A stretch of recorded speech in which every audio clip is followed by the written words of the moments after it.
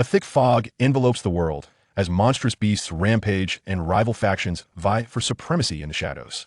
The only path to wielding authority lies in becoming a spirit master and continually advancing one's abilities. On the day of his awakening, Jiang Huan found himself with only an F-rank spirit, the Thousand Blades. While others ridiculed him, he secretly reveled in his fortune.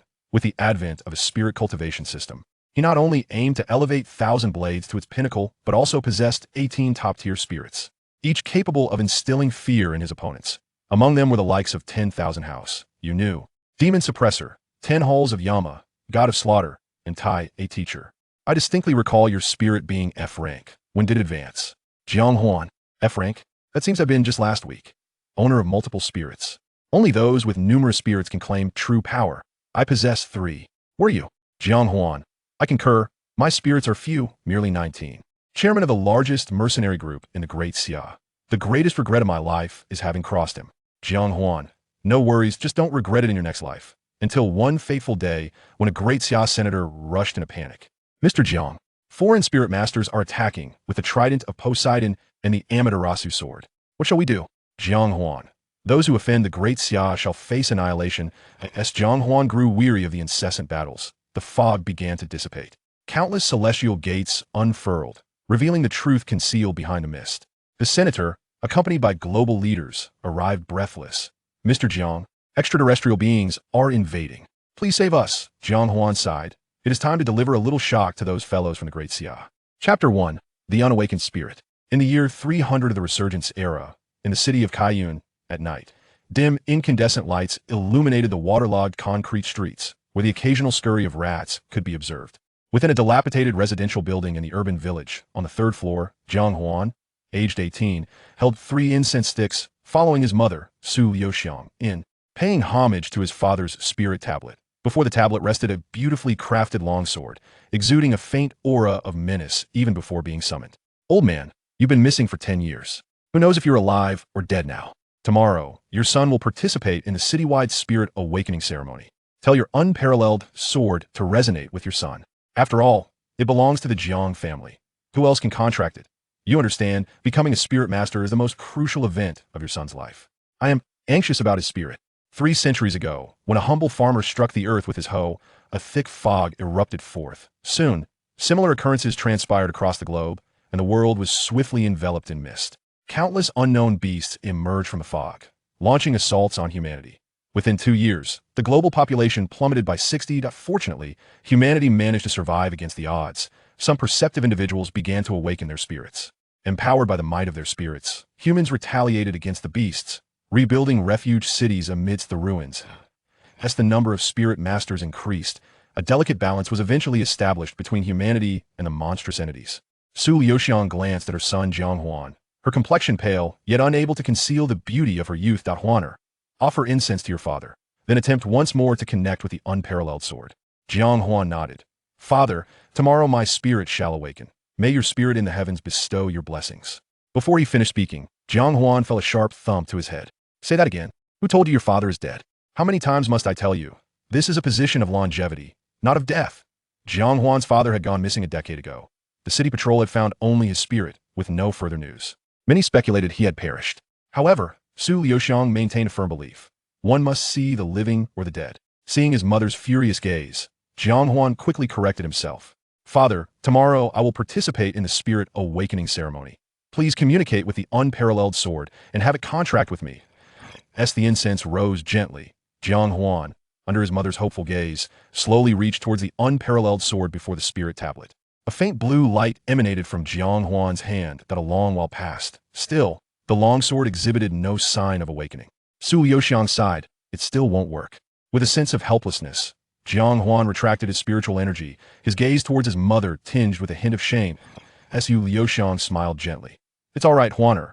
If the spirit cannot awaken, then it cannot. We will simply work harder in the future. As long as we can live, that is what matters. Following the beast invasion, the human world underwent vast transformations. Many professions had to be filled by spirit masters. Ordinary individuals unable to awaken spirits could only resort to arduous, low-paying jobs, leading to a dismal existence. Suddenly, Sun-Illuminating's legs buckled, nearly causing her to fall. Fortunately, Jiang Huan caught her in time. Mother, are you all right? Sun-Illuminating forced a smile. It's an old ailment. You know it well. Just tell me back to my room to rest. 5 years prior, Jiang Huan's mother had inexplicably contracted a strange illness, leaving her frail and prone to sudden bouts of unconsciousness. Doctors could not ascertain a cause. The only remedy was expensive medication to suppress her condition. After ensuring his mother was settled, Jiang Huan intended to return to his room. However, Su Liuxiang grasped his arm. Huaner, I do not expect you to become exceptional. I just hope you won't burden yourself too much. Jiang Huan nodded, remaining until he saw Su Liuxiang drift into a deep sleep before quietly returning to his chamber. Lying on his bed, Jiang Huan placed his hands behind his head, crossing his legs, and stared at the moths fluttering around the incandescent light, lost in thought. After a moment, he reached out towards the light, a soft blue glow gradually appearing in his palm. A rusted, blood-stained broken blade manifested within his grasp. The blade was less than a foot long, its surface marred with cracks, as if it might shatter like glass with the slightest pressure. He silently urged the spiritual energy within him, continuously infusing it into the broken blade. However, after a few moments, he found he could no longer channel any more energy into it. He sighed deeply. This spirit still won't resonate. After tomorrow's awakening ceremony, it seems I shall lose my status as a student. For a time, Jiang Huan fell into silence.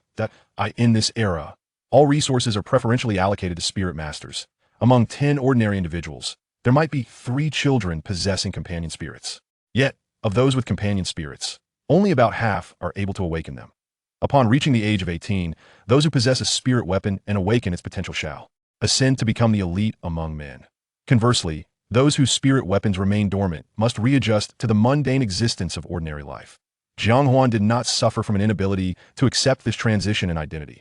Rather, he was simply plagued by a sense of vexation. If he were to truly become an ordinary person, how would he manage to cover the exorbitant medical expenses for his mother? If only the peerless sword were my spirit weapon, at least my mother's medical costs would no longer be a concern. Spirit weapons range from F grade to SSS grade, corresponding to the ranks of spirit masters from the 1st to the 9th tier. The higher the grade of the spirit weapon, the more elevated the spirit master, and consequently, the greater the benefits they may enjoy. It is said that beyond the SSS grade, there exist even more potent spirit weapons, yet none have been witnessed in the last 3 centuries. The peerless sword, left behind by Jiang Huan's father, is classified as an A-grade spirit weapon. Even an ordinary individual, should fortune favor them with a contract with such a weapon, could soar to unprecedented heights and embark upon a remarkable journey. However, it was abundantly clear that Jiang Huan was not the fated one. His thoughts grew increasingly tumultuous. He pondered relentlessly, uncertain of how to procure funds for his mother's medication should he become an ordinary person. Why am I not a high-grade spirit weapon wielder? Why, despite possessing a spirit weapon, can I not awaken it? Father, tell me, what am I to do? Detecting eligible host, binding spirit weapon cultivation system. Please hold on. A sudden, chilling mechanical voice echoed in Jiang Huan's ears that he jolted upright, his expression one of vigilance. Oh no, could my father truly have come? System binding successful. Jiang Huan sprang to his feet, scanning his cramped room with urgency. Dad, you must be joking. You are my actual father, detecting host spirit weapon. Please wait. The familiar voice resonated once more. At this moment, Jiang Huan finally discerned that this voice seemed to emanate from deep within his mind. A host spirit weapon detected as 1,000 blades. Mission triggered. Please participate in the spirit weapon awakening ceremony. Upon completion of the mission, the host will receive a random reward. Chapter 2. The Awakening of 1,000 Blades. As the morning light cascaded down, the athletic field of 3rd High School in colorful Cloud City came alive. Students from 15 classes in their final year formed 3 vertical lines, whispering among themselves about the unfolding events ahead. At the forefront of each line stood a sophisticated instrument. As each student approached, their weapon spirit would awaken, manifesting a spectral form. Whether humanoid or beastly, the higher the level, the more resplendent the radiance. Beside each device, a teacher diligently recorded the data following each student's awakening. Zhao Ming, wielding the weapon spirit cleaver, successfully awakened at E grade. Qian San, with the weapon spirit crossbow, also succeeded at E grade. Xiang Wenrui, with the weapon spirit yellow flower red-eyed chicken, faced failure. Meanwhile, Jiang Huan stood quietly in the midst of the line, gazing at a faint blue screen visible only to him. Weapon spirit, 1,000 blades, awakening unfulfilled. Quality, unknown. Effect, unknown. Experience, unknown. Compatibility, unknown. Refinement count, 0. Jiang Huan rested his chin on one hand, murmuring silently. The weapon spirit cultivation system, as its name suggests, should essentially nurture the weapon spirit like a child. If all of this were indeed true, then regardless of how mediocre my awakened spirit may be, it could ultimately achieve commendable quality. With a mere thought, another set of data materialized on the screen before him. Host, Jiang Huan. Level, 0 tier, 3 stars. Experience, 0. Abilities, none. Martial skills, none. Physique, 5. Jiang Huan concentrated again, and the data transformed into a new image. There floated 18 sword boxes bound by a heavy iron chain, rusted yet formidable. Swaying in the endless darkness, Jiang Huan's gaze lingered on each sword box, and he could directly sense the defiance, disdain, or indifference emanating from within. Weapon spirit no. 1 disregards you due to the host's insufficient strength. Weapon spirit number 2 rolled its eyes at you for lacking the will to dominate the world. The host's appearance greatly pleases weapon spirit number 13, which attempts to engage in an all-consuming dual cultivation with you until your demise. Weapon spirit no. 18 feels insulted by your gaze, attempting to break free and rend you limb from limb. Jiang Huan was momentarily at a loss for words. He pondered the reliability of this flawed system. With another flicker of thought, he exited the interface. A refreshing fragrance wafted through the air, accompanied by a melodious voice that reached Jiang Huan's ears. Jiang Huan, do you have confidence? Turning around, he found it was the school belle, Lu Jiyu. Her large eyes sparkled with youthful innocence, her hair cascading like a waterfall, exuding an enchanting fragrance that compelled one to steal another glance. Jiang Huan smiled gently, replying, let fate decide. Lu Jiyu blinked. Are you really that unconfident? Jiang Huan shrugged, about to respond, when a voice from the front of the line interrupted. Jiyu, hurry, come in front of me. The voice belonged to none other than Fang Jia, the wealthy lad from the adjacent class. Lu Jiyu nodded at him, then lightly patted Jiang Huan's shoulder. Jiang Huan, don't be like this. Believe in yourself, you can do it. She then swiftly made her way forward, pausing briefly to turn back and stick out her tongue. Don't tell the teacher I cut in line. Her playful demeanor touched Jiang Huan. As she approached Fang Jia, Jiang Huan noticed a fleeting look of disdain in Fang Jia's eyes, as if to say, with a dull knife and a feeble frame, what do you think you can compete with me? The awakening of the weapon spirits continued. Before long, it was Lu Jiyu's turn. The entire audience fell into a hushed silence, all eager to discover what kind of weapon spirit the genius girl from class 3 could awaken. She gently raised her hand, and a blood-red rose materialized within it. As her spiritual energy surged, her hair danced without wind, and a powerful aura radiated from her weapon spirit. In an instant, a spectral figure emerged from the crimson rose, her gaze fierce, adorned in splendid armor, wielding an elegant long sword. Lu Jiyu, A-grade weapon spirit rose sword knight. Successful awakening. The crowd erupted into a frenzy. An A-grade weapon spirit was indeed a rare gem. Perhaps fewer than 10 existed in all of colorful Cloud City. Moreover, the Lu family was a prominent power in the city, and with dedicated training, this A-grade spirit could eventually surpass S-grade, or even reach SS grade. A flicker of envy crossed Jiang Huan's eyes. Yet, he quickly regained his composure. There was no need to envy others. I shall forge my own path to the heavens. After a moment of astonishment, another wave of gasps rippled through the crowd. Fang Jia, B-grade weapon spirit serpent man, successfully awakened. While the rarity of a B-grade weapon spirit may not match that of an A-grade, it was nonetheless one of the few in the city. Spirit masters possessing B-grade weapon spirits often became the backbone of various organizations. Jiang Huan glanced towards the testing platform, where Fang Jia's weapon spirit was a massive green blade, accompanied by a robust spectral figure. With a serpent's head and human body, it stood with its arms crossed, flicking its tongue in and out. Fang Jia, standing proudly before the serpent man, wore a smug expression. How unfair.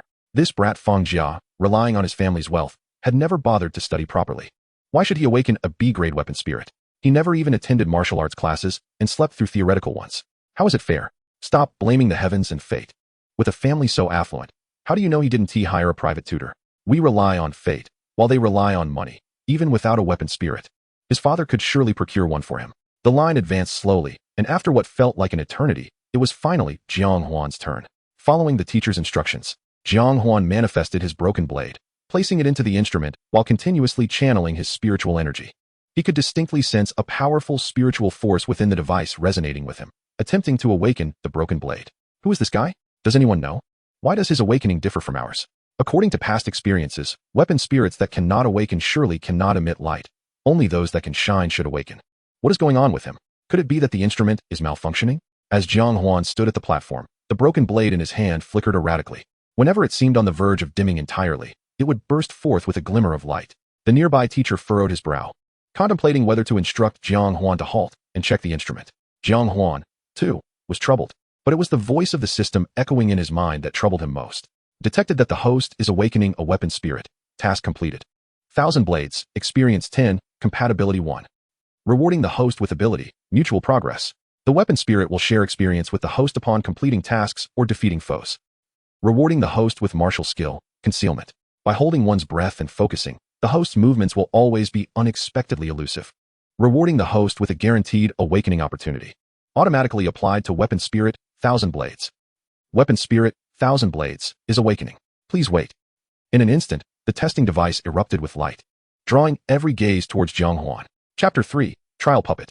Amidst the ruins of a shattered blade, a figure clad in coarse linen material emerged before the crowd.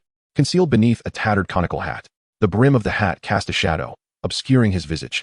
Yet his deep-set eyes shone like stars against the backdrop of a nocturnal sky. However, those eyes were marred by bloodshot veins, encircled by heavy dark circles, exuding an aura of profound weariness. In his grasp, he clutched a nearly fractured dagger. Jiang Huan, F-rank Spirit, 1000 Blades. The awakening was successful. In an instant, a cacophony of hushed murmurs rippled through the throng. Such a commotion led me to believe that another C-rank or higher spirit had awakened. Let us not be so dismissive. At least it was a successful awakening, which comes with some monthly subsidies. What use is an F-rank spirit? Is it to serve as cannon fodder in the thick fog? Ha ha ha. In terms of rarity, F-ranks are as scarce as those above S-rank. Jiang Huan disregarded the cold mockery behind him. At this moment, his heart swelled with excitement, for he had confirmed the system's genuine utility. According to his understanding of the system, while others sought strength through incessant cultivation of spiritual energy, refining themselves and their spirits, or through monetary investment and medicinal enhancements, he had only two means to grow stronger: completing tasks and vanquishing foes. Given sufficient time, he could even ascend to become the most formidable spirit master in human history. As he perused the system panel, a hand suddenly clapped upon his shoulder. Hey, Jiang Huan. Congratulations. Turning to see Lu Yue, he replied, Congratulations for what? It's merely F-rank. It should be I congratulating you, the A-rank prodigy. Lu Yue playfully punched his chest. If you keep teasing me, I shan't speak to you. After a brief pause, her expression turned grave as she said, Jiang Huan, you must strive harder. In 2 months, during the campus recruitment, your spirit's quality must reach at least E-rank for any company or organization to consider hiring you. In this new era, all students reaching 18 would directly enter society, for indeed, the education system offered scant knowledge. Jiang Huan smiled. It's fine. Worst case, I'll spend my life in this cloud city. With your spirit quality, you should be able to secure a good position, right? Lu Yue shot him an exasperated glance, but nodded nonetheless. Joining the Yi family should be feasible, though I aspire to be part of their core team. Jiang Huan was taken aback, realizing for the first time that this pure-hearted campus beauty harbored such lofty ambitions.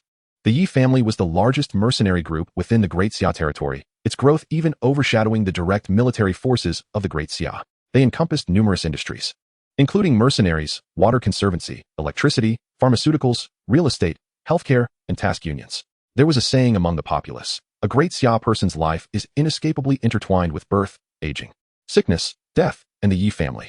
Their core team comprised 12 elite members, the backbone of the Yi family. Each member admitted to the core team was a paragon among paragons. Jiang Huan smiled faintly. Go for it. You can undoubtedly achieve it. The two exchanged banter, oblivious to the envious glances from Fang Jia within the crowd. Suddenly, a commotion erupted. A peculiar throng of 40 to 50 figures descended upon the students from all directions, trailing a foul stench. What in the world is that? So many of them. Monsters. They're second-tier ghost-masked beasts. How did they get into the city? Quickly. Call the city patrol. Stay calm. Aren't the teachers here? With them protecting us, there's no need to fear. The teachers responsible for maintaining order quickly shielded the students, summoning their respective spirits to confront the encroaching ghost-masked beasts. Yet, inexplicably, the teachers, usually so eloquent, found themselves suppressed by the ghost-masked beasts along with their spirits. Some bolder students, possessing higher-tier spirits, attempted to engage in battle, but these inexperienced individuals were swiftly dispatched by the beasts. The gruesome sight sent the entire athletic field into a frenzy. Teachers, distracted by concern for their students, were also severely injured by the beasts. Meanwhile, confusion reigned in Jiang Huan's mind. According to the textbooks, ghost-masked beasts were nocturnal creatures. How could they appear in broad daylight? Moreover, Cloud City was heavily fortified. Even if monsters infiltrated, there should only be a handful at most. How could so many appear in an instant? Furthermore, while second-tier creatures were formidable, every teacher was a seasoned spirit master with ample combat experience. How could they be so thoroughly overwhelmed by the ghost-masked beasts? Suddenly, a ghost-masked beast lunged toward Jiang Huan and Lu Yue. Lu Yue instinctively shielded Jiang Huan. Jiang Huan, get down. A delicate longsword materialized in her hand, and an ethereal figure emerged behind her, swiftly merging into her form. Her gaze sharpened significantly. Jiang Huan could distinctly sense Lu Yue's aura intensifying dramatically in that instant. Just as she prepared to confront the beast, Fang Jia appeared before her, swinging his large blade to deflect the beast's claws. Yue, these monsters aren't worthy of you stepping in. Then, He cast a condescending glance at Jiang Huan, his disdain utterly transparent. "I want to be like some useless fools who hide behind women." Ignoring him, Lu Jiue whispered to Jiang Huan, "Take care of yourself." She then dashed toward another group of classmates embroiled in a fierce struggle. Task triggered. Please eliminate the trial puppets. In that moment, Jiang Huan comprehended everything. These so-called ghost-masked beasts were merely trial puppets employed by a large organization to train newcomers. If that were the case, the claws wielded by the puppets must be specially designed faux-death training tools, rendering those struck into a feigned state of death. Fang Jia spat at Jiang Huan, "Useless. Stay away from Jiue. The gap between you and us was determined from the moment your spirit awakened." With that, he charged once again at the ghost-masked beasts wielding his large blade. However, a confident smile crept onto Jiang Huan's lips. Since this was merely a trial, the orchestrators must be lurking in the shadows, observing. Their intent was undoubtedly to see who would excel amidst the chaos. As for who was truly the useless one, that would soon be revealed. An ethereal figure surged forth from Thousand Blades, and in the next moment, it melded into Jiang Huan's being. Instantly, he felt his body strengthen and his gaze sharpen. Jiang Huan moved stealthily. Conceal. Activate. He traversed the crowd with swift strides. The fellow students and the advancing ghost-masked beasts seemed utterly oblivious to his presence, allowing him to approach Fang Jia unimpeded. At that moment, Fang Jia was relentlessly swinging his blade, unable to fully vanquish the ghost-masked beast despite holding the upper hand. Gritting his teeth, he channeled all his spiritual energy into his blade and swung down at the ghost-masked beast. Faintly, a giant python with its maw agape could be discerned within the blade. The ghost-masked beast, panicked, rolled aside in an attempt to evade. Yet before it could regain its footing, a jagged dagger, bloodied, pierced through its chest. A chilling notification echoed in Jiang Huan's mind. Having slain a trial puppet. Thousand Blades, Experience 5. Joint progress activated. Host Experience 5. Indeed, these are merely trial puppets. They bear the ghastly visage of the ghost-faced man. Yet their strength is confined to the realm of first-tier demon beasts. Fang Jia roared in fury, "Jiang Huan, what are you doing here causing trouble?" As a member of the city's elite, he was already aware that this was a trial.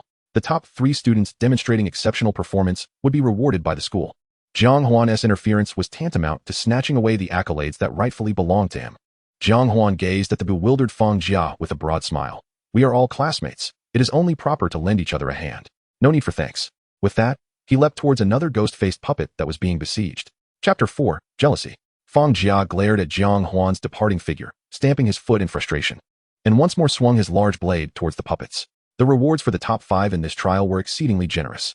The first place would even receive a vial of pure spirit liquid, the quintessential choice for enhancing the compatibility of one's spirit tool. It must be noted that only with sufficiently high compatibility could a spirit master unleash the full potential of their spirit tool. Moreover, in encounters with certain formidable adversaries, a high degree of compatibility could ensure that the spirit tool would not betray its master. To increase his efficiency, Fang Jia directly jumped into the fray with 2 trial puppets, wielding his large blade to take on both at once. The martial techniques he unleashed rendered the puppets unable to counterattack. He seemed to see Jiang Huan's detestable face reflected in the puppet's expression. Die. He seized the moment, aiming his blade at the neck of the left puppet. Just before the blade struck, to his bewilderment, the left puppet collapsed helplessly. A broken dagger protruded conspicuously from its chest. Immediately after, Jiang Huan reappeared before him like a specter, still wearing that insufferable grin. "Hey, Fang Jia, I'm here to help you." Having slain a trial puppet, Thousand Blades, Experience 5. Joint progress activated. Host Experience 5. Fang Jia, in utter shock, maintained the momentum of his large blade, but lost balance due to the sudden absence of resistance. At that moment, another puppet seized the opportunity to strike from behind, its claws swiftly rending his back. A wave of fatigue washed over him, and his eyelids grew heavy, his body involuntarily yearning to lie down. Suddenly, it felt as though he was cradled in someone's arms. "Fang Jia, are you alright?" Through his hazy vision, he saw Jiang Huan's expression of glee. "Hey, you there, catch." With that, Jiang Huan tossed Fang Jia to a safer part of the crowd. Fang Jia felt a sudden sensation of weightlessness, as if he were soaring. Bang! He hit the ground hard. A searing pain surged through him, only to be swiftly overshadowed by the faintness emanating from his wounds. "Jiang Huan, you truly deserve to die." The curses in his heart were unbeknownst to Jiang Huan. At that moment, Jiang Huan plunged the broken dagger into the chest of another demon beast beside him. Having slain a trial puppet, Thousand Blades, Experience 5. Joint progress activated. Host Experience 5. Jiang Huan, listening to the system's notifications ringing in his ears, felt a smile tugging at the corners of his mouth. His dagger danced with increasing fervor, masquerading as he relieved his classmates of their burdens while weaving through the crowd. Having slain a trial puppet, Thousand Blades, Experience 5. Joint progress activated. Host Experience 5. Having slain a trial puppet, Thousand Blades, Experience 10. Joint progress activated. Host experience 10. Having slain a trial puppet. 1,000 blades. Experience 5. Experience sufficient. Would you like to refine your spirit tool? Experience sufficient. Does the host choose to advance? After a considerable time, the entire athletic field was strewn with fallen puppets and students, as well as the school doctors busily attending to the injured. The portly principal slowly ascended the podium, leaning on his cane, his expression devoid of emotion as he surveyed the scene before him. He adjusted his glasses, and only after all had regained consciousness did he slowly begin to speak. Now that you are all awake, please reorganize yourselves according to your respective classes. The crowd looked bewildered but quickly found their teams, standing in their usual positions. What on earth is happening? Was I not just struck down by a demon beast? Why is the principal so composed? Shouldn't I be rushed to the hospital? Am I in hell now? Damn it. Why do I still have to attend school here? Oh no, my browsing history hasn't been deleted. The murmurs of the crowd drew the principal's ire, prompting him to thump his cane heavily, silencing the athletic field in an instant. Everyone, as you can see, you have not perished. What just transpired was merely a practical trial. The so-called ghost-faced men are nothing but trial puppets. At once, the audience erupted in a flurry of hushed discussions, which again provoked the principal to strike his cane. Humph. Silence. How dare you waste time with idle chatter? In 2 months, the school recruitment will commence. Whether it be a large organization like the Yi family or our local mercenary guild, which one does not prioritize your practical abilities? Let me inform you. The majority of these trial puppets have been set by me to possess combat power insufficient even for first tier. They do not even wield martial techniques. Against such opponents, most of you lacked even the courage to retaliate before fainting. Your performance has left me gravely disappointed. At that moment, the vast majority of the students hung their heads in shame. Meanwhile, at the back of Class 6, Jiang Huan stared blankly at the light blue screen before him. Spirit Tool, 1,000 blades. Quality, F. Effect, none. Experience, 103. Compatibility, 25. Refinement count, 0. Experience sufficient. Would you like to refine your spirit tool? To his astonishment, he could refine his spirit tool. If others were to discover this, how envious they would surely be. Every spirit master who successfully awakens a spirit tool can refine it, gradually enhancing its quality and thereby augmenting their own strength. However, refining a spirit tool is no simple feat, let alone the challenge of sourcing the rare materials required. An ordinary individual would need significant financial backing just to procure them. Should a refinement fail, one would have to gather the same materials once more. Should I proceed with the refinement now? Jiang Huan pondered for a moment before dismissing the idea. What if the process were too loud and attracted the attention of the entire school? Jiang Huan then pulled up his interface, which, like that of 1,000 blades, also showed his experience at 103, allowing him to advance as well. The principal's reprimand was drawing to a close. Nevertheless, a few students have shown exceptional performance. As a reward, the school will honor them. I shall now announce the names, and those called should come forward to receive their accolades. He then retrieved a neatly folded piece of paper from his suit and began to read the names aloud. Class 2, Li Ming, B Great Spirit Tool Roaring Tiger, has slain 6 opponents. Reward, 1 board of Gathering Spirit Capsules. Class 11, Zhao Sihai, C Great Spirit Tool Frenzied Nurse, has slain 8 opponents. Reward, 2 boards of Gathering Spirit Capsules. Class 5, Jiang Huan, with an F-grade spirit weapon, 1,000 blades, has vanquished 13 foes, earning a bottle of purifying spirit liquid and a cash reward of 10,000 yuan. Class 5, Lu Yue, with an A-grade spirit weapon, Rose Sword Servant, has slain 15 enemies, receiving a bottle of purifying spirit liquid and a monetary prize of 20,000 yuan. From tomorrow onwards, I urge all subject teachers to bestow extra care upon these students. After all, they are the key to our school's recruitment. In an instant, all eyes gravitated towards Jiang Huan. Among the 5 awardees, even the least distinguished possessed a C-grade spirit weapon, making Jiang Huan's solitary F-grade spirit weapon stand out as peculiarly distinct. How on earth did he accomplish this? When did an F-grade spirit weapon become so formidable? Oh, I recall. When I was battling the puppets, he suddenly rushed out, calling for a finishing blow. Could it be he was aware this was a trial all along? Surely, there cannot be any ulterior motive at play. Is Jiang Huan's family somehow connected with the school leadership? Impossible. I am well aware of his family's circumstances. They are quite impoverished. Perhaps he genuinely intended to assist, and by sheer happenstance, secured the award. Jiang Huan paid little mind to the idle gossip, his heart heavy with frustration. Despite relying on the martial technique, concealment, to seize opportunities, he had only managed to secure second place. It seems the prowess of A-grade spirit weapons is indeed formidable. He must strive to elevate the quality of 1,000 blades swiftly. Hey Jiang Huan, you lucky brat. You owe me a meal today. Lu Yue, standing in the C position, gently tapped Jiang Huan's shoulder, her smile radiant. Jiang Huan nodded and replied with a smile. As you wish. This playful exchange caught the attention of Fang Jia, seated in the back row of Class 5. His expression darkened, fists clenched tightly, nails nearly piercing his flesh. Before he fainted, he had only defeated 2 puppets. The memory of Jiang Huan consistently thwarting his efforts haunted him. Damn it. That rascal Jiang Huan. He must have done it on purpose. All those rewards rightfully belong to me. The person standing beside Yue should have been me. Chapter 5. A new life. As the blood-red sun sank in the west, elongating shadows, Jiang Huan sat cross-legged on the floor of his bedroom. With a thought, the spirit weapon, Thousand Blades, materialized in his hand. Its blade bore numerous jagged cracks and stains of rust. The hilt, constructed from an unknown material, was also tainted with dust and dried blood. Furrowing his brow, Jiang Huan scrutinized his spirit weapon. Why does it always feel as if my spirit weapon is secondhand? This was not his first inspection of Thousand Blades, yet to his knowledge, even other F-grade spirit weapons did not appear as dilapidated as his. Hey, Thousand Blades, shouldn't you show yourself? As the words fell, the ethereal image of a man wearing a straw hat and coarse linen robes slowly emerged from the broken blade. As before, his eyes were filled with exhaustion, and Jiang Huan could even sense a hint of indifference within them, not just a detachment from him as a spirit master, but a broader indifference towards life itself. It seems the bond is ultimately somewhat lacking. Jiang Huan retrieved a plastic basin he had prepared earlier, filled with half a basin of clear water and seemingly other materials. After exchanging a brief glance with Thousand Blades, the figure vanished back into the broken blade. Jiang Huan gently placed the broken blade into the basin and extracted the purifying spirit liquid rewarded by the school. This was a system function Jiang Huan had unexpectedly discovered. The space containing 18 sword cases could easily serve as a storage space. The pale blue liquid flowed slowly into the basin, and after a moment, gentle waves of energy began to penetrate the broken blade. The residual blood and rust on the blade gradually loosened and fell away. Jiang Huan could distinctly perceive that Thousand Blades was receiving nourishment, and the relationship between them was gradually strengthening. Spirit weapon, Thousand Blades, is being nourished, bond level, 1. Spirit weapon, Thousand Blades, is being nourished, bond level, 1.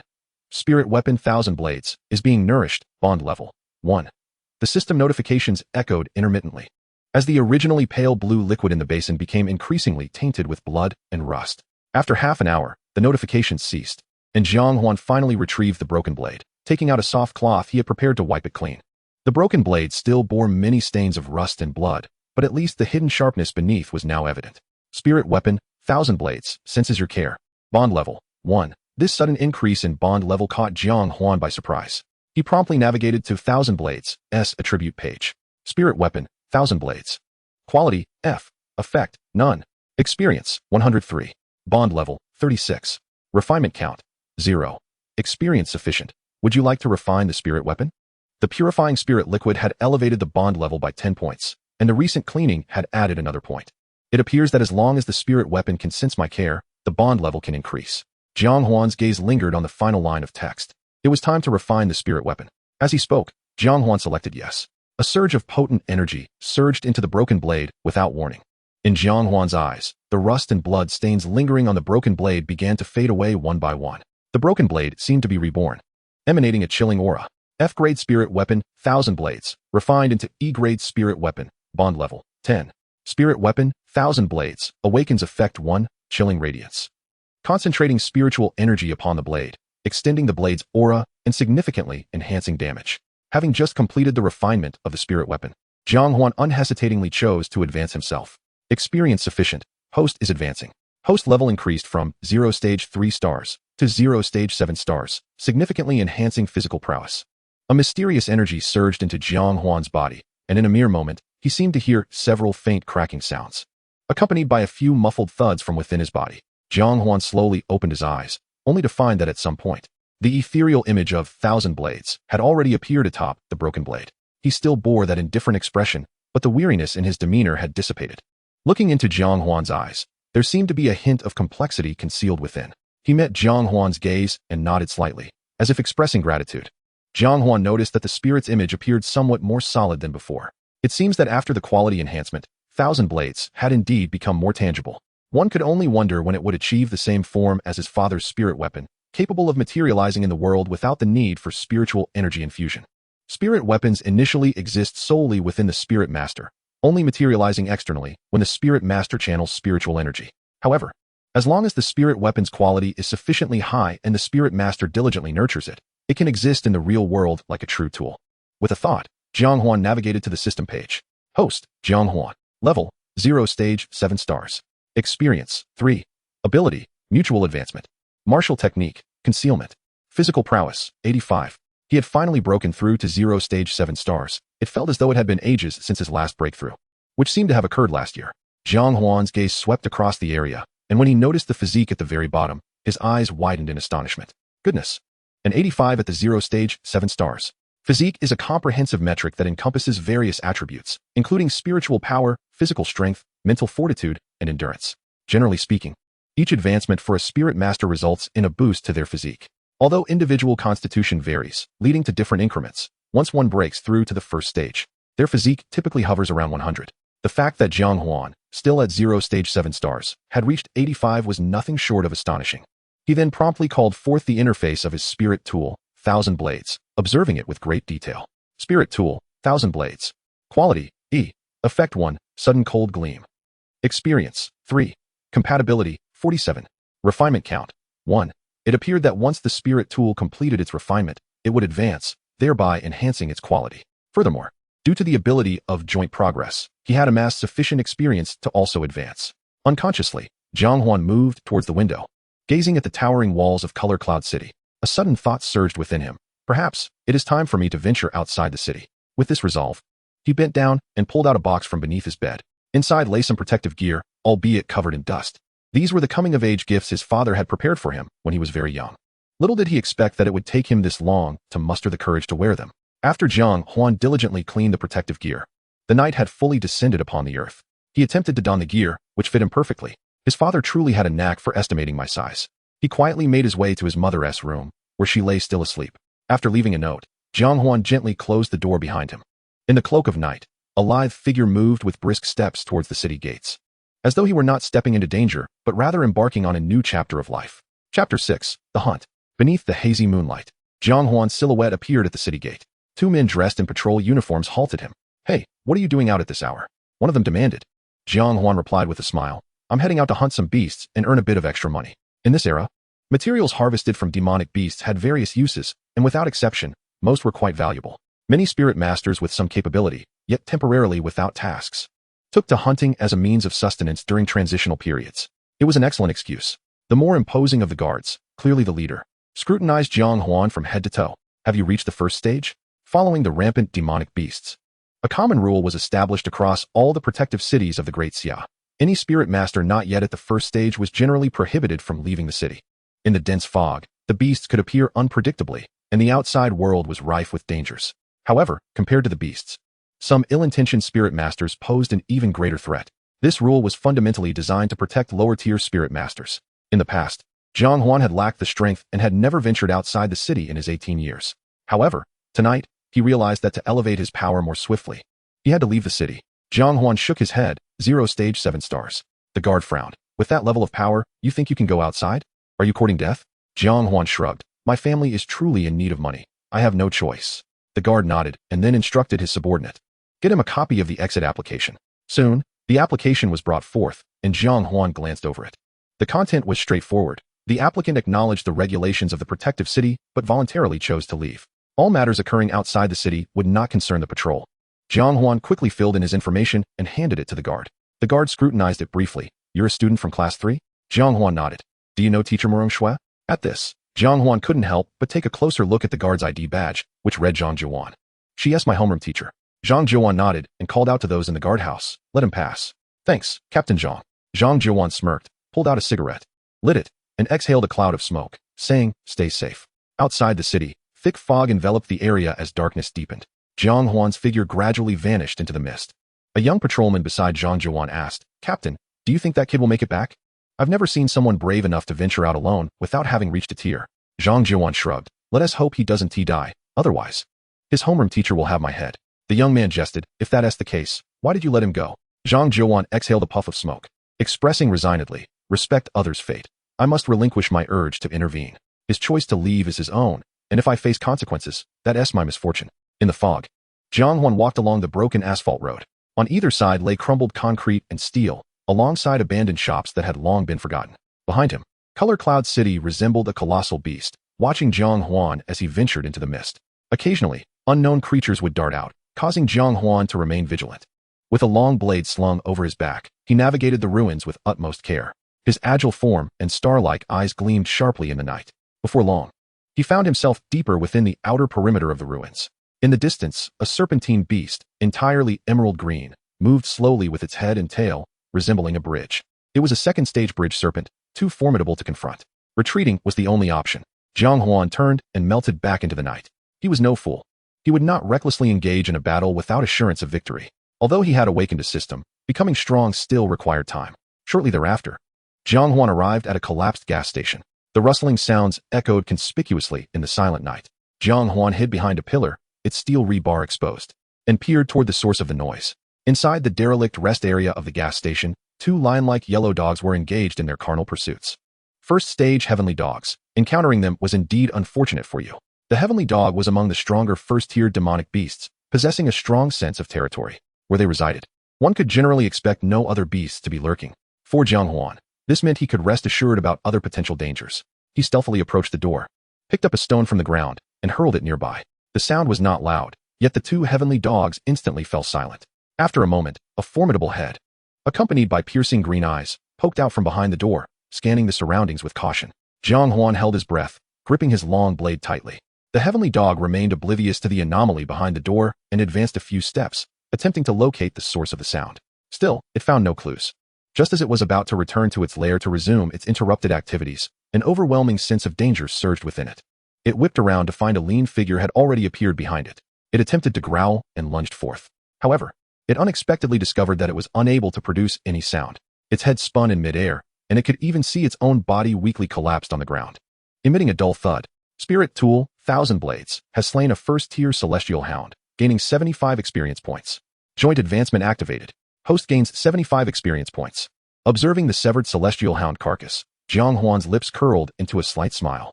He glanced back at the lounge behind him, once more concealing himself by the door. The pungent scent of the deceased celestial hound permeated the air, and Jiang Huan was convinced that his mate hidden inside would soon emerge. After a moment, Jiang Huan's brows involuntarily knitted together. What was happening? Why hadn't it come out yet? A wave of intense unease enveloped Jiang Huan's heart. The heightened tension made his senses particularly acute. It felt as though something was lunging towards him from behind. Without hesitation, Jiang Huan rolled to the side. A figure, slightly more frail than the previous one, pounced where Jiang Huan had just been. It bared its teeth, eyes gleaming with malice. Its grotesque face seemingly eager to shred the intruder before it to pieces. Before Jiang Huan could rise, it lunged at him once more. Clang! The fetid fangs collided with Jiang Huan's long blade. He attempted to withdraw his weapon, but the celestial hound's immense biting force rendered him unable to do so. Thus, Jiang Huan relinquished his grip and delivered a powerful kick to its abdomen. Thousand Blades, propelled by the force of the celestial hound's body, flew backward in an instant. Simultaneously, he advanced. As Thousand Blades neared the ground, it seemed to possess a will of its own. A fleeting shadow flickered, and Thousand Blades returned to Jiang Huan's hand. Thank you, Thousand Blades. At the moment the celestial hound landed, Jiang Huan positioned himself atop it. Thud! Thousand Blades accurately pierced its neck, dark crimson blood gushing forth. The celestial hound's struggles intensified as it opened its mouth in a futile attempt to bite Jiang Huan, its front paws clawing desperately at him, its body writhing violently, nearly tossing Jiang Huan off.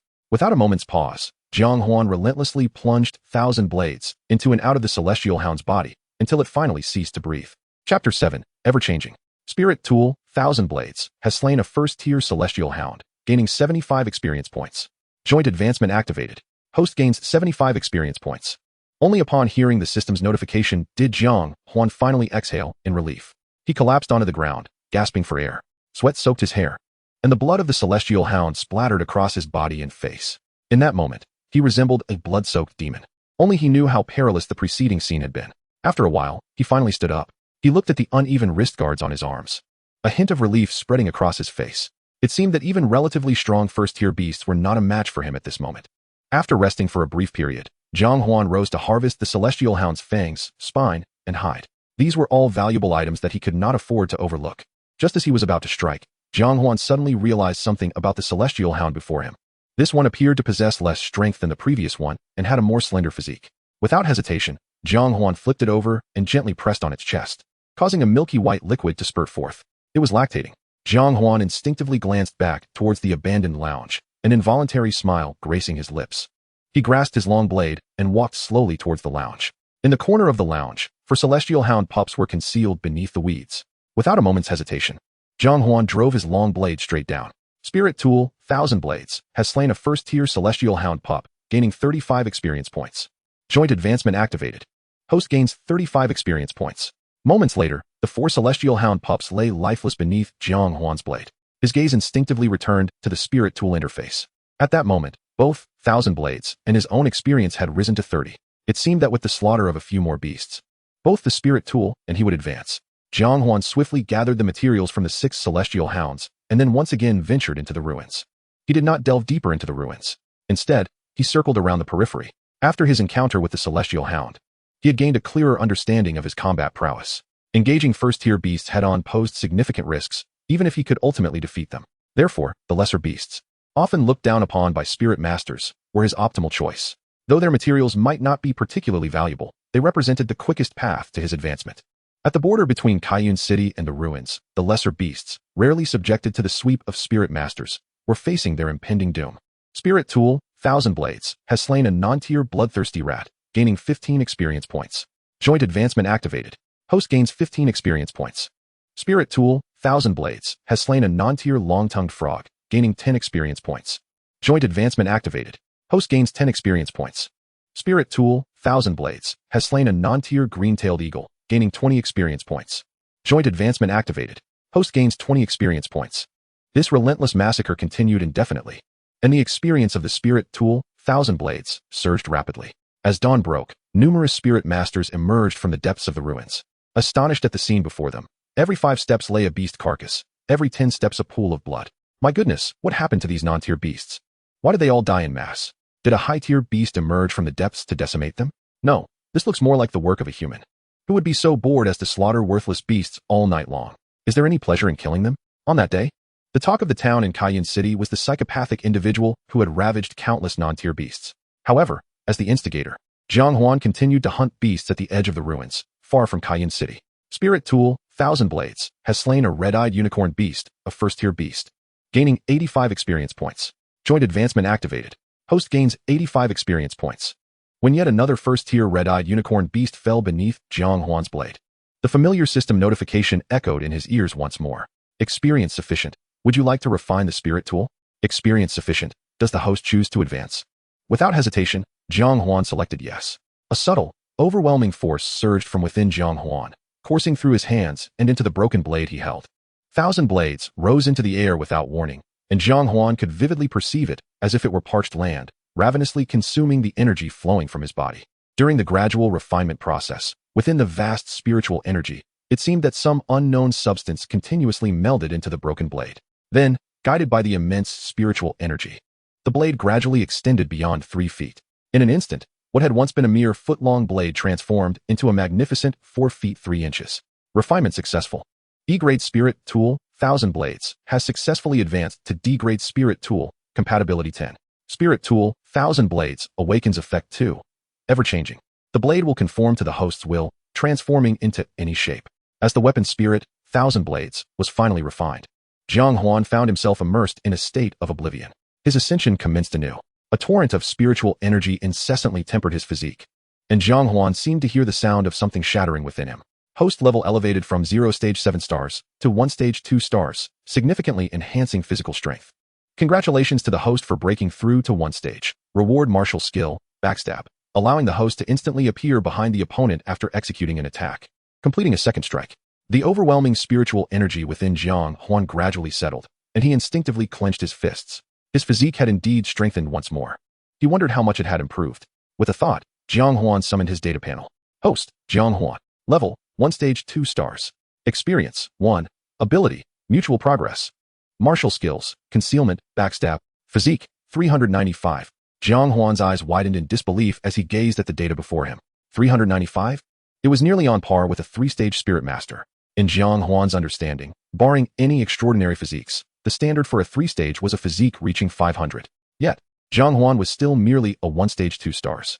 Just yesterday, he had been an ordinary spirit master with a physique of 5. After calming himself, Jiang Huan noticed a faint blue light swirling around him. Perhaps sensing his gaze, the light swiftly approached him. Jiang Huan then discerned that it was indeed his weapon Spirit, Thousand Blades. The transformation of the broken blade was astonishing. The shattered blade had been completely restored, showing not a trace of its former wear. The only unchanged aspect was the myriad cracks adorning the blade, resembling twinkling stars, endowing it with a unique aesthetic. A phantom emerged from the long blade, slowly lifting its gaze. Beneath the dry yellow hat lay a pair of resolute eyes. This time, Jiang Huan clearly saw its face. The weariness that had once marred it was now absent. Though not conventionally handsome, his face was rugged with stubble. The previously solid form now appeared even more substantial. Yet, Jiang Huan sensed a profound aura of the martial world emanating from it. Perhaps it was merely his illusion, but he detected a hint of gratitude in that calm visage. Weapon Spirit, 1,000 Blades. Quality, D. Effect 1, Sudden Cold Gleam. Effect 2, Ever-Changing. Experience, 1. Compatibility, 57. Refinement count, 2. The phantom of 1,000 Blades gradually faded, ultimately returning to the long blade, which then gently settled back into Jiang Huan's hand. This time, he felt a piercing, killing intent emanating from the blade, unrestrained. Jiang Huan's heart surged with an undeniable excitement. This marked the most rapid progress he had made in years. Suddenly, a faint sound of footsteps caught Jiang Huan's attention. His brow furrowed as he swiftly concealed himself within the nearby thicket, holding his breath and peering quietly toward the source of the sound. Chapter 8. The Irritable Teacher. The growth of his physique had sharpened his senses. Jiang Huan unconsciously tightened his grip on the long blade. Before long, 3 one-stage crimson-eyed unicorn demons emerged at the very spot where he had just been.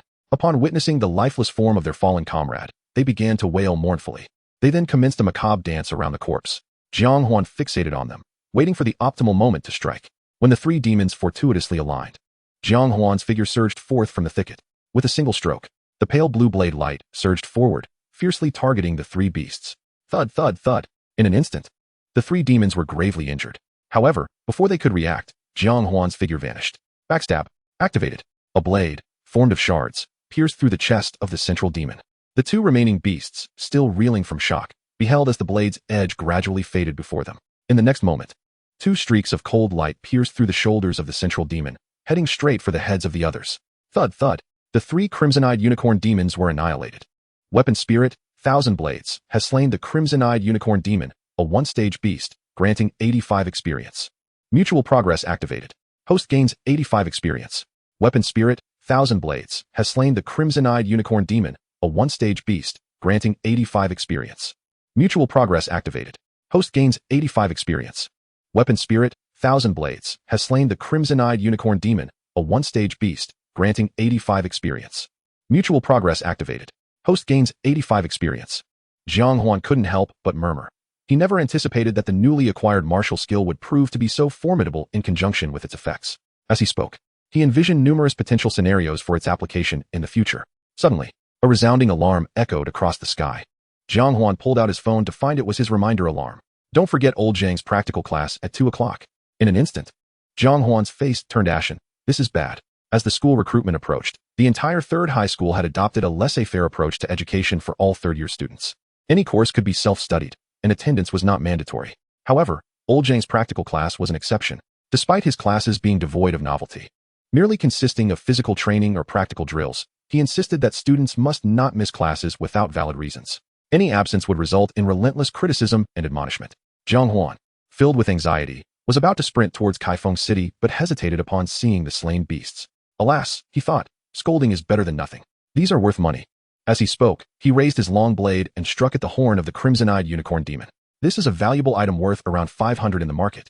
After harvesting all the materials from the 4 crimson-eyed unicorn demons, Jiang Huan finally turned and dashed towards Kaifeng City. Kaifeng City, 3rd High School, Athletic Field. Under the scorching midday sun, over 50 students from Class 6 of the 3rd year were fervently engaging their weapon spirits in practical drills. A middle-aged man, slightly overweight with a receding hairline and glasses, moved among them. His stern gaze scrutinized each student, and his ruler occasionally struck their bodies. Your hands must be straight. Engage your core. Swift, accurate, and ruthless cannot be forgotten. What are you all flabby for? How many times have I said it? Spiritual energy is finite. Every ounce must be allocated to the crucial points of output. Combat is not mere brawling. You cannot just throw punches. You must also think. Analyze your opponent's weaknesses at all times during battle. I know some of your weapon spirits are of high quality, but do not summon them to fight alongside you right away. With your current spiritual energy, how long can you sustain their manifestation? Zhang Yu's voice rang out sharply, and even the most gifted Lu Zhiyue dared not speak up. Her head bowed as she continued to engage her opponent. Bell. The cheerful chime of the bell resonated, as this group of students, who had been tirelessly exerting themselves for 2 consecutive classes, furtively glanced at Zhang Yu. Noticing he showed no intention of concluding the lesson, They could only inwardly sigh and resume their sparring with their opponents. The bell rang once more, and it was only then that Jiang Yu, with great vigor, proclaimed, "Your instructor for the Beast Appreciation class is unwell. The remaining 2 classes will continue with practical training. I have not called for a halt, so keep practicing." The students exchanged glances, aware that, despite their exhaustion, they dared not voice any complaints. Clearly, this was not Jiang Yu's first time imposing such rigorous demands. "All of you, muster some spirit. You look like a bunch of bedraggled chickens. I tell you, after the school recruitment, many of you will face real combat. Your opponents will not show mercy simply because you are on the brink of exhaustion." Most of the weary students could only force themselves to maintain their spirits and continue training. Jiang Yu scanned the crowd repeatedly, seemingly noticing something. His already stern expression darkened with an additional hint of anger. "Class monitor, where is that rascal Jiang Huan?" The short-haired girl Zhao Yi, who was engaged in a practice match with Lu Yue, could only respond loudly while continuing the sparring. "Teacher Zhang, I do not know." Jiang Yu snorted coldly, choosing not to dwell on Jiang Huan, and after a moment of contemplation, he suddenly bellowed, "Everyone, gather around me." The thoroughly exhausted students collectively sighed in relief. Finally granted a moment of respite. At least today, old Zhang wasn't being excessively harsh. However, the next moment left them dumbfounded. "Everyone, turn left. Jog in place." They exchanged incredulous looks. After 3 consecutive classes of practical training, they were utterly drained. The thought of running again felt nearly life-threatening. A few bold boys mustered the courage to ask, "Teacher Zhang, can we have a break? The strongest among us only has a physique of 280, and we've long exhausted our spiritual energy." Jiang Yu shot him a cold glance. "Want to rest? Fine. Jiang Huan, when you show up. That's when you can rest." Instantly, a wave of indignation surged among the crowd. So, they were being punished all because Jiang Huan had skipped class. "Now, everyone, get running. Otherwise, I won't hesitate to invite your parents to the school for a visit." With no choice, they gritted their teeth and trudged forward. Among the throng, murmurs of curses directed at Jiang Huan began to arise. "That scoundrel Jiang Huan. Why isn't he here for class? Doesn't he know old Zhang's temperament? Perhaps something delayed him. I don't believe that. He probably thinks he is so impressive for placing second in the awakening ceremony. Damn it. Just wait until I meet him. Let us see if I want to deal with him. Include me. I'll join. Hey, look, isn't that Jiang Huan?" The crowd turned their heads to see a lanky figure sprinting toward the athletic field.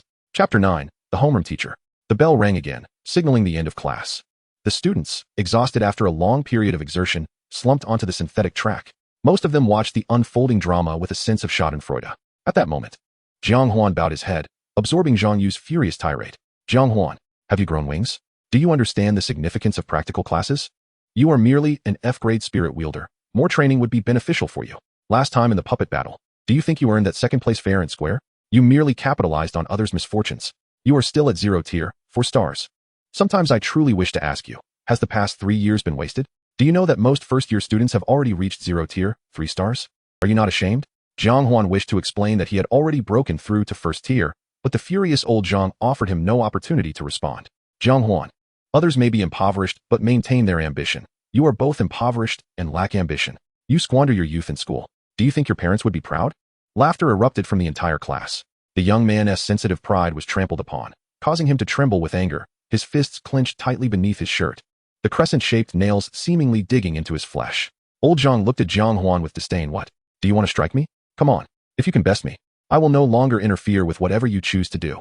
With that statement, the atmosphere in the class reached a fever pitch. "Fight! Fight! Fight! Jiang Huan, don't be cowardly. Teacher Zhang, please don't bully him. There's a nearly 3-tier gap between you. Jiang Huan, a man should not be afraid. At worst, you'll just spend a few days in the hospital." Jiang Yu stood with his hands clasped behind his back, still holding the ruler, his eyes glaring at the room. "Whoever is talking nonsense, step up and practice with me. Anyone capable of teaching at Caillou No. 3 Middle School would at least be a 2-tier, 5-star existence." Moreover, it was said that Jiang Yu was a veteran from the demon-slaying army. If he truly engaged in combat, his aura of lethality would be beyond what these students, who had never truly faced bloodshed, could handle. The room fell silent in an instant, as Jiang Yu regarded Jiang Huan with an icy gaze. Being a soldier, he held the utmost disdain for those who disobey orders. If Jiang Huan had some skill, he wouldn't be so vexed. However, Jiang Huan's abilities were indeed worrisome. Soon, he watched as Jiang Huan's drooped head slowly lifted, and in that moment, he was taken aback. In those clear eyes, he perceived a determination that belied his age. Jiang Huan raised a finger toward Jiang Yu. "Teacher Zhang, I wish to seek your guidance." No one could have anticipated that such words would escape Jiang Huan's lips. Yet, the next instant, the crowd erupted. Is Jiang Huan out of his mind? Daring to confront old Zhang head-on. Wow, this kid is genuinely brave. How many moves do you think Jiang Huan can last against old Zhang?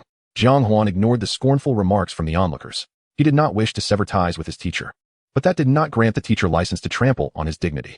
He was uncertain whether he could defeat old Zhang in practical combat, but at the very least, in terms of physique, he far surpassed any two-tier spirit wielder. A crisp system notification echoed in Jiang Huan's mind. The host's display of challenging authority has caught the attention of Spirit Number 9. It has begun to take a slight interest in you. However, at that moment, Jiang Huan was oblivious to the system notification. Zhang Yu stared in astonishment at Jiang Huan, but the next moment, a faint smile graced his lips. Jiang Huan, you've got guts, but do you know who I am? My cultivation may not be the strongest in the demon-slaying army, but among spirit wielders of the same tier, I am undoubtedly the finest. As he spoke, he unfastened 2 buttons at his collar, revealing glimpses of terrifying scars. I will give you one more chance. Think carefully about whether you wish to challenge me. Jiang Huan met his gaze without fear. I hope Teacher Zhang will be generous in imparting his wisdom. As the tension between the two escalated, a voice as melodious as silver bells echoed through the air. What is happening? ISNT this the Beast Appreciation class. Why are you all still here? A striking figure stepped between Jiang Huan and Zhang Yu, prompting a simultaneous exclamation from the crowd. Teacher Moro. Her cascading golden hair sparkled like a waterfall, and a pair of rimless golden glasses lent her an air of gentle elegance. The newcomer was none other than the homeroom teacher of Class 5, Morong Shui. She flashed a smile at Zhang Yu and said, Teacher Zhang, why are you so irate? Who has provoked you? Zhang Yu let out a cold snort, and Morong Shui immediately turned her gaze towards Jiang Huan in the crowd. You little rascal. Have you troubled Teacher Zhang again? Jiang Huan remained silent. Morong Shui shrugged her shoulders and said with a wry smile, Then I shall take charge, Jiang Huan. You are to run laps until school ends. Zhang Yu's brows furrowed slightly. There was less than half an hour until dismissal. This was hardly a punishment. It was evident that Morong Shui was shielding Jiang Huan. He snorted again and declared, with 100 pounds of weight. Morong Shui nodded slightly at Jiang Huan, who then turned and donned the weighted vest used for training, proceeding to run around the track. He could afford to disregard Zhang Yu's authority, but he certainly could not disrespect Morong Shui. Over the years, he had always remembered the care she had shown him. Zhang Yu fastened his buttons and turned to head toward the office, while Morong Shui clapped her hands and smiled at the others. What are you all standing there for? Hurry back to the classroom.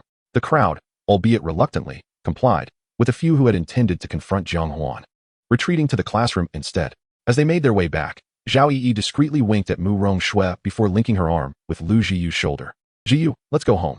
Moments later, Morong Shui returned to her office, only to find Zhang Yu already waiting inside. Teacher Zhang, is there something you need? Zhang Yu nodded. Is this about that girl Zhao Yi seeking you out again? Morong Shui smiled faintly. If I hadn't come, would you have genuinely wanted to reprimand Jiang Huan? Zhang Yu shook his head. Not exactly. I merely wish to teach him a lesson. You know, his aptitude is quite lacking, and if I don't make him face reality, he might squander his entire life. Morong Shui nodded. You're not wrong in saying that. But I have always believed that Jiang Huan is a good kid. Have you considered that he doesn't deliberately arrive late? Zhang Yu looked puzzled. Not deliberately? Morong Shui adjusted her glasses. Teacher Zhang, don't you think that some of the things you say can be rather hurtful in certain contexts? Zhang Yu maintained a serious demeanor. Hurtful? I don't think so. Is a man's psyche really that fragile? Morong Shui refrained from further argument, and instead picked up a pen and paper from her desk, quickly jotting down an address and phone number. Teacher Zhang, I need to inform you of something. One of the directives I received is to covertly assist the Jiang family. Here is Jiang Huan's home address and phone number. If you have time, you might consider visiting him. Zhang Yu took the note, pondered for a moment, and then stood to leave. Just as he neared the door, Morong Shui suddenly called out, Old Zhang, be careful in your dealings. Don't expose yourself. Yi told me that the Yi family has already entered Cayenne City. Zhang Yu turned back to look at Morong Shui. ISNT there's still 2 months until the campus recruitment? Why are the Yi family here so early? Morong Shui shrugged. According to Yi, on the surface, they are contacting the Lu family in an attempt to recruit Lu Zhiyu early. But you know how cunning the Yi family can be. Who knows what schemes they are concocting behind the scenes? Zhang Yu nodded in acknowledgement and then exited Morong Shui's office without looking back. After sitting at her desk for a while, feeling somewhat bored, Morong Shui walked to the corridor and gazed towards the track. Although she wore glasses, they were merely ornamental. Her vision was exceptionally keen, allowing her to see Jiang Huan running with the added weight from a considerable distance.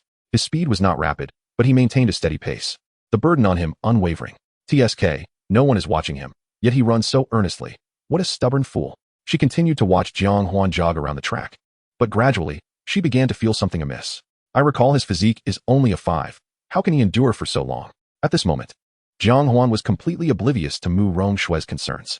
He was lost in his weighted run, sweat streaming down his forehead. It wasn't that he enjoyed running. Rather, each time he completed a lap, a system notification echoed in his mind. The weighted run has triggered the memories of the number 9 spirit. who holds a favorable impression of you. The host's unwavering perseverance against the scorching sun has piqued the interest of the number 9 spirit. The sight of the host gritting his teeth and persisting has sparked even greater curiosity in the number 9 spirit. It desires to know the limits of the host. As Jiang Huan continued his weighted run, a thought crossed his mind, and a large screen materialized before him. 18 sword boxes, bound by thick iron chains, swayed in the boundless void. Jiang Huan could distinctly sense that each spirit confined within the sword boxes harbored different emotions towards him. His gaze was drawn to the 9th sword box. I remember the last time. It seemed to regard me with disdain. This time, it appears less averse. Jiang Huan felt as though a pair of profound eyes were constantly observing him from behind the sword box. System, what is happening? The clear system notification echoed in Jiang Huan's mind. A powerful spirit lies dormant within the sword box. When the host gains the complete recognition of a certain spirit, it will autonomously open the box to welcome the host. It was at this moment that Jiang Huan came to a realization. So system, that iron chain isn't to prevent the spirits from harming me, but to keep me from disturbing them, right? The host is correct. For a moment, Jiang Huan found himself at a loss for words, feeling somewhat manipulated by the system. Ding! The school bell rang, and Jiang Huan removed the weighted vest, wiping the sweat from his face before heading toward the school gate. Previously, he had hurried back to school, leaving a multitude of beast materials unsold in the system space. As he neared the gate, a familiar voice called out to him. Hey, Jiang Huan, wait a moment. Jiang Huan turned to see Lu Jiyu and Zhao Yi approaching him briskly.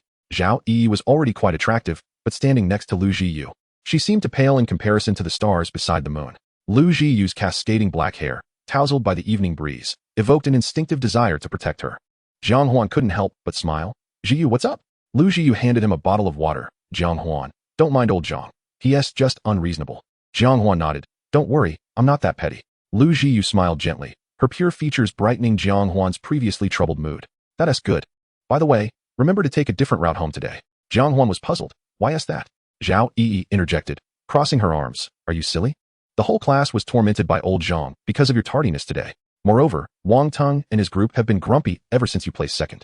Just be cautious on your way home. Lu Jiyu asked with concern. Jiang Huan, why don't we accompany you home? Jiang Huan smiled. No need. You two head home safely. Whether I run into them is still uncertain.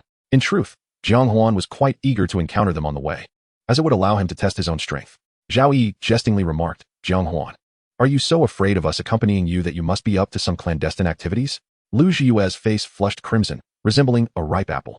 Such audacious banter was something she had never encountered before. Jiang Huan, unwilling to be outdone, retorted, well, the leading lady is you.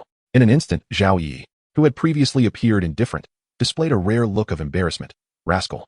Lu Jiyue pinched Zhao Yi's arm, signaling her to refrain from sparring with Jiang Huan. Jiang Huan, take care on your way. If you need any assistance, remember to give me a call. Jiang Huan nodded. Jiyue, thank you, but you needn't worry about me. He then strode confidently towards the city center. Watching Jiang Huan's receding figure, Zhao Yi nudged Lu Jiyue with her shoulder, mimicking her tone. Don't forget to call me. Lu Jiyue pinched her again. You're so annoying. Stop imitating me. After their playful scuffle, Zhao Yi chuckled. Hey, Lu the campus belle. I can tell you have a soft spot for him. Have you taken a liking to him? Lu Jiyue shot her a glance, remaining silent. Zhao Yi continued with a grin. I heard that the wealthy heir Feng Jia from Class 5 has been quite smitten with you. Although his spirit isn't as impressive as yours, at least he possesses a B-grade spirit, which must surely surpass Jiang Huan, right? Lu Jiyue pushed Zhao Yi towards the school gate. Alright, I'll treat you to snacks at the food street later, but for now, please zip it. Neither of them noticed Feng Jia, clad in school uniform and wearing exquisitely crafted shoes, lurking behind a nearby bulletin board. His eyes filled with resentment as he watched them walk away. Bang! He slammed his fist against the bulletin board, the resounding sound echoing throughout the campus. At the city center, in the Duobao building, the largest trading establishment in Cayenne City, lavishly decorated with top-notch service, various monster materials were being bought and sold, along with rare equipment. If one could afford it, even low-grade unclaimed spirits were available for purchase. At the expansive counter, Jiang Huan was engaging in negotiations with a staff member. Mr. Jiang, we have collected 38 pieces of first-grade monster materials and 248 pieces of non-grade materials, totaling 98,000 yuan. The detailed breakdown is on this receipt for your review. As she spoke, the attractive staff member handed Jiang Huan a small receipt. If you have no objections, we can transfer the funds to your card. Jiang Huan quickly scanned the receipt and nodded. No problem. Shortly thereafter, a notification appeared on his phone confirming the deposit. With the newly credited funds, his total assets amounted to precisely 100,000 yuan. The staff member smiled. If you have no further business, feel free to browse the store while I attend to other matters. Jiang Huan nodded and began to explore the store. Tonight, He might find himself in a brawl with classmates, so acquiring some useful items was certainly prudent. His gaze swept across the myriad treasures within the store. From equipment that enhanced combat prowess to various potions and items capable of strengthening spirits. His mind was bustling with calculations on how to allocate the 100,000 yuan. It seemed his mother's medication was running low. He should spend 50,000 yuan on half a month's supply. Rent was also due soon, and he needed to set aside living expenses. After accounting for these necessities, he found himself with over 30,000 yuan still at his disposal. As he strolled past each display case, his attention was soon captivated by a ring. In an ornate display, a ring entirely white, intricately carved with a lifelike white snake, caught his eye. Below it was a description. Venomous Fang, an E-grade accessory crafted from the fangs of a second-grade monster, the beauty snake, capable of imparting a certain paralyzing effect to the wearer, priced at 28,000 yuan. This item seemed quite suitable for my needs. In the City of Protection, dueling among spirit masters was strictly prohibited, yet the patrolling officers had limited capacity and could not monitor every street. Consequently, altercations often occurred in various locales. However, as long as no fatalities ensued, the patrol generally chose to turn a blind eye. By acquiring this ring, Jiang Huan could either channel its abilities into a spirit, thereby enhancing its combat effectiveness, or imbue his fists with its power to prevent unintended casualties in a brawl. At this moment, Jiang Huan was eagerly anticipating an encounter with any classmates who might seek to trouble him. With a robust physique of 395 and the added paralyzing effect of the ring, he was confident he could deliver a series of blows that would leave any ill-intentioned adversaries utterly defeated. Jiang Huan promptly purchased the ring. Just as he was admiring it while exiting the store, an announcement suddenly interrupted the atmosphere. Attention citizens. Please note that unknown individuals have been spotted near the Kaiyun Third Steel Factory in the western suburbs of the city, and the possibility of them being humanoid monsters cannot be ruled out. Citizens are advised to minimize travel and report any suspicious persons to the patrol officers. Jiang Huan furrowed his brow slightly. Could it be that unfortunate? Although Jiang Huan's home was not in proximity to the Third Steel Factory, it was still less than 2 kilometers away in a straight line. If a high-ranking monster were to infiltrate, his home could very well be in jeopardy. With this thought, Jiang Huan resolved to return home swiftly. He hastened his pace towards home, noting that some shops had already lowered their steel defenses. The closer he got to the western district, the fewer pedestrians he encountered. Occasionally, he spotted patrol officers hurrying towards the vicinity of the Third Steel Factory. TSK. If they fail to apprehend these suspicious individuals, the patrol officers are sure to receive a stern reprimand from the city lord. To avoid unnecessary trouble, Jiang Huan opted for a seldom-traveled alleyway. However, after not walking far, he heard a familiar voice. Hey, Jiang Huan, you're quite something. If it weren't for us keeping an eye on you, we wouldn't have been able to wait for you tonight. Blocking his path were 5 boys, all Jiang Huan's classmates, with Wang Teng leading the group. Step aside, don't block the way, I'm in a hurry to get home. Wang Teng and his friends erupted into laughter, and he turned to a slightly plump boy with squinty eyes. Son Fatty, go watch the entrance. If the patrol officers come this way, hurry and let us know. Son Fatty dashed off towards the entrance, leaving behind a knowing smile directed at Jiang Huan. As if envisioning the moment Jiang Huan would be unable to stand after a beating, Wang Teng sauntered towards Jiang Huan, shaking his head as he muttered, Jiang Huan, do you know what I detest the most? Jiang Huan ignored his words, but he continued unabated. I absolutely loathe those who lack strength, yet love to show off. He threw an arm around Jiang Huan's shoulder, grinning sideways. What gives you, a mere F-grade spirit, the right to come in second during the puppet trial? Why don't you focus on your studies instead of being the last one to arrive, making us suffer under old Zhang's scrutiny? And what makes you think a poor kid from the urban village can get so close to Lu Yue? As he spoke, he suddenly exerted force on the hand resting on Jiang Huan's arm, delivering a hefty slap to Jiang Huan's shoulder. His spirit was a B-grade meteor hammer warrior, known for its immense strength. Despite possessing merely the strength of a first-tier 3-star, he boasted a formidable physique of 140. Should he channel his spiritual energy, even a typical first-tier 5-star spirit master would find him a daunting adversary. He held no illusions that someone as inept as Jiang Huan could withstand a mere slap from him. However, the smile that graced his lips faltered midway. Hey, are you done filming? If you are, it's my turn now. Initially, he was captivated by Jiang Huan's eyes, which glimmered like black gemstones, only to be abruptly met with a fist adorned with a white ring hurtling toward his cheek. Bang! The immense force sent Wang Teng's body spiraling in midair, completing a full 720 degrees. Dazed and disoriented, he struggled to rise, yet felt lost. His loyal follower, Sanming, rushed to his side, exclaiming, Brother Teng, are you alright? Wang Teng's lips twitched in irritation. Damn, what the hell was that? He felt a tingling numbness in his left cheek. Even his speech came out in stutters. In an attempt to articulate himself, he slapped his own face twice, then furiously pointed at Jiang Huan, shouting, You bastard! How dare you strike me? My father said, I possess the essence of a 9th-tier spirit master. You dare to hit me. Brothers, attack. Make sure to eliminate him. The four of them summoned their spirit weapons, wielding a meteor hammer, a broadsword, a long staff, and even a shovel. Their attacks were utterly chaotic, resembling the martial skills practiced in school rather than any real combat application. Jiang Huan regarded their moves with disdain, not even manifesting his spirit weapon, but instead evading them with his agile footwork and countering with occasional punches. The narrow alley negated Wang Tung's numerical advantage, transforming them into mere punching bags, passively absorbing Jiang Huan's blows. The host's battle against multiple opponents has caused Spirit Number 9 to reminisce. His interest in Yue has only intensified. In Spirit No. 9's view, the punch thrown by the host is less effective than delivering a knife thrust to the opponent's chest. Spirit Number 13 and Spirit No. 5 concurred with this suggestion, casting derisive glances at the host. Jiang Huan felt utterly speechless, regardless of whether he had sustained any injuries. If he truly wished to end the conflict, he wouldn't be lingering in Cayenne City, but rather would have fled with his mother under the cover of darkness.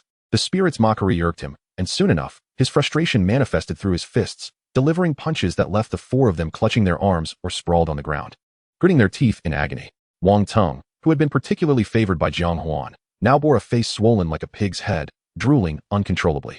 Moments later, the alley was filled only with the sounds of Wang Tung and his companions gasping for breath. Jiang Huan approached Wang Tung slowly, causing him to retreat in terror, ultimately tripping and falling to the ground. In a panic, he cried out, "Don't come any closer." Jiang Huan chuckled, "You're right. Those without strength who crave the limelight are indeed quite annoying." The wails emanating from the alley continued unabated, while Sun Fatty, standing outside, savored the sounds, puffing on smoke, a grin spreading across his face. "Damn it, Jiang Huan. You asked for it. Serves you right. What a pity. If only I could intervene. I would show Jiang Huan what it means to be crushed by a mountain." He hoped fervently that Wang Tung and the others would not forget to record the video. Although Sun Fatty longed to act, he was merely an E-grade talent, relegated to serving as one of Wang Tung's lackeys. The cries of despair continued to echo in the alley. At this moment, he had already envisioned a scene where Jiang Huan was pinned to the ground, pleading for mercy. "Serves him right. Spirits should be as low-key as I am. What else with the showboating?" Leaning against the wall, he felt a sense of satisfaction for his usual behavior of seeking out powerful allies. Suddenly, he perceived a shadow, distinctly human yet otherworldly, drawing closer with astonishing speed in the pitch-black night. A pair of blood-red eyes stood out in stark contrast to the darkness. His eyes widened, terror flooding his veins, and he swiftly turned to flee into the alley.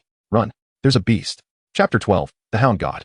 In the center of the main road near the western outskirts of the city, Zhang Yu, who had never been here before, gazed up at the tangled wires and the heaps of trash scattered around, occasionally assaulted by peculiar, pungent odors that invaded his nostrils, knitting his brows in distaste. Alongside the main road, dark alleys branched off every 7 or 8 meters, leading into the corners of the urban village. For the first time in over 40 years, he found himself at a loss regarding which direction to take. After considerable deliberation, he resolved to inquire with a nearby resident. He approached a convenience store that was about to close, the proprietor an elderly man with glasses and graying hair. "Uncle, a pack of Ziyun, please." The old man appeared uneasy, tossing the cigarettes to Zhang Yu while warning, "Sir, you should head home quickly. There are reports of beast invasions in this area." After finishing work, Zhang Yu did not return home immediately. Instead, he stayed at school to delve into teaching matters. He hoped to bolster his students' abilities before the upcoming recruitment, thereby securing a better future for those with less than stellar spirit aptitude. When he chanced upon Jiang Huan's profile again, he inadvertently recalled the address given to him by Murong Shui. Along with her words, compelled by fate, he found himself contemplating a visit to Jiang Huan's home. Consequently, he remained oblivious to the beast invasion. Perplexed, he inquired, "Beast invasion?" The old man nodded repeatedly, then lowered his voice to add, "They say it's a humanoid beast. Beasts are classified by rank, but this is known primarily to spirit masters. Ordinary people may not fully grasp the nature of beasts, yet they are aware that humanoid beasts are generally more perilous than other forms." Zhang Yu's brow furrowed deeper, prompting him to ask, "Uncle, I'm looking for a friend. Could you direct me to number 128, North District, Shishan Camp?"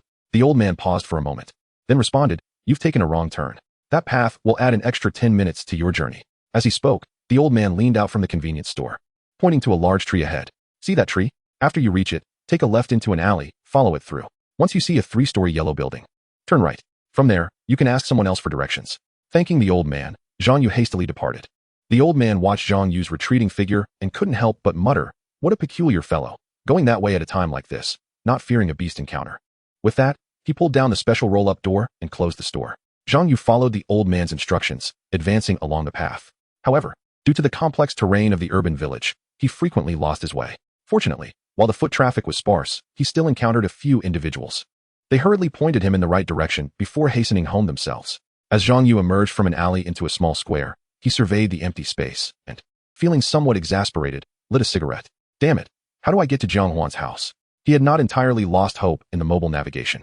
Yet once it ventured into the urban village, it seemed as if it had lost its wits. One moment the destination was to the left, the next it was to the right. Suddenly, he perceived the sound of hurried footsteps, accompanied by the unsettling clinking of metal. The instincts of his former military training surged within him, prompting him to swiftly dive back into the alley he had just exited. With a mere thought, a 3-foot-long ruler materialized in his grasp. Before long, he caught sight of a familiar figure darting out from the alley across the square. Jiang Huan. Why on earth was he running so fast? Before he could finish his thought, 5 more figures emerged from the alley.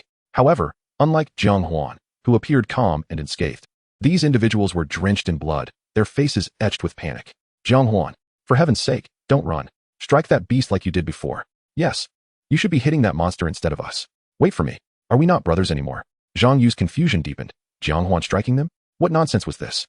He clearly remembered that even the weakest among them, Sun Fatty, had a physique of 25. What could Jiang Huan possibly use to confront them? Jiang Huan's voice boomed across the square. Are you all daft? I told you to split up. Why are you all following me? Yet, his words had no effect. Wang Teng and the others continued to chase after him. Suddenly, a massive black hound, towering over a man, appeared behind them. It stood upright on its hind legs like a human, its blood-red pupils glaring in the darkness, saliva dripping from its maw. Zhang Yu's pupils constricted involuntarily. A 4th-tier demon beast, the dog god. This was not a creature one would encounter within the realm of Daxia. It was certainly beyond Jiang Huan and the others' ability to handle. In fact, it was beyond his own capabilities. His mind raced as he pondered how to defuse the imminent crisis. The dog god suddenly launched itself forward, effortlessly leaping over Wang Teng and the others, landing squarely in front of Jiang Huan. However, before it could make a move, a flash of white light streaked past. The dog god was cleaved in two. Zhang Yu could only stare in disbelief. What was happening? A 4th-tier demon beast felled by a single strike from Jiang Huan? Although the beast lay severed, Jiang Huan and his companions quickened their pace even further. In the next moment, to Zhang Yu's astonishment, the lower half of the severed dog god began to stride toward the upper half. Then, the upper half, resembling a writhing mass of black liquid, merged back into the lower half, and in the blink of an eye, it reformed. Once again, it hastened to pursue Jiang Huan and his companions. Jiang Huan lamented his fate. From the moment the demon beast appeared, his classmates had not only failed to assist him, but had also stubbornly followed him, preventing him from escaping the peril. What frustrated him further was that despite having cleaved the dog god multiple times, it always managed to recover moments later. It was as if his attacks bore no consequence. In an instant, Zhang Yu grasped the truth. This was not the genuine 4th-tier dog god. It was merely a shikigami. The real threat lay in the puppeteer controlling it. In that fleeting moment, his taut nerves relaxed. He shouted to Jiang Huan and the others. Its weakness is at the heart. Jiang Huan, Wang Teng, you 6 can defeat it together. Wang Teng and the others seemed to recognize the familiar voice, turning to see Zhang Yu's figure. They hurriedly called out, Teacher Zhang, please save us. But Zhang Yu merely tossed back. Focus your spiritual energy on the spirit tool. Launch a full assault on its heart. I have other matters to attend to. And with that, he dashed off in another direction, seemingly oblivious to their plight. Wang Teng was left dumbfounded, momentarily forgetting to flee. How could a teacher be so indifferent to the lives of his students? Yet, unbeknownst to them, Zhang Yu believed that even such a shikigami could be vanquished by the 6 students if they combined their efforts. As for him, he intended to unearth the instigator lurking nearby. Suddenly, the dog god lunged forward, unleashing a blast of energy aimed at Wang Teng. Wang Teng instinctively shut his eyes, bracing himself for the impending doom. Clang! The sound of metal clashing reverberated throughout the square. Chapter 13, My Students. Wang Teng kept his eyes tightly shut. Yet the anticipated pain did not arrive. Instead, he heard Jiang Huan's booming voice. Stop closing your eyes. Didn't you hear what old Jiang said? Hurry up and help. Wang Teng opened his eyes to find Jiang Huan grappling with the dog god, wielding a long knife. He swallowed hard, then summoned his spiritual energy, conjuring a meteor hammer into his hand. Just as he was about to strike, the dog god let out another roar, shattering his fleeting courage. Fear welled up from within, and he suddenly realized that the dog god was too swift. To escape, he would have to be ruthless. A reckless thought took root in his mind, recalling how Jiang Huan had earlier struck him. Perhaps, if the dog god were preoccupied with devouring this annoying brat, he could not only survive but also avoid ever seeing him again. In the next moment, he brought the meteor hammer crashing down onto Jiang Huan's back. Boom! Jiang Huan, along with the dog god, was sent hurtling away. The unexpected blow caused Jiang Huan's insides to churn, blood spilling uncontrollably from his mouth. Had it not been for his robust physique, that strike might have claimed half his life. Yet, he had no time to harbor resentment towards Wang Teng. For the dog god, pinned beneath him, was poised to sink its teeth into his neck. Without hesitation, Jiang Huan raised his fist and struck toward its gaping maw. The ring on his finger, imbued with a paralyzing effect, rendered the dog god's mouth unable to close. Seizing the opportunity, Jiang Huan tightened his grip on the long knife and aimed for its heart. However, the blade was firmly grasped within the creature's grip. At that moment, Jiang Huan was on top, the dog god beneath, and another struggle ensued. Veins bulged from Jiang Huan's neck, his eyes ablaze with murderous intent. The dog god, initially using one hand to grasp the long knife, found itself compelled to use both hands to resist the encroaching blade. Bang! The long knife seemed to shatter something, and the dog god glanced down in confusion at its heart. The knife, which had previously been a fist's distance from its heart, inexplicably plunged deep within. It appeared as though the blade had lengthened beyond measure. Spirit Tool, Thousand Blades, has slain the Shikigami dog god, a second-tier puppet, earning 105 experience points. Joint progress activation. Host gains 105 experience points. The shadow of the dog god dissipated in an instant, leaving only a piece of yellow paper pierced through by 1,000 blades beneath Jiang Huan's knife. Jiang Huan slowly rose, his chest heaving uncontrollably. Only he knew the peril he had just faced. Had it not been for 1,000 blades, new effect, metamorphosis, which allowed the blade to elongate and thin, he might not have survived for long. He glanced back, only to find no trace of Wang Tong and the others. He spat in frustration. What a bunch of bastards. In that moment, Jiang Huan finally comprehended why his mother had always warned him that sometimes humans could be more terrifying than demon beasts. He silently vowed never to commit such foolishness again. Host displays intense hatred. A true man must repay grievances. Congratulations, Host, for triggering the mission to eliminate Wang Tong. Jiang Huan was momentarily taken aback, only for a peculiar smile to emerge on his face. Just wait, Wang Tong. Our accounts will surely be settled. He grasped his long knife and removed the yellow paper affixed above, which had been folded into the shape of a shikigami, inscribed with incomprehensible characters in red cinnabar. Just as he contemplated discarding the yellow paper, the system's voice echoed once more. Shikigami detected. Please locate and eliminate its manipulator. Jiang Huan muttered to himself while gazing at the yellow paper. Shikigami? What on earth is that? However, he did not dwell on this question, but instead pondered how to find the manipulator behind it. Instinctively, he thought of Zhang Yu. Old Zhang could elucidate this fellow's weaknesses, which indicated he must possess knowledge of this phenomenon. After revealing the weaknesses, he had turned and walked east, implying that the manipulator resided in that direction. With this thought, Jiang Huan promptly raced toward the direction where Zhang Yu had vanished.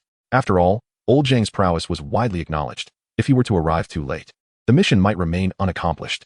At that moment, atop a 6-story building not far from the square, Zhang Yu kicked open the iron door of the rooftop. Glancing around, he found no trace of anyone. Zhang Yu murmured, "They were just here. How could they have vanished?" Suddenly, he seemed to realize something and hurriedly peered down from the building. Below, a man in a suit was gripping a drainpipe with both hands, rapidly sliding down to the ground before darting into the alley. Without a moment's hesitation, Zhang Yu leaped from the rooftop, utilizing his remarkable balance and strength, deftly landing on several air conditioning units before pursuing the suited man. Although the man was swift, Zhang Yu was swifter. The two engaged in a relentless chase through one alley after another. The suited man, eager to evade Zhang Yu, continuously formed hand seals, hurling yellow papers in Zhang Yu's direction. Instantly, the yellow papers transformed into a swarm of bats, lunging toward Zhang Yu. The ruler in Zhang Yu's hand spun like a high-frequency fan, warding off the onslaught. Each time a bat collided with the ruler, it detonated with a force akin to a miniature explosion, turning into charred remnants of yellow paper that fell to either side of Zhang Yu. Yet, at the epicenter of the chaos, Zhang Yu appeared unperturbed, relentlessly pursuing the suited man, whose complexion grew increasingly ashen. As the distance between them dwindled, the suited man, in a moment of desperation, ceased running and turned to confront Zhang Yu. With a thought, a katana materialized in his hand. "We are strangers. Why are you so aggressive?" His poorly spoken Chinese almost provoked a slap. With a countenance as cold as ice, Zhang Yu retorted, "What a stranger indeed. The shamelessness of the Japanese spirit masters is truly unparalleled." The suited man, confused, questioned, "What do you mean?" Zhang Yu coldly replied, "Shikigami. A combat puppet developed by Japan 10 years ago, based on spiritual energy, utilizing the essence of tool spirits or demonic blood as a medium. Even ordinary individuals without tool spirits can activate them through special potions, realizing Japan's aspiration of a nation of warriors." A flicker of emotion finally crossed the suited man's previously placid face. "Are you a member of the Demon Suppression Army?" Zhang Yu confronted him with a grim expression. "I once was." The suited man sighed with relief. "Spare me, and I shall offer you 5 million. Zhang Yu slowly raised his ruler, pointing it at him, and nonchalantly uttered 2 words, "Not possible." "Why not? Are you truly willing to risk your life for that meager pension?" Zhang Yu shook his head, for no reason, except that I am now a teacher. The confusion on the suited man's face deepened. He could not comprehend the connection between the two. Jiang Yu, with a cold gaze, continued, and you, just moments ago, nearly harmed my student.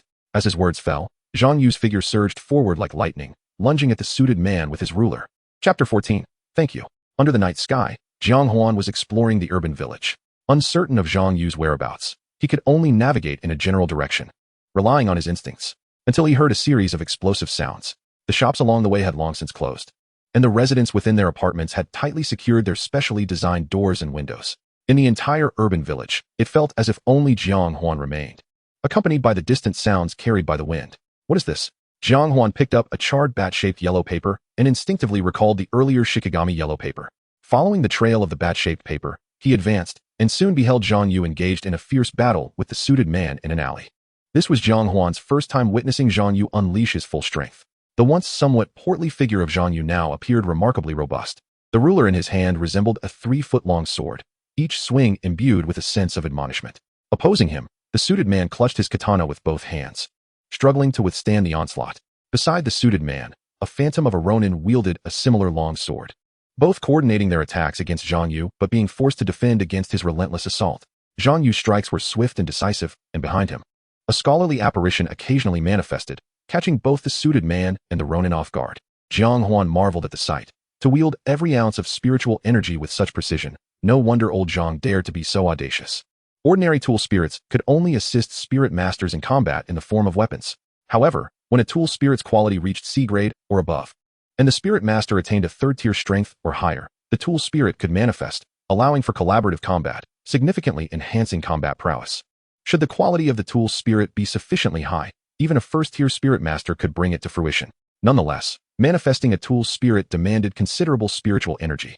Thus low-tier spirit masters seldom ventured to do so. Yet, Jiang Yu's method of manifestation left Jiang Huan utterly astounded. For the vast majority of the time, Jiang Yu faced off against the suited man and the ronin alone. Only at critical moments did his tool spirit, the scholar, emerge to deliver decisive blows to either the suited man or the ronin. This approach not only drastically reduced the consumption of spiritual energy, but also revealed Jiang Yu's control over spiritual energy to be far superior to that of ordinary individuals. He operated in the light, while his tool's spirit lurked in the shadows. This was less reminiscent of a scholar and more akin to an assassin. Truly, old Jiang was deserving of his status as a retired member of the Demon Suppression Army. The suited man's complexion grew increasingly pale. His meticulously pressed suit now tattered and ragged. Blood oozed from the gaping wounds, exposing mangled flesh beneath.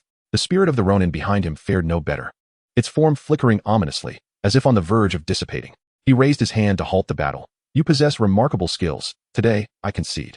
I will offer you 10 million. Spare me, and consider it a favor from the Amaterasu Association. Jiang Yu shook his head. The suited man gritted his teeth. Desperate to survive, he pressed on. Are you truly willing to fight to the death with me? Do you believe I can infiltrate Kaiyun City without support? If I perish here today, your days in Kaiyun City will be equally untenable. Jiang Yu scoffed. Are you referring to the Yi family? Rest assured, even in your absence, conflicts between the Demon Suppression Army and the Yi family are inevitable. At this juncture, Jiang Yu paused momentarily, adding, moreover, our Great Xia sage has long proclaimed, if one has arrived, then one should find peace here. The man in the suit, suppressing his fury, inquired, what do you mean? Jiang Yu regarded him with disdain, replying, since you're here, you might as well be buried here. The man in the suit could no longer contain his anger. As a 3rd-tier spirit master, he had never endured such humiliation. Faced with no possibility of a peaceful resolution, he resolved to fight to the death.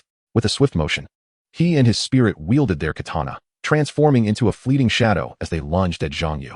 Yet, instead of displaying any sign of anxiety, Jiang Yu remained coldly indifferent, observing the approaching adversary. In an instant, the spirit behind Jiang Yu, known as the scholar, flexed its arms, causing the once loose scholar's robe to be filled with sinewy muscles akin to that of a coiled dragon. In the next moment, the ruler in the scholar's hand expanded dramatically. With a mere wave, it shattered the spirit of the ronin, sending the man in the suit hurtling aside. Concealed in the shadows, Jiang Huan could not help but exclaim, thank goodness I didn't engage with old Jiang today. With this ability to concentrate and unleash spirit power, I would barely withstand 3 moves at most. Jiang Yu strolled towards the man in the suit, seemingly unfazed. However, Jiang Huan suddenly realized, oh no, if old Jiang continues to fight like this, I won't even need to complete my mission. Jiang Huan vanished from his position, utilizing his stealth to approach the man in the suit quickly. Bloodied, the man in the suit staggered to his feet, his body swaying, yet his grin grew increasingly sinister. You forced my hand. Let us descend into hell together. He suddenly brandished his katana, aiming for his abdomen. In that moment, A flicker of panic crossed Jiang Yu's expression. He vigorously swung his ruler at the man, striking him forcefully. Blood spewed forth, yet his figure remained steadfast. The katana drew ever closer to the man in the suit's abdomen, his grin becoming more malevolent. His lips silently mouthed what appeared to be, "Long live Amaterasu." Suddenly, a dull thud echoed through the night as the long knife pierced through his torso. The man's ghastly smile froze upon his face, and he gazed down in bewilderment at his chest. Before him appeared a long knife, seemingly composed of fragmented shards. Instinctively, he turned to look behind him, where a youthful visage emerged from the shadows. "Thank you." The man in the suit was bewildered. Why would someone stab him and then express gratitude? In the next instant, the knife lodged in his chest was pulled horizontally, shattering his ribcage, severing his right arm, and extinguishing his life force. The man in the suit collapsed helplessly into a pool of blood, followed by the mechanical voice of the system. Spirit, 1000 Blades, has slain a third-tier Spirit Master, gaining 345 experience. Joint progress activated. Host gains 345 experience. Congratulations, host, on completing the mission. Spirit, 1000 Blades, gains 500 experience, with a compatibility of 5. Joint progress activated. Host gains 500 experience. Rewarding host with the ability, Calm Mind. For amidst the myriad temptations of the world, only a pure heart can overcome them. Jiang Huan, what are you doing here? Before Jiang Huan could fully contemplate the system rewards, Jiang Yu's voice rang out. Jiang Huan awkwardly smiled. "Good evening, Teacher Jiang. Don't play coy with me. I ask you, how did you end up here?" Jiang Huan shrugged and fabricated a story. "I was just worried you might encounter danger, so I came to check on you." Although Jiang Yu felt somewhat skeptical, he found the excuse plausible enough and chose not to press further. "Still concerned for me? Do you have any idea how perilous your actions were just now?" Jiang Huan scratched his head. "Perilous? I just saw him standing there foolishly. So I went over and stabbed him." Jiang Yu shot him a glare. He is a member of the Amaterasu Society from Japan. He was about to expend his blood essence to unleash his Spirit-S wrath. Once that happened, even I would have to flee temporarily. Jiang Huan, realizing the gravity of the situation, glanced nervously at the man in the suit lying in a pool of blood. "Teacher Jiang, what exactly does this Amaterasu Society do?" Jiang Yu shrugged. "It's a Spirit Master organization from Japan. Over the years, they have sent numerous spies into Great Xia, seemingly in search of something." As he spoke, Jiang Yu's gaze fell upon the long knife in Jiang Huan's hand. His eyes widened in disbelief. "Jiang Huan, has your spirit leveled up?"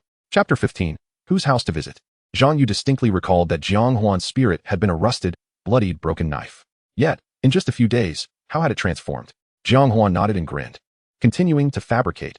"Well, I sold the purification liquid that the school rewarded me and added a bit of my savings to purchase some materials to refine my spirit.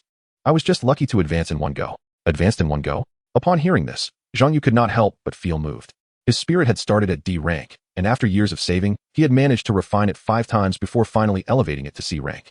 Over the years, he had poured his earnings into enhancing the quality of his spirit, but after more than 10 attempts, each had ended in failure. Although the quality of his spirit had improved, it had never advanced to B rank. He steadied his emotions and continued. "So your spirit has advanced to E rank? That's good.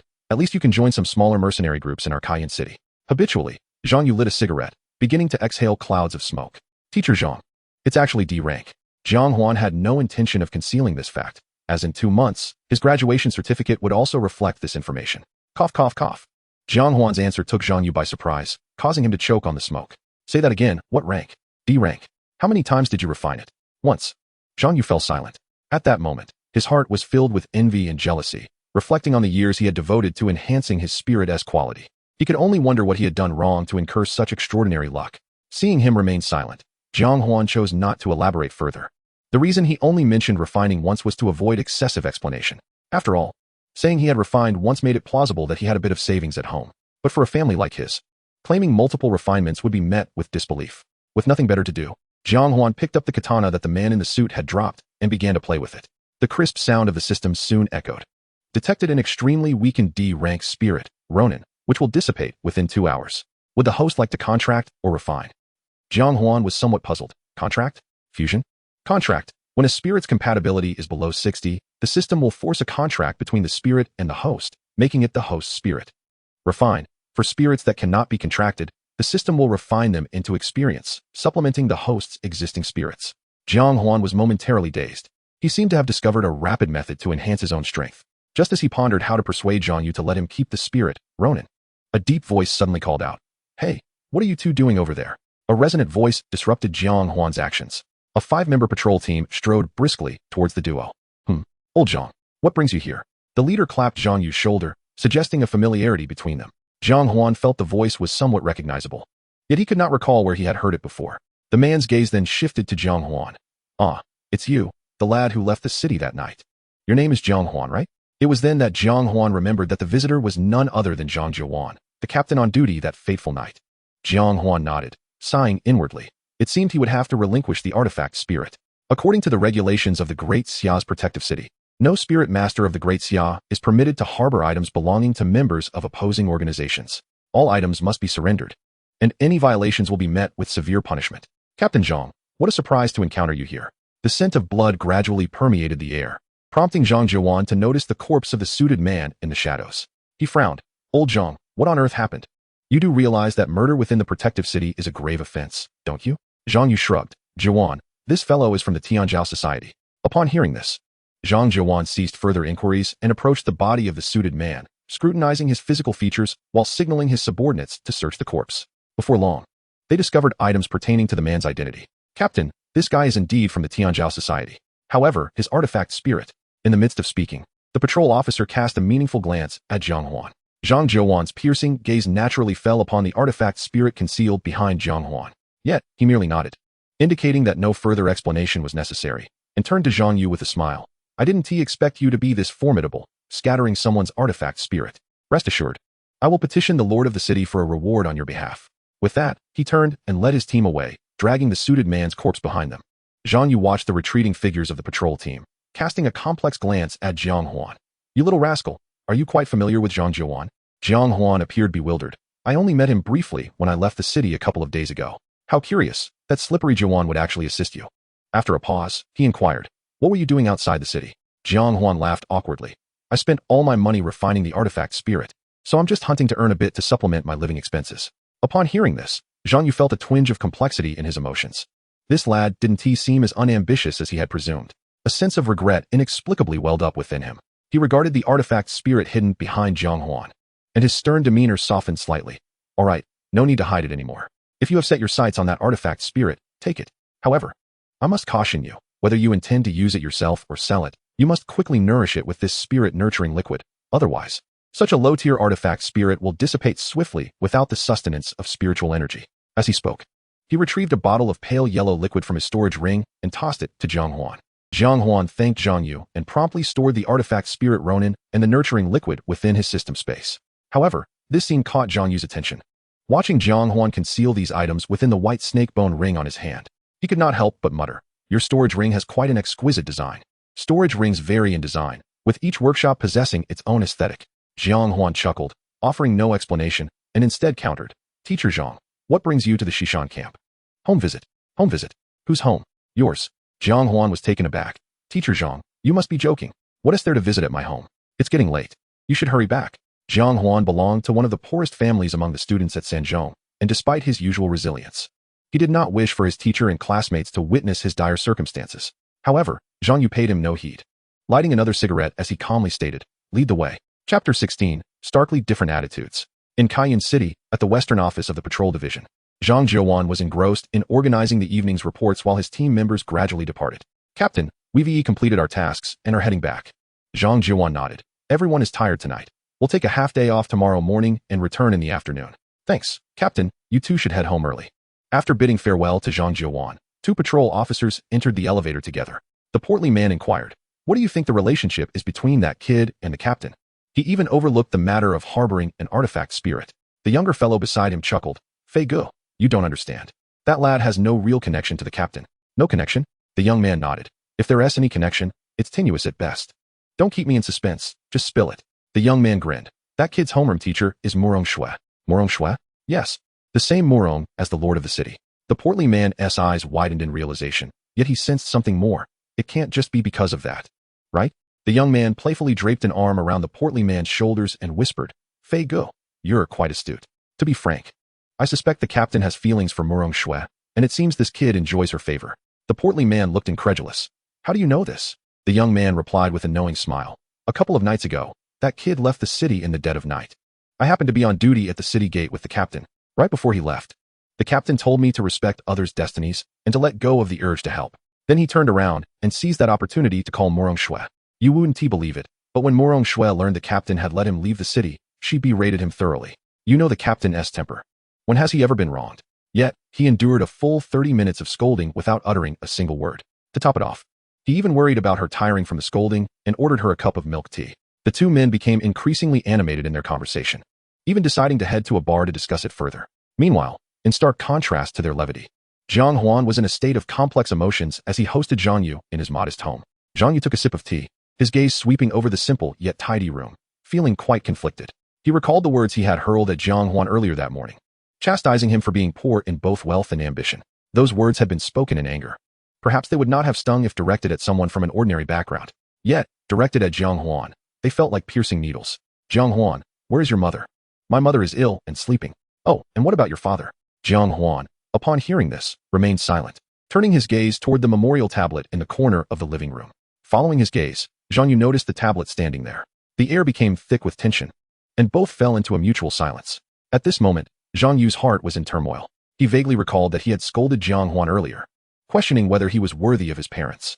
Such commonplace words felt like a knife, trampling on Jiang Huan's dignity. He finally understood why Jiang Huan had chosen to confront him in that situation. Previously, he had pitted Jiang Huan's misfortune and berated him for his lack of ambition. But tonight, Jiang Huan's actions far exceeded his expectations. One must wonder, how much effort must a boy from such a destitute background exert to gather enough resources for a single artifact spirit refinement? Guilt flooded his heart. At a loss, he picked up the tea from the table, taking sip after sip. It seemed that only in this manner could he alleviate the unease that plagued his heart. At that moment, the door to the master bedroom swung open, revealing a woman with a pallid visage. Huaner, has a guest arrived? She inquired. Who is this? Jiang Huan hastily rose to assist Su Liuxiang onto the sofa. Mother, this is Teacher Zhang from my practical class, here for a home visit. Su Liuxiang managed to muster a faint smile. Hello, Teacher Zhang. I appreciate your visit at such a late hour. Has Jiang Huan committed any misdeeds at school? If he has erred, feel free to chastise him. I shall not object. Upon hearing this, Zhang Yu felt an even deeper sense of guilt and quickly clarified to Su Liuxiang. No, you misunderstand. Jiang Huan's performance at school has been exemplary. This is merely a routine home visit. Jiang Huan was filled with confusion, pondering when the old Zhang had undergone such a transformation. Not only did he refrain from scolding, but he even spoke highly of him. However, Su Liuxiang assumed that Zhang Yu was simply trying to spare Jiang Huan's dignity. Huaner, you may return to your room. I wish to speak with your teacher privately.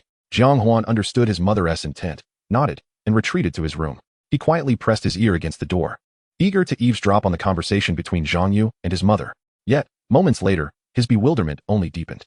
What was with the old Zhang tonight? He seemed to be rambling on about trivial matters. Jiang Huan distinctly heard Zhang Yu inquiring about mundane family topics, with no hint of any complaints. After a moment of contemplation, unable to derive any answers, he decided to cease his preoccupation with the matter. A thought crossed his mind, and the system panel manifested before him. Host, Jiang Huan. Level, 1 star, 2 stars. Experience, 93. Ability, mutual progress, tranquil heart. Martial skills, concealment, backstab, physical strength, 395. He then navigated to the system interface of the weapon spirit, 1000 blades. Weapon spirit, 1000 blades. Quality, D. Effect 1, cold radiance unveiled. Effect 2, ever-changing forms. Experience, 93. Compatibility, 62. Refinement count, 2. It seemed that 1000 blades was on the verge of advancing. However, this time, the required experience appeared to be significantly greater than in the previous 2 instances. Jiang Huan shifted to the system space. At this moment, aside from the 18 sword boxes drifting about, there was also the weapon spirit, Ronin, among them. Yet, he could clearly see that Ronin seemed to be trembling. The first weapon spirit expresses strong dissent regarding the host placing Ronin in the space. The 18th weapon spirit deems Ronin's rank too low to coexist with them. The third weapon spirit, curious about Ronin, glanced over and found the host to lack discernment. Jiang Huan murmured, it appears they hold a certain disdain for Ronin. In the next instant, Ronin materialized in his hand. Jiang Huan sensed that Ronin seemed relieved to have escaped that space. System, what is the meaning of this? Between weapon spirits, there exists a hierarchy. Ronin feels an overwhelming pressure among the 18 weapon spirits and trembles in fear. Jiang Huan murmured, a hierarchy? It seems the status of these 18 weapon spirits is indeed extraordinary. I wonder how they perceive 1000 blades. With a mere thought, 1000 blades appeared in his hand and was subsequently placed into the system space. In an instant, Jiang Huan could distinctly sense that 18 pairs of eyes were scrutinizing 1000 blades.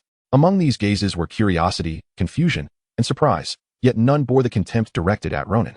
Furthermore, Jiang Huan felt an air of calm detachment emanating from 1000 blades, as if it regarded the 18 weapon spirits before it with indifference. Both Thousand Blades and Ronin were D-class weapon spirits, yet their attitudes were starkly different. Jiang Huan attempted to seek answers from the system, but it seemed as though the system had frozen, offering no response. He sighed, very well, perhaps the answers will reveal themselves in due time. He shifted his attention back to Ronin, contemplating the prospect of contracting another weapon spirit. Although Ronin paled in comparison to his other spirits, should the contract succeed, Jiang Huan could masquerade as a weapon spirit body and receive an additional subsidy. Chapter 17. I truly am despicable. The term weapon spirit body refers to those who can contract multiple weapon spirits. Each weapon spirit body is an exceedingly rare entity. Even those who can contract merely 2 weapon spirits are considered exceptionally rare. As such, those who possess a weapon spirit body enjoy preferential access to resources within their organization. Jiang Huan infused Ronin with spiritual energy, carefully assessing its condition. While Ronin remained weak, it showed no signs of dissipating.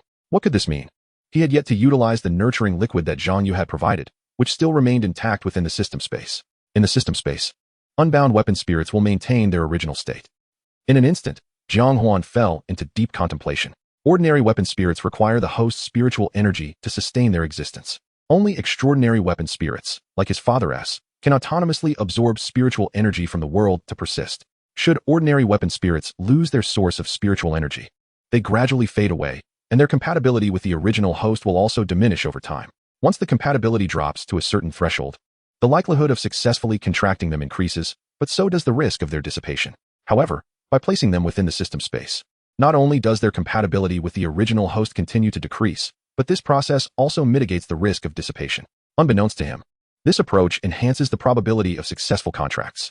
Thus, should Jiang Huan so desire, he could potentially contract countless weapon spirits, even if he had no intention of contracting them.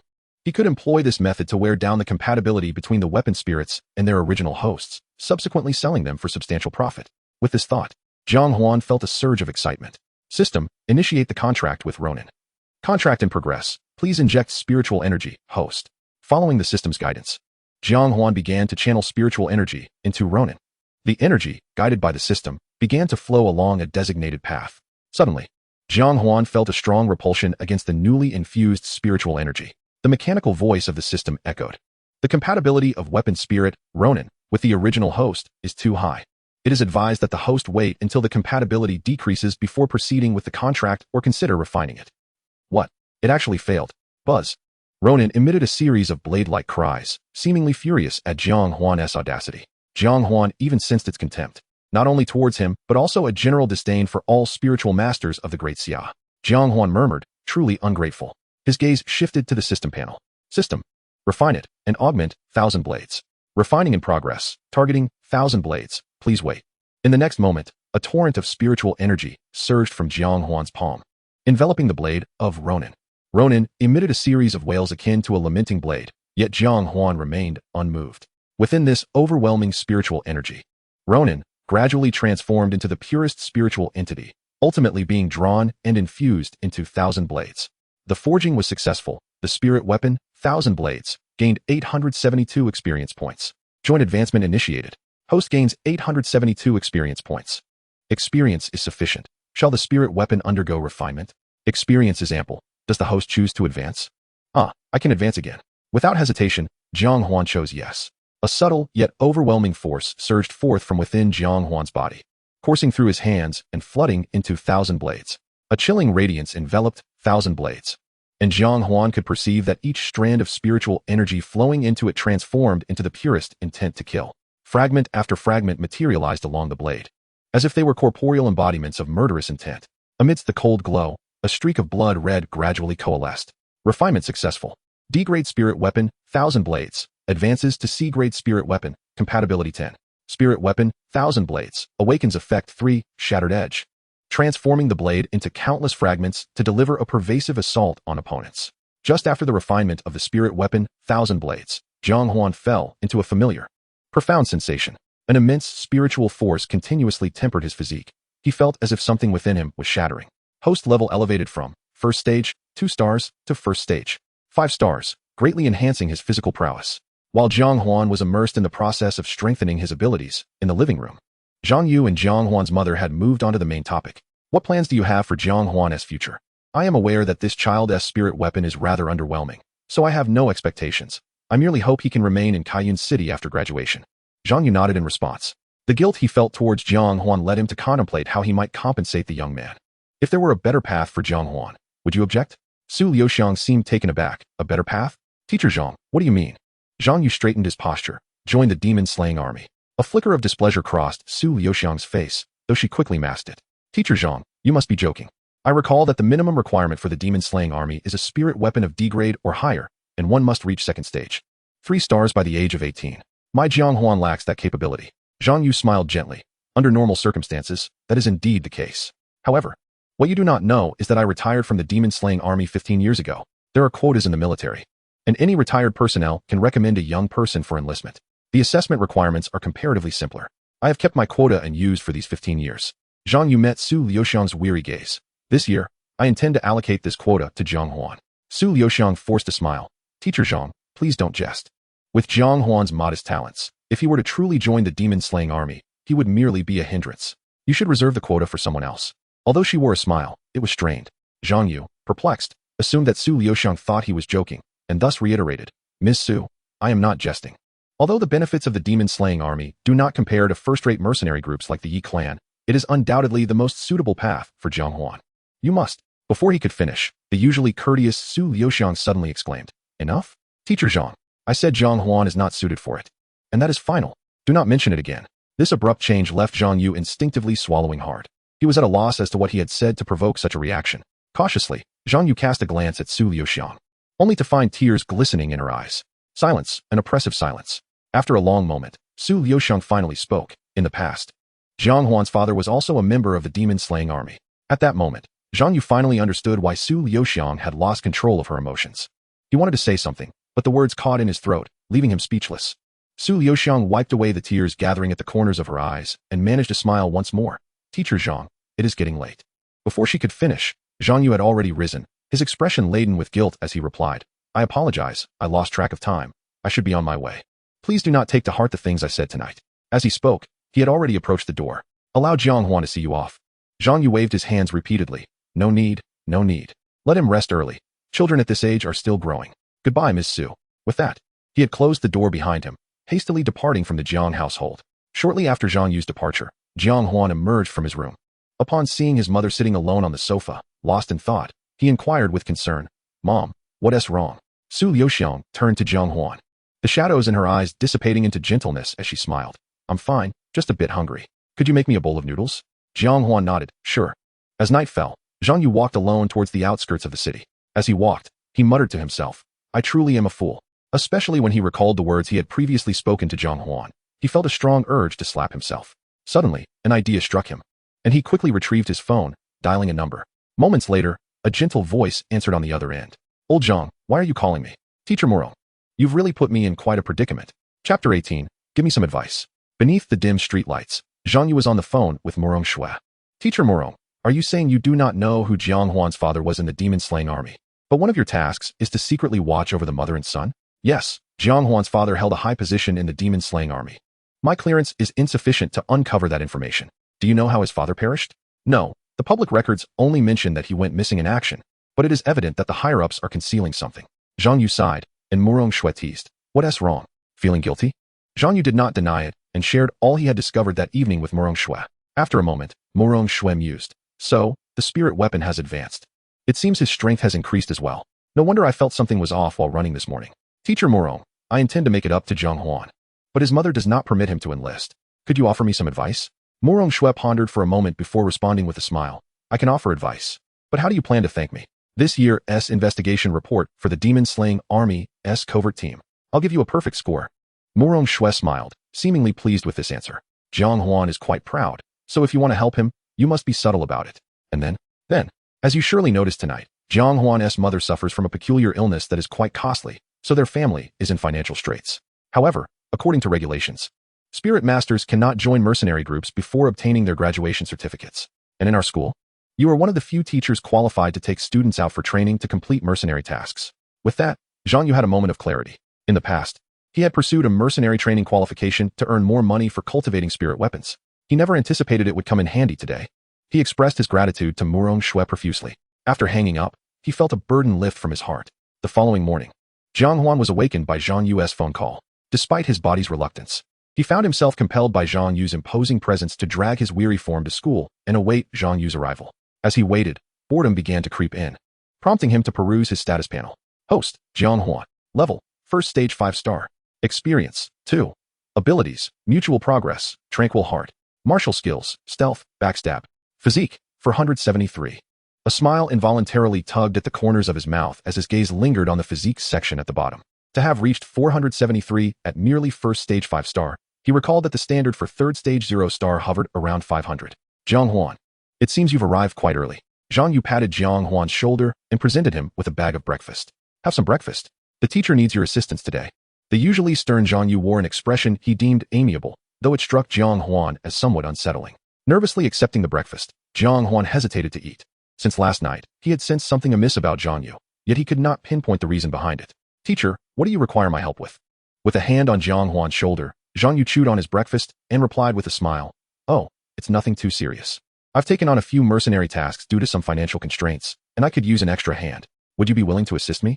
Seemingly anxious that Jiang Huan might decline, he quickly added, rest assured, I won't take on overly dangerous tasks. I'll ensure your safety outside. And we can split the commission 50-50. Jiang Huan regarded Zhang Yu with suspicion, yet the sincerity in his eyes suggested he was merely in need of assistance. Considering the ever-increasing medical expenses for his mother, after much deliberation, Jiang Huan finally nodded, all right. But when do we set off, Teacher Zhang? At that moment, Zhang Yu appeared to have found solace, as the weight he had been carrying within him gradually lifted. Right now? The towering city walls loomed behind them as a robust motorcycle roared along the cracked national highway. The raw gusts of wind whipped past Zhang Yu's sturdy frame, leaving only a gentle breeze to caress Jiang Huan's cheek. He gazed enviously at the motorcycle beneath him. Motorcycles in this era had undergone special modifications, exhibiting both astonishing speed and formidable durability, capable of traversing most terrains. Their only drawback was their exorbitant price. Zhang Yu's motorcycle alone was valued at several million, far beyond the means of a penniless youth like Jiang Huan. Nevertheless, he resolved that once his prowess improved, he would acquire a vehicle even superior to Zhang Yu's. Teacher Zhang, what task are we undertaking? An E-rank mission. Some supplies belonging to a trading company were intercepted by beasts on the road, and our objective is to locate these supplies and send the coordinates to the client, who will then dispatch someone to retrieve them. The commission is reportedly around 200,000. Before long, the duo arrived at a desolate ruin, which appeared to have once been a small town. Zhang Yu retracted the motorcycle into his storage ring and remarked, Jiang Huan, do you know where this place is? Jiang Huan shook his head. Zhang Yu replied with a smile, this is Gong County. It used to be quite a large county town. Decades ago, a beast tide devastated this area. We must tread carefully here, as you are likely to encounter primarily second-stage beasts. Leading Jiang Huan along the main avenue of the county, Zhang Yu exemplified what it meant to be a professional soldier. Jiang Huan, do you see? This seemingly chaotic path is actually the trail of the second-stage wind wolf. They are quite cunning. As they move, they sweep away their tracks with their tails. This is a lesson worth learning. If you wish to evade pursuit, remember to obliterate any traces you leave behind at all times. Of course, determining their direction is not difficult. It boils down to observation, scent, inquiry, and deduction. Observe the surroundings for traces, and remember, any living being that has passed leaves behind a scent. Jiang Huan, look here. There are several feathers, but upon closer inspection, you will notice they can be divided into 3 clusters. Generally, the females are more subdued in color, while the males exhibit more vibrant hues. Beasts display behaviors akin to animals, such as courtship displays. It is evident that 2 male avian beasts fought fiercely for mating rights, one of them grievously injured and fleeing in a panic. Jiang Huan, see here? This area clearly shows signs of a struggle, judging by the remnants on the walls. It appears 2 factions engaged in conflict. From the footprints, one side likely consisted of 5 individuals, while the other had 3. While the reason for their clash is uncertain, it likely stems from greed or desire, as is often the case. Therefore, Jiang Huan, remember that if you become a mercenary, you can trust no one but yourself, especially in the ruins beyond the protective city. As they searched for the supplies, Zhang Yu acted less like a teacher and more like a concerned elder guiding Jiang Huan. He continuously imparted various survival strategies in the ruins and methods for dealing with beasts, sharing invaluable life experiences without reservation. Although Jiang Huan harbored doubts, he absorbed knowledge like a sponge, eager to learn. Suddenly, Zhang Yu halted before a pile of debris. In the stillness of the ruins, a faint, fragmented mooing sound grew nearer. It seems we may have found those creatures, he signaled to Jiang Huan, gesturing for silence. Chapter 19, The Bull Beast. The two stealthily ascended the mound of rubble, crouching low as they peered ahead. Approximately 10 meters away stood a 2-story building, half collapsed. Nearby, 4 or 5 second-stage beasts frolicked, Jiang Yu murmured. It appears to be a herd of medium-sized bull beasts, likely numbering around 17 or 18, including those in the building. Do you feel confident, Jiang Huan? Jiang Huan remained silent, merely casting a cold glance at the herd of bull beasts. Noting his demeanor, Jiang Yu chuckled. These bull beasts are ferociously aggressive, and their trampling is their greatest threat. If one does not retreat in time, even a moderately skilled spirit master may succumb to temporary unconsciousness. However, this is also their vulnerability, as long as we act swiftly, either exiting their attack range before they trample or dispatching them beforehand, we will be safe. So, do not be anxious. Without lifting his gaze, Jiang Huan replied, Teacher, I am not anxious. Then what are you pondering? I was contemplating whether the bull brisket stew would taste better than that of a yellow cow. Jiang Yu was momentarily speechless. Suddenly, Jiang Huan inquired, what do I need to do? Simple. Just like last night. Jiang Huan looked puzzled. Jiang Yu elucidated. I will draw the beast's attention while you quietly sneak up and deliver a strike. Jiang Huan nodded, finding no objection to this arrangement. After all, with stealth, ambushing was his forte. Moreover, this presented an excellent opportunity to hone his skill, Thousand Blades. After exchanging a glance, they each took their positions. Jiang Yu boldly entered the line of sight of the bull beasts. His sudden appearance aroused their vigilance, causing them to stomp wildly and snort, attempting to warn the intruding Jiang Yu. Yet, he appeared oblivious, striding confidently toward them. The herd began to converge, with some bull beasts hidden within the building also joining the fray. As they drew near, Jiang Yu suddenly sprang forth, brandishing his ruler with a heavy swing, murmuring, A gentleman who does not exert himself cannot command respect. In an instant, the massive bull beast was sent flying by Jiang Yu's strike. The herd of bulls charged toward him in a frenzy, yet Jiang Yu turned and fled, deliberately maintaining a pace that seemed designed to entice the stampede. Each time a bull approached, he would exclaim, At 30, one stands firm. At 40, one is unconfused. At 50, one knows their destiny. With each proclamation, a bull would meet its unfortunate end. The bulls attempted to disorient him, yet, as cunning as he was, he would swiftly pivot and leap in another direction, evading their trampling hooves. Jiang Huan, puzzled, mused. These phrases from old Jiang seemed to carry an unusual connotation. I must inquire further. Just then, Jiang Huan's figure appeared behind the bulls like a specter. Spirit, Thousand Blades, has slain a second-tier beast, bull beast, gaining 175 experience. Joint progress activation. Host gains 175 experience. Spirit, Thousand Blades, has slain a second-tier beast, bull beast, gaining 175 experience. Joint progress activation. Host gains 175 experience. Spirit, Thousand Blades, has slain a second-tier beast, bull beast, gaining 175 experience. Joint progress activation. Host gains 175 experience. Each bull Jiang Yu sent flying had scarcely touched the ground before Jiang Huan pierced its chest with his long blade, delivering a swift death. Moments later, the area was strewn with the carcasses of bulls, lying haphazardly. Jiang Yu, panting with exhaustion, silently spat in frustration, inwardly cursing, Damn it. Being a good teacher is truly taxing. However, as Jiang Huan approached, Jiang Yu mustered a smile he deemed benevolent. So, Jiang Huan, are you managing well? Observing Jiang Yu's demeanor, Jiang Huan handed him the water he had prepared, saying, Not bad, you've worked hard, teacher. At this, Jiang Yu let out a hearty laugh. As if in that moment, all his previous exertions were justified. Not hard at all. Who told me I must be your teacher? Jiang Huan then inquired, Teacher, what do those phrases you recited mean? Jiang Yu paused briefly before responding with a smile. I once stumbled upon an ancient text online, something called Lun Yu, and memorized it. It's quite fascinating, and I decided to rename the spirit effects accordingly. For instance, what I just said, a gentleman who does not exert himself cannot command respect, signifies that a gentleman must act decisively to establish authority, corresponding to the spirit's effect of power amplification. At 30, one stands firm, implies that I need 30 individuals to rise and fight. This effect doubles the damage. At 40, one is unconfused, means that with 40, I can fight without confusion, an advancement from the previous effect. At 50, one knows their destiny, indicates that I need 50 to realize I am the chosen one. This too is an advancement from the 30 mark. Jiang Huan listened in astonishment, feeling a sense of unease, yet silently absorbed the information, convinced it might prove useful in future confrontations. It was akin to calling out a plane or bomb in a game of cards, which often bestowed an extraordinary buff. As he listened to Jiang Yu's animated explanations, Jiang Huan scanned the fallen bulls, gradually sensing something amiss. Teacher, doesn't it seem like this herd is missing a leader? Jiang Yu paused for a moment, then surveyed the fallen bulls, his expression turning grave. Indeed, a leader is absent.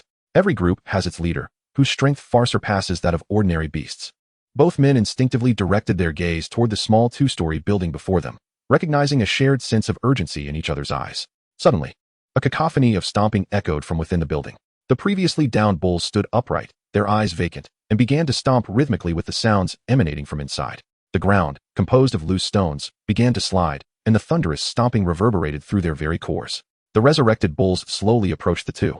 Yet their movements were notably sluggish.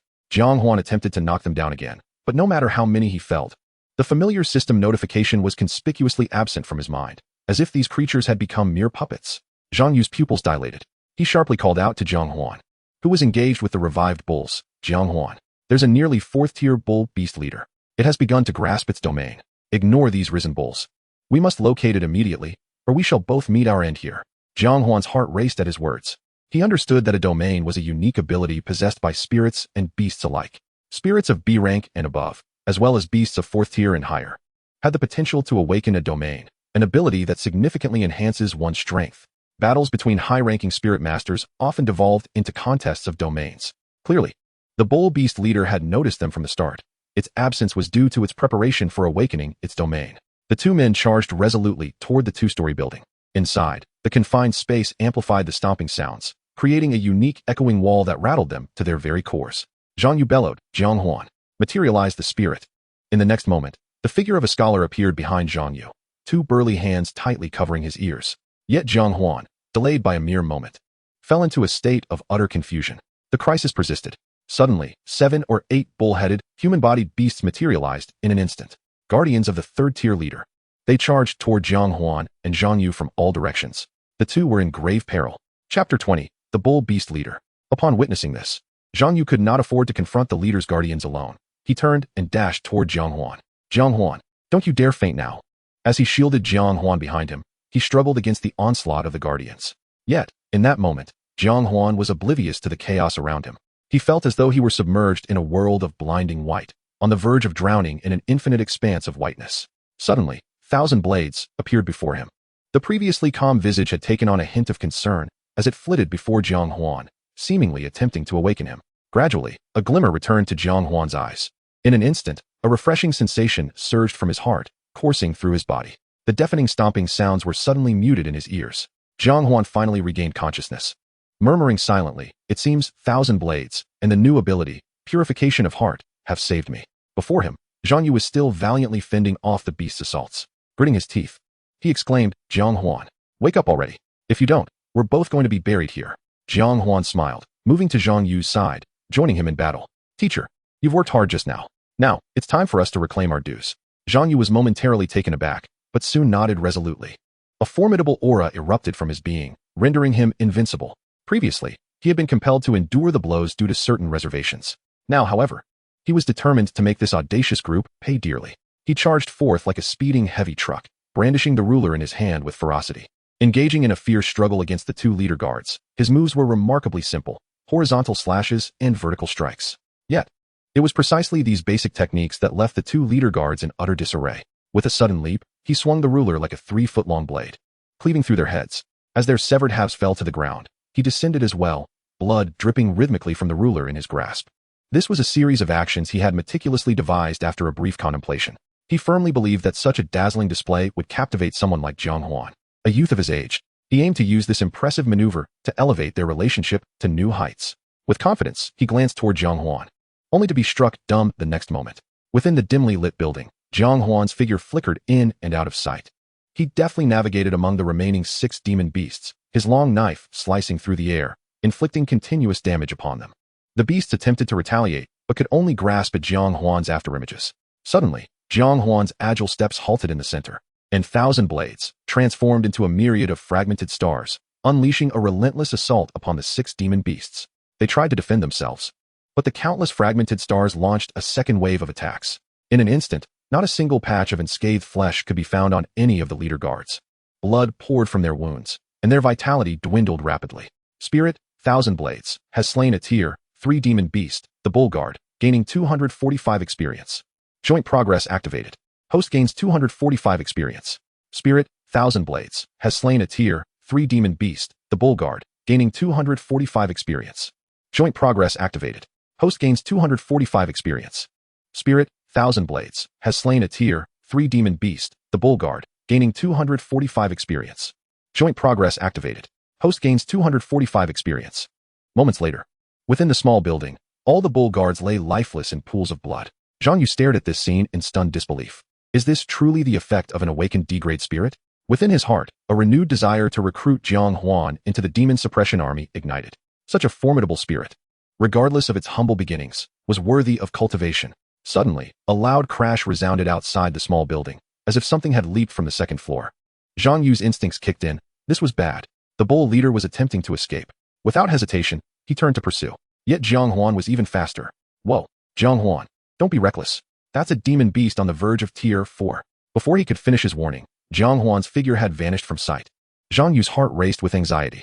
He bore no resentment toward Jiang Huan's impulsiveness. Rather, he lamented that his own energy had been overly depleted while protecting Jiang Huan, rendering him unable to keep pace. Outside the small building, a humanoid bull-headed creature, the bull leader, was desperately sprinting for its life, its legs flailing in a frantic escape. Its form was smaller than the previous bull guards, but its eyes betrayed a fierce hatred. Its complexion was pale, as though suffering from severe internal injuries. The sound of hurried footsteps echoed behind it, heightening its panic. A rush of wind surged from behind, prompting the bull leader to swiftly turn around and raise its bone staff in defense. Clang! The long knife struck the bone staff, sending splinters scattering. Jiang Huan's eyes widened in surprise. He had not anticipated the bone staff's remarkable durability. However, the bull leader was even more astonished, for Jiang Huan had seemingly vanished before its very eyes. With a swift thrust, the long knife pierced through its back, penetrating its heart. Its vitality drained away at an alarming rate. With all its strength, it glanced back, catching sight of a youthful yet resolute face. A fierce unwillingness flickered in its eyes. It was on the brink of breaking into Tier 4. Why had it met its demise at the hands of this harbinger of doom? Thud! The bone staff fell to the ground. It collapsed weakly, blood gushing from its chest, staining the cracked concrete beneath. Spirit, Thousand Blades, has slain a Tier 3 demon beast. The bull leader, gaining 595 experience. Joint progress activated. Host gains 595 experience. Experience sufficient. Would you like to refine the spirit? Experience sufficient. Would the host like to advance? Another opportunity to enhance my strength? Jiang Huan made no immediate decision, as Zhang Yu was about to emerge. Just then, Zhang Yu's voice echoed, Jiang Huan, be careful. His voice gradually faded until it was inaudible. At that moment, Zhang Yu's eyes brimmed with incredulity. A demon beast on the brink of Tier 4 had fallen to Jiang Huan's hands? Jiang Huan, you killed it? Zhang Yu glanced between Jiang Huan and the fallen bull leader, oscillating between disbelief and astonishment, nearly uttering the words, I can't believe it.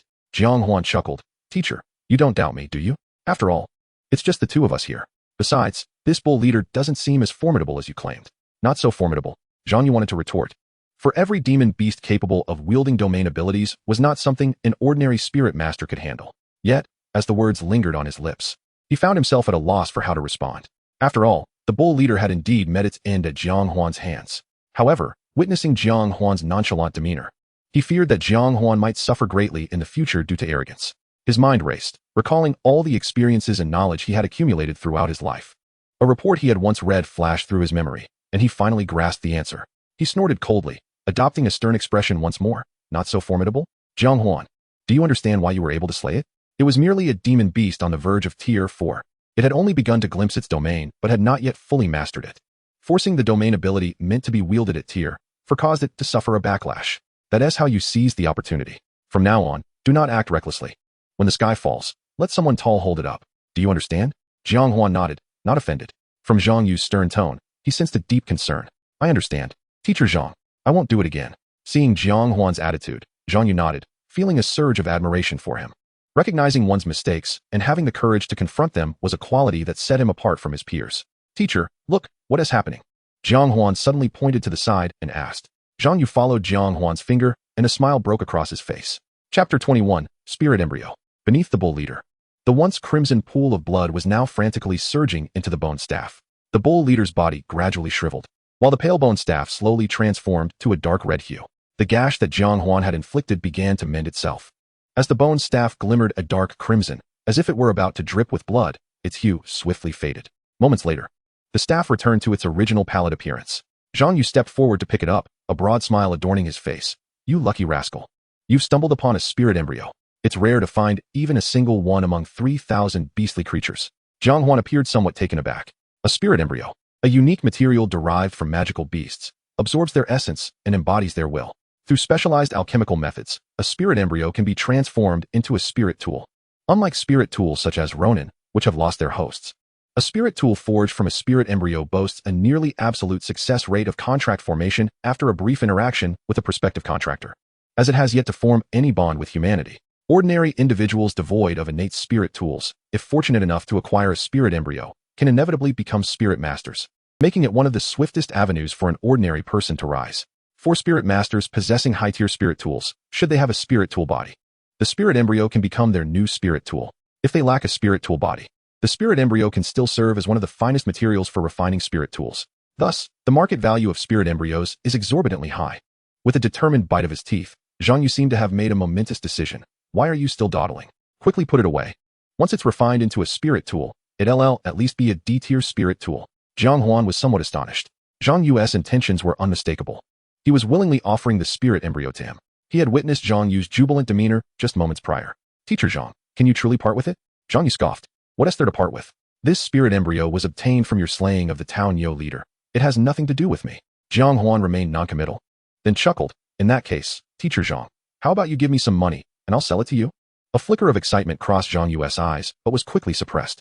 Years of failed refinements had instilled in him a premonition that C-tier was the pinnacle of his spirit tool. Rather than squander energy on this, it would be more prudent to provide the opportunity for advancement to a promising youth. With this thought, he gave Jiang Huan a hearty clap on the shoulder. Sell? What nonsense. Don't let your mind dwell solely on money. Enhancing your strength is far more significant. Keep this spirit embryo. What if you are a spirit tool body? Even if not, this spirit embryo can still be utilized for refining spirit tools. You never know when your spirit tool might advance to C-tier. Jiang Huan ceased his refusals. For within Jiang Yu's somewhat reluctant, yet resolute gaze lay a certain conviction. A teacher imparts knowledge and cultivates talent. Jiang Yu had always been this way. Though more stringent than other instructors, he genuinely aspired to nurture each student into a capable individual. After expressing his gratitude, Jiang Huan stored the spirit embryo within his system space. Truth be told, he was not particularly invested in this spirit embryo. Especially after witnessing the attitude of the 18 spirit tools towards Ronin, Jiang Huan realized that few spirit tools in this world could compare to those 18. However, he required an excuse, a justification for the advancement of a spirit tool. Upon seeing him accept it, a smile crept onto Jiang Yu's face. Jiang Huan gestured towards the scattered Town Yo corpses. Teacher, the task is completed. Should we send the coordinates to the task issuer? Upon hearing this, Jiang Yu's expression darkened. Damn it, just thinking about it infuriates me. A beast nearing 4th tier is here, plus 8 3rd-tier leaders guarding it. How dare they classify this task as E-tier? Jiang Huan furrowed his brow. Teacher, are you implying that this does not qualify as an E-tier task? Jiang Yu cursed vehemently. Of course it doesn't. A task of this difficulty should at least be D-tier. It might even barely qualify as C-tier. Jiang Huan suddenly felt as though he had been duped. Teacher, what should we do? Jiang Yu snorted. What should we do? Given the task's difficulty, if they want their goods back, they'll have to pay more. After a while, as the last rays of the setting sun pierced through the fog, casting a red glow over the ruins, the task issuer arrived at the site based on the coordinates provided by Jiang Yu. For the first time, Jiang Huan witnessed a distinctly different demeanor in Jiang Yu. He resembled a soldier confronting a foe, firmly planting his ruler into the ground. His face flushed as he bargained with the task issuer, exuding an aura that suggested he would fight tooth and nail if the payment did not meet his expectations. In the end, the task issuer had no choice but to raise the price to 500,000 before retrieving their goods from the 2-story building. Once the task issuer left, Jiang Yu was as gleeful as a child, showcasing the payment confirmation on his phone to Jiang Huan. Jiang Huan, did you see that? 500,000. Count them, 5 whole zeros. Hurry, give me your account, and I'll transfer half to you. Soon, the payment notification arrived. From 200,000 to 500,000, Jiang Huan couldn't help but exclaim, Teacher, you're incredible. Where am I incredible? I almost had a brawl with them. But didn't they concede to you in the end? Jiang Yu shook his head. They didn't concede to me. They conceded to the Demon Suppression Army. Under Jiang Yu's explanation, Jiang Huan learned that the Demon Suppression Army was unlike other large organizations. Each retired soldier, when confronted with insurmountable problems in life, could seek assistance from the Demon Suppression Army.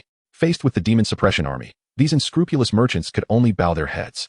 Jiang Yu cheerfully inquired, Hey, Jiang Huan, have you ever considered joining the Demon Suppression Army? I can write you a recommendation letter.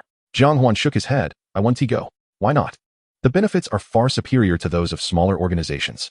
Moreover, in this line of work, connections matter. My mother won't allow it. Jiang Yu was momentarily speechless. Recalling the night when Su Liuxiang had lost control, he understood Su Liuxiang's concerns. But he believed that a formidable spirit tool like Jiang Huan could only secure a better future by joining the Demon Suppression Army. Jiang Huan continued, Besides, the Demon Suppression Army is too perilous. I want to live a few more years. Jiang Yu sighed.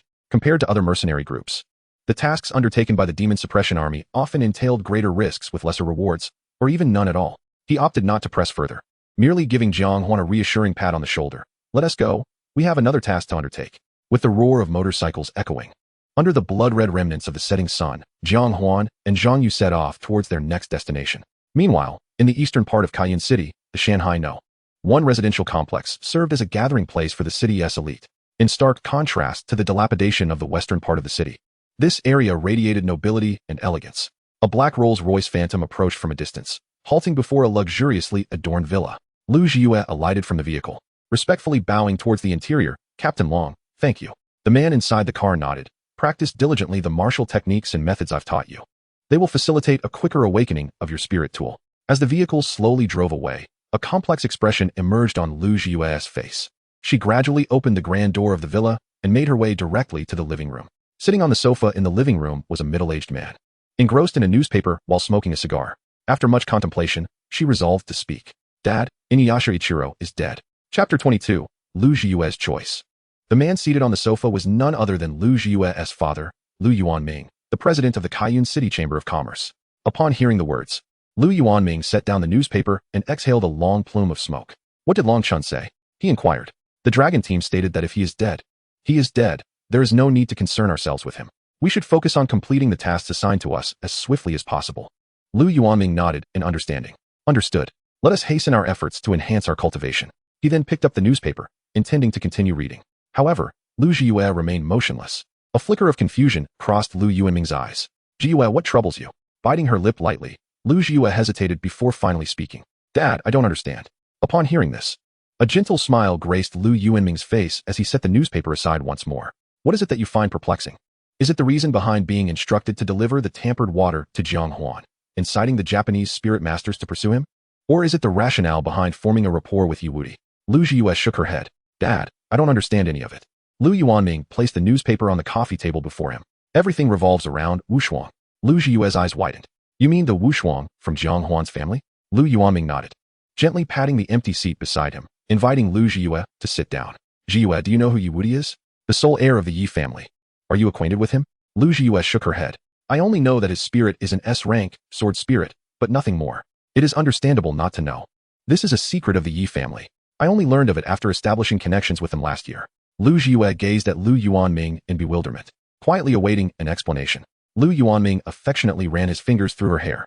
Sword spirit, despite being an S-rank spirit, is more akin to an auxiliary spirit, capable of gradually enhancing the quality of other sword-type spirits, essentially a slow refinement process. However, in terms of combat prowess, it may not even match your rose sword servant. Lu Jiyue's eyes widened in disbelief as she regarded Lu Yuanming. Suddenly, she understood why there were never any reports of Yu Wudi engaging in battle. Lu Yuanming continued, thus, he is in dire need of a formidable sword-type spirit. Lu Jiyue expressed her confusion. But Dad, Lu Yuanming interjected, I know what you are about to say. You are wondering why, with so many sword-type spirits available, and considering the Yi family's capabilities, they would focus on acquiring Wushuang. Lu Jiyue nodded. Lu Yuanming smiled. Wushuang is renowned as the most powerful A-rank sword-type spirit. It possesses a rare characteristic that few are aware of, regardless of the quality it attains. It remains the most potent sword-type spirit of that rank. Lu Jiyue gasped. Dad, are you implying that if Wushuang were to reach S-rank, it would be the most formidable S-rank sword-type spirit? Lu Yuanming picked up a glass of red wine that had already been poured and took a sip. Precisely. Now do you comprehend why you were instructed to deliver that vial of water to Jiang Huan? Only when Jiang Huan is gravely injured will his family consider selling Wushuang. But even so, if the Yi family desires Wushuang, they should simply seize it themselves. What does this have to do with us? Why should we act as their pawns? Lu Jiyue protested. Lu Yuanming sighed. My naive daughter, do you not grasp why you have been designated as a core team reserve member of the Yi family? Why the renowned spirit master Long Chan, hailed as the strongest among the 12 core teams, has traveled great distances to be your mentor? Lu Jiyue was taken aback. She had assumed that all this was due to the excellence of her spirit. Dad, what do you mean? Jiyue, I acknowledge that your spirit is the finest we have had in the Lu family over the years. However, in the grand scheme of the Great Xia, your spirit is merely a mediocre A-rank. Lu Yuanming rose slowly.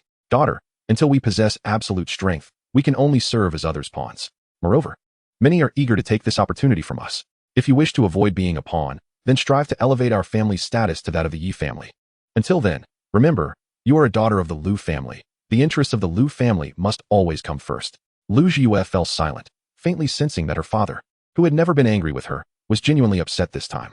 I recall Fang Chantian's son. What was his name, Fang Jia? He is also your classmate, correct? Lu Yue hesitated for a moment, but eventually nodded. Jiang Huan's mother visits his family hospital for checkups periodically. I need not elaborate further. A dreadful thought flashed through Lu Yue's mind as she attempted to resist. Dad, Lu Yuanming shot her a stern look. I know you have feelings for that boy from the Jiang family, but what of it? You are still young and do not realize that emotions are the most futile things in the world. Moreover, if you believe the Lu family can withstand the wrath of the Yi family, you may disregard my advice. With that, Lu Yuanming ascended the stairs. In the living room, Lu Yue remained seated, dazed, and alone. Her eyes were vacant, her thoughts seemingly frozen. Suddenly, tears streamed down her face. Indeed, what could she do? In the small town of Cayenne City, she was the daughter of the Chamber of Commerce president, and the Lu family held power within the city. Yet, when faced with a behemoth like the Yi family, what could they do? Her father's words echoed in her ears. If you do not wish to be a pawn, then strive to elevate our family's status to that of the Yi family. Gradually, her tears ceased. A resolute glint shone in her eyes, one she had never possessed before. If the Yi family could exploit her family, why could she not turn the tables and utilize the Yi family? As for Jiang Huan, it was merely a fleeting infatuation. When weighed against familial interests, what did it truly matter? With this thought, a sweet smile resurfaced on her face, reminiscent of days gone by. She retrieved her phone and dialed a number she had never called before. Hello, is this Fang Jia? It's me, Lu Yue. Amidst the boundless ruins, remnants of a bygone technological era lay scattered. In the stillness of the night, the occasional rustle of leaves broke the silence. Suddenly, a flock of birds took flight in a flurry. In the distance, a cacophony of sounds echoed, a chase. A massive, luminescent second-stage Qingfeng wolf was scrambling forward in a state of panic, with Jiang Huan and Zhang Yu hot on its heels. Teacher, let us finish it off with a single strike. We've been chasing it for ages. I'm exhausted. Nonsense. The mission requires its complete hide. If you strike it wrong, all of our efforts tonight will be in vain. But there are no buts. This is not just any Qingfeng wolf. This is a frenzied 30,000. Jiang Huan felt exasperated. He had gained yet another insight into Zhang Yu's priorities, money over life. The Qingfeng wolf was renowned among second-stage beasts for its speed. They had pursued it relentlessly for 2 hours. Even with Jiang Huan's superior physique, he was starting to falter. This cannot continue. Whether we catch the Qingfeng wolf is uncertain. I can't exhaust myself to the point of collapse before we even catch it. I need to devise a plan quickly. A thought flashed across his mind. Teacher, do you still have any strength left? Zhang Yu was taken aback for a moment. In the next instant, he burst out in exasperation. You little brat. Who do you look down upon? I am at least a 3-star 5 rank, with a physique of 650. I could keep going for another 2 hours without a hitch. Jiang Huan understood that he had been misunderstood, but he had no time to explain. Teacher, please do me a favor. Chapter 23, Quiet Advancement. Under the cloak of night, Jiang Huan swiftly darted to Zhang Yu's side. Zhang Yu gritted his teeth and promptly scooped him up. In the next moment, Jiang Huan was hurled forward like a cannonball by Zhang Yu. The Qingfeng wolf continued its mad dash, and Jiang Huan was still some distance away from it. As he was about to hit the ground, in a critical moment, Zhang Yu shouted, Scholar! In an instant, the scholar materialized behind Jiang Huan, once again lifting him off the ground. A tremendous force emanated from the scholar's arms, propelling Jiang Huan forward once more. He landed steadily, but the gap between him and the Qingfeng wolf had narrowed perilously. So close, in fact, that the wolf had no time to swerve. Jiang Huan gripped the 1,000 blades tightly, his eyes fixed on the approaching Qingfeng wolf, yet he remained utterly still. Zhang Yu, trailing closely behind, felt his heart leap to his throat. This kid can't possibly be paralyzed with fear, can he? The Qingfeng wolf let out a roar. A foul stench erupted from its maw as it raised its forepaw to strike at Jiang Huan. The rush of wind sent Jiang Huan's dark hair flying backward. Yet Jiang Huan remained unmoved, murmuring just 2 words, seemingly directed at the 1,000 blades in his grasp. Change. In an instant, the 1,000 blades elongated and thinned. Before the wolf's claws could descend, they pierced through its pupils and into its brain. Its forepaw ultimately halted just 2 centimeters above Jiang Huan's head. Boom. The Qingfeng wolf's body crashed heavily to the ground, stirring up a cloud of dust. Weapon Spirit, 1,000 blades, has slain the 2-rank monster, Qingfeng wolf, gaining 178 experience points. Joint progress activation. Host gains 178 experience points. The host's reckless actions have drawn the attention of 18 weapon spirits, all of whom regard you with keen interest. Zhang Yu's rapid strides gradually came to a halt, and from behind the thick smoke, that audacious figure once again engaged in a bold feat, but at that moment, he could only feel admiration. This courage, this judgment, was perhaps on par with the most outstanding spirit masters of the demon suppression army throughout its history. As the dust settled, Jiang Huan collapsed to the ground, gasping for breath. Only he understood the immense pressure he had endured in that fleeting moment. Had he acted any sooner, the The wolf's hide might have been damaged. Had he delayed, he would have sustained serious injuries. As Jiang Yu skinned the wolf, he laughed and scolded. You little brat. You truly are a natural-born fighter. It would be a shame not to join the demon suppression army. Jiang Huan chose to ignore him. Moments later, Jiang Yu rose and looked at Jiang Huan. Let's go, on to the next task. Jiang Huan rolled his eyes at him. Teacher, we've already completed 4 tasks in a single day. Even if I were a hunk of iron, I deserve a break, don't you think? Jiang Yu shrugged. Very well, take your time to rest. I'll handle it myself. When it comes time to settle the commission, don't be envious of my extra 100 or 80,000. With that, he disregarded whether Jiang Huan had gotten up and made his way toward the next destination. Jiang Huan, helpless, muttered a curse. Zhang the Skinner. Then he swiftly rose and caught up with Jiang Yu. The corners of Jiang Yu's mouth curled into a grin that he could hardly suppress. What Jiang Huan did not realize was that the intense pace of task completion was, in fact, Jiang Yu's test of him. It should be noted that one standard for the Demon Suppression Army's assessments is endurance and resilience. Despite Jiang Huan's repeated declarations that he would not join the army, Jiang Yu firmly believed that once the time was right, he would change his mind. Time seemed to accelerate, and before they knew it, 3 days had passed. Under the night sky, Jiang Yu stood guard by the campfire. A leg of an unknown beast roasting over the flames. Golden oil dripped down as it sizzled, creating a crackling sound. Jiang Yu held a small knife, occasionally carving into the beast's leg, wearing a look of sheer enjoyment. Meanwhile, Jiang Huan sat nearby, staring into the flickering fire, seemingly lost in thought. Jiang Huan. In these 3 days, we've completed 18 tasks, and the total commission has approached 3 million. Our efficiency is still a bit slow. Upon hearing this, Jiang Huan grimaced. Teacher, do you truly not regard me as a person? For these past days, Jiang Huan had felt like a robot, waking each day to complete tasks without a moment's solitude. Jiang Yu chuckled. It's all about making money. What's a little exhaustion? Money is the foundation for enhancing strength. Jiang Huan, weary of arguing, turned his attention to his phone instead. Before long, his gaze was drawn to a news article from 2 days prior. A 4-rank beast sighted in the ruins outside Cayenne City, with 3 mercenary teams already reported dead. Jiang Huan's brow furrowed as he recalled his momentary lapse during the battle with the leader of the Tuanyo. An unease settled over him. Teacher, with our current strength, would we be able to handle a direct confrontation with a 4-rank beast? Jiang Yu rummaged through his pocket and pulled out some seasoning, sprinkling it on the beast's leg. What are you joking about? Genuine 4-rank beasts possess domain abilities. The beast forms are manageable, but the humanoid ones are far more dangerous. If we encounter one, it would be best for us to flee immediately. Jiang Huan presented his phone to Jiang Yu, who glanced at the news and chuckled. I've seen this news. It's in the ruins of Luxian, a good 180 miles from us. As long as we steer clear of that area, we'll be fine. Seeing how nonchalantly he spoke, Jiang Huan felt the weight in his heart lift. He slowly rose and walked into the mist. Teacher, I'm going to use the restroom. Save me some of that beast leg. Initially, Jiang Huan sauntered away. But once he was certain Jiang Yu could no longer see him in the fog, he suddenly accelerated. He twisted and turned until he reached the 2nd floor of an abandoned hotel, glancing around to confirm that no one was nearby before leaning against the wall and sitting down. Finally, he had some time to himself. Jiang Yu's relentless tasking had far surpassed his expectations. With a thought, 1,000 blades appeared in his hand, and he then accessed the system page. Weapon Spirit, 1,000 blades. Quality, C. Effect 1, Glimmering Cold Light. Effect 2, Ever-Changing Forms. Effect 3, Shattering Edge. Experience, 131. Compatibility, 72. Refinement count, 3. Experience is sufficient. Would you like to proceed with Weapon Spirit Refinement? Jiang Huan chose yes, without hesitation. A mysterious, enigmatic energy that did not belong to him began to surge wildly into the 1,000 blades. The weapon appeared to respond to his summons, vibrating and resonating with the energy. The once faint crimson hue on the blade began to expand, like flames climbing up the majority of its length. Refinement successful. C-rank Weapon Spirit, 1,000 blades, has successfully advanced to B rank, increasing compatibility by 5. Next, Jiang Huan brought up his personal page. Host, Jiang Huan. Level, 1-star 5 rank. Experience, 131. Abilities, Joint Progress, Tranquil Heart. Martial Skills, Concealment, Backstab. Physique, 473.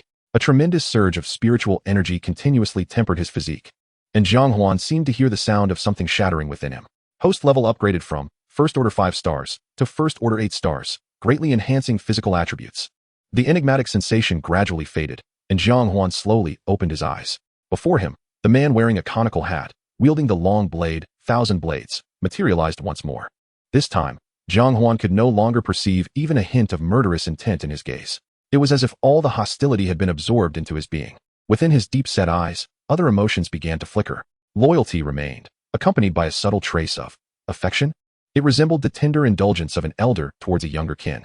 Jiang Huan observed the figure, solidified as if a real person, and inadvertently felt a sense of illusion. Thousand Blades seemed like a genuine man. Perhaps with a few more tempering sessions, he might be able to converse with me actively. Jiang Huan propped his chin up, suddenly realizing a matter. It appeared this tempering did not awaken any new effects. System, what is the reason for this? Chapter 24, Fourth Order Monster. Effect awakening is randomly generated and does not guarantee that every tempering will yield an awakening effect. Upon hearing this, Jiang Huan pondered for a moment and came to an understanding. For ordinary individuals, possessing 2 or 3 effects in their weapon spirits is already commendable. Even among typical geniuses, awakening 4 or 5 effects is merely average. The vast majority still rely on various martial techniques to enhance their combat prowess. He, who had already attained 3 effects in a weapon spirit tempered to B grade, was indeed fortunate. Having grasped this notion, Jiang Huan reached out towards the system space. The spiritual embryo obtained from the bullhead leader materialized in his hand. Detected spiritual embryo, bullhead priest, can be refined into D-grade weapon spirit, bullhead priest. Would the host prefer to contract or refine? Only capable of being refined into a D-grade weapon spirit? That seems rather lowly. With this thought, Jiang Huan promptly chose to refine. Executing refinement, targeting 1,000 blades, please wait. In the next moment, a mighty surge of spiritual energy erupted from Jiang Huan's palm, splitting into 2 and enveloping both the spiritual embryo and the weapon spirit. After a few pitiful wails, the spiritual embryo transformed into a puddle of liquid, which was then absorbed into 1,000 blades by the spiritual energy. The weapon spirit within the spiritual energy emitted a joyful hum. Refinement successful. Weapon spirit, 1,000 blades, gain 981 experience, compatibility 5. Joint progress activated, host experience 981. Weapon spirit, 1,000 blades, awakened effect 4, chaos of the mind. Disorienting the enemy's thoughts and striking unexpectedly. Another effect awakened? It seems somewhat reminiscent of the bullhead leader's domain effect. Jiang Huan picked up 1,000 blades for a closer inspection and noticed a bone drill, eerily white, had appeared at the hilt. System. How did it awaken an effect without advancing? Spiritual embryos are transformed from the blood essence of monsters when refined with weapon spirits. There is a probability of awakening new effects related to the characteristics of the monster. A smile involuntarily crept upon Jiang Huan's lips. 4 effects at B grade. And that too while he was still at first order 8 stars. How could this not be exhilarating? Once more, Jiang Huan cast his gaze upon the system interface. Weapon spirit, 1,000 blades. Quality, B. Effect 1, sudden chill. Effect 2, ever-changing. Effect 3, shattered edge. Effect 4, chaos of the mind. Experience, 35. Compatibility, 82. Tempering count, 4. With a thought, Jiang Huan summoned his personal interface. Host, Jiang Huan. Level, first order 8 stars. Experience, 35. Abilities, joint progress, tranquil heart. Martial techniques, stealth, backstab. Physical strength, 550. Not bad. His current physique was equivalent to that of a third-order spirit master. However, compared to old Zhang, he still fell short. There was still room for improvement. Just then, a piercing female scream echoed throughout the ruins. Jiang Huan, alert, crouched on the windowsill and gazed towards the source of the sound. Thick, heavy fog obscured his view, yet he could distinctly hear the frantic sounds of many monsters fleeing from the direction of the scream. A powerful curiosity compelled Jiang Huan to uncover the mystery concealed within the fog. He swiftly leaped down from the hotel and dashed towards the sound's origin. Along the way, he witnessed groups of monsters fleeing in panic, among them several third-order beasts.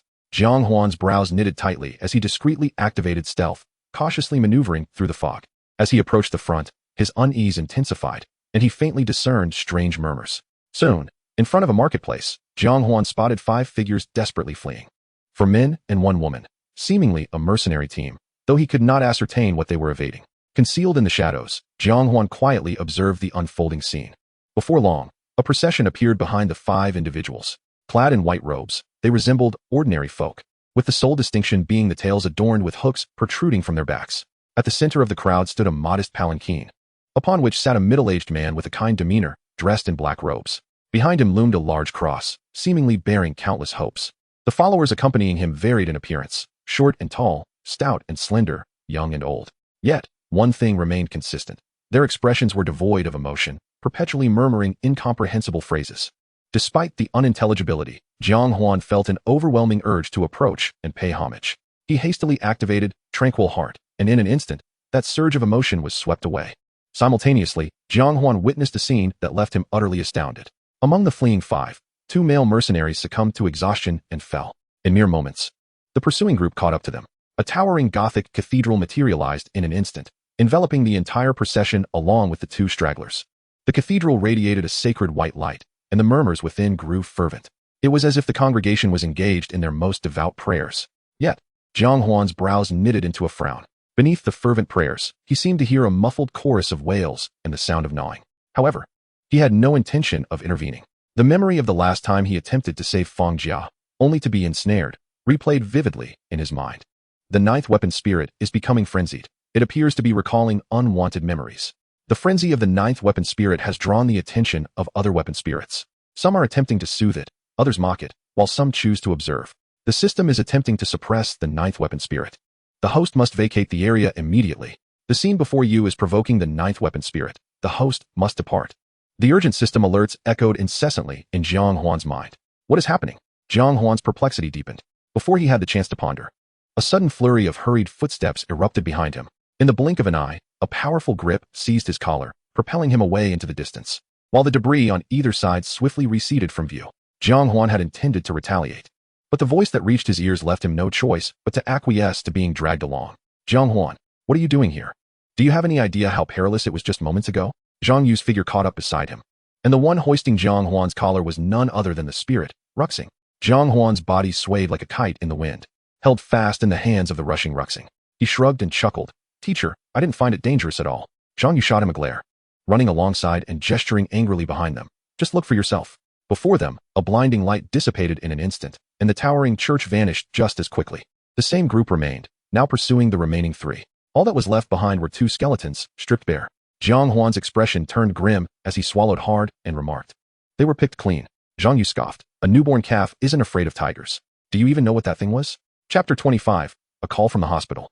With Zhang Yu's elaboration, Jiang Huan finally comprehended the nature of the entity he had just encountered. A fourth-tier demon beast, the priest. A peculiar creature that relished wandering far and wide to preach after the emergence of a dense fog. They favored transforming into human forms to enlighten the masses. The stronger they became, the greater the throngs of followers they attracted. Once their congregation reached a certain number, they could ascend in power. Their domain was the church, seemingly sacred and inviolable, yet profoundly chilling within. Anyone who inadvertently ventured inside would be indoctrinated, ultimately becoming sustenance for the priest and his followers. Zhang Yu said seriously, do you understand? If you had lingered just a moment longer, you might have walked straight into his domain. Jiang Huan paid little heed. After all, the hymns of demon beasts held no sway over him. He muttered to himself, I wondered why those two didn't hurry to escape. Turns out they were brainwashed. Zhang Yu, noticing this, gave Jiang Huan a sharp rap on the head. You little rascal, what were you doing over there? Jiang Huan scratched his head and grinned. I heard someone scream, so I was just curious. He paused and added, Teacher, how did you find me? Jiang Huan was puzzled. Logically, he had activated his concealment. Unless the area was confined, like being cornered by Wang Teng and others last time, how could anyone locate him so easily? Zhang Yu shot him an exasperated look. I caught a whiff of roasted meat on you. Smell? After experiencing some things in his youth, his sense of smell had unexpectedly heightened. Jiang Huan felt speechless. It seemed that this concealment technique had its flaws. He would need to seek out a more effective martial art to truly hide himself. The two ran for a considerable distance, only stopping to rest when they were certain they were not being pursued by the priest. Jiang Huan seemed to recall something. Teacher, do you think the fourth-tier demon beast mentioned in the news is that priest? Zhang Yu nodded. It likely is. Aside from him, most demon beasts have their own territories and do not roam aimlessly. Jiang Huan inquired. So what shall we do next? Head back to the city? Zhang Yu shot him an incredulous look. Why return to the city? Have you earned enough money? Jiang Huan pointed back toward their previous direction. Aren't you afraid of encountering the priest again? Zhang Yu shrugged nonchalantly. Fearful or not, the outskirts are inherently fraught with danger. This is what you will face in the future. Besides, he has already passed through our area. He won't be coming back anytime soon. We just need to remain vigilant. At that moment, Jiang Huan gained a deeper understanding of Zhang Yu. He was not only cautious, but also bold and meticulous. As they spoke, Zhang Yu retrieved a plastic bag from his storage ring and handed it to Jiang Huan. Inside was half a roasted beast's leg. Jiang Huan's face lit up with joy. Thank you, teacher. Zhang Yu chided lightly. Hurry and eat. Once you're done, we'll take on the next task tonight. Jiang Huan tore off a piece of meat and swallowed it, his mouth glistening with grease. Teacher, it's late. Shouldn't we rest? Zhang Yu checked his watch. Rest? I just received a task to catch 2 night owls for the research institute. 300,000. In another hour or two, the night owls will be out hunting. Jiang Huan sighed, feeling unfortunate to have such a workaholic for a teacher. Yet, unbeknownst to him, Zhang Yu merely wished to help Jiang Huan earn as much money as possible in the next 2 months, while also aiding him in honing his skills through practical combat. After thoroughly devouring the half-beast's leg, Jiang Huan went to the side to fetch a bottle of water from his system space to wash his hands when a vibration suddenly emanated from his thigh. Jiang Huan muttered, Who could be calling me at this hour? As he answered the call, wedging the phone between his head and shoulder while squatting down to wash his hands, he asked, "Who is it? Is this the family of Su Liuxiang?" "This is the Fong Family Hospital in Cayenne City." Jiang Huan's heart sank. He clearly remembered that this was the hospital where his mother had regular checkups. Was something wrong? "It's like this. The patient, Su Liuxiang, fainted during a routine checkup yesterday. She has been in a deep sleep for a day and night now." The water bottle slipped from Jiang Huan's hand, splashing water everywhere. "When our doctor checked earlier, we found her condition critical. She has now been taken to the emergency room. Currently, her situation is dire, and we require a family member to sign the critical illness notice. Are you in Cayenne City? If so, please come to sign as soon as possible." Jiang Huan felt darkness close and around him, rendered speechless for a long moment. Over the years, he and his mother had depended on each other. She was everything to him. "Hello? Can you hear me?" Jiang Huan snapped back to reality and hurriedly replied, "I'm sorry, I'm currently outside the city, but I'll return immediately. Please, I implore you, do everything possible to save my mother. According to regulations, we cannot act without a family member's signature. For now, we can only take measures to prevent her condition from worsening. Therefore, please return to the city promptly to sign or have a relative sign on your behalf." After the call ended, Jiang Huan looked back at Zhang Yu in a fluster. "Teacher, I need to return to the city immediately." Although Zhang Yu was unaware of what had transpired, he sensed that something unfortunate had happened. Without hesitation, he retrieved his motorcycle from his storage ring. "Let us go. We're heading back to the city." In the dead of night, the roar of the motorcycle echoed through the desolate ruins, kicking up a cloud of dust as it sped toward Cayenne City. At 3 a.m, the speeding motorcycle halted at the entrance of Fong Family Hospital. Jiang Huan, disregarding Zhang Yu, dashed toward the emergency room. The elegantly dressed Mu Rongxue hurriedly intercepted him. "Teacher Mu Rong, how is my mother?" Mu Rongxue shook her head. "We don't know yet. The doctors are still in there performing emergency treatment." To avoid delaying his mother's treatment, Jiang Huan had called Mu Rongxue while still outside the city, entrusting her to sign on his behalf. Despair washed over Jiang Huan as he sat helplessly on a bench outside the emergency room. He was consumed with anxiety, yet felt utterly powerless. At that moment, Zhang Yu hurriedly rushed in, exchanging a tacit glance with Mu Rongxue, both choosing to remain silent. As time passed, Jiang Huan felt increasingly restless, each moment akin to sitting on pins and needles. Half an hour later, a doctor clad in green surgical attire emerged. "Which of you is the patient's family member?" Jiang Huan promptly stood up. "I am." "Doctor, how is my mother?" The doctor sighed. "For now, her condition is temporarily stable. However, you must understand that your mother is afflicted with spiritual power allergy syndrome." Jiang Huan nodded in acknowledgement. The doctor continued, "Currently, there is no cure for spiritual power allergy syndrome. Generally, patients may intermittently fall into a deep slumber. While this can be somewhat inconvenient, it is not life-threatening. The greatest concern is the potential deterioration of her condition. If it worsens, the patient may slip into a profound sleep, leading to a state of cerebral self-deception." Jiang Huan looked at the doctor, perplexed, while Mu Rongxue and Zhang Yu's expressions shifted upon hearing this conclusion. "Doctor, what do you mean by cerebral self-deception?" Chapter 26, Exorbitant Medical Fees. The doctor regarded Jiang Huan with a hint of pity. "Simply put, it means the brain believes it is dead, issuing death commands to the body's organs. After a period of time, the patient will succumb to organ failure." Jiang Huan struggled to maintain his composure, urgently beseeching the doctor. "Is there no way to treat it?" The doctor shook his head. "Currently, a cure remains elusive. The only course of action is to continuously stimulate the patient's nerves, preventing the brain from succumbing to self-deception." However, Jiang Huan gazed at the doctor in confusion. "But what?" The doctor, with a sense of resignation, replied, "This treatment can only sustain her basic life functions, and it is exceedingly costly. For a family like yours, my recommendation is to forego treatment. Ongoing expenses will only exacerbate your burden." Jiang Huan was adamant. "Doctor, that's not an option. If there is a chance to treat her, we must pursue it. I can endure hardship. I am a spiritual master. I will earn a substantial income in the future."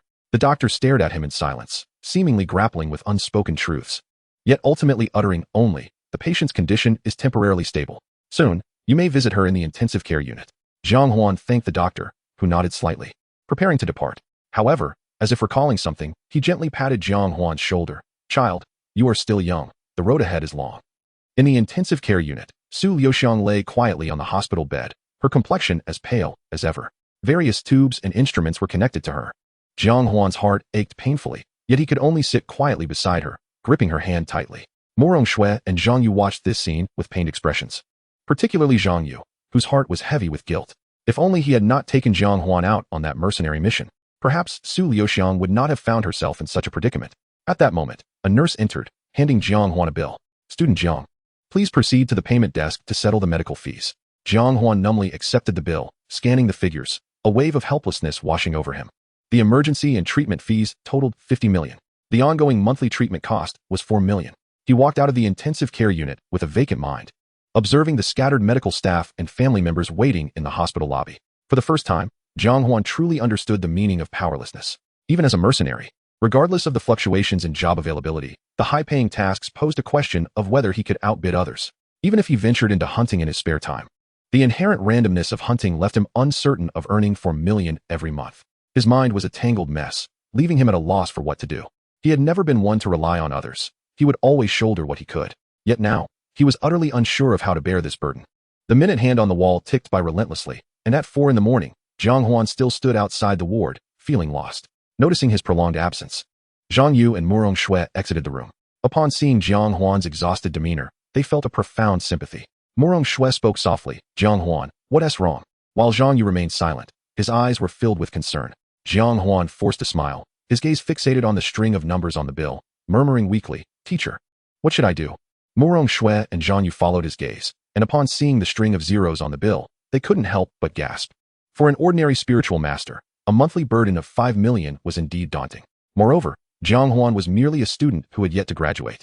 The trio fell into a prolonged silence before Zhang Yu spoke first. "Jiang Huan, the commission from our recent mission, along with a bit of the teacher's savings, totals over 23 million. Send me your card number. I will transfer it to you." Jiang Huan appeared oblivious, still staring blankly at the bill. It was only the sound of Murong Shui's melodious voice that snapped him back to reality. "Jiang Huan, do not fear. The teacher will cover your expenses." With that, she reached out to take the bill from his hands. However, Jiang Huan did not relinquish it. While he understood Murong Shui had money, he did not wish to be indebted to anyone. Zhang Yu shot him an exasperated glare, sternly admonishing, "Jiang Huan, I know you're proud, but the person inside is your mother. You cannot let your pride prevent her from receiving medical care." Jiang Huan still held on. Zhang Yu's long-suppressed temper flared up. Just as he was about to unleash a tirade, Murong Shui intervened. Concern etched on her face, she addressed Jiang Huan, "Jiang Huan, this is not mere sympathy from the teacher. This is a loan. You must repay me in the future, with interest." Jiang Huan's grip on the bill finally loosened, and Murong Shui took it to the payment desk to settle the charges. Upon her return to the intensive care unit, Jiang Huan remained at Su Liuxiang's bedside, his gaze filled with endless remorse and concern. Seeing Murong Shui return, he received the receipt from her. In addition to covering the treatment fees, she had also prepaid 2 months of hospitalization fees, totaling 60 million. Jiang Huan deeply bowed to both of them. "Teacher Murong, Teacher Zhang, thank you. I will repay you as soon as possible." Murong Shui quickly helped him up. "We can discuss repayment later. But you must understand that there are 4th-tier demon beasts roaming outside the city. Do not recklessly venture out to earn money." After giving Jiang Huan some words of caution, the two decided to leave, sensing he needed some time alone. As they exited the hospital, the golden morning light spread across the horizon.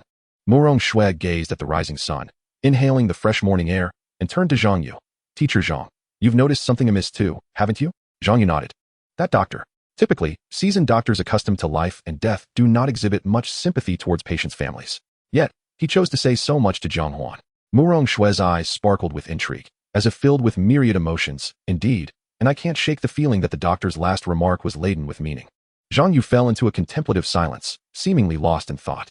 "Teacher Murong, what is your perspective?" Murong Shui offered a wry smile. "What can I say? We have no one stationed near their home." Zhang Yu instinctively reached for a cigarette, but before he could take a puff, Murong Shui extinguished it without hesitation. "Teacher Zhang, did no one inform you that smoking beside a lady is rather impolite, especially when conversing with a superior?" With a resigned sigh, Zhang Yu tucked the cigarette back into his bag. "Teacher Murong, what do you believe Jiang Huan will do next?" Murong Shui shook her head. "Hunt? Complete tasks? Frantically earn money? I truly do not know." Zhang Yu could not help but exclaim, "4 million in hospitalization fees each month. For a mere child, he must be risking his life to earn it." He paused, curiosity piqued. "Teacher Murong, although we are unaware of his father's situation, given that he has gone missing, isn't there any form of assistance provided to their family?" Murong Shui, with her arms crossed, responded softly, "Not at all. From the information I currently possess, after Jiang Huan's father had his accident, the higher authorities intended to extend special care to the Jiang family, even planning to dispatch individuals to guard them around the clock. However, Jiang Huan's mother, ever since her husband's incident, has developed a deep aversion to the demon suppression army. She not only rejected their protection but also returned every single subsidy sent to their family without hesitation." Zhang Yu sighed deeply, choosing to refrain from further comments. Inside the intensive care unit, Jiang Huan sat beside Su Liuxiang in a daze. Su Liuxiang's eyes were tightly shut, and a gentle breeze stirred her yellowing hair. Jiang Huan wore a grave expression. He felt a whirlwind of anxiety, both from his mother's illness and the mounting medical expenses. Mom, you always told me that the hardest debt to repay in this world is the debt of gratitude. It is better for others to owe us than for us to owe them. Yet, this time, I find myself in considerable debt of gratitude. What am I to do? Mom, it's not that I lack options, but I fear your reprimands upon awakening. The intensive care unit was eerily silent, save for the occasional beep from the nearby machines. Suddenly, Jiang Huan seemed to reach a resolution. Mom, if you remain silent, I shall take it as your consent. He gently tucked Su Liuxiang's blanket and forced a strained smile. Then, he quietly exited the intensive care unit, slowly closing the door behind him. Chapter 27. Wang Tang's malicious intent in the residential building of Shishan Camp. Within the living room of Jiang Huan's home, he knelt upright before his father's memorial tablet. 3 incense sticks burning steadily, their wisps of smoke curling gracefully. The name inscribed on the tablet shone glaringly. The sword before the tablet appeared unremarkable, indistinguishable from any ordinary longsword. Dad, Mom is ill. I have no money, and I need to discuss something with you. Do you mind if I pawn your spirit tool? Wush won't. Rest assured, it will only be for a short while. Once Mom overcomes this hurdle, I will redeem it immediately. The living room fell into a heavy silence. Jiang Huan's head bowed deeply, as if only in this position could he avoid confronting his guilt. After a long pause, he murmured, Dad, your silence will be taken as tacit approval. With that, he slowly rose and approached the spirit platform, retrieving Wushuang.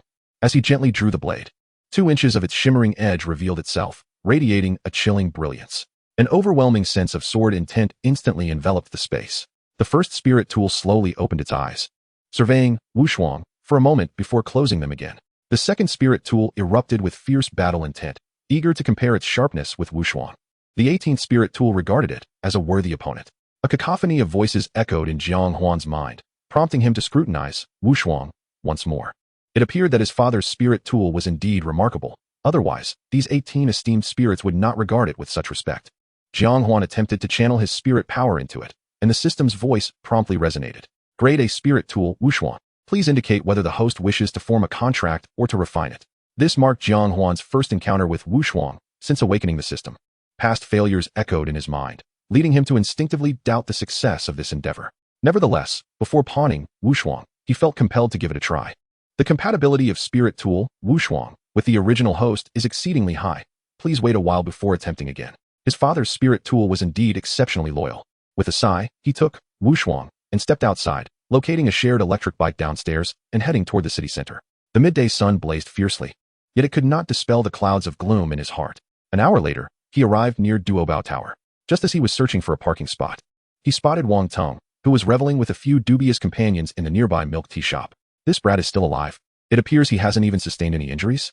Since the day he orchestrated a scheme against Jiang Huan, Wang Tong had been hiding at home, plagued by anxiety. He feared that Jiang Huan would survive. With the upcoming school recruitment, should Jiang Huan suddenly expose his past misdeeds, no employer would give him a second glance. After all, no one desires to hire an individual known for betraying their comrades. It was only 2 days ago that he felt reassured, convinced that the city patrol would no longer seek him out, allowing him to return to his previous demeanor. Yet, he never anticipated that Jiang Huan would emerge unscathed. A tumult of emotions washed over him, causing his previously jovial expression to falter. Hey, Tinggu, what's wrong with you? Sun Pongzi was the first to notice Wang Tong's unusual demeanor. The others soon followed suit, inquiring about his apparent distress. Wang Tong scanned the 4 individuals around him and then lowered his voice. I just saw Jiang Huan. The others dismissed it nonchalantly. So what if you saw him? Tinggu, let's not provoke him. Damn it, that bastard seems to be invincible. F-grade spirit tool and a physique of 5. He could easily pummel us. Yeah. That kid is too strange. Let's keep our distance. Wang Tong, hearing their comments, felt an inner rage bubbling up, but managed to patiently explain the events that transpired between him and Jiang Huan. The group exchanged glances in disbelief. Tinggu, you mean you schemed against him? Tinggu, with all due respect, he saved you. Even if you find him disagreeable, you shouldn't go that far, right? Exactly. They chimed in. As Wang Tong listened to their reproaches, the fury within him became unbearable. He slammed his hand on the table, prompting the milk tea shop owner to frown. However, considering their status as spirit masters, the owner could only express his dissatisfaction through his handcrafted lemon tea. Wang Tong glared, his voice low and furious. Damn it. Do you all truly think you're the good guys? Let me tell you, if this matter ever comes to light, none of you will escape unscathed. We are guilty of organized, premeditated murder within the protective city. If he seeks revenge, our lives will be over. A heavy silence enveloped the group as they began to realize the gravity of their predicament. After a considerable pause, someone finally inquired, Brother Tong, what should we do? Wang Tong surveyed the group and slowly uttered, eliminate the roots. The faces of the other 4 instantly turned ashen. They were merely students, while they could engage in bullying. The thought of taking a life filled them with trepidation. A bespectacled youth muttered, "Brother Tongue, we can't defeat him." Upon hearing this, Wang Tung forcefully pushed the boy's head. "Can you not use your brain? Why not seek assistance?" The group exchanged glances, each reflecting hesitation and fear in their eyes. After much deliberation, Fatty Sun was the first to rise. "Brother Tong, you know my parents are strict with me. I shall not involve myself in this matter. However, I seem to owe you 300,000. I will repay you now." As he spoke, he lowered his head to transfer the funds. "Brother Tong, my mother is calling me home for dinner. I must be off." With that, he stood to leave. Observing this, the others promptly followed suit. "Brother Tong, I also seem to owe you 100,000. Please take it. By the way, I need to attend extra classes, so I can't stay. I believe I owe you 200,000 as well." "Right, my relatives are visiting today. I must return home." Moments later, the table was left with only Wang Tung and 5 cups of milk tea, barely touched. Wang Tung gazed at the incoming transfer notifications on his phone, his expression darkening. He understood their intentions all too well. They were merely fearful of being implicated, seeking an excuse to offer him money as a form of hush money. "A bunch of cowards. You lack courage. I shall handle this myself. Once I succeed, do not even think of ingratiating yourselves with me." He turned his gaze fiercely towards Jiang Huan, who was conversing with the counter attendant in the treasure building, finished his milk tea in one gulp, and stormed out of the tea shop. Within the treasure building, Jiang Huan was currently following the counter attendant up to the second floor. After traversing a beautifully decorated corridor, the attendant opened the door to a tastefully appointed office for him.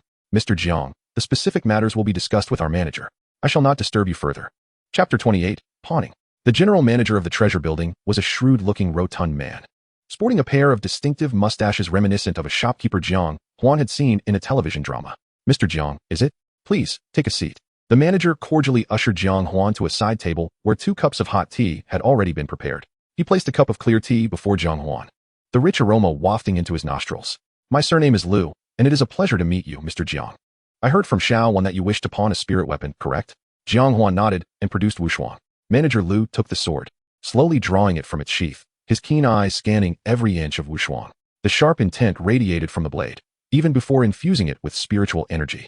One could sense an unparalleled aura of a world-class spirit weapon. This spirit weapon was capable of autonomously absorbing spiritual energy and taking form, a remarkable find indeed. He attempted to infuse it with his own spiritual energy, but as soon as he did, the blade hummed ominously, a strong sense of resistance immediately registering. It exuded arrogance and displayed a burgeoning self-awareness. This was at least the finest grade A spirit weapon. After observing for a while longer, he suddenly asked incredulously, "Mr. Jiang, are you certain you wish to pawn this? It is a top grade A spirit weapon, rivaling S-class." Jiang Huan nodded. "Yes, please state your offer." Manager Liu reluctantly returned Wushuang to its sheath, his emotions visibly stirred as he inquired, "May I ask how long you wish to pawn it for? And for how much?" 6 months, 80 million. Jiang Huan had calculated well, with his rapidly improving strength. He would only need 4 to 5 months at most to undertake high-level tasks and confront advanced beasts. By then, he would not only be able to afford his mother's medical expenses, but also redeem Wushuang. Manager Liu regained his shrewd composure upon hearing Jiang Huan's offer. He pondered for a long while before speaking. "Mr. Jiang, your price and the pawn duration present quite the challenge for me, according to industry standards." Before he could finish, Jiang Huan reached for Wushuang on the table, preparing to depart. "I apologize for the disturbance. I shall look elsewhere." Manager Liu was taken aback. Isn't business all about negotiation? Who leaves at the first sign of disagreement? He hurriedly blocked Jiang Huan's path. "Mr. Jiang, 70 million. 70 million. 10% monthly interest. If you still refuse, I am left with no options. This is undoubtedly the best price in Cayenne City." Jiang Huan smiled and extended his right hand. "Deal." When the notification of the funds arriving hit Jiang Huan's phone, a smile finally graced his face. Just before exiting the office, he reminded Manager Liu, "Manager Liu, please ensure it is well maintained. I will definitely return to redeem the sword before the 6 months are up." Manager Liu nodded repeatedly, escorting Jiang Huan to the ground floor, his professional smile unwavering. Once Jiang Huan's figure disappeared from sight, the smile vanished from Liu's face. He took out his phone and dialed a number. After a few rings, a melodious female voice answered. "Third uncle, what is it?" "Jiyu, you were absolutely right. Just as you predicted. A young man surnamed Jiang came to pawn an A-class spirit weapon today. However, he is quite astute. To secure that spirit weapon, I ended up spending an extra 10 million beyond my budget." He continued. After completing the pawn, he headed west out of the city. "I don't know if he's going home or leaving the city. Rest assured, the contract's official seal has been tampered with, just as you instructed." "Yes.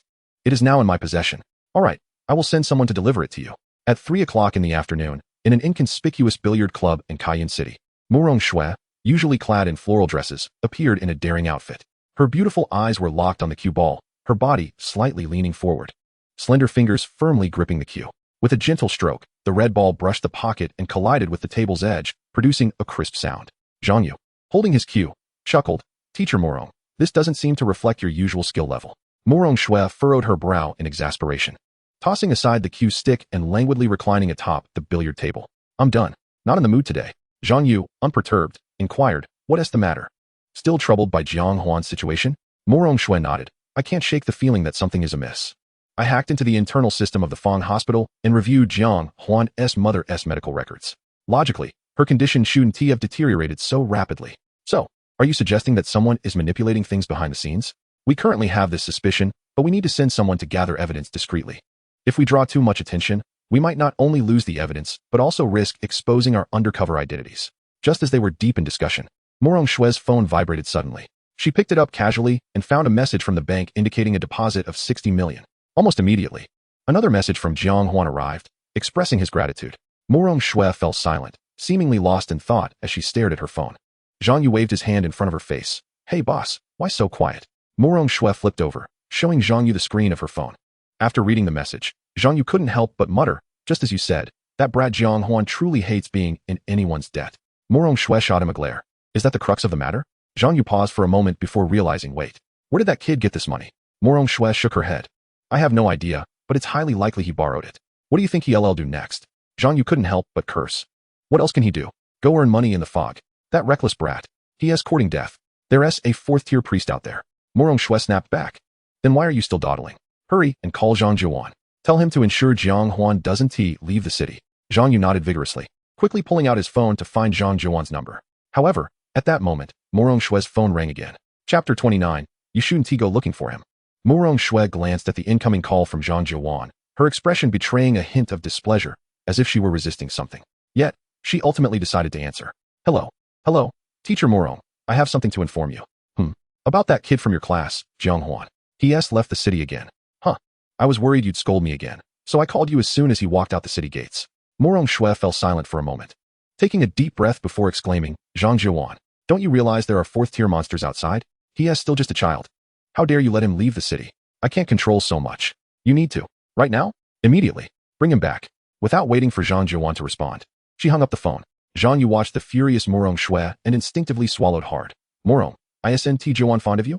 There's no need to be this harsh." Morong Shui shot him a fierce look, causing Jiang Yu to feel a chill run down his spine. He quickly darted out of the private room, shouting without looking back, "I'm going out of the city to find Jiang Huan." At the western gate of Cayenne City, Jiang Huan stared blankly at the hung-up call, a wry smile creeping onto his lips. Same as ever, such a fiery temper, but it's quite endearing.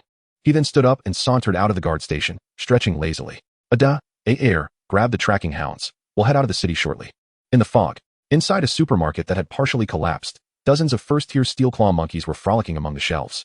Jiang Huan slipped through the shattered glass of a large window, stealthily making his way inside. One steel claw monkey, nestled in a corner, continued to slumber, seemingly lost in a delightful dream, drool trickling from its mouth as its filthy yet sharp claws twitched in the air as if embracing something.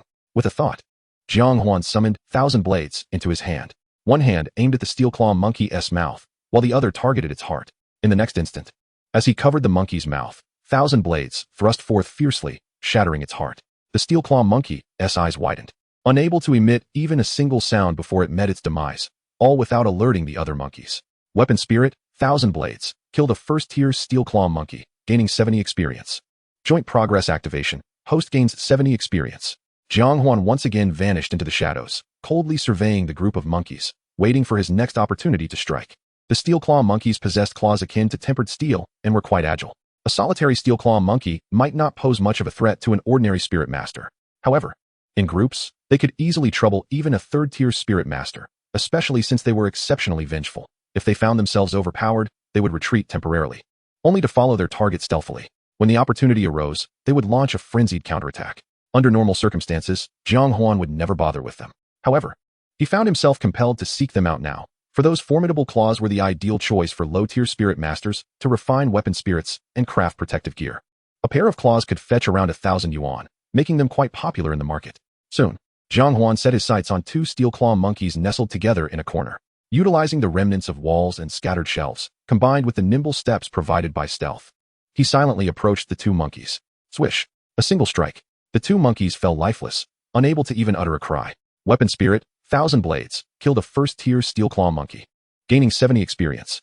Joint Progress Activation, host gains 70 experience. Weapon Spirit, 1000 Blades, killed a first-tier Steel Claw monkey, gaining 70 experience. Joint Progress Activation, host gains 70 experience. However, before Jiang Huan could once again retreat into the shadows, a screech from a Steel Claw monkey echoed throughout the supermarket. Jiang Huan turned towards the sound and saw the previously sleeping Steel Claw monkey frantically howling, a vivid red mark now apparent on its scarred face. Damn, I didn't control the blade properly. The blood that spurted out startled it. In the next moment, dozens of Steel Claw monkeys lunged toward Jiang Huan, their cries reverberating through the dilapidated supermarket, their raised tails resembling banners of war. They sought to tear Jiang Huan, the intruder, to shreds. Without hesitation, Jiang Huan attempted to flee the scene. Yet, the Steel Claw monkeys, having lived in the fog for years, swiftly sealed off all possible exits. What crafty monkeys! Jiang Huan couldn't help but scoff. A rugged-faced Steel Claw monkey was the first to charge at Jiang Huan, pouncing fiercely, its claws locked onto his throat.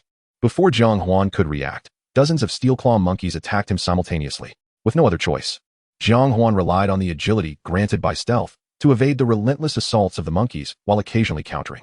However, facing their unyielding onslaught, Jiang Huan rarely managed to land a killing blow. Furrowing his brow, Jiang Huan grappled with the monkeys while contemplating how to break the deadlock. Damn it, I can't afford to waste too much time here. For a month, I must earn at least 5 million or more. Not only to cover my mother's medical expenses, but also to redeem Qianren. As the long sword severed the claw of a steel-clawed monkey with a resounding clang of metal, a faint smile graced Jiang Huan's lips. He suddenly leapt up, landing on a fragment of a broken wall behind him.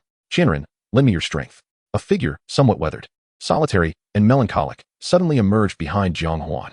In his hand was a long sword, entirely forged from spiritual energy, identical to the Qianren in Jiang Huan's grasp.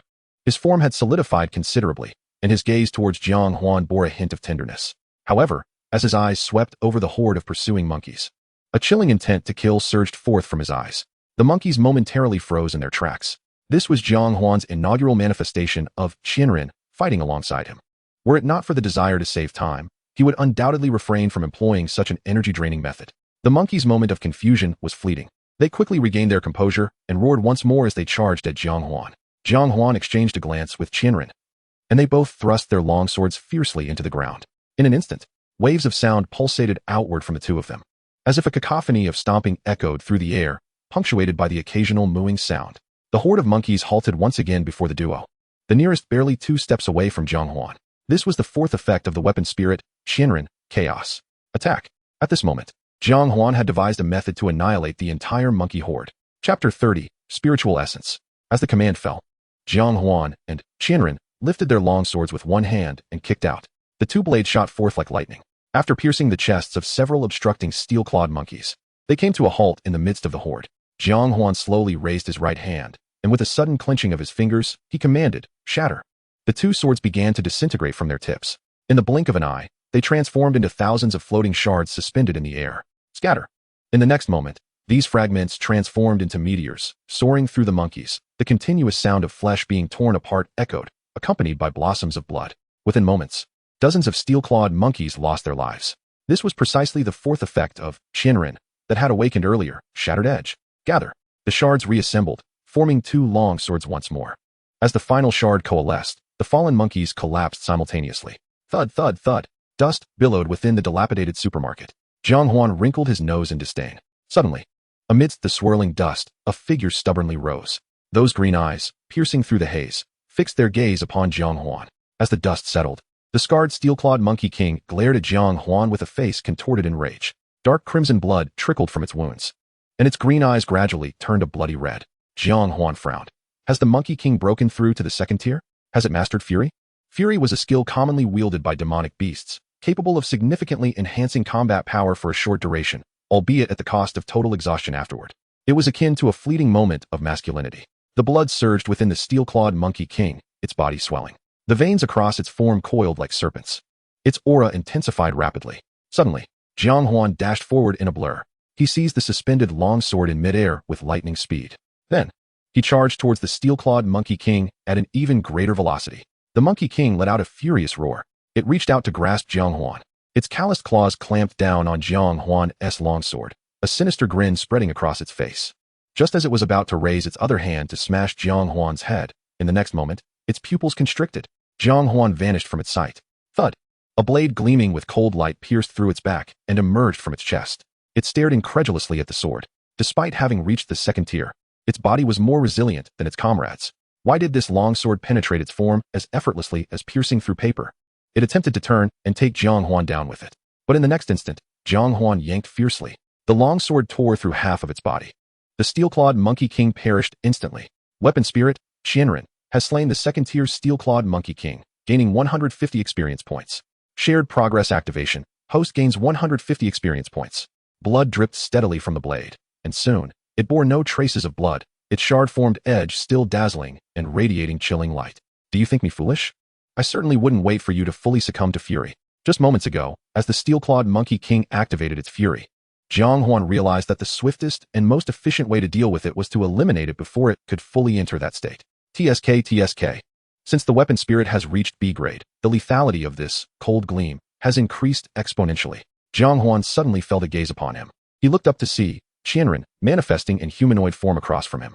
The corners of Qianren's mouth curled upwards, seemingly pleased by the spirited efforts of its junior. Its form gradually became ethereal, and the longsword, suspended between the two, forged from spiritual energy, also began to fade. One person, one sword, transformed into countless minuscule particles, streaming into Jiang Huan and Qianren. Jiang Huan promptly opened Qianren's system page. Weapon Spirit, Qianren. Quality, B. Effect 1, Cold Gleam Emergence. Effect 2, Metamorphosis.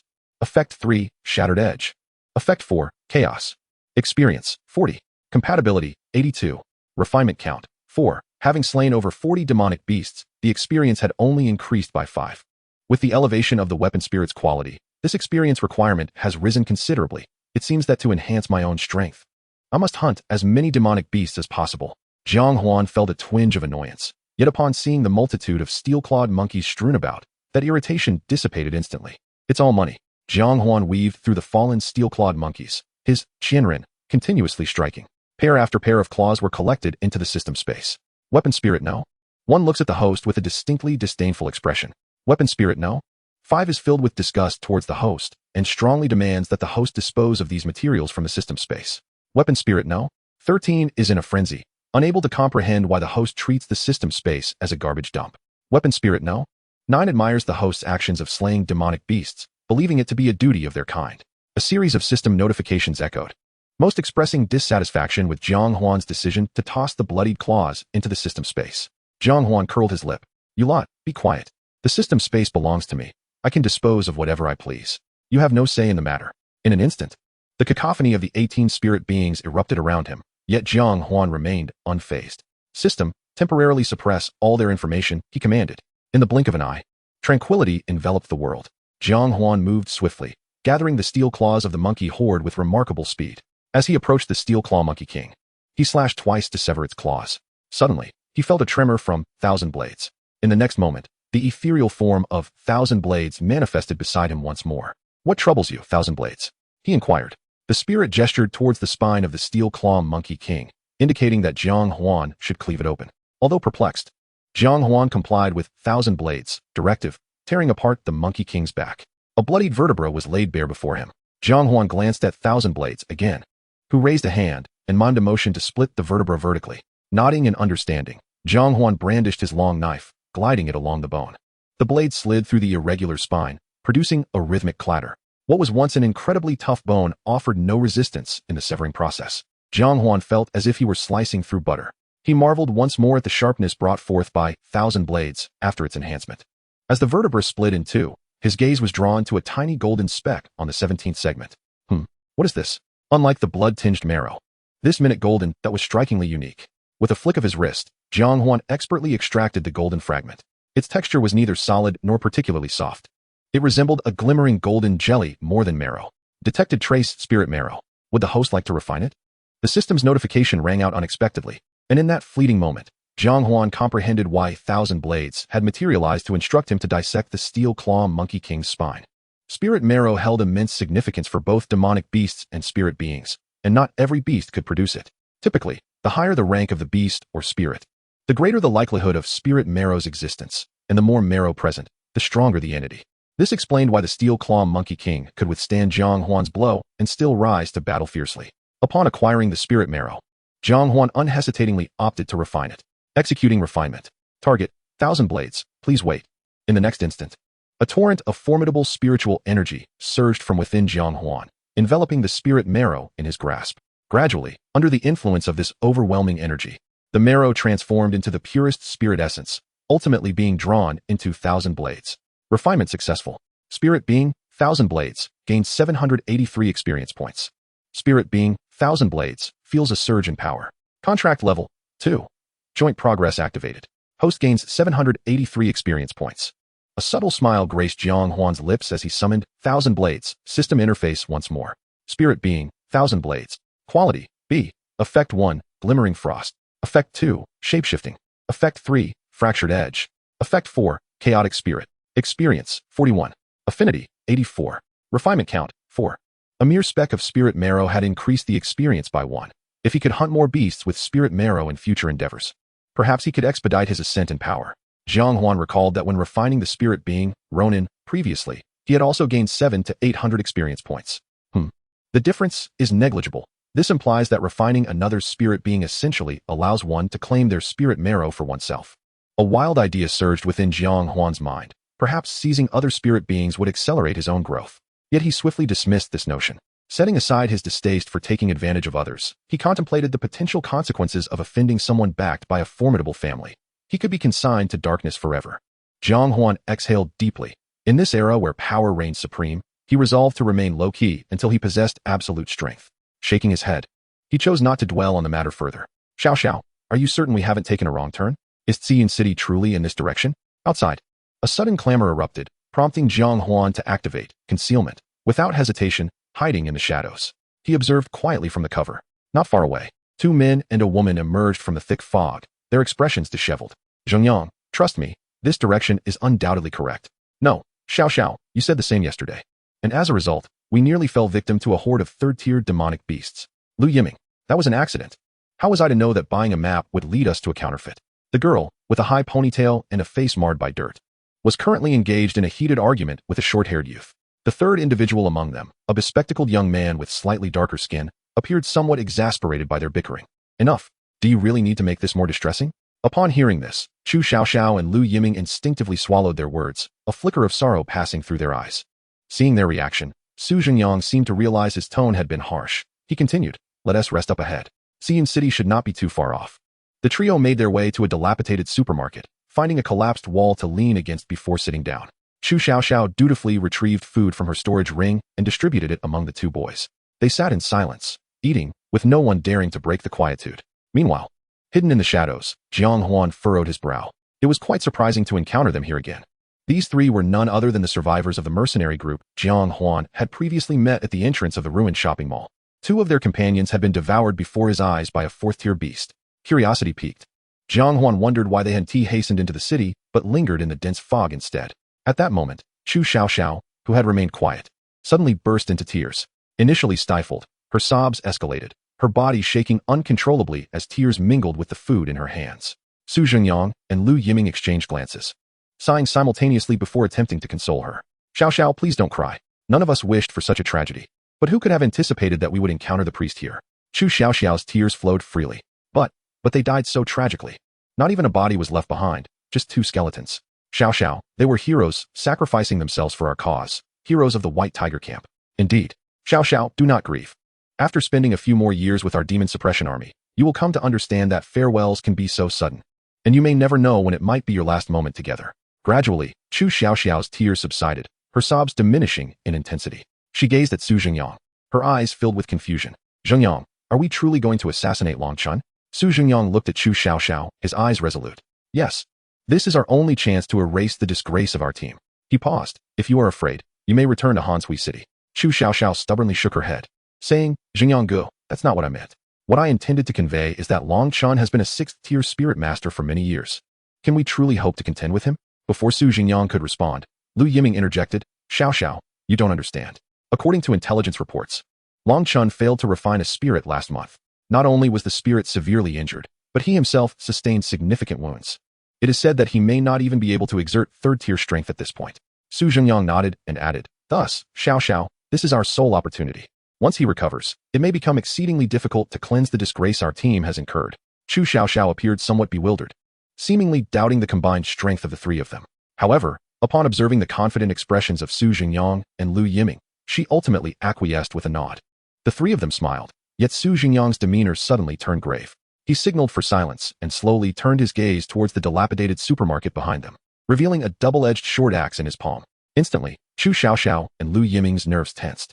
In unison, they summoned an oversized syringe and a pair of frost-tinged gauntlets. Materializing in their hands, the trio, with their spirit weapons at the ready, formed a strategic stance, each vigilantly surveying their surroundings. The recent encounters, shrouded in fog, had rendered them wary of any potential threats. In a hushed tone, Chu Xiaoxiao inquired, "Zhengyang Gu, what is the matter?" Su Zhengyang sniffed the air. "Do you smell blood?" Upon hearing this, both Lu Yiming and Chu Xiaoxiao instinctively inhaled, detecting an unmistakable scent of blood that seemed to grow increasingly potent. Their gazes towards the crumbling supermarket turned serious. Simultaneously, Jiang Huan, concealed within the wreckage of the supermarket, gripped his 1,000 blades. His heart raced, pounding in his throat. Chapter 32, The Survivor's Speculation. The trio of Su Zhengyang proceeded cautiously into the dilapidated supermarket, each step taken with utmost care. There was an undeniable aura of their potent spiritual energy, a signal that they were prepared to unleash their domains at any moment. As veterans of the Demon Suppression Army, they maintained a consistent distance from one another during their advance, ensuring that they could support one another swiftly should any unforeseen incident arise. Soon, they entered the supermarket's interior. Upon stepping inside, their brows furrowed in unison, especially Chu Xiaoxiao, who covered her mouth and nose at the gruesome sight before her. My goodness, which mercenary squad did this? As a newcomer to the Demon Suppression Army with barely 2 years of experience, she had witnessed her fair share of bloodshed, yet it had always been minor skirmishes, typically involving no more than a dozen beastly foes. She had never encountered a scene where dozens of beasts lay lifeless in pools of their own blood. After seeking Su Zhengyang's approval, Lu Yiming swiftly circled the supermarket, conducting a thorough inspection. Moments later, he returned to the others. "I've checked, there's no one left. They must have departed." Unbeknownst to him, he had brushed past Jiang Huan several times, who melded seamlessly into the shadows, remaining undetected. At this revelation, Su Zhengyang and Chu Xiaoxiao's anxiety subsided. The trio dispersed to examine the corpses of the steel claw monkeys, renowned for their tenacity. Even a dozen of these creatures could pose a headache for a second-tier spirit master. Here, however, lay over 40. Even a third-tier spirit master, unprepared, might find themselves at a disadvantage. Indeed, but it is unlikely that an ordinary third-tier spirit master would target such low-tier beasts. I suspect a team composed of second and first-tier spirit masters was responsible, with at least 5 second-tier members. Lu Yiming and Chu Xiaoxiao exchanged conjectures based on the scene before them. Su Zhengyang, however, remained silent, scanning the corpses of the steel claw monkeys. He showed no aversion to the blood that clung to his hands, occasionally prying open the wounds of the monkeys for closer examination. He halted before the corpse of the Monkey King, scrutinizing the gaping wound that cleaved its back. He meticulously examined the injury that pierced through from its back to its chest. "Zhengyang Gu, why are you so intently focused on a corpse?" Chu Xiaoxiao and Lu Yiming approached with curiosity. Upon witnessing the Monkey King's completely dissected back, disgust flickered across their faces. Su Zhengyang shot them a sharp glance, scolding, "I advise you to pay attention during your theoretical lessons with the instructor. You all have lofty aspirations, yet lack the resolve. Are you so delicate that you cannot bear to look at a slightly gruesome sight? Remember, you are soldiers now. Observe the corpse of this Monkey King closely." Reluctantly, they complied. Su Zhengyang pointed at the remains, explaining, "All the front claws of the steel claw monkeys have been removed," indicating that the perpetrators were motivated by financial gain, likely mercenaries. The duo was somewhat dismissive, having already deduced such a conclusion. Su Zhengyang continued, "Each corpse bears scores of varying wounds. You might naturally assume this was the work of a team. However, I must inform you, you are mistaken. The entire group of steel claw monkeys was slain by a single individual." Chu Xiaoxiao and Lu Yiming exchanged incredulous glances, arguing, "Zhengyang Gu, you cannot be serious. So many steel claw monkeys. Low-tier spirit masters cannot handle them, and high-tier spirit masters would not bother. How could it possibly be one person?" Su Zhengyang, somewhat exasperated, pressed on, "Have you closely observed the varying wounds on each corpse? Although the locations and sizes of the injuries differ, the depths are all identical." Chu Xiaoxiao and Lu Yiming appeared perplexed. In other words, Su Zhengyang elucidated, these monkeys were dispatched by the same individual, simultaneously controlling thousands of spirit blades with immense spiritual power to execute them all. Chu Xiaoxiao and Lu Yiming gasped in disbelief.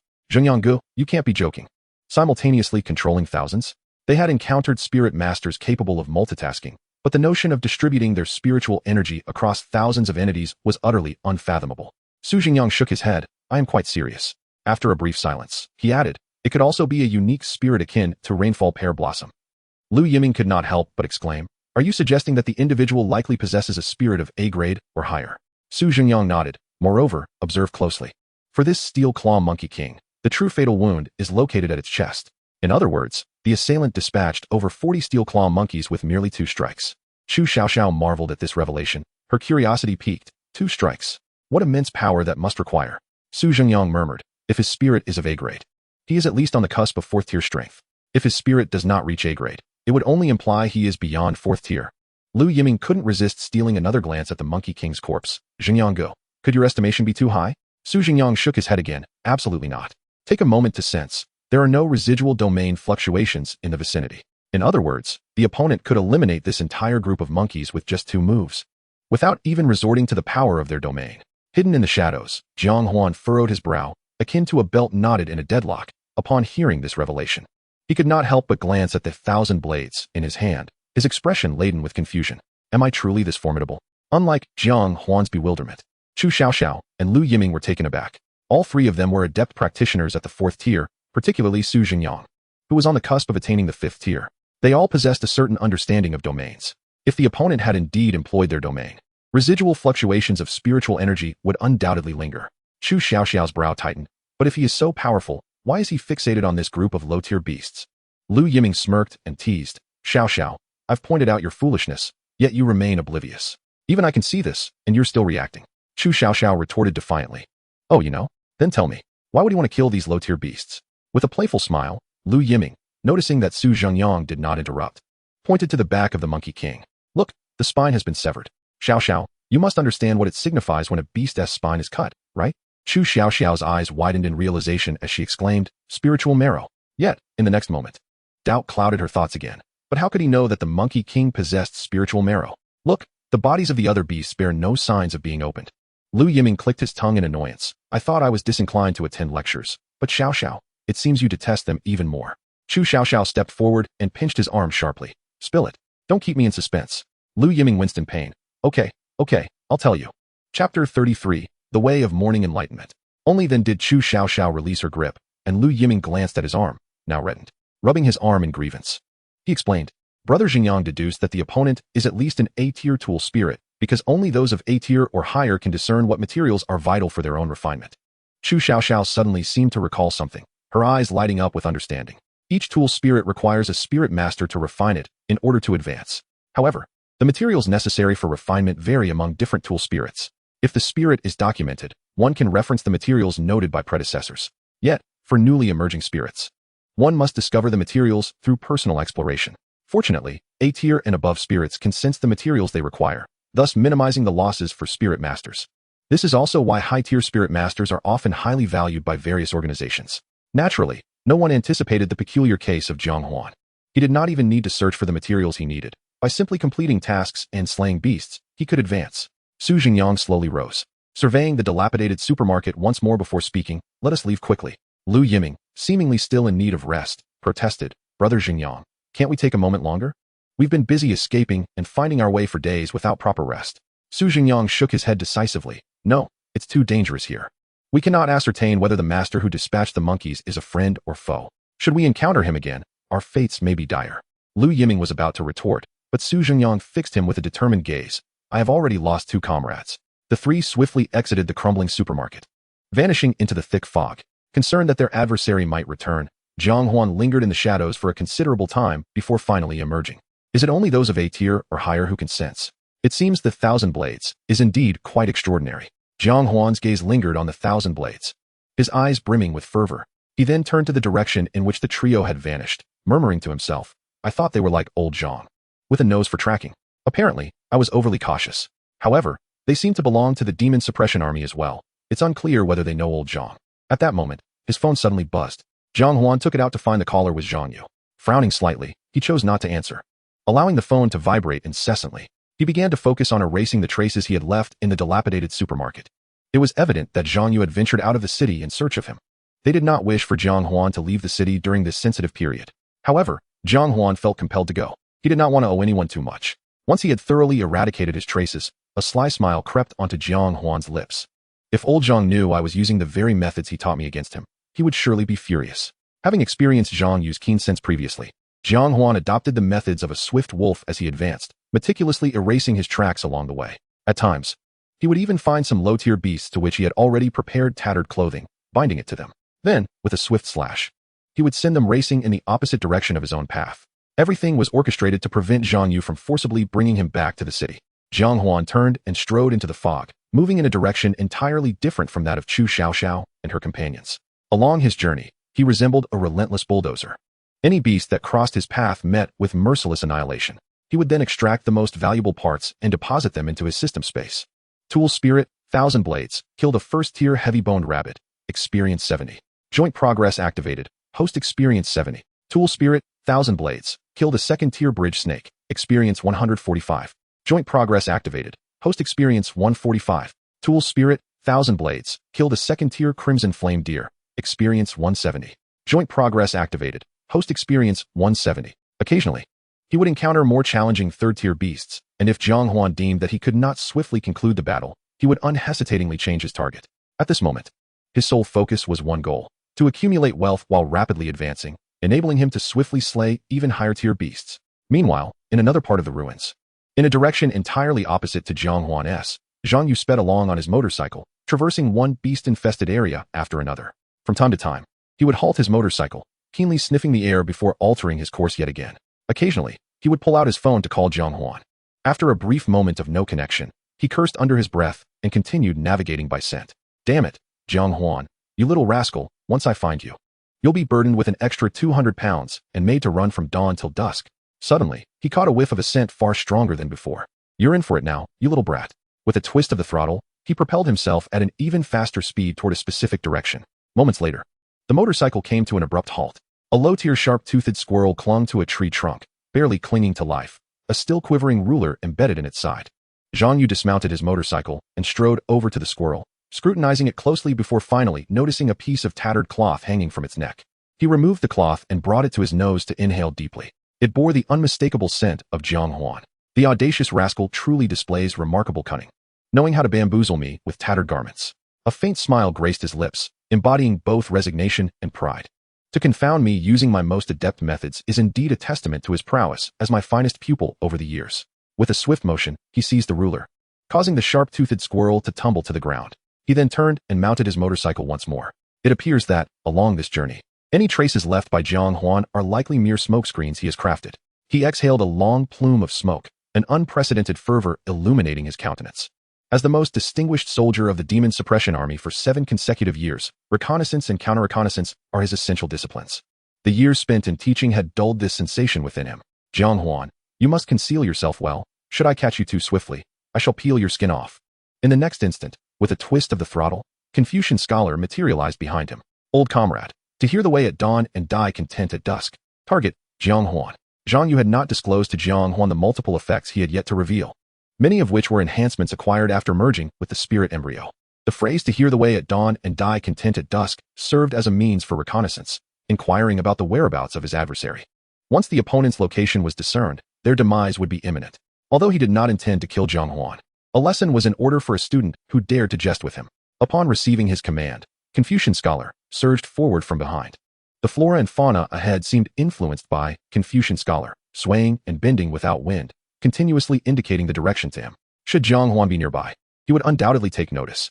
Despite occasional inaccuracies in the directions indicated by the plants, they were swiftly rectified by others. Zhang Yu pressed onward, closing in on his location. Chapter 34. The Scorpion Mercenary Group amidst the thick fog. Within a dilapidated factory, 2 individuals in their 30s, bearing the marks of mercenaries and injuries, knelt before a group of 6 mercenaries, trembling in fear. Not far from them lay 2 ordinary-looking spirit tools, shattered into pieces. A clear sign that the duo's instruments had been obliterated in a fierce battle against the 6. Please spare us. We will offer you everything we possess, pleaded one of them. The leader, a bald man with a blue scorpion tattoo on his head and a derisive grin upon his ghastly face, squatted before the man, brandishing a dagger and dragging it across the man's cheek. Crimson blood streamed down his face. No need for such fuss. Once you are dead, we will acquire everything, including all the money in your account. The man struggled against the torment, but the scorpion man held him firmly, and his limbs had already been broken, leaving him to wail helplessly. The woman beside him, terrified and pale, wept uncontrollably, her chest heaving with fear. The scorpion man's face broke into a knowing smile. Though unremarkable in appearance, his physique was noteworthy. My friends are in for a treat. Laughter erupted from behind him, except for one notably friar youth, whose expression was somewhat uneasy. Scorpion, isn't robbing on the way outside our contract? Without turning, the scorpion replied with a laugh. What? Young Master Wang, feeling guilty? The youth was Wang Tong, who had been secretly monitoring Jiang Huan ever since discovering he was alive, waiting for an opportunity to eliminate him once and for all. To achieve this, he had even spent lavishly in the black market of Sunyun City to hire a mercenary group specializing in dealing with troublesome foes. Provoked by the scorpion's insinuation, Wang Tong feigned indifference, coldly snorting. Puffed, feeling guilty? He is not someone I care about. Death is but a natural conclusion. The scorpion burst into laughter. Oh, it seems young Master Wang is quite brave. Of course, I'm incredibly brave. The scorpion suddenly rose, extending the dagger toward Wang Tong.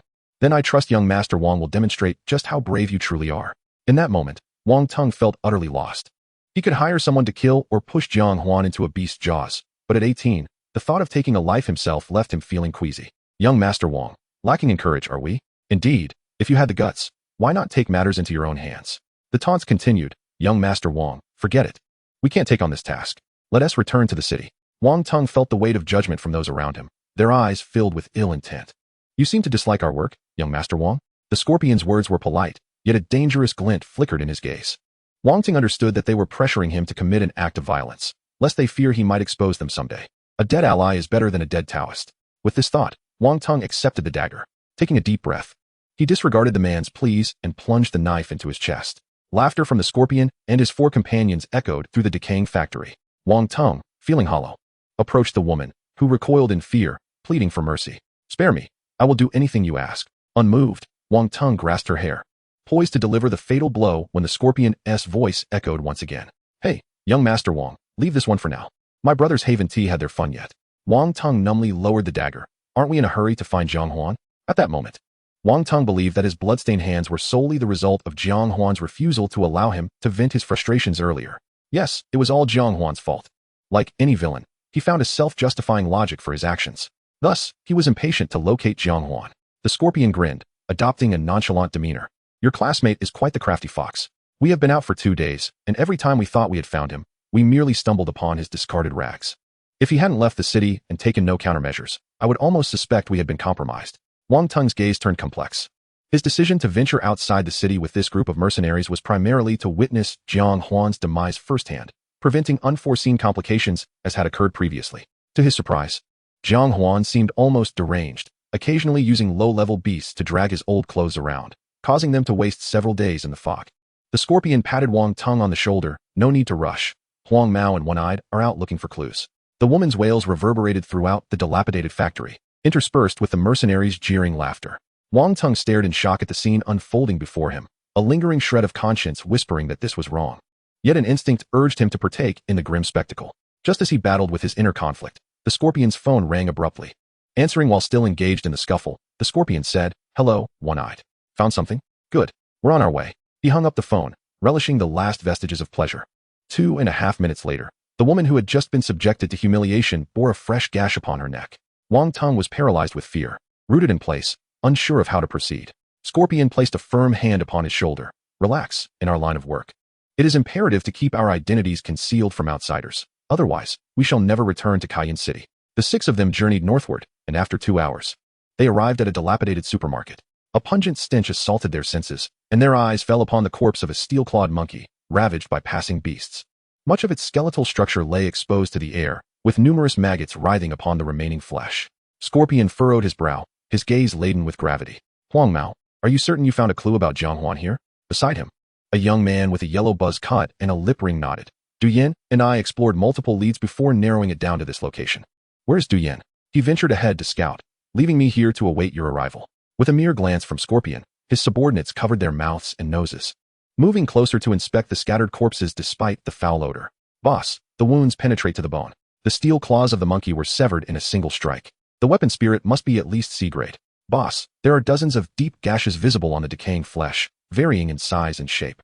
Preliminary assessment suggests that at least 30 different weapon spirits inflicted these injuries, and we cannot rule out the possibility of a weapon spirit body. This place has clearly seen a mercenary group of no less than 10 members, all at least second-tier experts. Boss, the footprints are marred by bloodstains. The few remaining tracks have been obliterated. However, it can be inferred that this mercenary group specializes in agility. Scorpion listened to his subordinates' reports. His corpulent face a tapestry of conflicting emotions. His eyes, filled with malice, scanned the decrepit supermarket fervently. Boss, over here. You must see this. Upon hearing the shout, Scorpion and his men hurried to the source. One of his subordinates, pinching his nose, squatted beside a larger steel-clawed monkey. Boss, this should be the steel-clawed monkey king. It bears over 200 wounds, yet the fatal injury is a single stab that pierced through its chest from behind. The steel-clawed monkey is naturally agile, and a practitioner of insufficient rank would struggle to flank it, let alone the monkey king. This indicates that the assailant possesses a high level of skill. The subordinate pointed to the severed spine. Boss, the spine has been cleaved, indicating that this monkey king possessed a spirit marrow. As you know, a monkey king with spirit marrow is fundamentally different from one without. Ordinarily, such a monkey king spine would be more robust. Yet look at the smoothness of the severed sides. This suggests that the opponent's weapon spirit is either exceptionally advanced or their rank extraordinarily high. Based on my assessment, I believe this was a mercenary team of at least 10 individuals, with their leader possessing a weapon spirit of at least B grade and a cultivation level of 3 tier 9 stars. Scorpion's brow knitted into a tight knot, his subordinate's barrage of reports leaving him flustered. He turned to Huang Mao and asked, Huang Mao, are you sure you didn't make a mistake? Isn't Jiang Huan alone? How could an entire mercenary group emerge now? Huang Mao shook his head. Boss, you know that both Du Yin and I excel at tracking. I follow scents. He follows traces. If one person makes a miscalculation, it could be a fluke, but how could both of us err simultaneously? Scorpion nodded, falling silent once again. He turned back to the entrance of the supermarket, where 3 sets of footprints led outward. He approached and scrutinized them closely. Then he held his breath and closed his eyes, seemingly attuning himself to the fluctuations of spiritual energy. After a lengthy pause, he slowly opened his eyes, the gravity of his expression deepening. His subordinates, witnessing his demeanor, anxiously inquired, Boss, what did you sense? Scorpion remained silent, instead beckoning Wang Tung forward. Despite his apprehension, Wang Tung felt compelled to comply. Scorpion, I. A resounding slap echoed through the supermarket. Wang Tung was sent sprawling to the floor, a trickle of blood escaping the corner of his mouth. Bewildered, he stared at Scorpion, momentarily at a loss for words, seemingly still reeling from the unexpected blow. Speak. Who sent you? What trickery has brought us here? Wang Tung was dazed.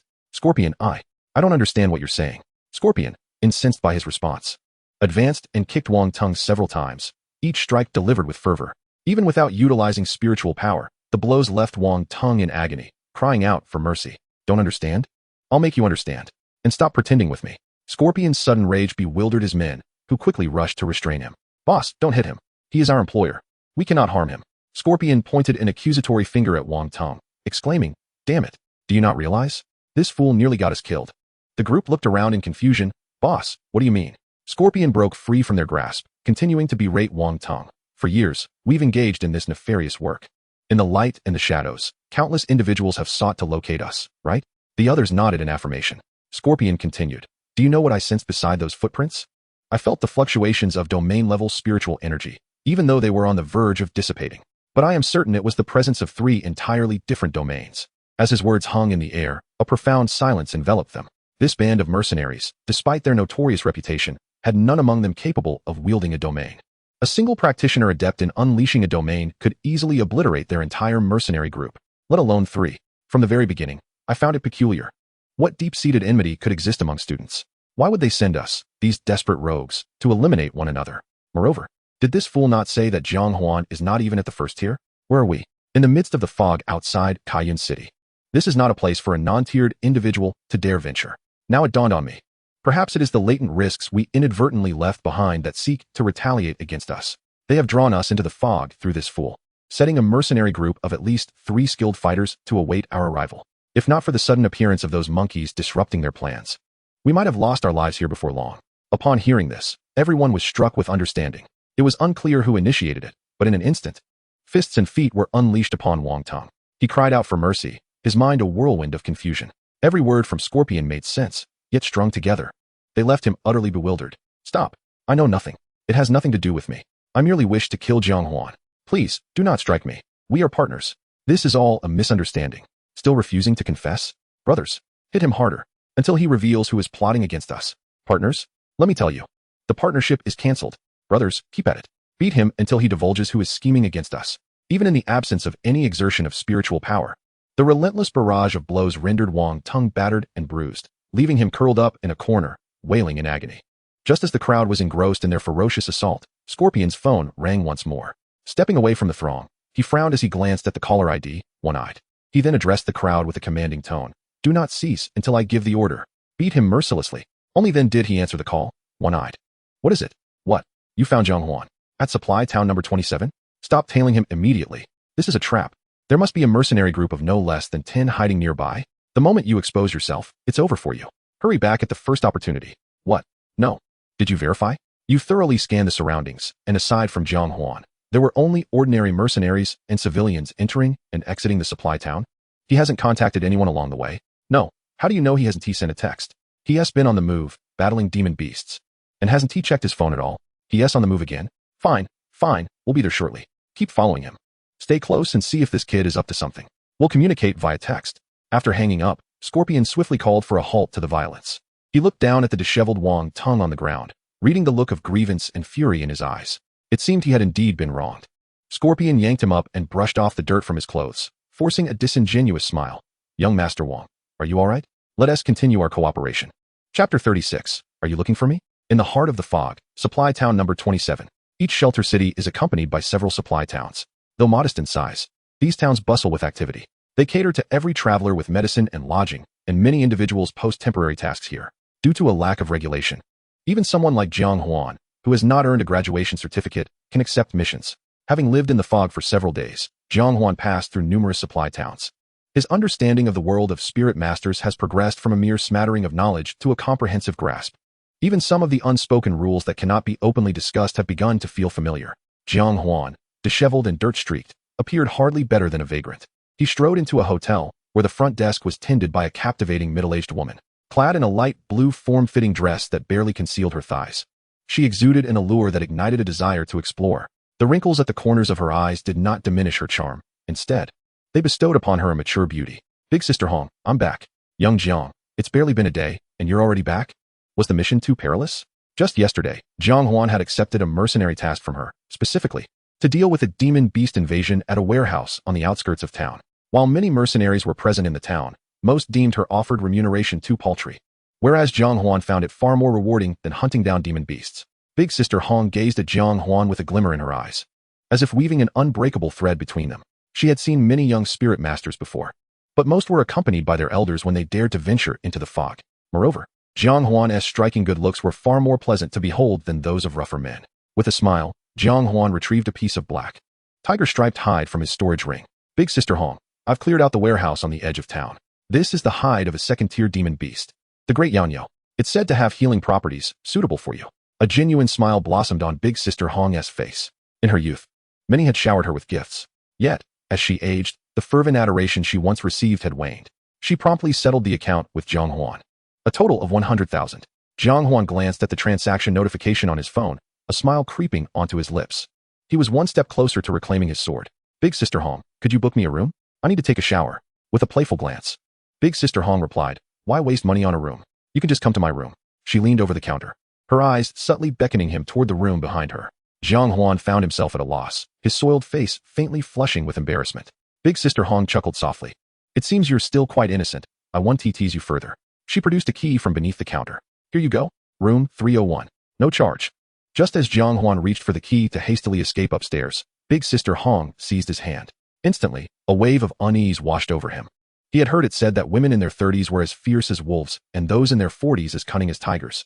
If things went awry, he might find himself in serious trouble. Big Sister Hong slowly leaned closer, her intoxicating scent enveloping Jiang Huan, causing his heart to race. Fortunately, that calm heart quickly took effect, soothing his turbulent emotions. You little rascal, your self-control is commendable, she whispered, as if sharing sweet nothings between lovers. Embarrassed, Jiang Huan chuckled nervously. Big Sister Hong, please don't tease me. I'm rather odorous. I might overwhelm you. Who is teasing you? You little scamp, tell me. Have you offended someone in the fog? Jiang Huan's heart skipped a beat. Big Sister Hong, why do you say that? Numerous guests entered and exited the hotel, chuckling at their banter. Big Sister Hong, reeling in a new fish, are we? Still so young, can you handle it? Big Sister Hong arched an eyebrow. That's none of your concern. Then, she wrapped her arms around Jiang Huan's neck, turning him to the right. Logically, those in their line of work would prefer to avoid unnecessary complications. However, since he had treated her well, she felt compelled to look out for him. When you arrived yesterday, I noticed a one-eyed man following you. Initially, I thought it was just coincidence, but I saw him again just now. As Jiang Huan prepared to turn and look, Big Sister Hong pulled him back. Are you foolish? Turning back now would expose us. Act as if you don't know. Hold me tight. Reluctantly, Jiang Huan complied, and as he hesitated, she deftly placed his hands on her waist. The sensation of her soft, delicate form against him made his breath quicken. Her ample bosom pressed against his chest, akin to a water balloon filled to the brim, incredibly soft. Damn it. In his youth, he failed to appreciate the allure of an older woman, mistaking a younger girl for treasure. Jiang Huan, I have a back door. You can escape through there. Furrowing his brow, he replied, if I leave, won't he come after you? Hey, I've been navigating this supply town for years. What trouble could he possibly cause me? Jiang Huan fell silent, disliking the thought of being indebted to anyone. After a moment of contemplation, he formulated a plan. Big Sister Hong, in this manner. After a brief embrace, Jiang Huan took the key and ascended the stairs. Upon reaching the corner of the staircase, he seized the opportunity to glance back. He spotted the one-eyed man, his face a mask of brutishness, staring directly at Jiang Huan from a shop selling supplies. As soon as their eyes met, the man hastily averted his gaze. In room 301, Jiang Huan enjoyed a refreshing shower, then changed into a new set of clothes from his storage ring. As he dried his hair, he stood behind the curtain, peering down to observe the happenings below. The one-eyed man remained vigilant, occasionally fiddling with his phone, seemingly contacting his comrades. It appeared that the outskirts of the city were anything but tranquil. What could he possibly want from me? Jiang Huan pondered incessantly, unable to fathom why he had attracted such attention. Well, I suppose I'll find out once I capture him. Soon, Jiang Huan descended the stairs and exchanged a few playful remarks with Hong Jia before heading towards the rear of the inn. Upon noticing this, the one-eyed man hurried inside, intent on following Jiang Huan. Hong Jia promptly intercepted him, exclaiming, Hey, what do you think you're doing? That's a private area. The one-eyed man shot a glare at Hong Jia and inquired, What's that kid up to? With a cold snort, Hong Jia replied, It's none of your business what my boyfriend is doing. Impatient and desperate, the one-eyed man shoved Hong Jia aside and dashed towards the back of the inn. Hey, you heartless bastard. Don't you have any appreciation for the fairer sex? However, when the one-eyed man burst into the backyard, he found nothing but a row of 3 small bungalows and an already ajar back door. A sense of foreboding washed over him, and without a second thought, he bolted through the door. Dimly lit alleys flanked him on both sides, and instinctively, he prepared to summon his spirit to continue tracking Jiang Huan. A soft voice echoed from behind him. Hey, are you looking for me? Chapter 37. The damsel suddenly, a gleam of yellow light appeared. A short wolf fawn club materialized in the one-eyed man's grasp, while behind him, the shadow of a one-eyed wolf emerged in an instant. However, Jiang Huan was even quicker, his long blades slicing towards the one-eyed man. The 1,000 blades manifested in an instant, severing the head of the one-eyed wolf. Blood gushed from the one-eyed man's mouth, and his club shattered in his grip as he turned to flee. But Jiang Huan leaped forward, the long blade poised at his throat. Speak. Why are you following me? The one-eyed man sneered, clearly underestimating Jiang Huan, a mere youth, believing he could not possibly commit murder. It was merely an intimidation tactic, in his opinion. Jiang Huan frowned, applying slight pressure to the blade, causing crimson blood to trickle from the one-eyed man's neck. With a thud, the one-eyed man dropped to his knees. Jiang Huan, please, don't kill me. I beg you. Jiang Huan's expression grew grave. The fact that this man knew his name indicated that he had not acted on a whim. Tell me everything you know. Will you spare me if I do? Jiang Huan raised an eyebrow, tightening the blade against the one-eyed man's neck. Blood stained his t-shirt, and the one-eyed man dared not negotiate further. It was Wang Tong. He paid us to kill you outside the city. Wang Tong again. I hadn't even sought him out, yet he had come looking for me first. A cold smile crept across Jiang Huan's face. And you? Who exactly are you? The Scorpion Mercenary Group. Our leader is Scorpion. Hong Jia gasped from behind Jiang Huan. He turned to her, puzzled. Hong Jia, do you know this mercenary group? She nodded. They are quite formidable within Artesian City, all at the 2nd tier. Their captain, Scorpion, has even reached the 2nd tier, 9 stars. She paused, her expression clouded with concern. However, they are vengeful, if someone provokes them or draws their attention. Seeing the trepidation in Hong Jia's demeanor reignite his fading courage, the one-eyed man boastfully said to Jiang Huan, Listen here, if you let me go, I swear I won't let Scorpion make things difficult for you. Jiang Huan regarded him, then after a moment, flashed a sunny smile. All right, with that. The long blade sliced through the one-eyed man's throat, staining the ground with blood. Spirit, 1,000 Blades, has slain a 2nd-tier Spirit Master, gaining 215 experience points. Joint progress activated. Host gains 215 experience points. This sudden turn of events left Hong Jia gasping in shock. Why did you kill him? He is a member of the Scorpion Mercenary Group. Jiang Huan nodded. I know, which is precisely why he had to die. Once the one-eyed man revealed Wang Tong, Jiang Huan had resolved to eliminate him. He vividly recalled the lesson this man had imparted about society. To spare the one-eyed man in an effort to appease the Scorpion Mercenary Group would be akin to releasing a tiger back into the wild, thereby multiplying his adversaries. Such folly was not in Jiang Huan's nature. Bending down, Jiang Huan began to rummage through the one-eyed man's belongings. His spirit had been shattered by 1,000 blades, rendering it worthless for recovery. However, the storage ring he wore contained a wealth of supplies and beast materials, as well as some inexpensive equipment. Jiang Huan estimated their total value to be over 500,000. Hong Jia watched in astonishment as Jiang Huan calmly dealt with a life. Here was a fledgling student, exhibiting such composure in the face of death, and against a seasoned mercenary at that. What she did not realize was that since his first venture outside the city to hunt beasts, Jiang Huan had often found himself in peril. After several brushes with death, his mindset had irrevocably shifted. Jiang Huan, what realm are you currently in? I'm at the first tier. I mentioned it to you when we accepted the mission yesterday. Didn't I? Hong Jia appeared incredulous. That is impossible. If you were merely at the first tier, how could you have defeated him so effortlessly? Especially shattering his spirit in one strike? Jiang Huan paused, finally offering a somewhat ambiguous response. Perhaps he was just too weak. Hong Jia fell silent. Perhaps he truly had been too weak. After all, Jiang Huan had single-handedly assisted her in dealing with the beasts in the warehouse the previous day, which included a second-tier beast and several first-tier minions. Faced with a second-tier one-eyed man, his capabilities were evident. After a moment, Jiang Huan rose slowly, expressionless, holding the one-eyed man's phone and a stack of cash. Hong Jia, thank you for today. This 150,000 is my token of appreciation. Hong Jia accepted the money with a smile, though she only took 50,000. You are truly my lucky star, Jiang. Not only did you help me complete the task, but you also gifted me some money. Having navigated the supply town for many years, Hong Jia understood Jiang Huan's intent. This money was not merely a gesture of thanks. It served as a statement of Jiang Huan's stance, one that would not lead the city patrol to report his actions outside the city. Feeling a bit embarrassed, Jiang Huan chuckled. Hong Jia, I apologize for the mess. She shot him a glare. If you were truly sorry, you wouldn't have acted so swiftly. Jiang Huan chuckled again. With a resigned shake of her head, Hong Jia said, I'll take care of the body. What are your plans now? At that moment, the one-eyed man's phone vibrated. Jiang Huan glanced down to see a text from Scorpion. One-eyed, did you catch up with him? We should arrive at Supply Town 27 in about 2 hours. With deft fingers, Jiang Huan quickly replied. He then turned to Hong Jia with a smile. I have matters to attend to, so I'll leave this in your capable hands. I'll be sure to thank you properly later. Hong Jia watched as Jiang Huan exited through the back door. Before returning to the inn's backyard, she gazed upon the one-eyed corpse, her mind involuntarily drifting back to the visage of Jiang Huan. Indeed, the resemblance was striking, particularly that carefree smile, so reminiscent of his own. In the next moment, she felt a surge of thought, and a diminutive figure clad in a black Lolita dress, sporting twin ponytails and wielding an imposing 6-foot scythe, materialized behind her. Dull, she commanded, crush him. The tone was fierce, the demeanor composed, devoid of the earlier fragility. A shadow swept past the one-eyed corpse, and a flurry of blade light flickered. The one-eyed corpse vanished from sight, its crimson flesh seemingly drawn into the side's blade. The entire courtyard of the hotel fell silent once more. Amidst the thick fog, the roar of an engine drew nearer, as a speeding motorcycle gradually slowed to a halt before a dilapidated supermarket. Beside the motorcycle stood a spectral figure resembling a scholar, his gaze fixed intently on the supermarket. Zhang Yu dismounted from the motorcycle, asking, Scholar, are you certain Jiang Huan has been here? The scholar nodded. Zhang Yu scanned the surroundings before cautiously following the scholar into the crumbling supermarket. Upon entering, he was taken aback by the sight before him.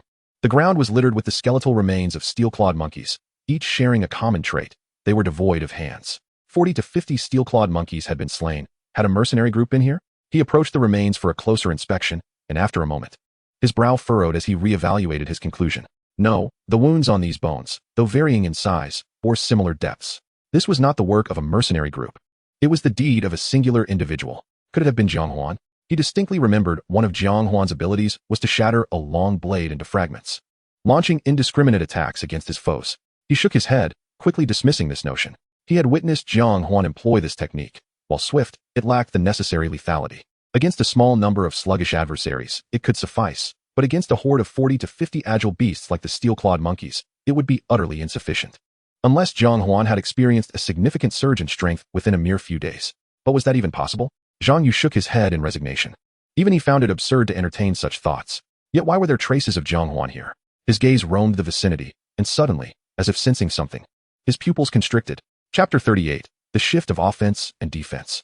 He chose a direction and strode purposefully forward. Closing his eyes, he concentrated intently. 3 faint, nearly dissipating waves of spiritual energy appeared within his perception. These were remnants of a realm left behind by at least 3 fourth-tier experts. Had they set their sights on Jiang Huan's spirit artifact? In the disarray of the supermarket, he envisioned a scene where Jiang Huan, pursued by these experts due to his spirit artifact, fled in panic to the supermarket, seeking refuge among the horde of monkeys. It was crucial to note that Jiang Huan's spirit artifact had already advanced.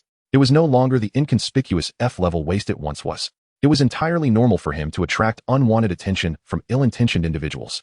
At this moment, he felt a sense of urgency. Scholar quickly re-established Jiang Huan's location. His concern for Jiang Huan stemmed not only from a sense of responsibility as a mentor, but also from a deep-seated guilt. The scholar slowly closed his eyes, seemingly searching anew for Jiang Huan's whereabouts. He turned first to the left, then to the right, as if striving to discern the direction Jiang Huan had taken. A gentle breeze swept through the dilapidated supermarket, producing a whispering sound, as if responding to the scholar. Unlike before, this time, the scholar took a considerable time to finally pinpoint the direction. The pair, one human and one spirit artifact, set off at a rapid pace. Yet unlike their previous ease, Zhang Yu's expression was now grave. He did not believe he could contend with 3 fourth-tier experts. However, having lived for so many years, who did not possess a desperate means of survival. Hopefully, he was merely overthinking things, despite his eagerness to test the power of the realm. He truly wished to avoid using that particular ability. Jinlong Temple. This had once been the largest temple within the borders of Kaiyun City, built upon a mountainous terrain. Its layout intricate. Yet due to its exceptional efficacy, many wealthy merchants traveled great distances, lavishly spending to stay here for just a few days. However, it had long since fallen into disrepair. Jiang Huan concealed himself high upon the temple's mountain gate, occasionally gazing down below, seemingly awaiting someone's arrival. The act of waiting tested one's patience most rigorously. Jiang Huan quietly observed, his gaze encompassing only shattered walls and ruins. A flock of crows soared overhead as the blood-red remnants of the setting sun tinted the fog. Eventually, a group of 7 emerged at the mountain gate of Jinlong Temple. Boss, the one-eyed man just messaged that he accidentally lost track of that Jiang fellow in the temple. What should we do now? It's only natural to lose track. Tracking requires the cooperation of both of you to achieve maximum effect. However, since it just happened, he must still be within the temple. Scorpion pondered for a moment before making arrangements. Thus, Huang Mao, you and Detu will pair up. Tai Shou and Scarred Face will form another team. I and Air who will take our young master. We will split up and act quickly to capture this little fox for our young master. Boss, will splitting up be wise? Huang Mao expressed some concern. What are you afraid of? He's just a kid who hasn't even broken through to the first tier, Scorpion scoffed. Then grinned maliciously, his scorpion tattoo writhing on his face, making him appear sinister and venomous. I trust that once the job is done, our young master will not be stingy with extra rewards, right? Wang's tongue simmered with anger. This was extortion, a blatant act of extortion. Yet his face still bore the bruises from earlier. He could only force a smile. Of course, after it's all done, I'll treat everyone to a night at Red Romance. The 6 men burst into hearty laughter. Though it was unclear whether they were celebrating Wang Tang's generosity or mocking his cowardice. The 7 split up, each heading in different directions to search for Jiang Huan within the temple. Hidden in the shadows, Jiang Huan watched the direction in which the 7 had vanished. A smirk playing on his lips. Wang Tang, you've taken your scheming to this extent, yet you remain oblivious to the fact that I am also plotting against you. Slowly, Jiang Huan rose, his eyes reflecting a boundless indifference. The roles of offense and defense had now shifted. With a leap, Jiang Huan descended from his high perch, darting into a narrow path beside the mountain gate, pursuing the weakest among them, Huang Mao and Detu. He chose to lead them here, capitalizing on the complex terrain of Jinlong Temple. Regardless of Wang Tang, a first-tier, 3-star individual, the other 6 were all second-tier experts.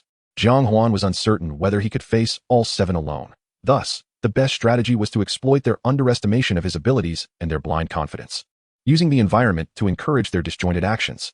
To better deceive them, Jiang Huan even took the time to traverse the entirety of Jinlong Temple 3 times, thoroughly familiarizing himself with every location suitable for ambush and concealment. The drum tower, built along the mountainside, was surrounded by lush trees that had grown wild due to neglect, their dense branches occasionally obstructing Huang Mao and Detu's path. Huang Mao, are you certain we can find that kid here? Detu, wielding a large axe, chopped down a branch that blocked their way. This is mere triviality. My spirit weapon is a D-rank dog blade, renowned for its exceptional target detection ability. As he spoke, a curved dagger resembling a fong vibrated ominously in the hands of the yellow-haired youth, seemingly responding to his words. Suddenly, he gestured for silence, gripping Detu's arm. Be quiet. The dog blade indicates that our adversary is nearby. In the next moment, as the yellow-haired youth concentrated, a spectral image emerged from the dagger. A formidable, pitch-black hound sprang forth from the blade, racing towards the bell tower.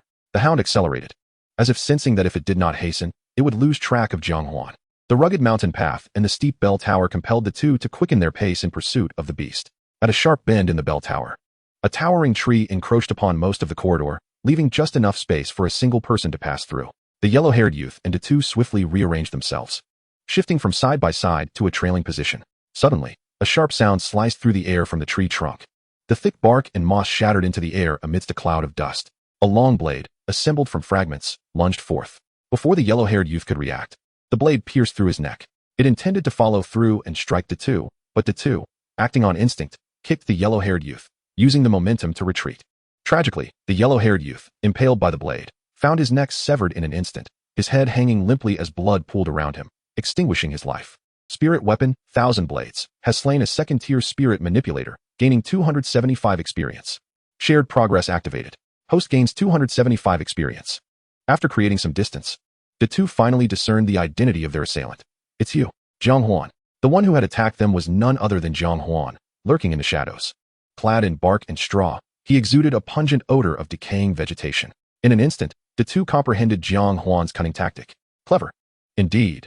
Using a beast to carry his attire to draw their attention, while he concealed himself behind the foul-smelling bark, allowing them to chase blindly, setting the stage for his ambush. This crafty rascal. However, this ends now. Soon you shall learn that mere intelligence is futile outside the city. With a thought, a massive axe materialized in his grasp. Clang. In the blink of an eye, the two were locked in combat. Chapter 39, The Attempt to Escape. The advantage gained from days of training in the dense fog alongside Jiang Yu gradually manifested during their struggle. Datu was astonished to find that Jiang Huan not only targeted his vital points with precision, but also wielded his weapon at remarkably acute angles, making it exceedingly difficult to defend. He suddenly realized that engaging Jiang Huan in a battle of skill would be a fruitless endeavor. As a second-tier spirit manipulator, his strength lay in his physical prowess. The contest of spiritual energy would be the true determinant of victory. Clang. The sound of metal clashing reverberated within the bell tower. Jiang Huan's long knife was held at bay by Datu's massive axe, unable to inch closer. Muscles rippling like coiling dragons. Beads of cold sweat streamed down Datu's brow. Damn it seems I underestimated this kid's physique. Yet what of it?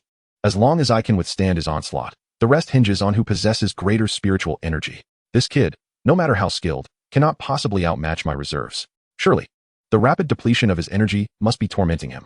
He cast a disdainful glance at Jiang Huan, envisioning the discomfort he must be experiencing, only to find Jiang Huan's expression calm and collected, a slight smirk adorning his lips. You must be suffering greatly expending so much spiritual energy. Fear not. Your pain will soon dissipate. Before Datu could grasp the implications of this statement, an acute pain surged into his brain. Instinctively, he lowered his head to look. But any slight movement caused the pain to double. A furtive glance revealed a shocking sight. Jiang Huan's long knife had transformed into a scythe. Although the blade remained held at bay by the axe, the tip had morphed into a curved dagger, poised to pierce into his skull. He could distinctly sense the blade mere moments from his brain, skillfully avoiding every nerve and blood vessel. He had no idea how Jiang Huan achieved this, nor why he felt no pain as the knife approached his head. All he knew was that Jiang Huan was poised to take his life in an instant. No, please. Spare me. The long knife's intrusion rendered Datu's pleas incoherent. He dared not make any sudden movements, fearing that even the slightest shift could cost him his life. Jiang Huan regarded Datu with a mocking glint in his eyes. Spare you? If I were to fall into your hands, would you show me mercy? Datu's eyes widened in terror, a wave of dread washing over him. Boom. A surge of spiritual energy surged from the blade into Datu's skull, shattering everything within like a blender, culminating in a soft crack. Datu's head erupted into a mist of blood. Spirit weapon, Thousand Blades, has slain a second-tier spirit manipulator, gaining 298 experience. Shared progress activated. Host gains 298 experience. The blood mist enveloped the surroundings, falling just a step away from Jiang Huan. Evidently, Jiang Huan's control over spiritual energy surpassed that of the average individual.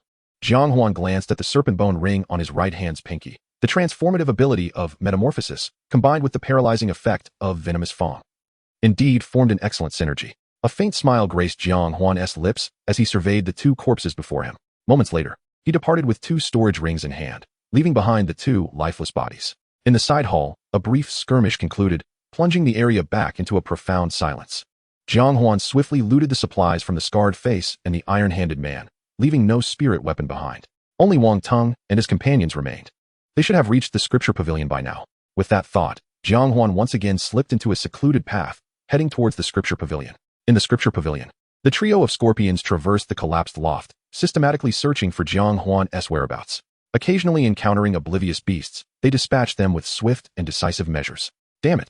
Where has that little brat hidden? We've searched for ages without a trace. Boss, do you think the yellow-haired ones have found him? Impossible. If they had, they would have contacted us long ago. Do you think they might have encountered some mishap? Erhu, you're getting increasingly foolish. What mishap could they possibly face? Are you suggesting they can't handle a mere student? Erhu shook his head. Boss, no. I'm just curious why it's been so long without a word from them. You know, in past missions, we would at least exchange messages occasionally. The Scorpion fell silent. After a moment of contemplation, he dialed the yellow-haired youth's number. A busy tone rang through the phone. Erhu frowned slightly and quickly dialed the scarred face's number. The same busy tone echoed back. They exchanged glances, each seeing the gravity reflected in the other's eyes. Subsequently, the two individuals redirected their gaze towards Wang Teng. The initial doubts they had harbored concerning him resurfaced with renewed vigor. A profound sense of unease began to swell within Wang Teng's heart. Scorpion, Tiger, what do you intend to do? Bang. The response to Wang Teng came in the form of Scorpion and Tiger's fists and feet. Speak. Why did you lure us here? What is your true intention? I did not. Please, no more hitting. I am innocent. At this moment, Wang Teng was filled with regret. He lamented his desire for revenge against Jiang Huan and regretted entangling himself with these desperate individuals. A faint sound echoed from a distance, causing both Scorpion and Tiger to simultaneously glance towards the source of the noise. Through the thick fog, a shadow seemed to dart away into the distance. Just as Tiger was about to pursue, he was swiftly restrained by Scorpion. Boss, aren't we going to chase them? Are you foolish? They are concealed while we are exposed. Moreover, have you forgotten how that group of steel-claw monkeys met their demise? Can we defeat them? Tiger's expression shifted as he recalled the three domain experts lurking in the shadows. What should we do? We need to leave this place first. Scorpion gritted his teeth. What about this kid? Tiger's expression turned malicious as he pointed at Wang Teng. Take him with us. If we are pursued, this guy is one of them. We can use him as leverage. Wang Teng stared in bewilderment as Tiger approached him step by step, instinctively retreating. Although he could not comprehend the full extent of their conversation, he understood that remaining with them would undoubtedly lead to a grim fate. What are you talking about? I belong to no one. I merely wish to take revenge on Jiang Huan. I won't seek revenge anymore. I'll pay you right away. Can we terminate our partnership? The mighty warrior wielding a meteor hammer immediately stepped in between Tiger and Wang Teng. Don't come any closer. Tiger, uninterested in wasting time, summoned a burly man wielding two red tassel short guns, who instantly engaged in combat with the meteor hammer warrior. Within moments, the warrior was firmly subdued by the gunman. Seizing the opportunity, Tiger struck Wang Teng on the back of his head, rendering him unconscious, and the meteor hammer warrior dissipated in an instant. Hurry, let's go. No time to waste. Scorpion, somewhat dissatisfied, hurried ahead. Tiger hoisted Wang Teng onto his shoulder, following closely behind Scorpion as they rushed towards the mountain gate. Concealed in the shadows, Jiang Huan furrowed his brow, observing the unfolding scene, muttering to himself, what are they so afraid of? Initially, when Scorpion and Tiger had called, Jiang Huan felt a twinge of anxiety. Though he had anticipated such an assassination method, he did not expect their exposure to occur so swiftly. Through his observations, Jiang Huan discerned that both individuals were formidable fighters on the verge of reaching the third tier, far surpassing others in strength. He was uncertain whether he could easily defeat them, and if it required a significant cost, it would not be worth the risk. After all, his time was precious. Thus, he had deliberately sent Qian Ren away to divert their attention, hoping to separate them and seize the opportunity. However, to his astonishment, the duo seemed to have turned on each other, unleashing their fury upon Wang Teng. Jiang Huan, though puzzled by their fears, understood that once fear takes root in one's heart, even a person with tenfold strength can only muster 7/10 of their potential. The only course of action left for him was to amplify their inner trepidation. Watching Scorpion and his companions gradually vanish into the distance, a cold smirk crept across Jiang Huan's lips. Trying to escape? Do they think they can elude me? Chapter 40, An Ambush. Scorpion and Tiger, carrying Wang Teng, raced toward the mountain gate. Leveraging his knowledge of the Golden Dragon Temple and the enhancement of his concealment skills, Jiang Huan stealthily trailed behind them. Occasionally, he wielded Qian Ren to drive out lurking beasts hidden among the ruins. This is bad. An ambush. We must not proceed any further. Let us turn back. The duo, not even contemplating scouting ahead, quickly changed direction and continued their flight toward the mountain gate. Yet, to their astonishment, no matter which way they fled, they found themselves swiftly surrounded. They halted on the steps before the Great Hero Hall, seething with anger. Damn it, we hit a snag. Our adversaries are far too numerous. Indeed, it feels as if they are everywhere we turn. Boss, what should we do now? Scorpion furrowed his brow, and after a moment, bellowed with vigor, Brothers, I do not know when I, Scorpion, offended any of you. If I have wronged you in the past, I sincerely ask for your forgiveness. I am willing to offer substantial compensation. I only beg for a chance to escape. Scorpion's voice echoed in front of the Great Hero Hall, yet no response came. Boss, their silence suggests they have no intention of letting us go. Scorpion shot him a glare, signaling for silence. Brothers, as the saying goes, spare the rod and save the child. You have already slain several of our brothers. Letting us go would hardly be a significant loss. Besides, Do remember that a cornered beast will fight fiercely. If my brother and I are pushed to desperation, you won't fare any better. Scorpion's voice reverberated through the dilapidated temple, gradually fading into silence. The entire temple was enveloped in an oppressive quietude, heavy enough to keep the already volatile tiger on the brink of rage. Damn it, boss. Do you think they are merely trying to scare us? If they truly had this many people, why wouldn't they have come out to confront us? Why hide in the shadows and play tricks? Hearing this, Jiang Huan's heart sank. Oh no, this has gone too far. Am I really about to let the tiger return to the mountain, thereby sowing the seeds of instability for my future? Just as Jiang Huan was caught in his dilemma, Scorpion's words dispelled his concerns. Tiger, after all these years of following me, how can you still be so foolish? Do you know that when a cat is unencumbered, it hastens to consume the mouse?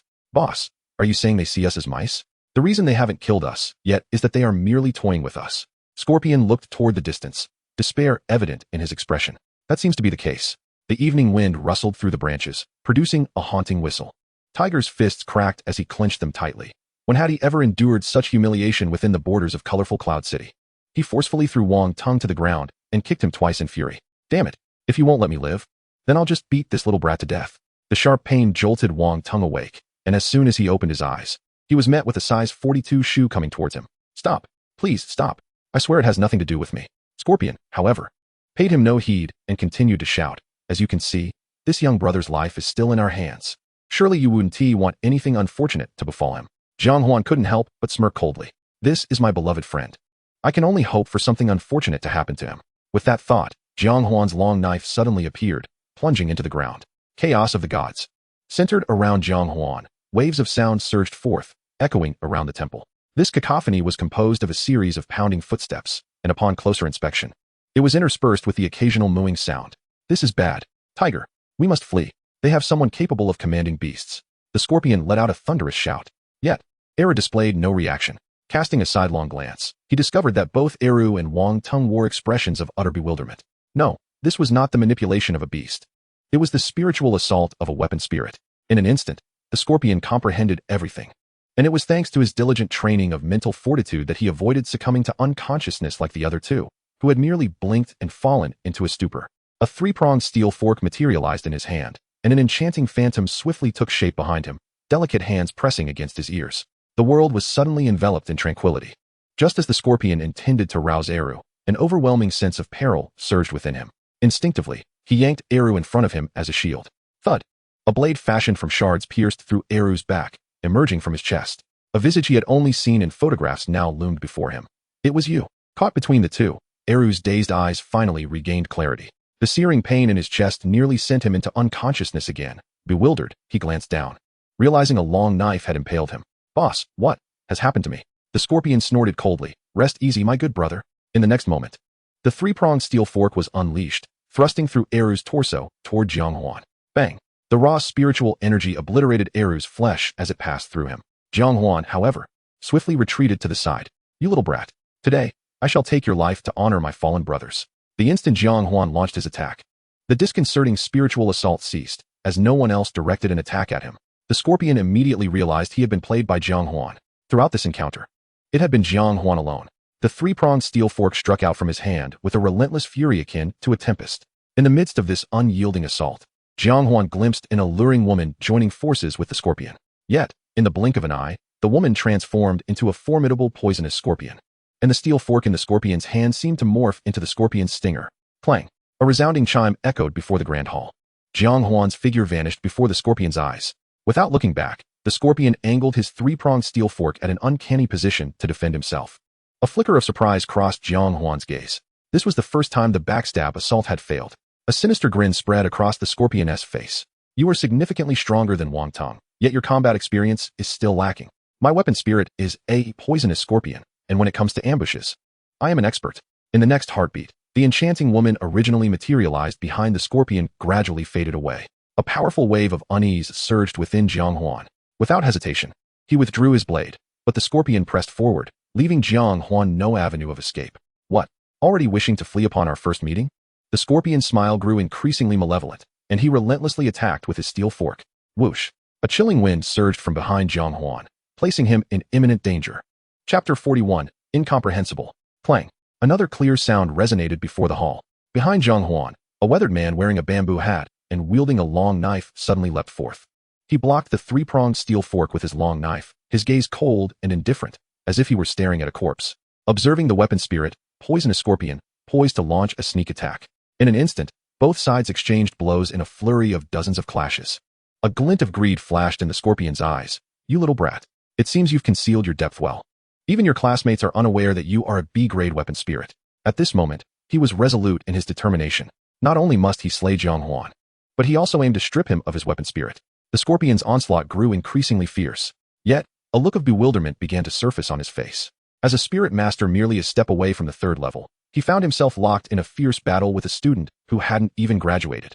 Moreover, as time wore on, he sensed a subtle shift that suggested he was being suppressed. Furthermore, his opponent maintained a demeanor of calm nonchalance. Save for an initial moment of surprise. Suddenly, he seemed to grasp something. "You little brat.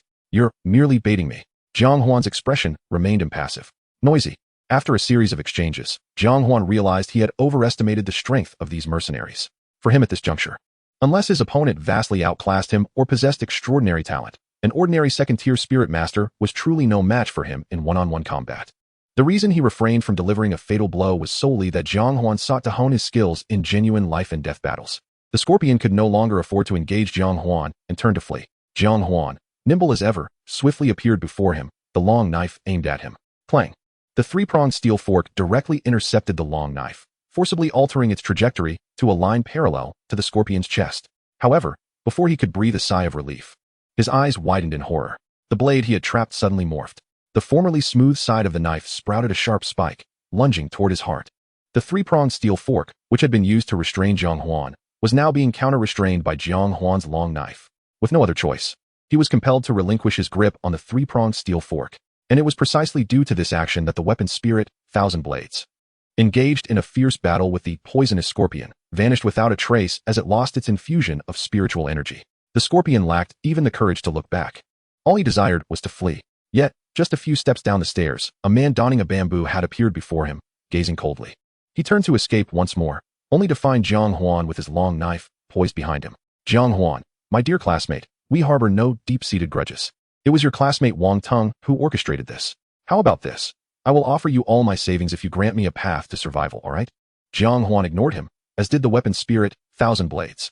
The two advanced, dragging their long knives, step by step, towards him. "Let us not be like this. We can have a civil discussion. We are all civilized individuals. Why resort to violence? Do not force my hand. I've warned you, do not approach me." The sound of the long knives scraping against the ground as they closed the distance intensified the pressure on the scorpion. He glanced left and right, watching as the two drew ever closer, his breath quickening. The oppressive sensation of impending death compelled him to shout out. Yet, when he turned back, Jiang Huan and Thousand Blades, who had been on either side, had vanished as if they had never existed. Thud, thud. Before he could react, two long knives pierced through his chest from either side. He gazed in confusion at both sides, realizing it was still Jiang Huan and Thousand Blades. Yet, unbeknownst to him, their positions had swapped at some point. The scorpion collapsed weakly to the ground, stirring up a cloud of dust. Weapon spirit, Thousand Blades, has slain a second-tier spirit master, granting 298 experience points. Joint progress has been activated. Host gains 298 experience points. The positional attack method between host and weapon spirit, Thousand Blades, has garnered Thousand Blades' admiration, compatibility level 1.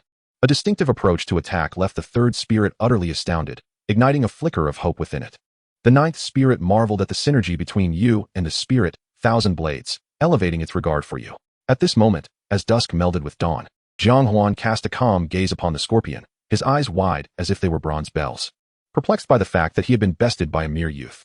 Indeed, in the dim light, the combination of concealment and nimble footwork achieved an elusive effect. Jiang Huan then turned his attention to Thousand Blades. "Thank you, Thousand Blades."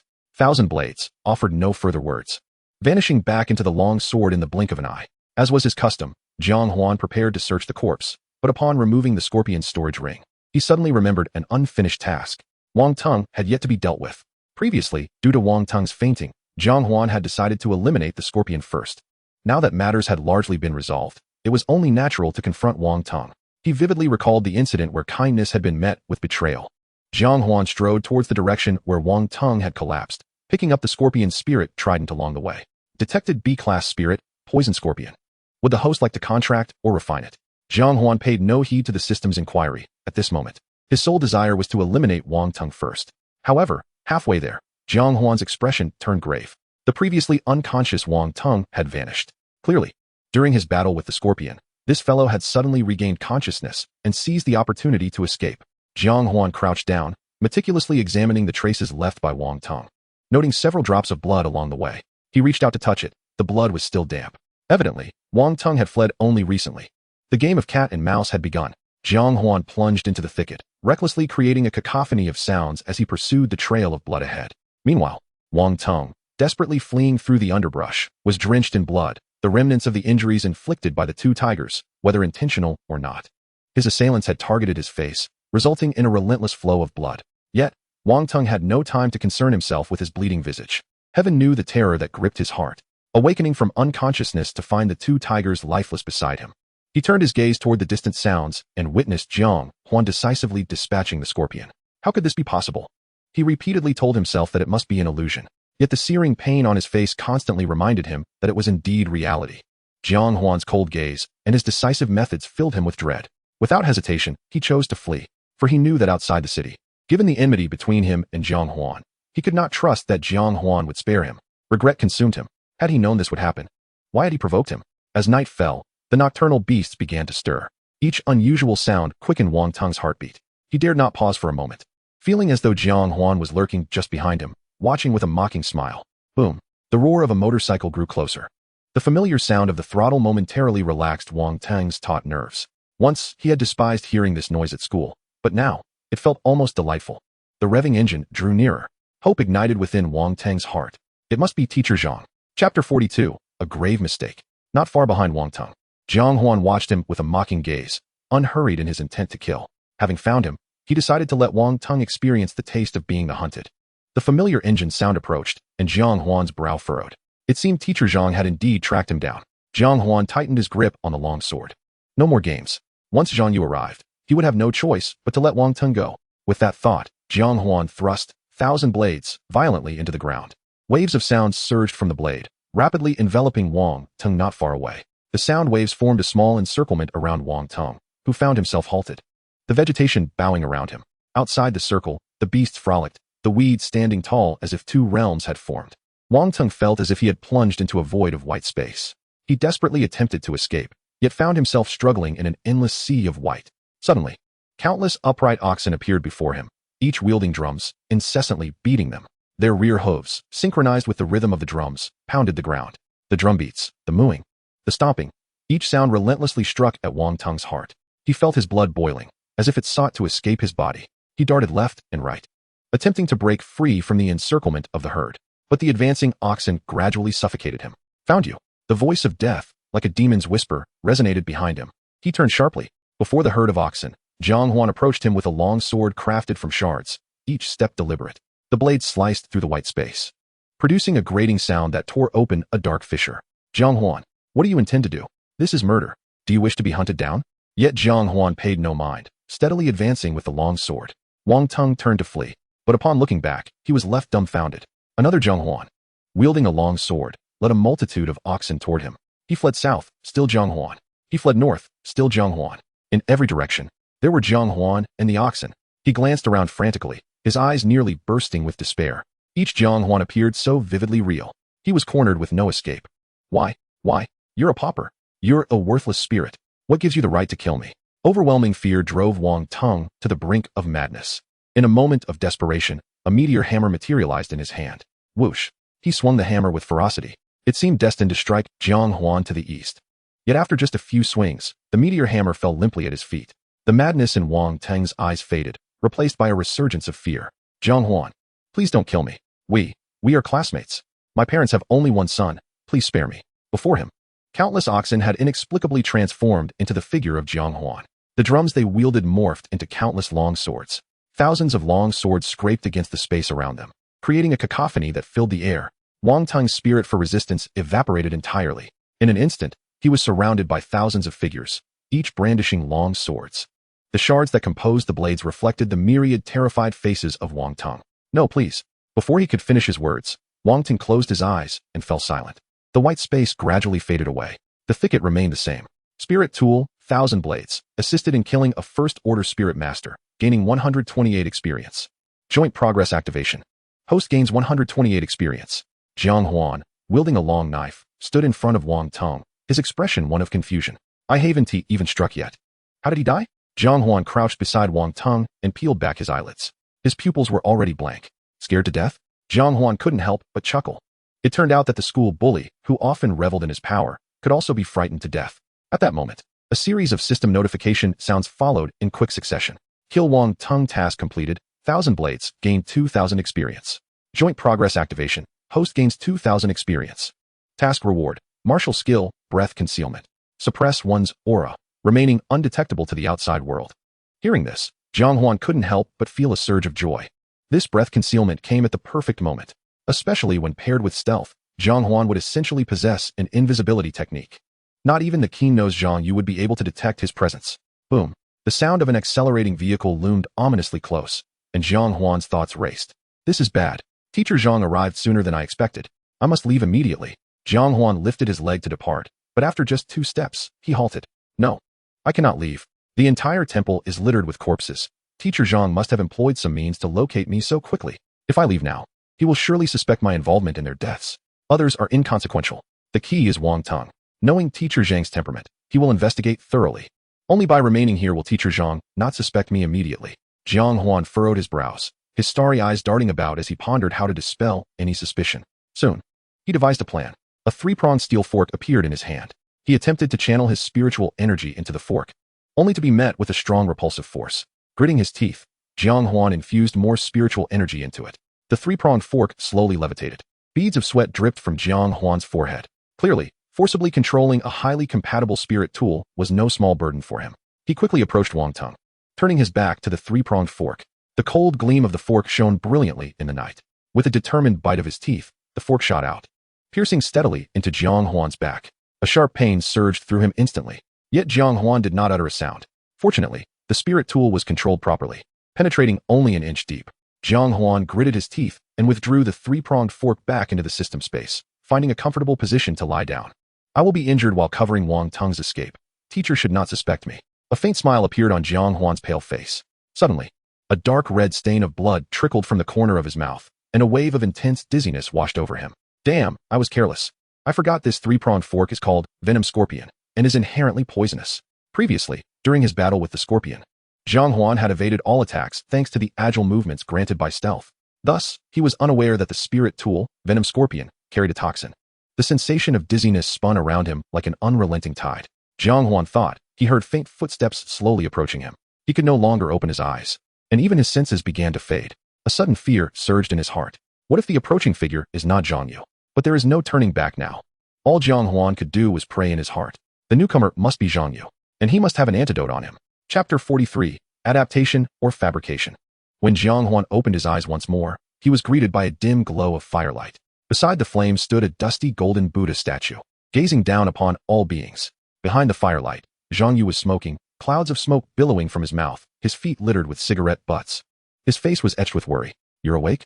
Jiang Huan slowly sat up, waves of pain radiating from his back, causing him to grimace. Teacher, what happened to me? And how did you end up here? Jiang Huan feigned ignorance. Jiang Yu's gaze remained fixed on the flickering flames as he slowly uttered, I came here to find you. Consider yourself fortunate. Had I arrived even a moment later, you would have succumbed to poison, and no divine intervention could save you. Jiang Huan scratched his head. Thank you for your trouble, teacher. Now, tell me, what have you been through? How did you end up with Wang Teng? Jiang Huan recounted the prepared narrative, stating that he had ventured out to hunt in order to raise money to redeem his sword. By chance, he encountered Wang Teng, and due to his exposed wealth, they were targeted by a group of mercenaries. The two fled together, ultimately arriving at this location, in a bid to secure a slim chance of survival. Jiang Huan had no choice but to use himself as bait, hoping Wang Teng would go find help to rescue him. After finishing, Jiang Huan scanned the surroundings, feigning confusion as he asked, Teacher, where's Wang Teng? Did he send you? Jiang Yu sighed and pointed to a dim corner. There, a body lay quietly, shrouded in darkness. Jiang Huan felt as though he had received a heavy blow, staring blankly for a long while before asking in a daze, Teacher, Wang Teng is dead? Jiang Yu nodded, a look of remorse on his face. Silence enveloped the two, and after a long pause, Jiang Yu spoke, breaking the stillness. All right, Jiang Huan. Do not grieve. It was not your fault. You did your best. I examined his body. Aside from signs of a beating, his true cause of death was excessive fright. Jiang Huan still seemed dazed, struggling to accept the death of his classmate. Jiang Yu sighed again and asked, Jiang Huan, do you know who was pursuing you? Jiang Huan finally returned to his senses and shook his head. I don't know. I only know he had a scorpion tattoo on his forehead. And his subordinates referred to him as Scorpion. Jiang Yu nodded. That makes sense. It truly is them. Jiang Huan feigned surprise. Teacher, do you know them? Then hurry and have the city patrol apprehend them. Jiang Yu displayed a helpless expression. The city patrol cannot catch them. It seems only the Yin and Yang messengers could deal with them. Jiang Huan, upon hearing this, was momentarily stunned before exclaiming, Teacher, did you kill them all? Jiang Yu raised his hands in surrender. Not me. When I arrived, they were all dead.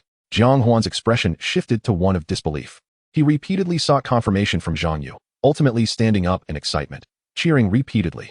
It was as if the grievances of being hunted for days, along with the satisfaction of avenging his classmate, all erupted at that moment. Throughout the entire process, Jiang Yu silently observed Jiang Huan's changing expressions. All of this stemmed from Jiang Yu finding various knife wounds at different angles on the bodies of the 6 members of the Venom Scorpion mercenary group. Although these cuts varied somewhat, he was able to reconstruct the attack methods used by the assailants from various clues, and some of the techniques bore a striking resemblance to Jiang Huan's spirit tool effects. Jiang Huan, have you ever confronted them directly? Jiang Huan nodded. Indeed. Initially, I was able to inflict harm upon them, but soon thereafter, my spiritual energy was depleted too rapidly, and I had no choice but to flee. Jiang Huan's half-truthful response left Jiang Yu perplexed. It appeared that the non-fatal wounds on those mercenaries were all the result of Jiang Huan's counterattacks. Yet, the true perpetrators behind their demise were evidently others. But were there truly other individuals involved? Jiang Huan, during your escape with Wang Tong, did you happen to visit any noteworthy places or encounter any extraordinary people or events? Jiang Huan's mind raced. He was uncertain of what Jiang Yu was alluding to. Within moments, he formulated multiple analyses. Was it the incident at the supply town, or his own hunts of demonic beasts amidst the thick fog? Given her long-standing establishment in the supply town, Hong Jia would never betray her own. The hunting of demonic beasts was far too commonplace, rendering Jiang Yu's inquiry unnecessary. Wait. A thought flashed through Jiang Huan's mind. It was not merely a matter of humans and demonic beasts. Could it be an intersection of both? Jiang Huan quickly recalled the events in the dilapidated supermarket. There, he had indeed encountered 3 remarkable individuals. With this realization, Jiang Huan devised a plan. Yes, in our desperate flight, Wang Tong and I once took refuge in a dilapidated supermarket. Why did you 2 run in there? Jiang Yu's curiosity was piqued. This was the key to uncovering the truth. Observing Jiang Yu's expression, Jiang Huan understood much of the situation. He immediately responded with half-truths, because there was commotion inside. With our low cultivation, we only had a glimmer of hope if we found someone with a sense of justice. Naturally, we had to venture in to test it out. Who did you encounter? 3 young hunters, likely 7 or 8 years my senior. Did they assist you? Not exactly. They merely engaged in a brawl upon meeting. We seized the chance to escape amidst the chaos. The host's knack for fabricating stories drew the disdain of the number 7 spirit. The number 3 spirit, however, found the host's adaptability commendable, casting a look of approval in his direction. Jiang Huan's words plunged Jiang Yu into silence. Each utterance was so plausible. It seemed he had been overly suspicious. But who had slain the members of the Scorpion mercenary group? And who had seized their storage rings? Could those 3 individuals be seeking vengeance? Teacher Jiang, do you know why they fought? Jiang Huan's question jolted him from his reverie. He exhaled a plume of smoke, responding with resignation. What else could it be? They were afraid someone would snatch their prey. Remember when I told you? In the fog, it's nothing like the sanctuary. Anything could happen. Those 3 must have thought the Scorpion mercenary group intended to rob them, hence they struck first. You 2 were quite fortunate, escaping by sheer chance. Otherwise, I might have been collecting more than just Wang Tong's remains. The duo fell silent again, one burdened by guilt over his studentess' death, the other by remorse for deceiving Jiang Yu. Jiang Huan even felt he was taking advantage of an honest man. Are you still able to move? Jiang Yu discarded his cigarette, but, pressing the tips of his toes against the ground with some discomfort. It hurts a bit. Teacher Jiang, what's wrong? Jiang Yu slowly rose and brushed off the dust from his trousers. We should return to the city. Can't we wait until dawn? Jiang Yu shot Jiang Huan a glare. If I don't bring you back soon, your homeroom teacher will have my head. He then strode purposefully towards Wang Tong's body, hefting it over his shoulder. Moreover, I must promptly return Wang Tong to his parents. If I delay any further, I fear he may begin to decay. Chapter 44. Familiar Faces in Peril. Under the cover of night, a speeding motorcycle raced towards the direction of Rainbow City. The thunderous roar of the engine reverberated throughout the ruins, startling clusters of demonic beasts. Jiang Huan sat behind Jiang Yu, contemplating the gains from their recent outing. The din of the revving engine faded momentarily, yet the motorcycle continued its rapid pace. Jiang Huan, puzzled, inquired, Teacher, why is your bike silent? I activated the silent mode. This thing has a silent mode? I paid to have it modified. Why didn't you use it earlier? The noise adds a certain flair. So why employ it now? I have an ominous premonition. Upon hearing this, Jiang Huan became alert. In this perilous fog, No one could predict what might transpire in the next moment. Suddenly, Jiang Huan felt a chill run down his spine, as if he were being watched. He took a deep breath and abruptly turned around. Instantly, he felt relieved. It was merely the bumpy ride that had caused the deceased Wang Tung's eyes to open once more. "You nearly scared me to death," Jiang Huan muttered, then reached out to close his eyes. The reason he didn't place him in the storage ring was that both he and Zhang Yu felt it disrespectful to treat a person as mere cargo. Regardless of their enmity, Jiang Huan believed it was wrong to confine him within a storage ring. As the motorcycle sped onward, a disjointed hymn began to resonate in their ears. This hymn, filled with truth, goodness, and beauty, bestowed an energy that evoked a desire to cleanse oneself of sin and begin anew. Just as Jiang Huan was on the verge of losing himself, a refreshing sensation began to surge from the depths of his heart. The earlier impulse dissipated in an instant. Jiang Huan smiled. This, purity of heart, truly was a splendid ability. At that moment, Zhang Yu's voice echoed, "Jiang Huan, stay focused. The priest should be just ahead. We cannot afford to take a detour, or we'll add several hours to our journey. Maintain your inner resolve and do not be swayed by its hymn." Shortly thereafter, the two dismounted the motorcycle, hiding behind a crumbling wall to survey the area ahead. Everything around them evoked a sense of familiarity in Jiang Huan. Yet, looming ahead was a towering Gothic cathedral. It stood majestic, ancient, and unadorned, as if it had endured the ravages of time. Yet it remained intact, in stark contrast to the surrounding ruins. "What is the matter? Do you feel as if this place is familiar, yet somehow unvisited?" Jiang Huan nodded. "Try to visualize the cathedral being erased from your sight, and then reflect again." Although unsure, Jiang Huan complied with Zhang Yu's suggestion. In his mind, he wiped away the image of the cathedral. An overwhelming sense of familiarity washed over him. It was the site of the abandoned supermarket. Zhang Yu nodded. The ability to directly overlay a structure onto a real building indicates that this demonic beast priest has significantly strengthened over time. "Jiang Huan, let us proceed. But remember, do not disturb the beasts within. Otherwise, we may find ourselves in dire straits tonight." The two cautiously maneuvered behind the remnants of the wall, stealthily pushing the motorcycle through the darkness. The cathedral loomed tall, brilliantly illuminated, as hymns praising the divine floated over the high walls, echoing through the vicinity. Occasionally, some unwitting demonic beasts, upon hearing this melody, took flight in terror. The pair made their way from the side wall to the back wall, then crossed another side wall. "Teacher, this demonic beast has expanded its domain here. It must be eyeing a new target, right?" In a hushed tone, Jiang Huan inquired of Zhang Yu. "It should be this way." As Zhang Yu responded, he cast a fleeting glance at the grand entrance of the church. Just that single glance immobilized him. "Jiang Huan, you push the cart ahead and wait for me." "Teacher, what's the matter?" "I've encountered someone familiar." Unable to resist, Jiang Huan turned his gaze toward the direction Zhang Yu was looking. Before the towering church, a deep crimson carpet unfurled. 6 figures approached the church's entrance. Some with expressions of numbness, others contorted in anguish. The one commonality among them was their painfully slow pace. Clearly, they were resisting the forward march. Yet an unseen force compelled them toward the church's interior. A frown furrowed Jiang Huan's brow, a torrent of questions flooding his mind. Why are they here? How could it be them? Among the 6, Jiang Huan recognized 4. Zhang Jiuan from Cayenne City, along with Su Jingyang, Chu Xiaoxiao, and Lu Yiming, whom he had encountered on 2 previous occasions. As for the remaining 2, clad in the uniform of the city patrol, their allegiance to Zhang Jiuan was unmistakable. "Teacher, do you intend to save them?" Zhang Yu nodded. "Yes, you wait for me ahead." After a brief pause, he added, "If the situation seems off, just ride away on the motorcycle without concern for me." Although perplexed, Jiang Huan discerned that the relationship between Zhang Jiuan and Zhang Yu was anything but ordinary. Swiftly, he took over the motorcycle, expertly finding the quickest spot to park it by the roadside. He revved the engine and then dashed back with renewed speed. Concealing himself behind a withered tree, he kept a vigilant watch on Zhang Yu. Jiang Huan silently resolved that should any misfortune occur, he would not hesitate to rescue Zhang Yu, regardless of others. After all, the priest's domain held no sway over him. At this moment, Zhang Yu stood before the church's grand entrance. A more resounding, powerful hymn emanated from within, wafting through the door and filling Zhang Yu's ears. His expression turned grave, and his hand deftly wielded the ruler. The sage says, "Do not listen to what is inappropriate." In the next instant, Zhang Yu's ears inexplicably sealed themselves, the outer ear blocking the entrance to the cochlea. Meanwhile, the spirit, Confucian, materialized behind him in a blink. Zhang Yu dashed to Zhang Jiuan's side, slapping a hand on his shoulder. "Jiuan, wake up." Yet, Zhang Jiuan appeared oblivious, continuing his slow march forward. Observing this, Zhang Yu resolved to forcibly pull Zhang Jiuan away. Gritting his teeth, he wrapped his arms around Zhang Jiuan's waist, attempting to lift him. However, inexplicably, despite his usual strength, Zhang Yu could not budge Zhang Jiuan, even as his face flushed with effort. The spirit, Confucian, seeing this, hurriedly came to assist. Together, they each took hold of Zhang Jiuan's shoulders, striving to retreat. Yet, an astonishing phenomenon occurred. It was as if Jiang Huan's feet had taken root, refusing to budge an inch.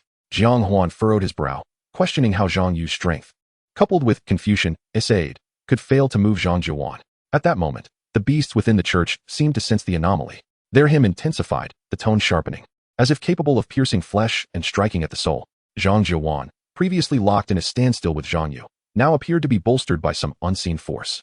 Though his pace remained languid, he began to advance toward the church, accompanied by Zhang Yu and the spirit, Confucian. The emotional state of Spirit-9 is becoming increasingly agitated. The host must leave this place immediately. Spirit number 9 feels provoked at its core. The system is striving to soothe it. The host must leave this place immediately. The agitation of spirit number 9 is shifting towards fury, as if stimulated. The host must leave this place immediately. The system's alerts echoed incessantly. Yet Zhang Yu persisted at the church's threshold. How could he abandon Zhang Yu? Why couldn't he pull them away? What was happening? Jiang Huan's mind raced. Suddenly, a flash of insight struck him. I understand the reason now. Chapter 45. Rescuing and Escaping. Jiang Huan's epiphany stemmed from the system's alert. Spirit number 9 feels provoked at its core. In other words, once the priest activated his domain, the hymn sung by him and his followers essentially served to control the hearts of their intended targets. Where the heart leads, the body must follow. Thus, even with the combined efforts of Zhang Yu and Confucian, moving Zhang Huan even a fraction was an impossible task. With agility, Jiang Huan activated concealment to its utmost, darting toward Zhang Yu with a ghostly grace. Teacher, allow me to give it a try. Preoccupied with pulling Zhang Yu instinctively raised a hand to strike, only to pause upon seeing Jiang Huan's youthful visage, retracting his hand. Jiang Huan, what are you doing here? You must leave. Jiang Huan replied earnestly, Teacher, relying solely on brute force will not free him. If we waste any more time, once he enters the church, it will become the priest's domain, and it will be even harder for us to save them. Zhang Yu understood this truth all too well, yet when faced with a seemingly insurmountable situation, one often clings to futile methods, hoping for a miracle. I know, but you must leave quickly. Jiang Huan smiled. Zhang Yu's stern words seemed to have lost their usual intimidating effect. With a thought, Jiang Huan summoned 1,000 blades, which materialized into a humanoid form, appearing behind him. The two spirits exchanged glances before Jiang Huan charged toward Chu Xiaoxiao and Su Zhengyang. Grabbing them by the collars, he began to follow their footsteps into the church. Jiang Huan, what are you doing? In the next moment, a cacophony erupted behind him. Countless drum beats, accompanied by the sounds of marching feet and the lowing of cattle, surged past him, charging forward. Turning to see the source of the sound, he observed 1,000 blades, thrusting a long blade, conjured from spiritual energy, into the ground. Waves of sound emanated from the blade, forming a barrier before them. In an instant, the sacred and inviolable hymn of the church collided with the menacing waves of sound, as if a purifying deity confronted a bloodthirsty demon. The familiar resonance plunged Zhang Yu into contemplation. How did Jiang Huan's spirit's effect so closely resemble that of the bull demon leader? He regarded Jiang Huan with a knowing look, just as Jiang Huan exerted himself, appearing poised for an immediate retreat. Meanwhile, the individuals behind the barrier, once lost in confusion, gradually regained their senses. However, without exception, they collapsed to the ground, as if their previous experiences had drained them of all vitality. What happened to me? It seems we were ambushed by beasts. It's the priest's domain. As Zhang Huan's body weakened, he began to fall, only to be caught by a large hand that embraced him from behind. Old Zhang, how did you end up here? Just as Zhang Yu was about to respond, a brilliant white light erupted from within the church, illuminating the surroundings as if it were midday. Jiang Huan suddenly sensed the impending danger. Teacher, quickly take them and flee. In an instant, Jiang Huan seized the two individuals beside him and sprinted backward with urgency. Zhang Yu, likewise, swiftly lifted Zhang Huan and a city patrol officer, fleeing toward the rear. The scholar, flanked by two individuals, Su Zhengyang and another member of the city patrol, immediately pursued the duo's footsteps, racing forward. The auditory barrier that had initially obstructed the crowd was visibly eroded at an alarming rate. Gradually, the barrier composed of sound waves dwindled to less than 3 feet. Qian Ren's expression grew grave, as if confronted by an unprecedented challenge. Without hesitation, Jiang Huan unceremoniously tossed the two individuals onto the motorcycle. Lu Yiming disembarked, while Chu Xiaoxiao took her place. Then, he swiftly mounted the vehicle, gripping the handlebars tightly. Teacher, hurry, Zhang Yu barked. You little rascal, mind your own business. He muttered under his breath, move like the wind. With a sudden burst of energy, his sturdy calves propelled him forward, ripping his pant cuffs. He and the scholar surged forth at an extraordinary speed, leaving Jiang Huan far behind, who had yet to start the engine. Damn, teacher, you have this trick too. Jiang Huan exclaimed enviously.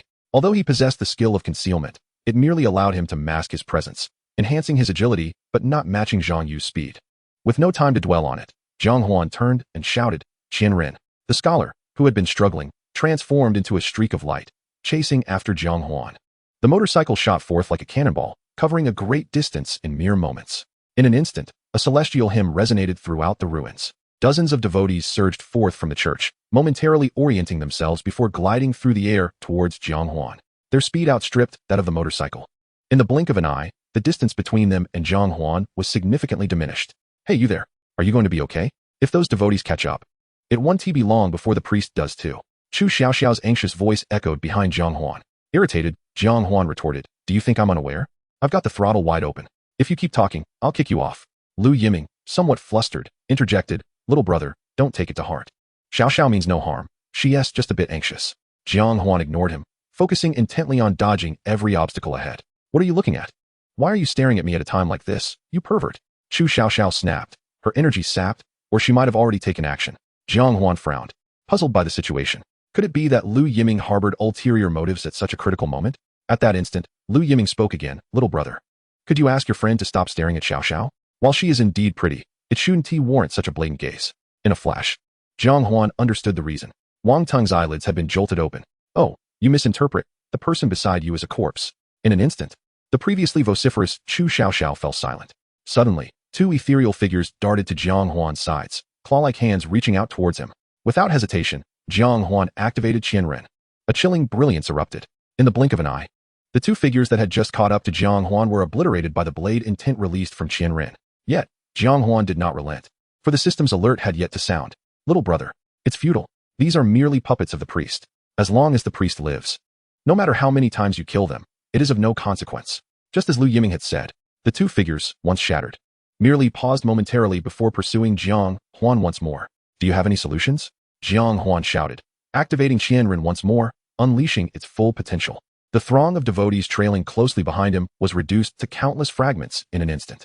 This spectacle left Lu Yiming and Chu Xiao in awe. A special spirit tool. In mere moments, he had vanquished dozens of beasts. Could this fellow be the master who had previously slaughtered the steel claw monkeys in the derelict supermarket? The scene before them left the two entranced, even failing to register Jiang Huan's queries. Hey, don't dawdle. Quickly tell me, is there a way? Chapter 46, Renewed Suspicion. Chu Xiao was the first to regain her senses. There's only one not-so-effective solution. What solution? The priest's effective control over these puppets extends only 3 kilometers. Given that the priest is pursuing us from behind, we need to run 8 kilometers. And then they won't be able to find us. Jiang Huan sighed, realizing that if they truly had a solution, they wouldn't have been relentlessly pursued by the priest in the first place. At that moment, the devotees revived once more, lunging towards Jiang Huan and the others. Jiang Huan could only activate Qianren again, shattering them all. Each time they approached, Jiang Huan obliterated them. It was as if they were engaged in a tug-of-war of spiritual energy. The frequency of such extensive activation of spiritual power left Chu Xiao somewhat astonished. Lowering her voice, she quietly asked Lu Yiming, do you think he could be the person we encountered before? Lu Yiming fell into contemplation, silently observing Jiang Huan. Not likely. His aura is even weaker than ours. Chu Xiao hesitated, recalling Su Jingyang's previous deductions. The opponent was at least a 4th-tier expert, and their spirit tool was at least A-grade. Yet, Jiang Huan not only lacked their strength, but also wielded merely a B-grade spirit tool. There was nothing that aligned with their deductions. Yet, a woman's intuition told her that Jiang Huan was far from being as simple as he appeared. The distance between Jiang Huan and the devotees gradually widened as he continued to slaughter them. Minutes later, the trio finally distanced themselves from the devotees. Jiang Huan slowed the motorcycle, lifting Chu Xiao and Lu Yiming off the vehicle. Under the priest's control, they were in a state little better than that of vegetative individuals. Let us take a break. It wasn't that Jiang Huan truly wanted to rest, but the intense consumption of spiritual energy had taken its toll on him. Moreover, he needed to re-establish contact with Zhang Yu and the others. Sitting aside, Jiang Huan retrieved a bottle of water from his storage ring and gulped it down. Next, he pulled out his phone, which displayed several missed calls from Zhang Yu. He returned the call, and it was quickly answered. Jiang Huan, where are you? Have you shaken off the beasts? I have, but I can't quite pinpoint my location. I'll send you my coordinates shortly. Half an hour later, Zhang Yu and the others arrived beside Jiang Huan. However, unlike before, Zhang Yu and Zhang Zhuan were now being lifted by Su Jingyang, one in each hand. The spirit tool carrying the other 2 city patrol members had transformed into a robust figure wielding dual blades. Teacher Zhang, what happened to you? Su Jingyang gently set him down. Zhang Yu's complexion was pale, forcing a smile as he said, it's nothing. Just the side effects of that escape technique I used earlier. Now my whole body feels weak. Zhang Zhuan chimed in, indeed. If it weren't for Captain Su's swift recovery, we might not have been able to come find you. At this point, Su Jingyang smiled. Don't say that. Teacher Zhang, if it weren't for you and Captain Jiang Huan rescuing us, perhaps the three of us would have become a pile of bones. As they exchanged light-hearted banter, Jiang Huan finally learned the full story of the events that had transpired. Jiang Huan was compelled by Murong Shui to venture out of the city in search of her, only to find himself ensnared by Jiang Huan's petty tricks, completely misdirected in his quest. By the time he regained his bearings, several days had already elapsed. He meticulously retraced Jiang Huan's movements based on the remnants left at the scene, finally managing to navigate his way back. However, to his surprise, he encountered the lost trio of Su Jingyang along the way. After a brief exchange, he learned that Su Jingyang and his companions were a foreign micro-mercenary group seeking directions to Cayenne City. Consequently, Jiang Huan resolved to lead them in search of Jiang Huan, planning to return to Cayenne City together afterward. Yet, as fate would have it, they stumbled upon a dilapidated supermarket and, due to a moment of carelessness, were nearly ensnared by the siren call of the monstrous beast known as the Priest, almost stepping into its realm. Fortunately, they encountered Zhang Yu and Jiang Huan. Otherwise, the lives of all six would have been in jeopardy. Upon hearing this, Jiang Huan's gaze inadvertently lingered on Chu Xiaoxiao, a clear indication that this directionally challenged individual had once again led them astray. But what on earth were they planning to do in Cayenne City? Could it be that they intended to assassinate Long Chun? Jiang Huan was lost in contemplation, his gaze subconsciously fixated on Chu Xiaoxiao. Such an impolite stare made Zhang Yu feel a bit embarrassed, prompting him to rap Jiang Huan on the head. Where are you looking? You're the one responsible for this mess. Jiang Huan winced in pain, muttering, why should I? If you hadn't come out, would I have needed to seek you? Zhang Jiuan would need to find you. If Zhang Jiuan doesn't look for you, why should Captain Su and the others endure this ordeal? Jiang Huan attempted to argue, but a nagging feeling crept in, suggesting there was indeed some truth to his words. At that moment, Zhang Jiuan spoke up. Old Zhang, don't bully Jiang Huan anymore. It's somewhat embarrassing to admit that we came in search of him, fearing he might encounter danger in the fog. Yet, who would have thought that we would ultimately rely on Jiang Huan to save us? How humiliating. Instantly, a sense of awkwardness enveloped everyone, especially when they learned that Jiang Huan was still merely a high school student. The feeling of shame deepened. Eventually, it was Zhang Yu who broke the silence. Has everyone rested enough? If there is nothing else, shall we head back to Cayenne City? Nods of agreement followed. Zhang Jiuan and his two teammates each retrieved sleek, cruising motorcycles from their storage rings. Particularly, Zhang Jiuan's motorcycle outshone Zhang Yu's in terms of flair. At a mere glance, Jiang Huan found himself captivated. Zhang Jiuan gestured for Chu Xiaoxiao to sit behind him, noticing Jiang Huan's gaze. He boastfully patted the fuel tank. What do you think? ISNT my ride, handsome? It cost me 5 years' worth of salary and bonuses, plus I borrowed some funds from the old city lord to acquire it. Its design is based on an ancient motorcycle manual. I think it's south called Night Road. Jiang Huan's spirits plummeted. He yearned for a motorcycle like that. But he dared not entertain such thoughts until his mother fully recovered. Zhang Yu, perceptive to Jiang Huan's despondency, brusquely shooed Zhang Jiuan and the others away. Go on, go. Pathetic bunch, flaunting like children.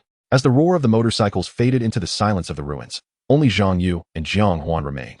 Jiang Huan, don't envy him. It's just a motorcycle. If you want one, I could give you mine. Jiang Huan expressed his gratitude but politely declined. Teacher, aren't we setting off yet? Zhang Yu hesitated but ultimately spoke up. Jiang Huan, I've noticed your spirit tool seems to have acquired an additional effect. It appears to be of a mental nature, am I correct? Jiang Huan forced a smile. Indeed, his teacher had picked up on this detail. Once again, he questioned whether his connection to Wang Teng's demise was to blame. How could he dispel his teacher's suspicions this time? Chapter 47, Zhang Yu's Inner Thoughts. Jiang Huan nodded, remaining silent. Wang Teng died from fright. Is this truly unrelated to you? Zhang Yu's smile belied the seriousness of his inquiry, resembling more of a friendly inquiry than an accusation. Jiang Huan shook his head, meeting Zhang Yu's gaze. Teacher, it has nothing to do with me. The stubbornness of youth and a clear conscience were unmistakably revealed in that moment. Jiang Huan did not believe he had erred. Had Wang Teng not persistently provoked him, he would never have resorted to lethal force. Their eyes locked in silence for a long while. Eventually, Zhang Yu smiled warmly, pulling Jiang Huan closer. Jiang Huan, I believe you. His hearty laughter drifted away like the wind. Jiang Huan was somewhat perplexed. Was that it? Was he too easily convinced? Seemingly reading Jiang Huan's confusion, Zhang Yu patted his shoulder with a firm hand. I just feel that a student willing to risk his life to save his teacher from a fourth-tier beast cannot possibly be a bad person. A slight smile graced Zhang Yu's usually stern face, revealing a rare warmth. He refrained from probing further into Jiang Huan's situation, sensing that this was uncharacteristic of him. Was it gratitude for Jiang Huan's life-saving deed? Or perhaps guilt? Regardless, Zhang Yu decided to let the matter rest. His conviction that Jiang Huan was not a bad person was sufficient. By the way, Jiang Huan, your spirit tool has awakened an impressive effect. Although its quality remains at D rank, it might be on par with some C rank spirit tools when viewed holistically. In Zhang Yu's understanding, A spirit tool that could be successfully refined multiple times must possess a solid initial quality. Hence, he assumed Jiang Huan had merely awakened a new effect rather than successfully refined his spirit tool. Jiang Huan smiled faintly. Teacher, my spirit tool is currently at B rank. With the school recruitment just a month away, Jiang Huan felt it unnecessary to conceal the rank of his spirit tool from Zhang Yu. However, his revelation left Zhang Yu momentarily stunned. B rank? Wait, you just said you reached B rank? You've refined it successfully again. Jiang Huan nodded. Yes, I was quite lucky.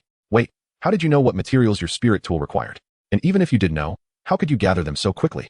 Jiang Huan shrugged, a knowing smile playing on his lips as he looked at Zhang Yu. Isn't it thanks to you, teacher? Thanks to me? For what? Zhang Yu instinctively asked, quickly recalling the similarity between Jiang Huan's spirit tool effect and that of the Tuanyo leader. He pointed at Jiang Huan in astonishment, exclaiming, "The last spirit embryo." Jiang Huan remained noncommittal. Besides the spirit embryo, what other materials did you add? Zhang Yu pressed, anxious, as his own spirit tool had stagnated at C rank for many years. Although Jiang Huan's refining experience might not be directly applicable, it could still offer some valuable insights. With a casual grin, Jiang Huan replied, "Teacher, I only used the spirit embryo. I didn't use any other materials." At that moment, Zhang Yu was at a loss. You mean to say you didn't add any other auxiliary materials? You solely used the spirit embryo to elevate your spirit tool from D rank to B rank? Jiang Huan nodded. Exactly. That is scientifically implausible. I've never heard of such a thing. Jiang Huan shrugged, casually fabricating, who knows? At the time, I was just thinking I couldn't afford other materials, and adhering to the principle of not wasting, I tried refining directly with the spirit embryo. To my surprise, it succeeded right away. Zhang Yu gazed at Jiang Huan, his expression a complex mixture of envy and jealousy. This is utterly unscientific. Unbelievable. I have never encountered any instances in those papers where one could successfully refine a spirit embryo alone. Jiang Huan patted Zhang Yu on the shoulder. Teacher, what era are we in? You're still talking about science? Zhang Yu was taken aback, indeed. It has been 300 years since the revival of spiritual energy, and all manner of absurdities have transpired. What is so strange about refining a D-grade spirit into a B-grade spirit using just one spirit embryo? However, if one were to search for a reason, I suspect that particular spirit embryo might be rather exceptional. Who knows, perhaps any spirit could be refined successfully, elevating its grade. Jiang Huan casually fabricated this notion, as he had already refined the spirit embryo, rendering any potential evidence non-existent. Nevertheless, these words struck Zhang Yu like steel needles piercing his heart. He vividly recalled that Jiang Huan had initially intended to give the spirit embryo to him. If he had accepted it, would it have meant that Confucian scholar could ascend to a B-grade spirit? He had personally severed Confucian scholar's chance for advancement.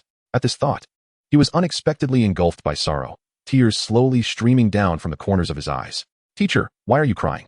It's nothing at all. I am merely overwhelmed with emotion, having survived a calamity. The motorcycle gradually roared to life, cruising at a leisurely pace towards the direction of Kai Cloud City. By the way, Jiang Huan, once we return to the city, make sure not to leave it. Why not? What else could it be? We intercepted the priest midway tonight. It's akin to snatching his dinner. Unless something unforeseen occurs, he will undoubtedly be searching for us everywhere in the near future. Venturing outside the city during this time is tantamount to seeking death. Jiang Huan complied, turning to gaze into the distance where the priest was situated, his sharp eyes seemingly piercing through the night. A flock of avian beasts took flight from the woods, scattering in a panic. Damn it. They chased me to such a state. Just wait. I will dismantle your church sooner or later. Mission triggered. A true man must stand tall. How can one be hunted by petty miscreants? Please eliminate the beast, priest. Upon mission completion, a random reward will be granted. A slight smile curled at the corner of Jiang Huan's mouth. Under the blazing sun, it was the second day since Jiang Huan's return to Kai Cloud City. Perhaps his previous life had been too hectic. After sleeping for 12 hours, he still appeared half asleep. After washing up and dressing, he remained in a state of drowsiness.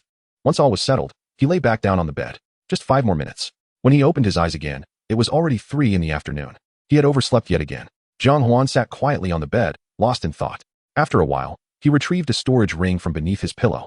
With a flicker of thought, he began to explore the spoils from this expedition in the ruins. 892 first-tier beast materials, 378 second-tier beast materials, and 35 third-tier beast materials.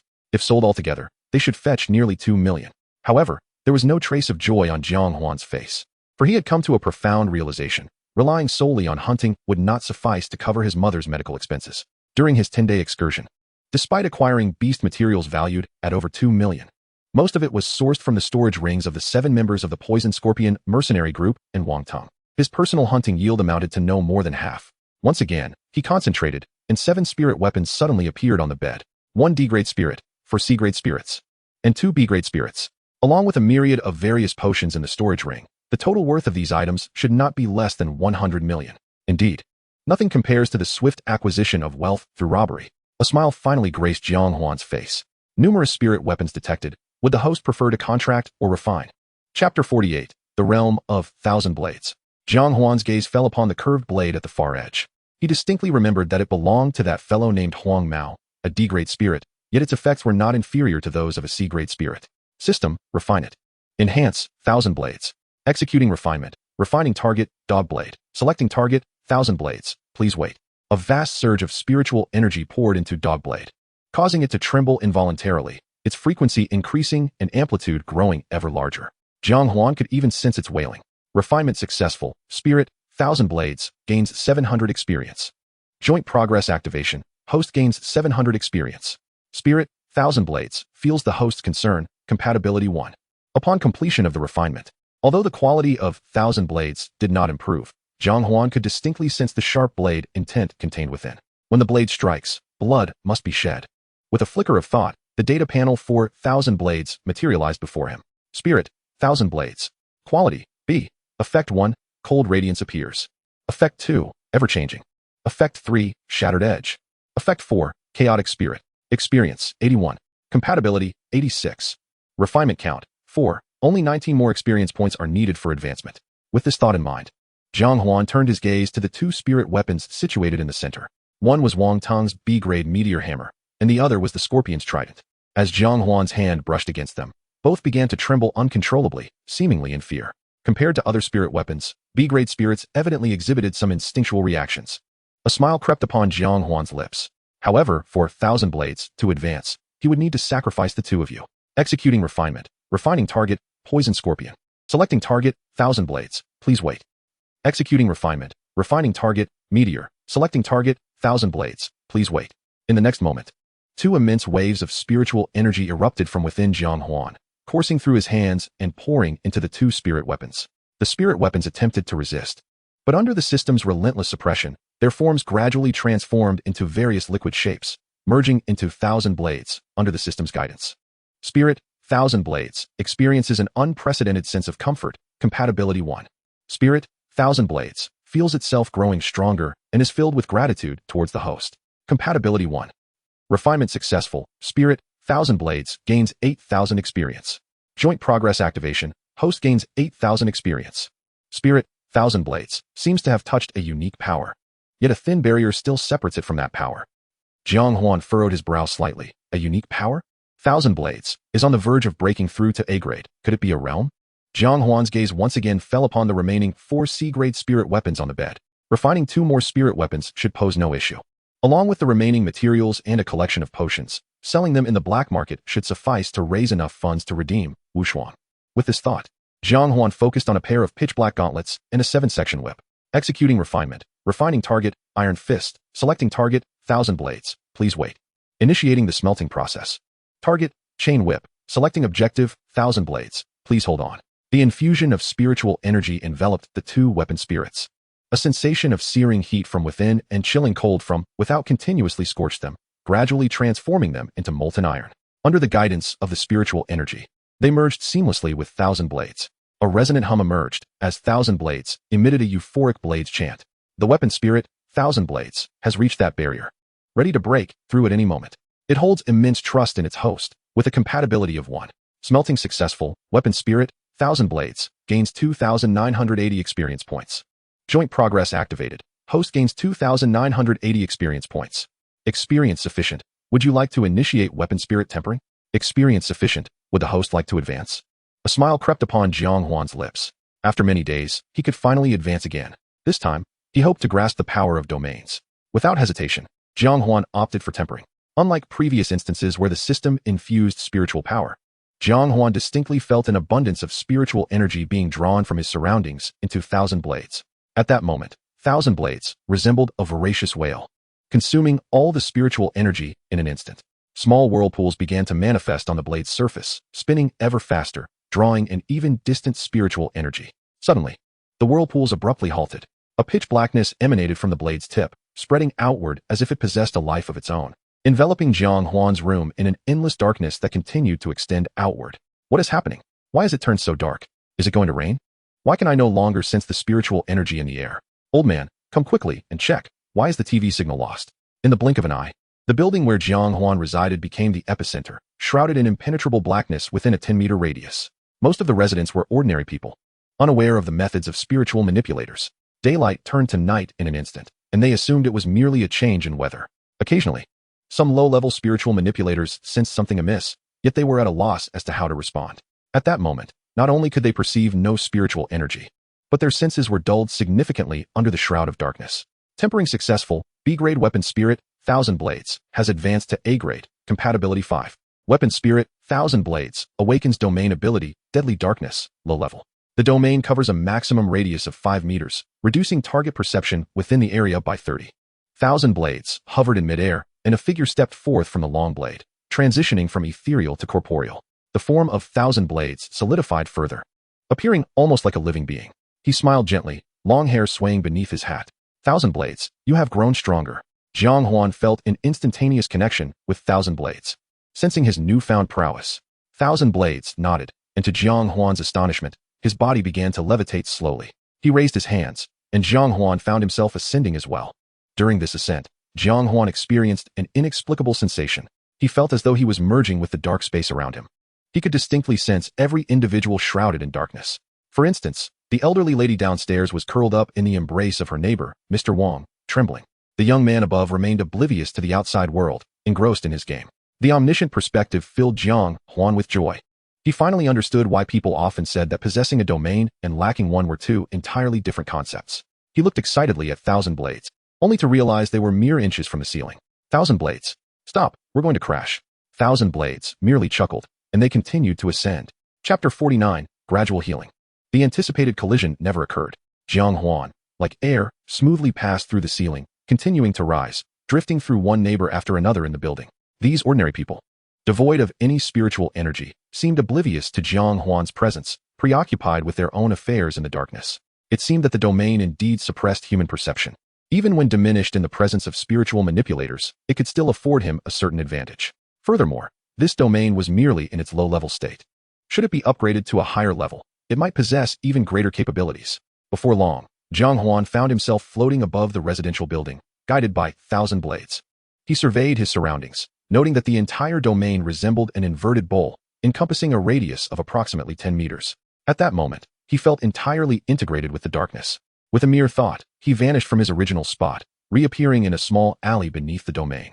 With another thought, he entered a pink bedroom, the sweet fragrance wafting towards him, revealing a bare, white thigh draped over the bed. Jiang Huan's gaze traveled upward, encountering the bare chest of a strikingly beautiful girl soundly asleep. He felt a sudden tightness in his chest and quickly returned to 1000 Blades. Within the domain's coverage, he could manifest in any corner at will.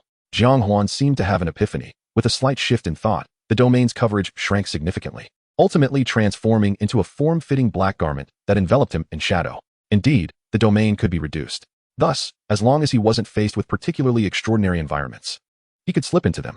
However, the fluctuations of spiritual energy. With this thought, Jiang Huan began to activate his newly acquired martial skill, breath concealment. Moments later, he withdrew the domain. Astonishingly, the moment the domain dissipated, his form began to plummet. Yet, in the blink of an eye, he halted midair. 1000 Blades held him securely in its embrace. How careless. I forgot I still can't float. He scratched his head, thanked 1000 Blades, and began to carefully sense the residual fluctuations of spiritual energy. A smile involuntarily crept across his lips. Sure enough, breath concealment was indeed an excellent martial skill. At that moment, there was no trace of spiritual energy remaining where he had just been. In other words, with the power of the domain and the characteristics of breath concealment, he could freely enter and exit any location without special countermeasures. If only he had a skill to enhance his speed, perhaps he could even assassinate the President of America. With that thought, Jiang Huan couldn't help but laugh, realizing how absurd such an idea was, not to mention the multitude of protectors surrounding him. The strength of someone capable of leading a nation was far more complex than it appeared. Suddenly, his laughter ceased, and his expression turned pale. A sharp pain pierced through him. Laughing too joyfully had aggravated the wound left by the three-pronged steel fork on his back, and the toxins lingering within his body began to torment him once more. Time for another dose of medicine. Upon returning to his room, Jiang Huan applied some ointment to his back before promptly checking his data panel. Experience sufficient, Would the host like to advance? Without hesitation, Jiang Huan opted for advancement. A magnificent surge of spiritual energy erupted from the depths of his being, coursing through every inch of his meridians, flesh, and bones. Waves of profound comfort enveloped Jiang Huan, as if he could once again hear faint sounds of shattering.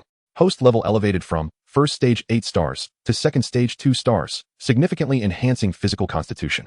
Congratulations to the host for breaking through to the second stage. Reward ability, slow healing, allowing the host to self-heal when injured. Could this be a healing ability? As the thought settled, an unexpectedly cool and soothing sensation surged across Jiang Huan's back. The wounds that had been throbbing with pain moments ago vanished within seconds, replaced instead by a tingling, pleasant sensation. Is it more effective than applying medicine? Jiang Huan hurried to the floor-length mirror to scrutinize his back. The suppurating wounds, which had once appeared dire, were now visibly receding. The crimson flesh at the wound sites sprouted several granulations, rapidly covering the entire injury at a pace observable to the naked eye. Scabs formed and shed within mere minutes. The 3 glaring wounds on his back were supplanted by fresh, delicate skin. This speed? Is it truly considered slow? System, have you perhaps misinterpreted the meaning of slow? In Jiang Huan's understanding, even a skilled healer would find it challenging to achieve such remarkable healing results unless they possessed formidable strength. It seems that as long as I have breath left before my spiritual energy is depleted, death will be a distant concern. Host, Jiang Huan. Level, second stage 2 stars. Abilities, mutual progress, calm heart, slow healing. Martial skills, stealth, backstab, breath control. Physical constitution, 870. My physical constitution has already reached 870. I recall that the standard for the 4th stage is approximately 1000. I anticipate that during the upcoming campus recruitment, I shall undoubtedly secure a good job. A faint smile graced Jiang Huan's face, as it seemed his life was finally aligning with the right path. The sky darkened gradually. It was now dusk. At this hour, the black market should be bustling with activity. It is time for me to venture out. Jiang Huan possessed a considerable amount of items, all pilfered from individuals such as Scorpion and others. If he were to sell them through legitimate channels, it would inevitably draw attention. Although the black market offers lower prices, it allows Jiang Huan to avoid numerous unnecessary troubles. Furthermore, Jiang Huan adhered to a principle. No single sale should exceed 500,000. Selling items piecemeal had taken Jiang Huan 5 days to dispose of all the stolen goods. Under the blazing sun at noon, Jiang Huan emerged from the bank, unable to conceal the joy on his face as he gazed at the balance on his phone. 2 C-grade spirit tools, along with a plethora of materials from demonic beasts and some potions, had fetched a staggering 80 million. After pawning the items for 20 days, the interest amounted to approximately 7 million. My current balance is nearly 90 million. After deducting the principal and interest, I still have around 15 million remaining. Just a month ago, I could barely scrape together a mere 10,000. Now, I find myself with this substantial sum, truly the whims of fate. After calculating, Jiang Huan could not help but exclaim, if I were an ordinary person, this amount of money would allow me to live comfortably for a lifetime. Yet, as a spirit master, this money would merely suffice to acquire a decent C-grade spirit tool. Moreover, this sum would cover my mother's hospital stay for merely 3 months. Jiang Huan shook his head, casting aside these chaotic thoughts. Why dwell on such matters? As long as I enhance my strength, money will no longer be a source of worry. Right now, I must swiftly retrieve Wu Shuang. Chapter 50, The Malice of Humanity. In the lobby's lounge area of Duobao Tower, Jiang Huan sat languidly on a stool, waiting in silence, a glass of clear water placed before him. Moments later, a graceful female attendant approached, leading a sharply dressed middle-aged man with a shrewd demeanor. Mr. Jiang, greetings. Our manager Liu has resigned. This is our new manager, Mr. Zhao. You may discuss the redemption matter with him. With a professionally feigned smile, Manager Zhao grasped Jiang Huan's hand upon arrival. Mr. Jiang, hello. May I inquire which item you wish to redeem? The warmth of his demeanor made Jiang Huan feel somewhat uncomfortable. Jiang Huan produced the pawn ticket from his bosom and handed it to Manager Zhao. I pawned a spirit tool a little over half a month ago. I wish to redeem it today. Manager Zhao took the ticket, scrutinizing its contents while occasionally nodding. An A-grade spirit tool, which has developed self-awareness and can autonomously absorb spiritual energy. The onlookers in the lounge turned their gazes toward Jiang Huan, their expressions filled with envy.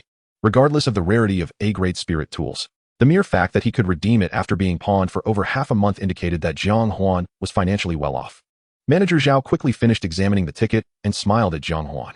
Please hold on for a moment. He then called over a female attendant.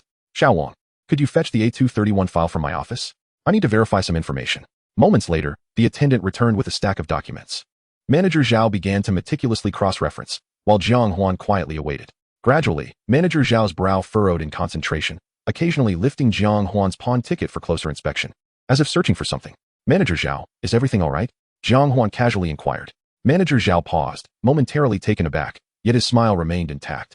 Mr. Jiang, may I ask if I have offended you in some way, causing you to come here today merely to amuse yourself? What do you mean, Manager Zhao? Zhao smiled slyly, pushing the pawn ticket back towards Jiang Huan. Mr. Jiang, let us speak plainly. This pawn ticket is fabricated, isn't it? Jiang Huan's displeasure was evident. Manager Zhao, I fail to comprehend your meaning. The surrounding patrons could no longer contain their curiosity, their gazes now filled with intrigue. Manager Zhao gestured toward the pawn ticket, stating, firstly, the header of your pawn ticket reads Duobao Tower. However, this paper is only used internally for document exchanges. Our official header for external documents is the Liu Family Trading Group of Cayenne City. He then pointed to the official seal. Moreover, while your seal appears flawless, when we at Duobao Tower affix our seal, we also include a specialized watermark for anti-counterfeiting, which can only be revealed under specific lighting conditions. If you don't believe me, take a look. With that, he retrieved a copy of a pawn ticket from the documents in hand and produced a small lamp from his waist. Illuminating it casually, the Liu Family Trading Group's watermark appeared before Jiang Huan's eyes. He then shone the light on Jiang Huan's pawn ticket. Just as he had claimed, there was no watermark present. At that moment, Jiang Huan's expression turned solemn. He had discerned what had transpired, yet he remained silent. The gazes of those nearby shifted from curiosity to disdain. Noticing this, Manager Zhao smiled with satisfaction. Mr. Jiang, setting aside these matters, our Liu family's greatest principle is to provide excellent service to every customer. Since you wish to redeem, I have checked the inventory records to see if you genuinely pawned the A-grade spirit tool, Wu Shuang, at our establishment. At this point, he cast a meaningful glance at Jiang Huan. Observing Jiang Huan's lack of reaction, he felt a twinge of contempt in his heart.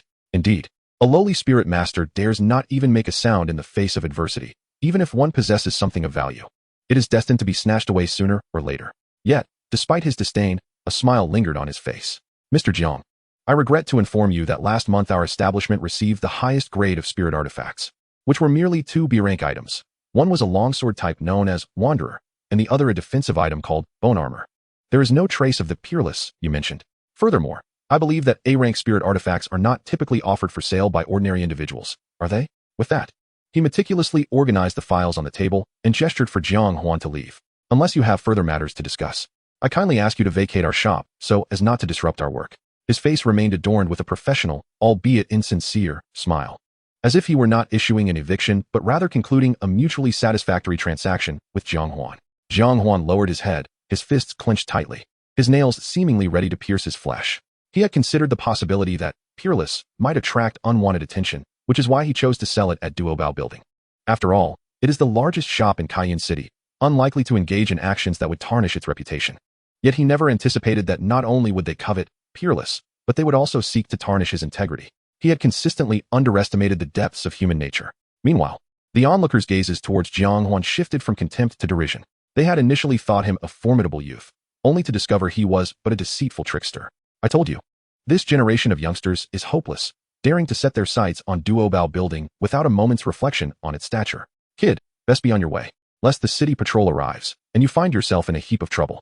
The jeers and taunts from the crowd pierced Jiang Huan's ears like daggers, stabbing at his heart. Suddenly, he sprang to his feet, startling Manager Zhao. He was merely an ordinary person, possessing a keen business acumen that allowed him to work at Duobao Building. Even the most mundane spirit masters could easily subdue him. Mr. Jiang, let me warn you. This is within the city limits. Even if you are a spirit master, should you dare to cause trouble, the city patrol will not spare you.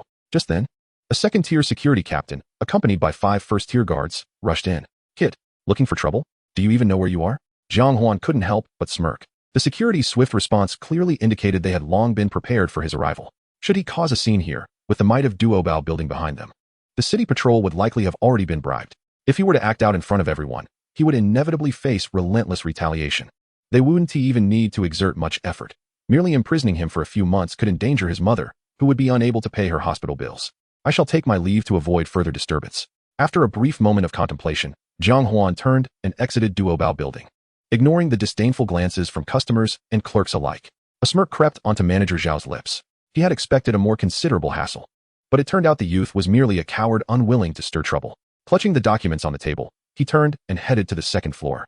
With this matter settled, his bonus for the month would likely be quite substantial. Should he visit Honglinmen for a night with Naimi or head to Fengqingwen to meet Jiuyu? As he pushed open the door to the general manager's office, he found Manager Liu, who was supposed to have resigned, lounging comfortably in the boss's chair, feet propped on the desk, puffing on a Cuban cigar. Xiao Zhao, have you taken care of everything? No hiccups, I hope. Manager Liu, all is in order. That kid was quite timid, a slight scare. and he left without uttering a word. A smug smile appeared on Lu's face, but just as he was about to respond, he suddenly noticed an impenetrable darkness spreading throughout the office. The once bright room was instantly shrouded in an obscurity so profound that one could not see their hand before their face. Who were you just calling a coward? A haunting voice echoed from all directions, rendering them unable to discern its origin. Chapter 51. Thank you both for your candor. The voice of the youth now brimmed with menace. As the darkness enveloped them, both men felt as if they were ensconced in a viscous space. Their vision was obstructed, and all senses dulled significantly.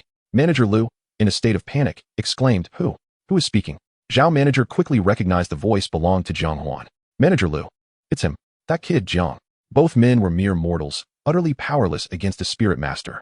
Their immediate instinct was to flee. Yet they were astonished to find that the office door, which had always been within reach, was now nowhere in sight. Manager Lu. What is happening? I distinctly remember the door being right here. Manager Lu, more experienced than Zhao, cursed, Damn. It's a domain. The office has been divided into 2 spaces. Quickly, call for help. As he spoke, Manager Lu reached for a teacup beside the desk, clearly intending to use it as an alarm. However, before he could grasp the alarm, a long blade composed of shards flew out from the darkness. Bang! The teacup shattered explosively. The long blade quivered as it embedded itself in the desk. Manager Lu swallowed hard, his legs turning to jelly, collapsing onto the floor. It's a misunderstanding. It's all a misunderstanding. Meanwhile, Zhao Manager was in a state of utter terror. Mr. Jiang, it's not my fault. It was Manager Lu who made me do it. Buzz. The long blade suddenly soared, disappearing into the darkness. A slender figure, wielding the long blade, stepped forth from the shadows. After leaving Duobao building, Jiang Huan had not ventured far. He had circled to the rear of the shop, utilizing the domain of 1,000 blades, known as Deadly Darkness, to infiltrate Duobao building. Did they dare to seize the peerless left by his father? They must be dreaming. Misunderstanding? Oh, indeed, it seems like a misunderstanding. Manager Lu, did you not resign? Why are you still seated in the office? The long blade swept across the office floor, the expensive carpet resembling a blank canvas, effortlessly torn asunder. An invisible pressure descended upon both Manager Lu and Zhao Manager, and upon seeing Jiang Huan, their bodies instinctively began to retreat. Though neither were spirit masters, they knew that within the domain, their opponent was the absolute sovereign. Mr. Jiang, I merely wish to clarify some unfinished matters upon my return. Manager Lu wiped the cold sweat from his brow, forcing a smile in a desperate attempt to appear sincere, while subtly nudging Zhao Manager. Zhao Manager hurriedly chimed in, Yes, Mr. Jiang, I am also quite new to my position. Bang. Before he could finish, the long blade cleanly swept across Manager Lu's neck, embedding itself 3 inches into Zhao Manager's groin. Both men broke into a cold sweat, realizing that had the blade shifted even slightly, Manager Lu would meet his end, and Zhao Manager would find himself in a rather unfortunate predicament. Mr. Jiang, let us discuss this calmly. We implore you. Jiang Huan tilted his head, the sound of cracking joints echoing ominously. He then slowly approached the two, cracking his knuckles, the sharp sounds reverberating painfully in the oppressive darkness. Of course, we shall converse. However, before that, I must first collect some interest. A sense of foreboding washed over both Lu and Zhao, yet at that moment, they were akin to fish on a chopping block, utterly devoid of the power to resist. The cacophony of fists and kicks reverberated within the domain of 1,000 blades, the anguished cries rising and falling like a relentless tide. Lu, haven't you resigned? Now, hand over the work. Do you take me for a fool? The accusations continued. Is there an issue with the tickets? The header is incorrect, is it? There's a problem with the official seal, is there? And you still need a watermark, I suppose? Zhao, aren't you the one who usually calls for security? Go ahead, yell your lungs out, and see if anyone pays you any mind.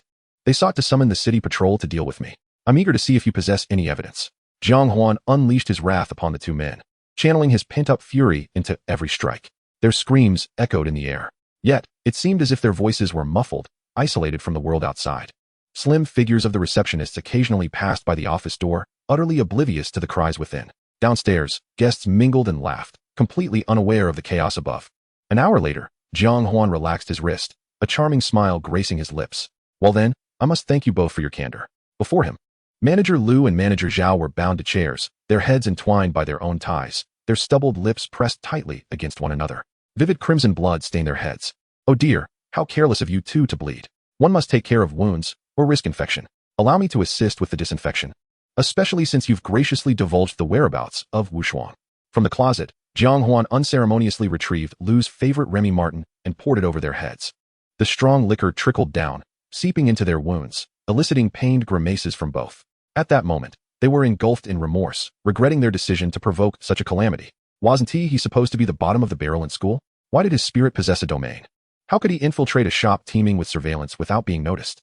Moreover, with such torturous methods, how could he possibly resemble a mere student? Jiang Huan's smile radiated. Gentlemen, do keep it down.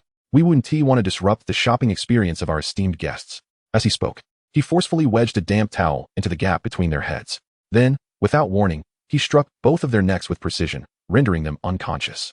Finally, Jiang Huan locked the office door behind him. By the time the employees discovered them, it would likely be several days hence. In that time, he could seek out Wu Shuang. After all, Jiang Huan had to exercise restraint within the city. Otherwise, he would only invite unnecessary trouble.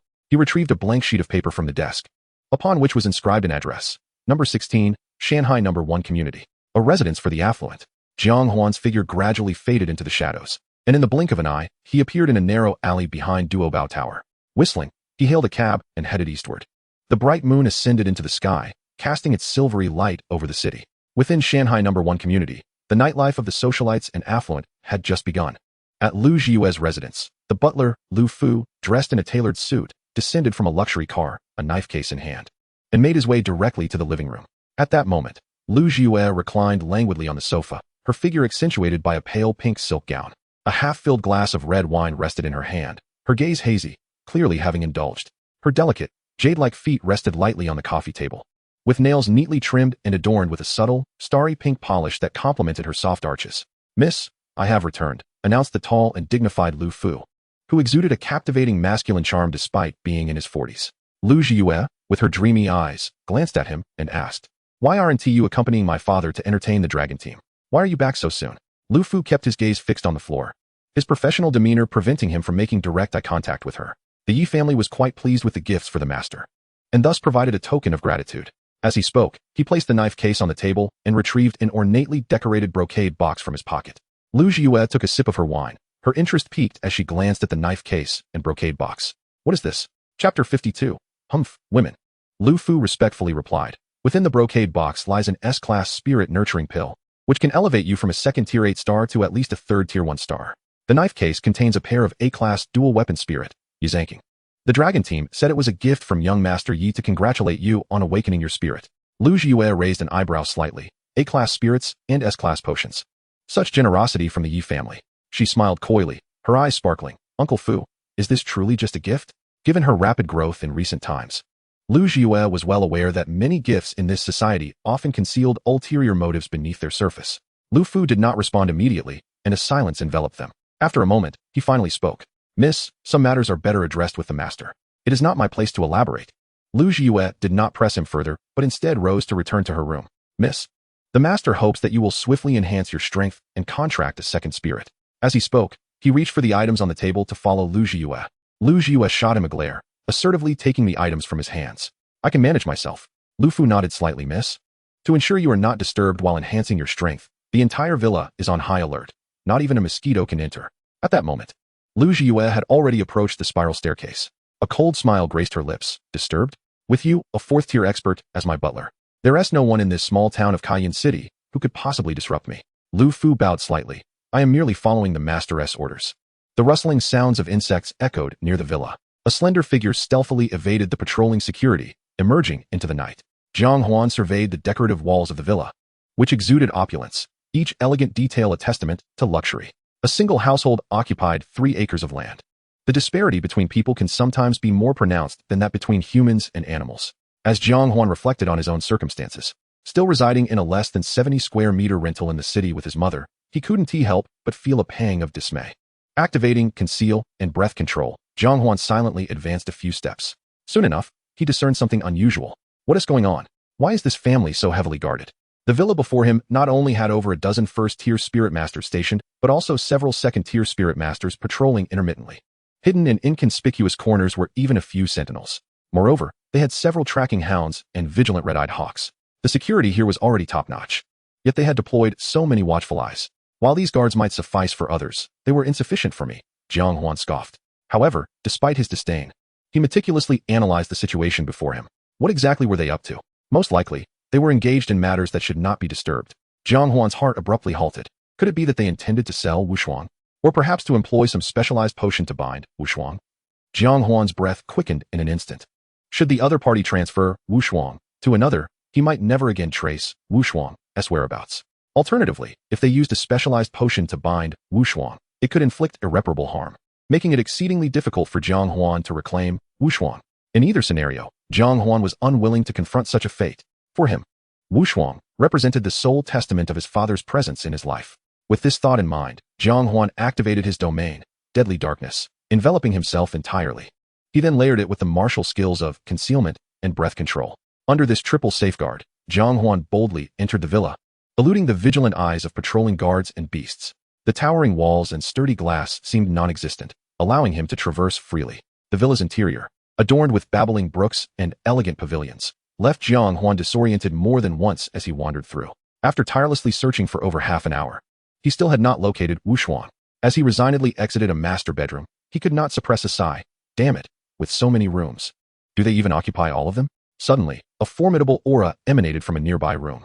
Jiang Huan focused intently, murmuring to himself, "Is someone breaking through to the third tier?" He hastened towards the source of the energy, catching a whiff of a distinctly feminine fragrance even before entering the room.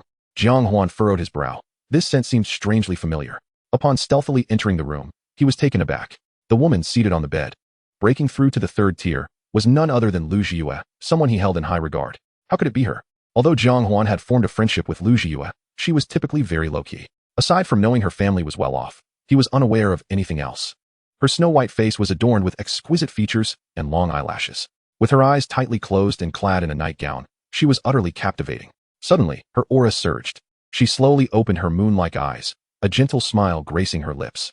Jiang Huan realized she had successfully broken through to the third tier. She picked up her phone and, barefooted, walked toward the balcony, letting the evening breeze tousle her long hair. She dialed a number against the wind.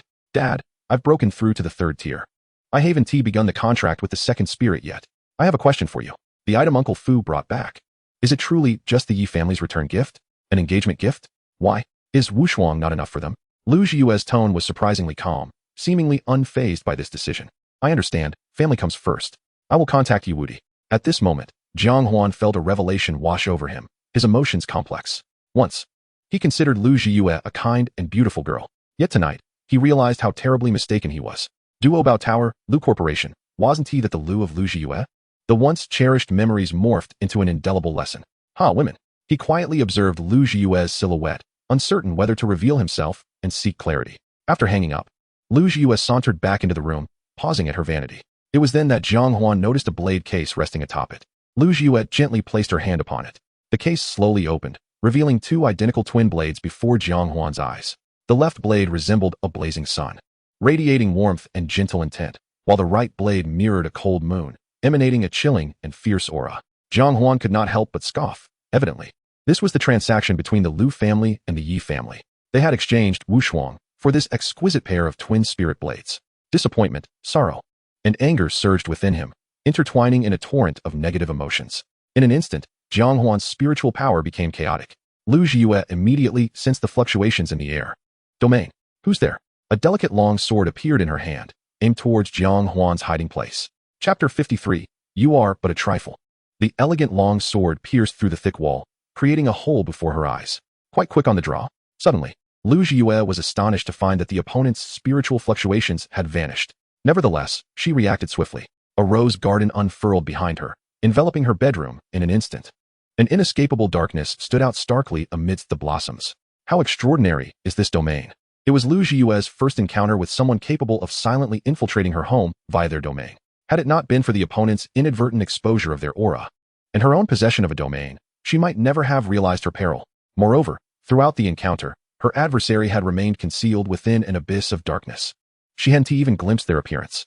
With this thought, she slashed her long sword, carving a cross. Cross slash. Countless petals soared with the blade, resembling sharp blades flying towards Jiang Huan. The fierce offensive rushed forth. Jiang Huan attempted to evade, but suddenly found his feet ensnared. A glance from the corner of his eye revealed that the surrounding roses had, unbeknownst to him, entwined around his domain, with the rose petals approaching rapidly. A smile appeared on Lu Yue's face. Such a dense offensive left no room for evasion. It was either death or injury. Yet, in the next moment, her eyes widened. Countless shards erupted from the darkness, obliterating all the roses nearby and shattering the incoming petals. Furthermore, hundreds of shards surged toward her. The opponent was capable of controlling even more fragments simultaneously. In a flurry, she swung her long sword repeatedly. Thorn shield. In the blink of an eye, A massive shield formed from countless thorny vines appeared before her. The shards of 1,000 blades were incredibly sharp, relentlessly slicing through the thorn shield before her. However, the thorn shield showed no signs of yielding. With every inch 1,000 blades breached, the surrounding roses thickened by another foot. Jiang Huan's expression turned grave. It seems I too must unleash my domain. Otherwise, within her domain's reach, the current 1,000 blades would struggle to inflict harm upon her. With this thought, the darkness that had merely encompassed Jiang Huan expanded in an instant. Within the sphere of darkness, the once blooming roses withered and decayed, turning to ash. The rose garden that had occupied the entire room now shrank to a mere third of its original size. Lu Yue could clearly sense her spirit's suppression in the clash of domains. Moreover, even her senses seemed limited to merely glimpsing a small portion of the opponent's domain before being unable to penetrate further. The blades formed from 1,000 blades, under the cover of the black domain, grew increasingly fierce. The speed of the thorn shield's formation gradually fell behind that of 1,000 blades. In breaking through, Lu Yue's complexion was ashen, beads of perspiration the size of mung beans trickling down her forehead. Who on earth is this man? In the entire Cloud City, every adept is known to me, including their weapon spirits. Yet, this one's weapon spirit remains a mystery. If this continues, my defeat is but a matter of time. Jiang Huan's onslaught grew increasingly frenzied, shards soaring through the air forming a sharp cone, relentlessly assaulting a single point on her thorn shield. At this moment, Jiang Huan harbored a singular thought. Since this duplicitous woman has traded Wushuang for her family's future, she must pay the price. Suddenly, the sound of hurried footsteps ascending the stairs reached his ears. Jiang Huan's brow furrowed in deepening gravity, while Lu Yue appeared visibly relieved. Clearly, the fierce battle between them had attracted the attention of security personnel. Who are you? If you do not confess honestly, I assure you, you shall meet your demise today. Jiang Huan scoffed coldly. You think you can detain me? You are not worthy. In the next instant, Jiang Huan abruptly sheathed his knife and, with a ghostly stride, circled around Lu Yue, making a beeline for the knife box atop her vanity. If I cannot punish her today, at the very least, she must pay a price. Lu Yue abruptly sensed Jiang Huan's intent and leaped to obstruct him. However, Jiang Huan swiftly delivered a powerful kick. Get lost. The impact sent Lu Yue crashing against the wall, the tremendous force causing the partition to splinter with cracks. Who dares to cause such ruckus here? A resonant male voice boomed from behind Jiang Huan, followed swiftly by the sound of crackling electricity. Without looking back, Jiang Huan executed a roll, darting towards the knife box. Yet, like a lightning dragon, the electric charge struck his outstretched hand with precision. Sizzling, numbness, pain, burning. Blood gushed from Jiang Huan's arm. The darkness engulfing it shattered in an instant. Miss, are you all right? A butler clad in formal attire, sporting a single-framed eyeglass over his right eye, and wielding a double-barreled pistol, slowly entered from the doorway. Fubo, I want him dead. Lu Yue clutched her chest, blood seeping from the corner of her mouth. Her once pure visage now marred by dust, rendering her utterly disheveled. Do not worry, miss, he shall not escape today. Meanwhile, over 10 second-tier security personnel finally arrived, instinctively surrounding Jiang Huan without needing orders. At this moment, Jiang Huan found himself besieged on all sides. Hiding within the realm of darkness, Jiang Huan cast a cold glance at the gathered crowd. The pitch-black domain once again enveloped his arm, and under the effects of slow healing, his arm, now infused with the scent of grilled meat, began to mend gradually. Young man, if you are wise, surrender now and I shall grant you a swift end, Fubo sneered, casting a disdainful glance at Jiang Huan. Though his face remained obscured, he was exceedingly confident in his strength. Even with the domain's mitigation, the lightning strike would still be sufficient to sap 30% of the opponent's power. Jiang Huan smirked, swiftly dashing once more towards the knife box. His actions affirmed his resolve. You are utterly deluded. As Fubo's words fell, his spear was hurled forth, accompanied by arcs of thunder racing towards Jiang Huan. Simultaneously, the surrounding security personnel activated their weapon spirits and charged at Jiang Huan. In the face of such overwhelming assault, the instinctive reaction of a normal person would be to evade. Yet, Jiang Huan surged forward with even greater speed. Lu Yue's pupils constricted. Has he lost his mind? Who does he think he is? Just someone slightly stronger than me. Does he truly believe he can withstand the onslaught of so many weapon spirits? In the eyes of the onlookers, filled with disdain and scorn, Jiang Huan wielded his long knife and fiercely struck at the knife box before him. The onslaught of dozens of weapon spirits was mere inches away. Boom! The long knife shattered the box, unleashing a torrent of attacks in its wake. The thunderous cacophony reverberated throughout the bedroom, transforming the room, once filled with youthful charm, into a desolate ruin. Dust swirled through the air. Before the crowd, a gaping hole emerged. Behind the hole lay the shattered remnants of the knife box and the nearly severed twin blades. As the dust settled, a shadow stood tall behind the knife box. Lu Yue's pupils dilated. Fubo and the others were expressions of disbelief. Impossible. Absolutely impossible. How could anyone withstand dozens of attacks unscathed? The shadow slowly turned its gaze towards Fubo, then swept over the crowd, finally fixing its eyes on Lu Yue. Even cloaked in darkness, an air of contempt emanated from him. You are all but trifles. The derisive laughter, though soft, pierced the ears of all present. Chapter 54, Thousand Blades, I command you. With that, Jiang Huan stepped forward, leaping through the gaping hole, moving like a specter as he vanished beyond the confines of the first floor's walls. Not a single person among them made a move to stop him, seemingly paralyzed by his formidable presence. Lu Yue was the first to regain her composure, hastening towards the hole, her voice sharp with admonition. Are you all fools? What are you waiting for? He asked, getting away. Only then did the others awaken from their stupor, rushing to pursue the direction Jiang Huan had disappeared. Fubo quickly interjected. Wait a moment. Lu Yue frowned. Fubo, what is it? Fubo stepped cautiously to the spot where Jiang Huan had just stood. There lay a pool of dark red blood, and upon closer inspection, arcs of electricity flickered intermittently within the blood. Miss, we were all deceived by him. That brat just took at least 8 of my electric arcs. Now, his body is saturated with static electricity. If he does not seek medical attention within 24 hours to discharge it, he will face organ failure and a torturous demise. Therefore, all we need to do is dispatch personnel to monitor every hospital and clinic in Cloud City, and he shall have nowhere to flee. Lu Yue nodded. If that is the case, Fubo, please arrange for people to handle it. Subsequently, Lu Yue circled around the hole in the floor, moving to the shattered knife box. Retrieving the Yizanking, which was nearly cleaved in two. Fubo expressed regret. Miss, to have damaged Yizanking to this extent, that man's weapon spirit must be at least A grade, if not higher. Lu Yue's expression mirrored his regret. Indeed, even if we repair this weapon spirit, its quality will likely drop to B grade. Fubo hesitated momentarily. Miss, you do not intend to contract a B grade weapon spirit, do you? Lu Yue shrugged. Do I have a choice? Fubo fell silent. Indeed, Yizanking was a gift from the Yi family, reflecting their stance towards the Lu family. Should Lu Yue choose not to contract Yizanking due to its diminished quality, the Yi family might perceive the Lu family as lacking determination to align with them. Consequently, it would be exceedingly difficult for the Lu family to rise again. That scoundrel truly knows that if he absconds with the weapon spirit, he will face relentless pursuit. Thus, he opted to destroy it. Lu Yue sighed. It seems I can only seek materials to refine it later, restoring it to A grade. She glanced once more at the spot where Jiang Huan had stood. A subtle ache blossoming in her chest. That was quite a ruthless move, but that voice, it seemed somewhat familiar. Lu Yue furrowed her brows, seemingly recalling where she had heard that voice before. Suddenly, a spark of realization illuminated her mind. Could it be Jiang Huan? Despite the slightly coarse tone of the voice, there remained an underlying timbre reminiscent of Jiang Huan. She promptly retrieved her phone and swiftly dialed his number. After a brief ringing, the call connected. Hello, Jiyu. What is the matter? His tone was calm, his breath steady, accompanied by the gentle rustle of wind at the receiver's end. Lu Jiyu chuckled softly. Jiang Huan. Where are you right now? Are you on your way to the hospital to visit my mother? Is there something you need? No, it's just that we haven't seen each other for over half a month, so I thought I'd give you a call. After exchanging pleasantries over the phone, Lu Jiyu ended the call. She couldn't help but laugh to herself. What was she thinking? How could it possibly be him? He had just recently broken through to the first tier, and his spirit weapon was still merely of F grade. Meanwhile, approximately 2 kilometers away, within the sewers outside the Shanghai No. 1 community, filthy water flowed, carrying with it some indescribable filth, the suffocating stench assaulting the senses. A couple of disheveled, grotesque rats, missing patches of fur, cautiously observed a figure not far ahead. Moments later, sensing the murderous aura emanating from the individual, the rats turned and fled into the distance. Jiang Huan leaned against the wall of the sewer, his weapon, Qianren, discarded beside him. He clenched his jaw, the veins in his neck bulging, his fists tightly balled, the knuckles cracking under pressure, as if enduring immense torment. The figure of Qianren materialized from the blade, frowning with concern as he gazed at Jiang Huan.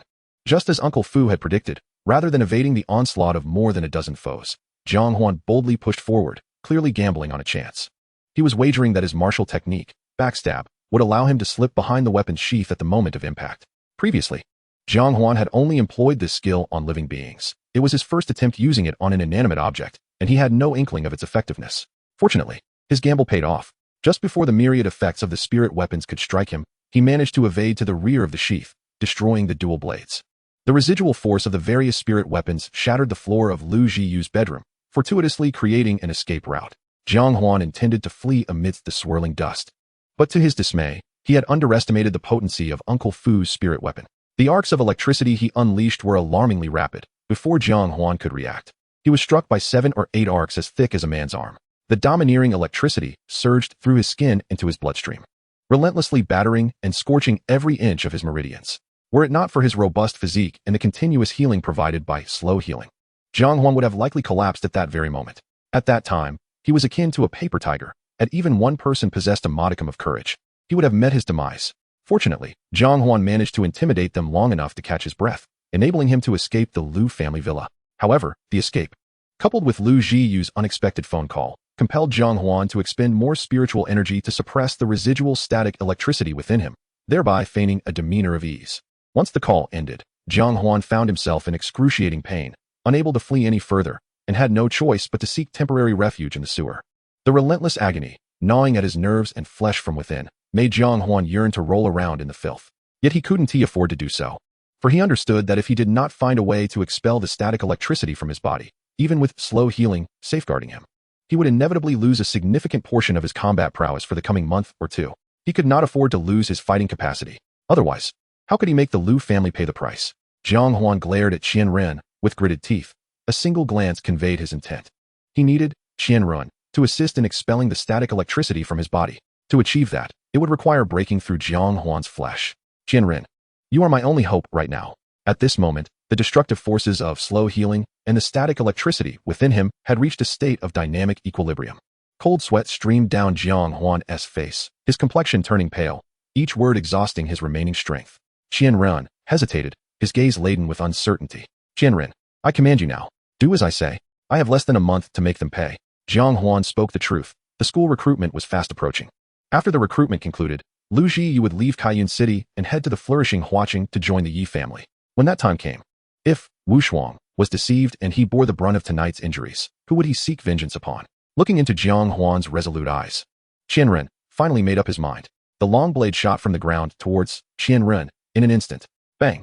With a soft sound, the long blade shattered into a myriad of fragments, arrayed before Jiang Huan. Chapter 55. Have I been exposed? The first spirit weapon was utterly astonished by the host's reckless actions, exclaiming that the host was insane. The third spirit weapon wore a grave expression, seemingly worried that the host would bring about his own demise. The ninth spirit weapon began to admire the host somewhat, increasing his recognition of him. The 11th spirit weapon cast an appreciative glance at the host. She enjoyed such a wildly unpredictable host. In an instant, all 18 spirit weapons were focused on Jiang Huan. They seemed eager to witness just how long Jiang Huan could endure. Puff, puff, puff. Thousands of fragments tore through Jiang Huan's skin in the blink of an eye, slicing through his flesh and brushing against his bones. Hundreds of minute arcs of electricity were intercepted along their path within Jiang Huan's body, only to be drawn away by the following fragments. Vivid crimson blood, glistening blue arcs, and the gleaming edges of the shards created an extraordinarily eerie scene within the sewer. The piercing pain penetrated to his very bones. Yet Jiang Huan gritted his teeth and persevered, only managing to emit a faint, muffled groan. A louder sound would surely attract unwanted attention. Uncertain if any security personnel were pursuing nearby, the only thing he could do was remain silent. He exerted every ounce of energy into slow healing, visibly mending the areas where the static electricity had been drawn away. Qian Ren also diligently controlled the swirling fragments, not only obstructing the path of the static electricity within Jiang Huan, but also ensuring that the areas already healed remained unharmed. Despite the utmost caution from both Jiang Huan and his spirit weapon, the blood flowing from Jiang Huan stained the murky water before him. Once all the static electricity had been extracted from his body, Jiang Huan let out a sigh of relief, only to succumb to unconsciousness. The myriad fragments reassembled into the long blade, Qian Ren, which now crackled with arcs of electricity across its surface. The corporeal form of Qian Ren furrowed his brow, a strange expression crossing his face. Moments later, as the arcs dissipated, a small, azure bead the size of a sugar cube appeared at the hilt of the long blade. Qian Ren quietly settled beside Jiang Huan, vigilantly guarding him. With the destructive static electricity now absent from his body, the damaged flesh began to heal at a visibly accelerated rate. 2 hours later, the stench of the sewer roused Jiang Huan from his slumber. Slowly, he opened his eyes to see Qian Ren still at his side, alert to their surroundings. Jiang Huan smiled faintly. Thank you, Qian Ren. He gradually rose to his feet, cautiously testing his movements. Although still slightly weakened, he felt significantly improved compared to before. With the assistance of slow healing, he would likely be bouncing back to his usual self by dawn. Qian Ren offered a gentle smile before his form gradually faded, ultimately vanishing into the long blade. With a swift sound, the long blade returned to Jiang Huan's hand. Upon grasping it, Jiang Huan immediately sensed the distinct essence of the thousand blades.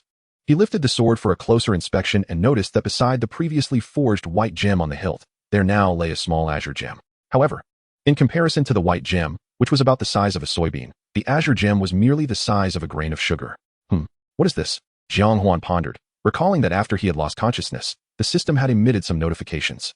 With this thought, Jiang Huan promptly opened the system panel. Host, Jiang Huan. Level, 2nd rank 2-star. Abilities, shared progress, pure heart, gradual healing. Martial skills, concealment, backstab, breath control. Experience, 1. Physical strength, 945. Jiang Huan muttered to himself. While the other data remains unchanged, my physical strength has significantly increased. He then accessed the data page for 1,000 blades. Upon glancing at it, he discovered the differences from before. Weapon spirit, 1,000 blades. Quality, A. Effect 1, sudden frost glimmer. Effect 2, ever-changing forms. Effect 3, shattering edge. Effect 4, chaos of the mind. Effect 5, resilience. Domain, lethal darkness, low level. Within the domain, the host can appear freely in the covered range. Perception of targets within the range decreases by 30. Experience, 1. Compatibility, 92. Refinement count, 5. An additional effect had been acquired, and compatibility had increased by 2. Jiang Huan's gaze settled on effect 5, and the details of the effect promptly materialized. Resilience. Blessed by the baptism of blood and electricity, it fortifies the blade, actively sharing more damage for you.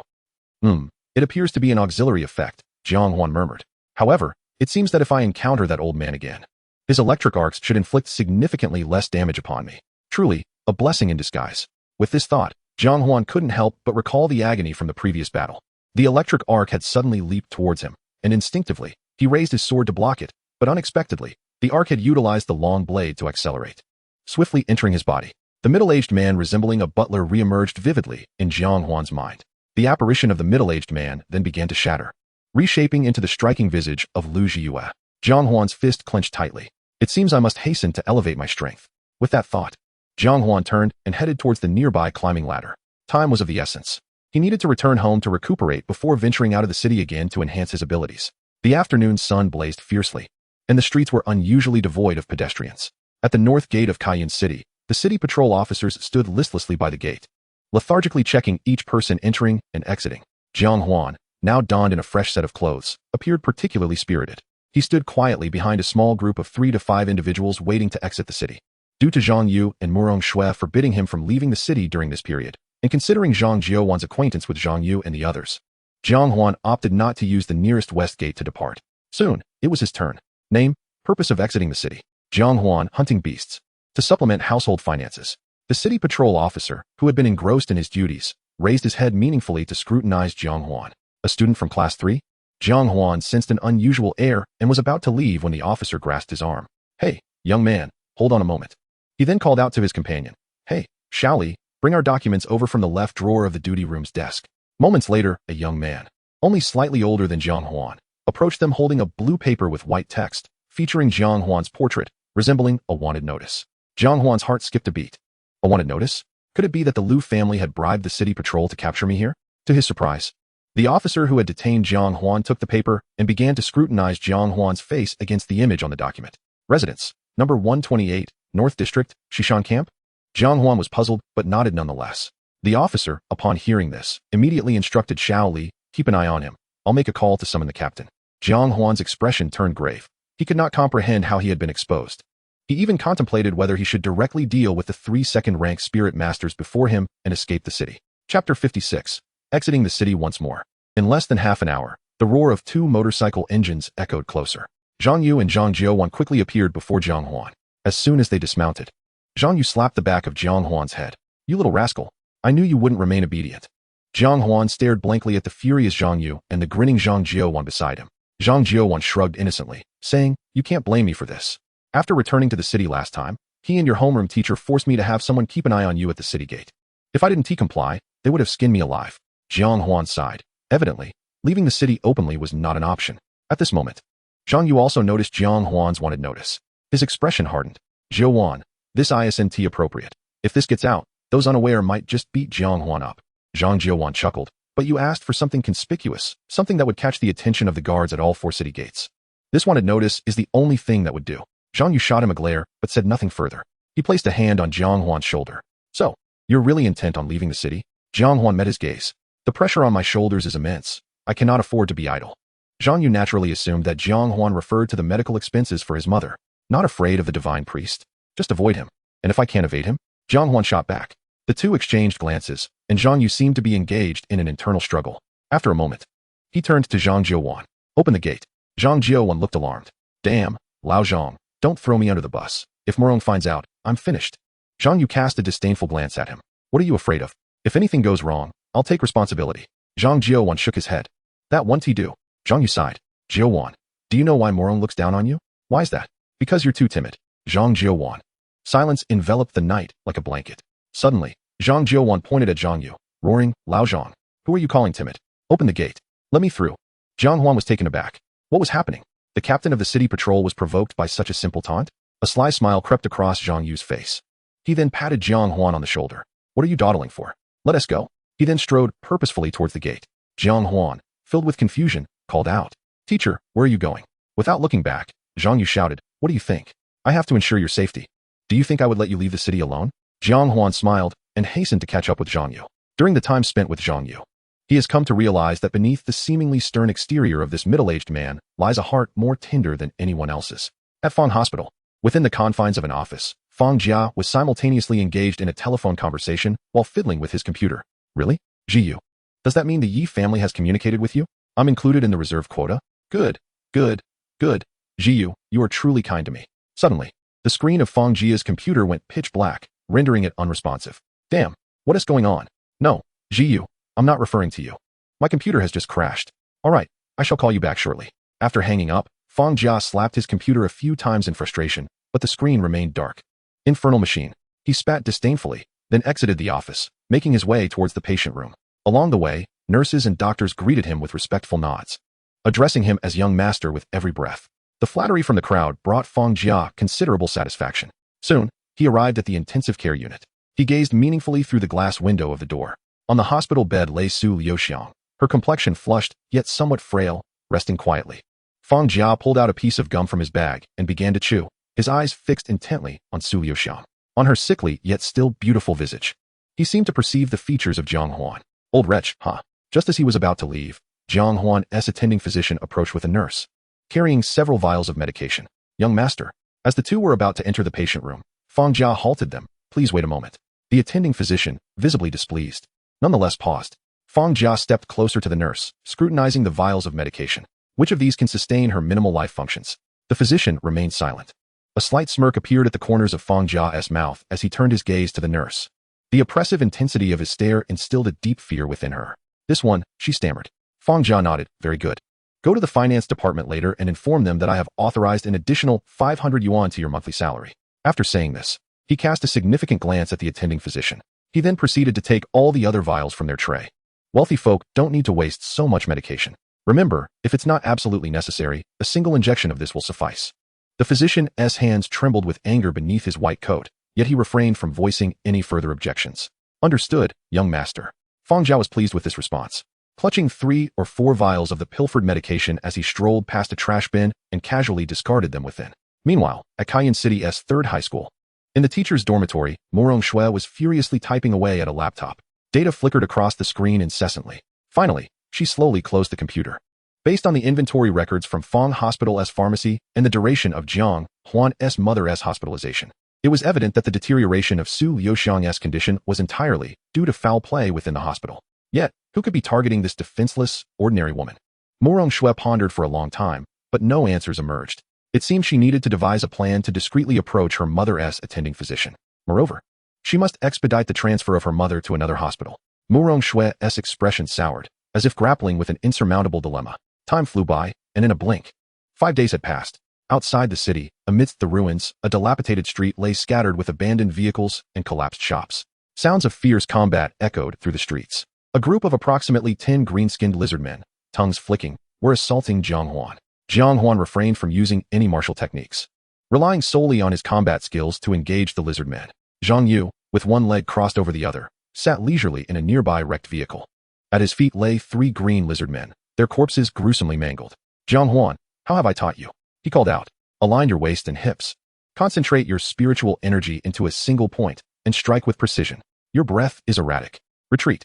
When facing a beast on the verge of Tier 3, you must learn to identify its weaknesses. While martial techniques and spirit tools can enhance your combat abilities, they are merely supplementary. Only by refining your instinctual combat skills can you respond optimally in various situations without overthinking. As per usual, while venturing out, Jiang Yu continued to impart his wisdom and strategies to Jiang Huan. That day, their focus was on honing combat instincts. Chapter 57, Old Acquaintance. Jiang Yu's teachings continuously resonated in Jiang Huan's ears. He adjusted his angles, strength, timing, movement, speed, and distance with each strike. As he dispatched the lizard men with the most fundamental of combat techniques, Jiang Huan's admiration for Jiang Yu grew. Perhaps he did not match some higher-tier spirit masters in spiritual energy, but in terms of overall strength, he was undoubtedly the most formidable among his peers. When the last lizard man was cleaved in two by Jiang Huan's blade, his back was drenched in sweat. He smiled faintly, eager to boast about his performance to Jiang Yu. Suddenly, a barely audible sound of air breaking came from behind him. Without a moment's hesitation, Jiang Huan wielded his 1,000 blades and pivoted to strike at an astonishing angle. Clang! The clash of metal reverberated throughout the ruins. Just as he was about to deliver a second strike, he caught sight of the individual's face and quickly sheathed his weapon. "Teacher, it's you?" Jiang Yu wore a smile. Indeed, that unexpected angle was clearly an instinctive counterattack. "Jiang Huan, you truly performed admirably." Jiang Yu was quite pleased with Jiang Huan's display. "With your current aptitude, if you were to join the Demon Suppression Army, it wouldn't be long before you became one of the elite." Jiang Huan smirked. "Teacher, you're at it again." Jiang Yu's hearty laughter echoed in the ruins as he playfully draped an arm over Jiang Huan's shoulder. "Come, let us seek out some other beasts." Jiang Huan nodded, walking alongside Jiang Yu. "Teacher, is Jiang Huan so easily provoked by your goading?" Jiang Yu chuckled heartily. "What nonsense are you spouting? That lad is quite cunning. And what about the incident a few days ago when we left the city?" Jiang Yu explained with a smile. "That lad had no intention of stopping us. He simply had to provide Murong teacher with some account. When she inquires, he can always say it was all my doing." "What else could Murong teacher say?" Jiang Huan rolled his eyes. "Why do I feel like the three of you are all scheming individuals?" Suddenly, Jiang Yu's expression shifted to one of sharp intensity. He abruptly halted Jiang Huan. "Teacher, what's wrong? Our old acquaintance has come calling." Jiang Huan furrowed his brow, gripping 1,000 blades tightly. Since their departure from the city, they had been cautious due to concerns of retaliation from the priest. Whenever they detected traces left by the priest, they would promptly alter their course. Who would have thought they would still be found? "Teacher, shall we not flee? Escape is futile. We are surrounded." A gentle breeze swept past, stirring up a cloud of dust. The sacred hymn grew louder, accompanied by a series of approaching footsteps that intensified. Before long, a multitude of figures emerged from the dense fog, encircling Jiang Huan and his companion from all directions, leaving them with no means of escape. Directly in front of them, 7 or 8 devotees, dragging their tails, approached slowly while carrying a sedan chair on their shoulders. Upon the chair stood a priest clad in a black robe, his golden hair and azure eyes piercing the very essence of existence, his dreamlike gaze surveying all. Jiang Yu's expression turned grave as he spat disdainfully. Gripping the ruler tightly in his hand, the scholar immediately manifested behind him. "Jiang Huan, unleash your full strength. The priest's power has escalated." Without further prompting from Jiang Yu, Jiang Huan sensed that the priest's aura was far more potent than in any previous encounter. Daring not to underestimate the threat, the figure of Qian Rin materialized behind him. "The ninth spirit is growing agitated. Master, resolve this swiftly and distance yourself from this place." The sacred hymn, imbued with the power to cleanse the souls of the living, surged through the ruins strewn with debris, launching an assault on Jiang Huan and his companion. Without hesitation, Jiang Huan plunged his long blade into the ground. Chaotic spirit. A series of barriers formed before them, composed of overwhelming murderous intent, clashing against the hymn incessantly. Perhaps due to the elevation of power, this time, the chaotic spirit could actually contend with the hymn. With a flick of his wrist, Jiang Yu unleashed an imposing aura that radiated outward. "Teacher, hold him back. Wait for the right moment to flee." Jiang Yu shouted, "Do not heed the unworthy." In an instant, his ears were sealed, and he propelled himself forward like a rocket. "Teacher, do not act rashly. I will lead you away." Utilizing the domain of lethal darkness, as long as Jiang Yu did not step into the priest's territory, Jiang Huan was confident he could escort him to safety. However, Jiang Huan's shouts fell on deaf ears. At that moment, he could only curse Jiang Yu internally, a foolish ally. Just as he intended to pursue Jiang Yu, the priest's followers surged forward with sudden ferocity. In an instant, Jiang Huan found himself ensnared and unable to advance. Meanwhile, Jiang Yu had already burst through the barrier forged by Qian Rin, his ruler dancing in swift arcs, dispersing over a dozen would-be assailants with a single strike. At this juncture, he was less than 10 meters from the priest. A gentle smile graced the priest's face, who regarded him with an air of condescension, slowly extending his hand as if to caress Jiang Yu's head. Jiang Yu snorted derisively. A gentleman who lacks gravitas cannot command respect. At 30, one stands tall. At 40, one is no longer perplexed. At 50, one knows their fate. With each proclamation, Jiang Huan's aura surged by a notch. In mere moments, his power ascended to the pinnacle of the third realm. Having arrived, one must find peace. With a swift motion, he struck the priest with his ruler. The priest's form began to dissipate. Jiang Huan's pupils constricted. The ruler transmitted no sensation of impact. As if striking mere air, a blinding white light erupted, seemingly intent on banishing all darkness. Jiang Huan suddenly sensed impending doom. Do not gaze upon the unworthy. He tightly shut his eyes, but it was too late. He felt a pair of hands embrace him from behind. These hands were warm and firm, instilling a profound sense of security. A wave of warmth, devoid of any inclination for resistance, surged from his heart. A voice, resonant and ethereal, echoed in Jiang Huan's ears. God speaks, humanity is sinful. I shall cleanse you of your transgressions. Jiang Huan's gaze gradually dulled, becoming vacant and hollow. The scholar, witnessing this, leaped forward, intent on attacking the priest from behind. The priest's countenance bore a serene smile. God speaks. When sentient beings beseech, let them knock upon the door. Jiang Huan's grip on the ruler slackened. Clang. The ruler clattered to the ground. The scholar's assault on the priest was mere inches away, yet in the next moment, deprived of spiritual energy, his form disintegrated in an instant. Jiang Huan could scarcely believe his eyes.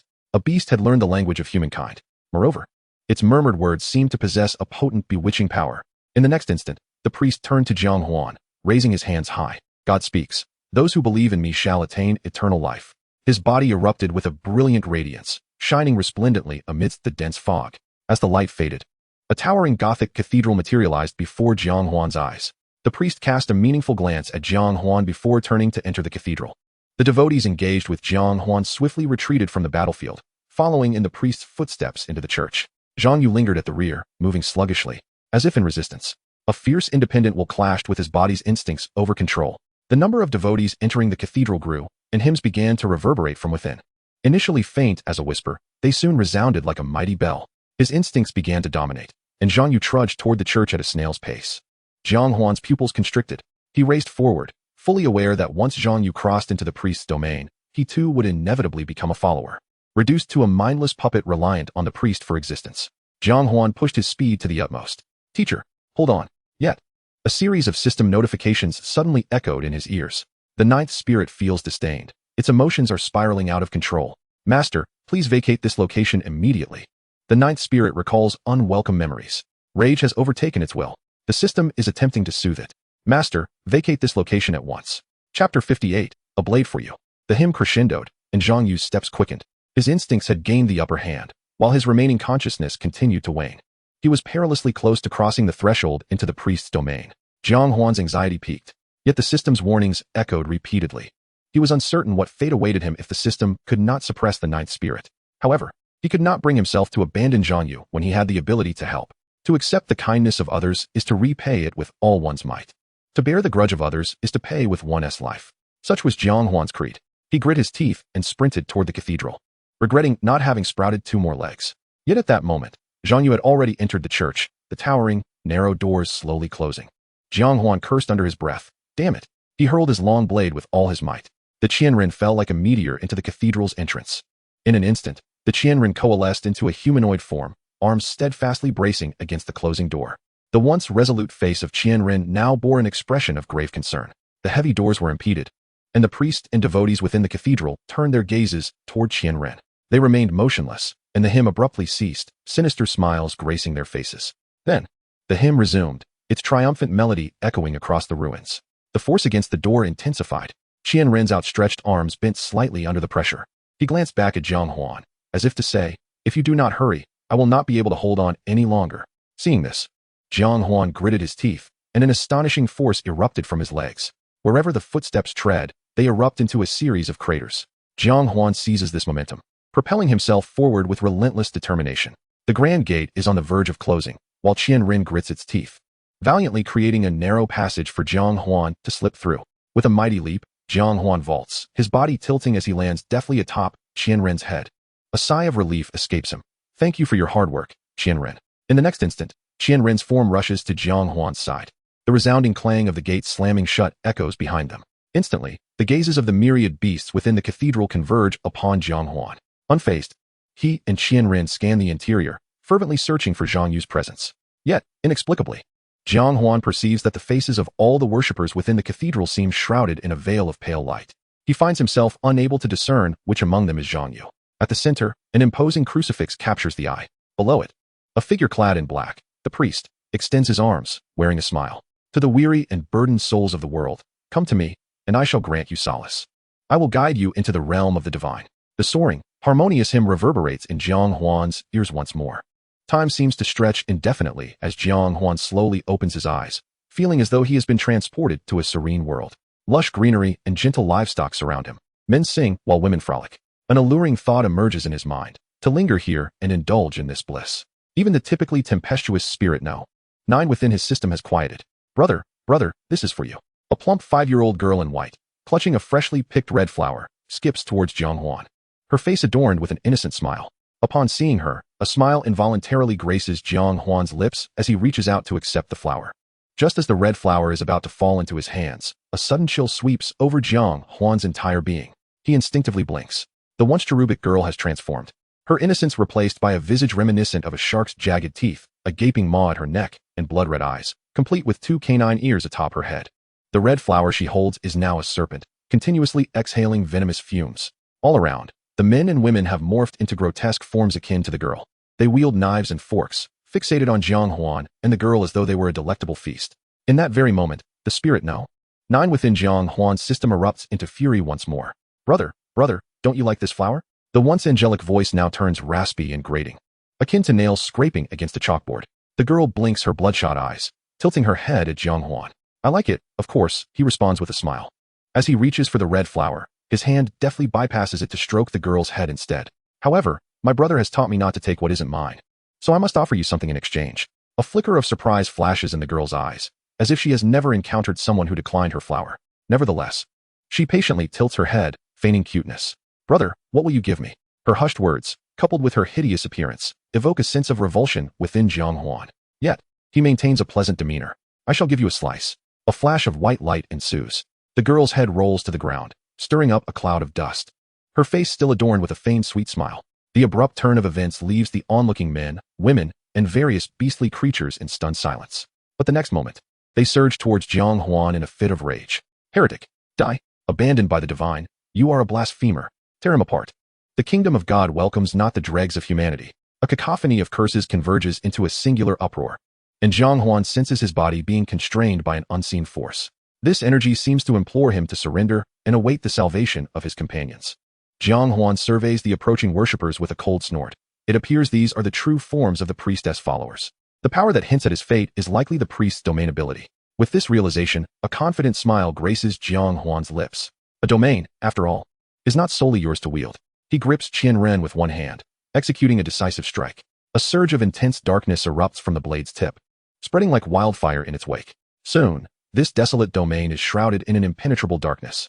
The enraged worshippers charge from within the shadows, only to be met with confusion as they fail to locate Jiang Huan's position. Their senses are sealed, leaving them to flail about like headless flies. A few perceptive souls begin to realize something is amiss and attempt to flee the dark domain, yet they find themselves ensnared by an invisible barrier. Unable to escape the abyss, Jiang Huan floats amid the darkness, carefully observing the enraged beasts above and below, attuning himself to Zhang Yu's presence. After a moment, his brow furrows in concern. The teacher is not here. It seems he is yet to be fully subdued, thus the priest cannot bring him here.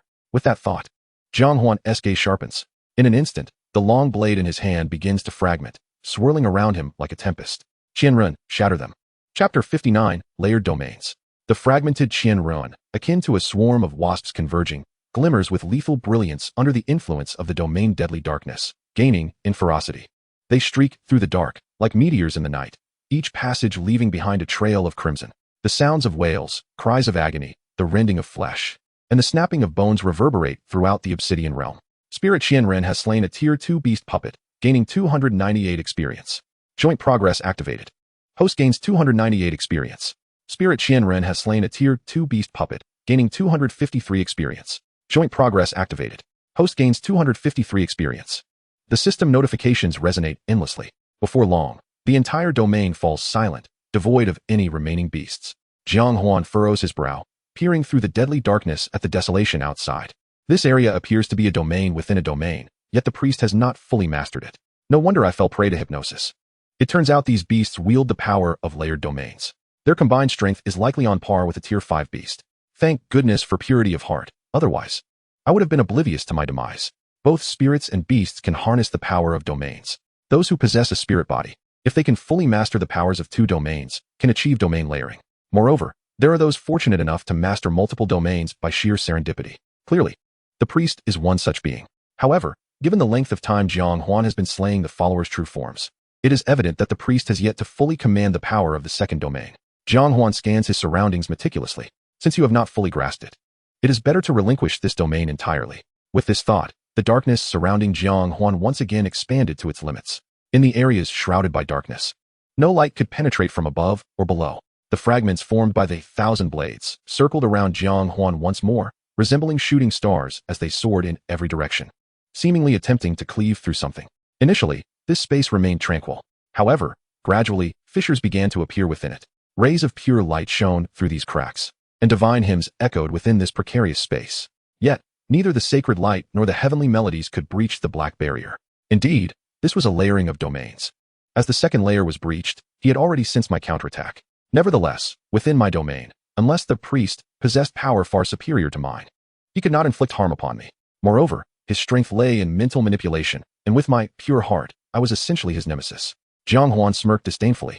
The spirit number 9 fell into a frenzy again, feeling the humiliation of being deceived by a demon beast, while the system attempted to soothe it. Host, please resolve the battle swiftly and exit the scene. Otherwise, the host will face the trials of the spirit. Jiang Huan's smile faded. Trials of the spirit? System. What on earth? However, only the incessant warnings from the system responded to Jiang Huan. It seemed he had no choice but to swiftly deal with the priest. The attacks of the 1,000 blades grew increasingly ferocious, and in the blink of an eye, the second domain of the priest was left riddled with holes. Jiang Huan once again found himself within the church. At this moment, only the priest remained inside, still standing at the altar with a smile. Though now he held a thick, yellowed book. Jiang Huan, wielding the 1,000 blades, searched the surroundings but could not find Zhang Yu. His domain was right here. Where could his teacher be hidden? Suddenly, Jiang Huan's pupils constricted.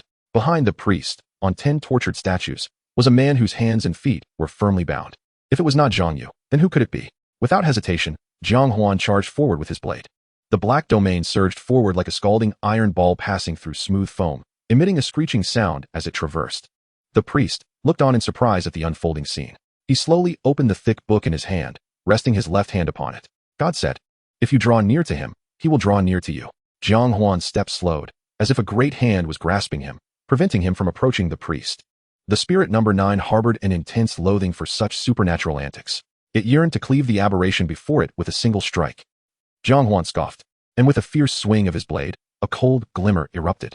The long blade, 3 feet in length, suddenly unleashed a blade aura extending 5 or 6 meters, slicing through the impediments ahead and directly targeting the priest. The priest hurriedly dodged, and in an instant, the warm smile on his face was replaced by a flicker of anger. He pressed a single hand upon the yellowed book. God said, "If you offend him, you shall bear his wrath." In an instant, brilliant white light erupted. It was so dazzling that one could hardly open their eyes. Once the white light faded, the priest had vanished, replaced by a figure as towering as the church itself, clad in a white robe, a bearded old man whose expression appeared somewhat gentle. Yet his eyes burned with fury. Jiang Huan knew he was the priest. The spirit number 9 was deeply unsettled by the gaze of the opponent, contemplating the idea of gouging out their eyes with dual blades. God said, "Let there be light," and thus light came into existence. The radiant light flared once more, as divine light sought to dispel the darkness, continually eroding Jiang Huan's domain. Before long, Jiang Huan's domain was reduced to a mere sphere of less than 4 feet. His complexion turned pale, clearly indicating that this strike had inflicted severe damage. The spirit number 9 deemed the host's power woefully inadequate, even contemplating a replacement. Jiang Huan spat out a mouthful of blood. "Damn it. Whether I'm weak or not is not for you to judge. If you provoke me, I'll melt you down and feed you to the 1,000 blades." The spirit number 9 sensed the offense, but also developed a modicum of admiration for the host. Other spirits began to mock number 9, further fueling its desire to prove itself. A series of alert tones rang out incessantly, yet Jiang Huan paid them no heed. At this moment, he only wished to resolve the battle before the system could suppress the spirit. With agile steps, Jiang Huan closed in on the old man. Simultaneously, the 1,000 blades materialized behind Jiang Huan, surging into his body. Jiang Huan's gaze sharpened, and his aura began to transform. The long blade fragmented into countless shards, poised to unleash a barrage upon the old man. The old man cast a calm glance at the oncoming shards. God said, "Let there be water." And thus water came into existence. A water shield abruptly appeared before the old man, ready to block the attack of thousands of shards. The moment the shards made contact with the water shield, they vanished entirely. With a sudden burst, Jiang Huan's form materialized behind the old man. The scattered shards swiftly reformed into the long blade. A glimmer of expression akin to the stoic, "Thousand Blades," appeared on Jiang Huan's face. At this moment, Thousand Blades was Jiang Huan. Jiang Huan was Thousand Blades. Chapter 60, Spirit, Thousand House. In an instant, the long blade was enveloped by a blade aura extending 4 to 5 meters, and Jiang Huan instinctively struck with an unavoidable blow. This strike was earth-shattering. The opulent murals within the church and the dazzling floor were shattered by the blade aura. The priest's expression changed suddenly. God said, "I am everywhere." Jiang Huan's vision blurred. That unavoidable strike had merely cleaved through emptiness. In the blink of an eye, the priest had vanished to a distance. The priest's complexion turned ghostly pale. The previously calm demeanor on his face contorted into a grotesque snarl. It seemed he would not rest until he had turned Jiang Huan to dust. Clearly, this move had placed an immense burden upon him.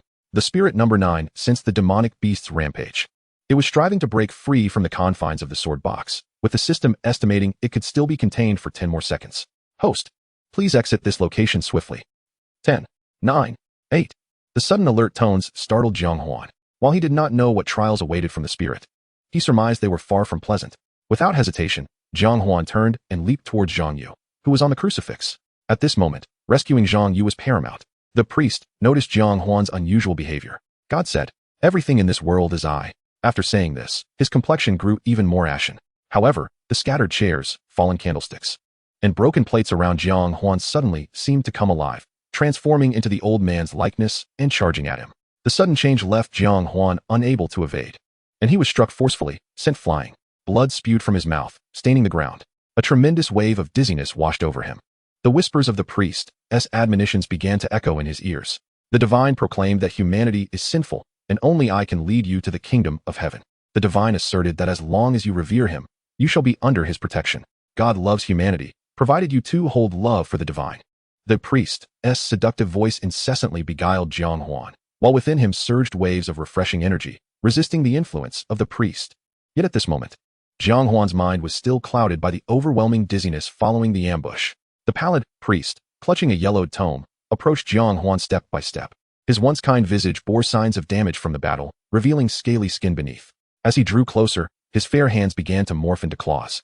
His gaze turned avaricious, and a hoarse voice emanated from his throat. "What a splendid disciple you are." The system's countdown continued unabated.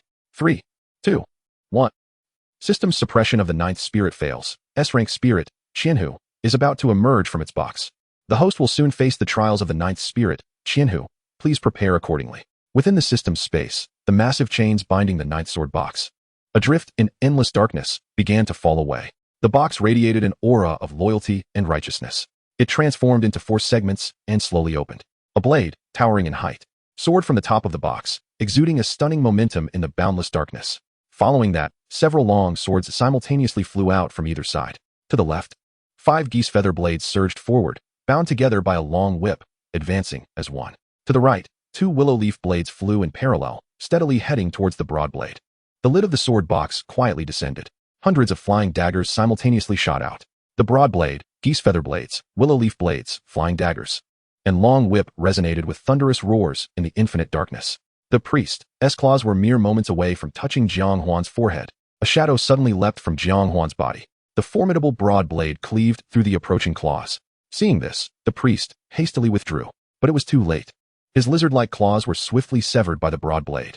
A resolute figure, radiating righteousness, clad in armor and draped in a black cloak, appeared before Jiang Huan. He gripped the broad blade with one hand, willow leaf blades hanging at his sides, and 5 geese feather blades strapped to his back, with a long whip tucked at his waist. The broad blade gently struck the ground, stirring up a gust of air. The cloak billowed with the wind, and a faint sound of metal clashing could be heard. His eyes, brimming with murderous intent, swept over the priest, causing an inexplicable wave of dread to wash over him. Qianhu scoffed coldly, "Demon, perish." In the next moment, he moved with incredible swiftness, the broad blade slicing towards the priest's head with ghostly speed. The priest, realizing there was no escape, clutched his tome. God said, "I am everywhere." In the blink of an eye, he vanished from the church. It seemed he harbored a deep-seated fear of Qianhu. Qianhu surveyed the church with a cold snort. Fleeing? He flipped the broad blade in his hands, driving the tip forcefully into the ground. Waves of potent spiritual energy surged forth from the blade, blasting outward. Boom. Everything in sight within the church was obliterated. The vanished priest was also expelled from the frescoes adorning the walls. Before he could comprehend what had transpired, Qianhu deftly grasped the 5 geese feather blades from his back at an imperceptible speed. One by one, the geese feather blades shot forth from his hands like arrows, whistling towards the priest.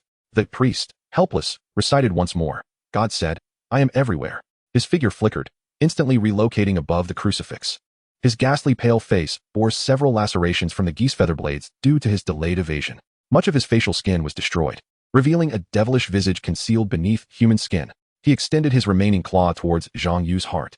It seemed that consuming Zhang Yu's heart would restore much of the priest's power. Qianhu furrowed his brow. Demon. Insolence. He moved with agility, suddenly shaking his cloak.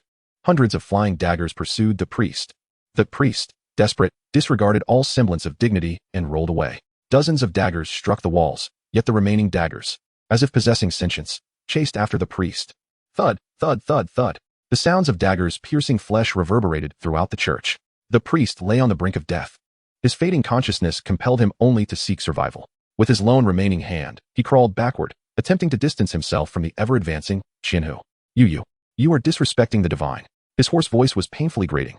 Qianhu fixed his gaze upon him, slowly drawing 2 willow leaf blades from his waist, pretending to be divine. Whoosh.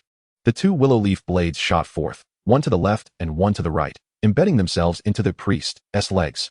The blades quivered as they struck the ground, rendering the priest incapable of escape. God, I will not let you go." Qianhu sneered, demon masquerading as a deity. What is there to fear?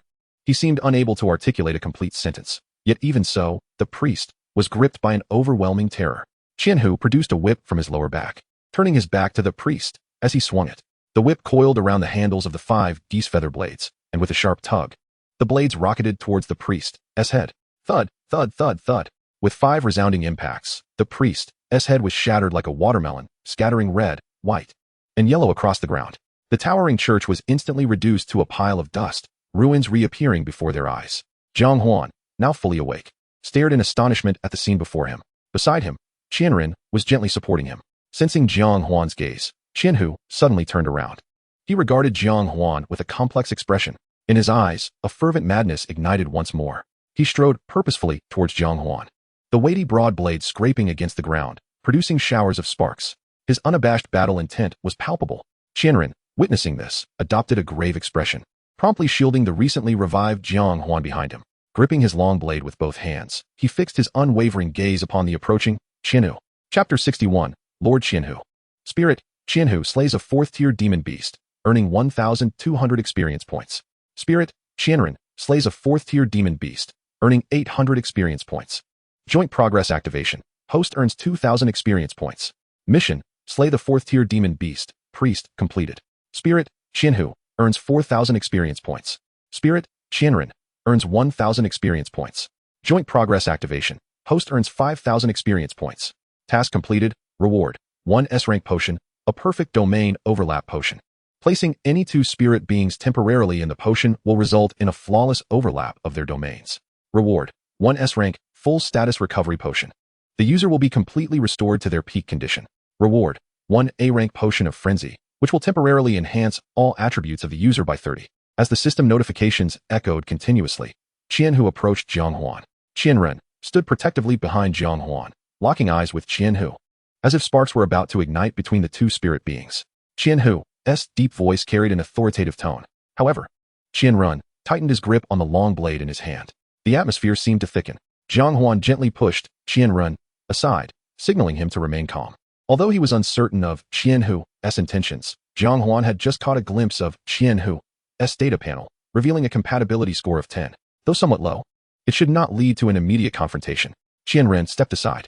Jiang Huan faced Qianhu, their gazes interlocking, and he perceived a complex array of emotions within Qianhu's eyes: doubt, confusion, and an underlying fury masked by a facade of resolve. Firmly gripping his simple blade, he tapped the ground lightly. A peculiar energy wave radiated outward from the center of the 2, sending ripples cascading through the air. Jiang Huan sensed a mysterious pull emanating from the vortex. At that moment, Qianhu slowly raised his free right hand parallel to his shoulder, slightly clenched into a fist, holding it quietly between them. The spirit being, Qianhu's has initiated a trial for the host. Will the host accept? Upon successful completion of the trial, the host will gain the recognition of the spirit being Qianhu. Failure in the trial may result in the host's demise. Jiang Huan gazed into Qianhu's eyes, contemplating in silence for a prolonged moment. Finally, he offered a faint smile and raised his fist to meet Qianhu's. A soft thud echoed as their fists connected. Gradually, Jiang Huan felt a heaviness enveloping his head, his eyelids growing increasingly weighty. His body slumped, caught just before falling by Qianren. With a fierce glint in his eyes, Qianren glared at Qianhu, ready to engage in battle.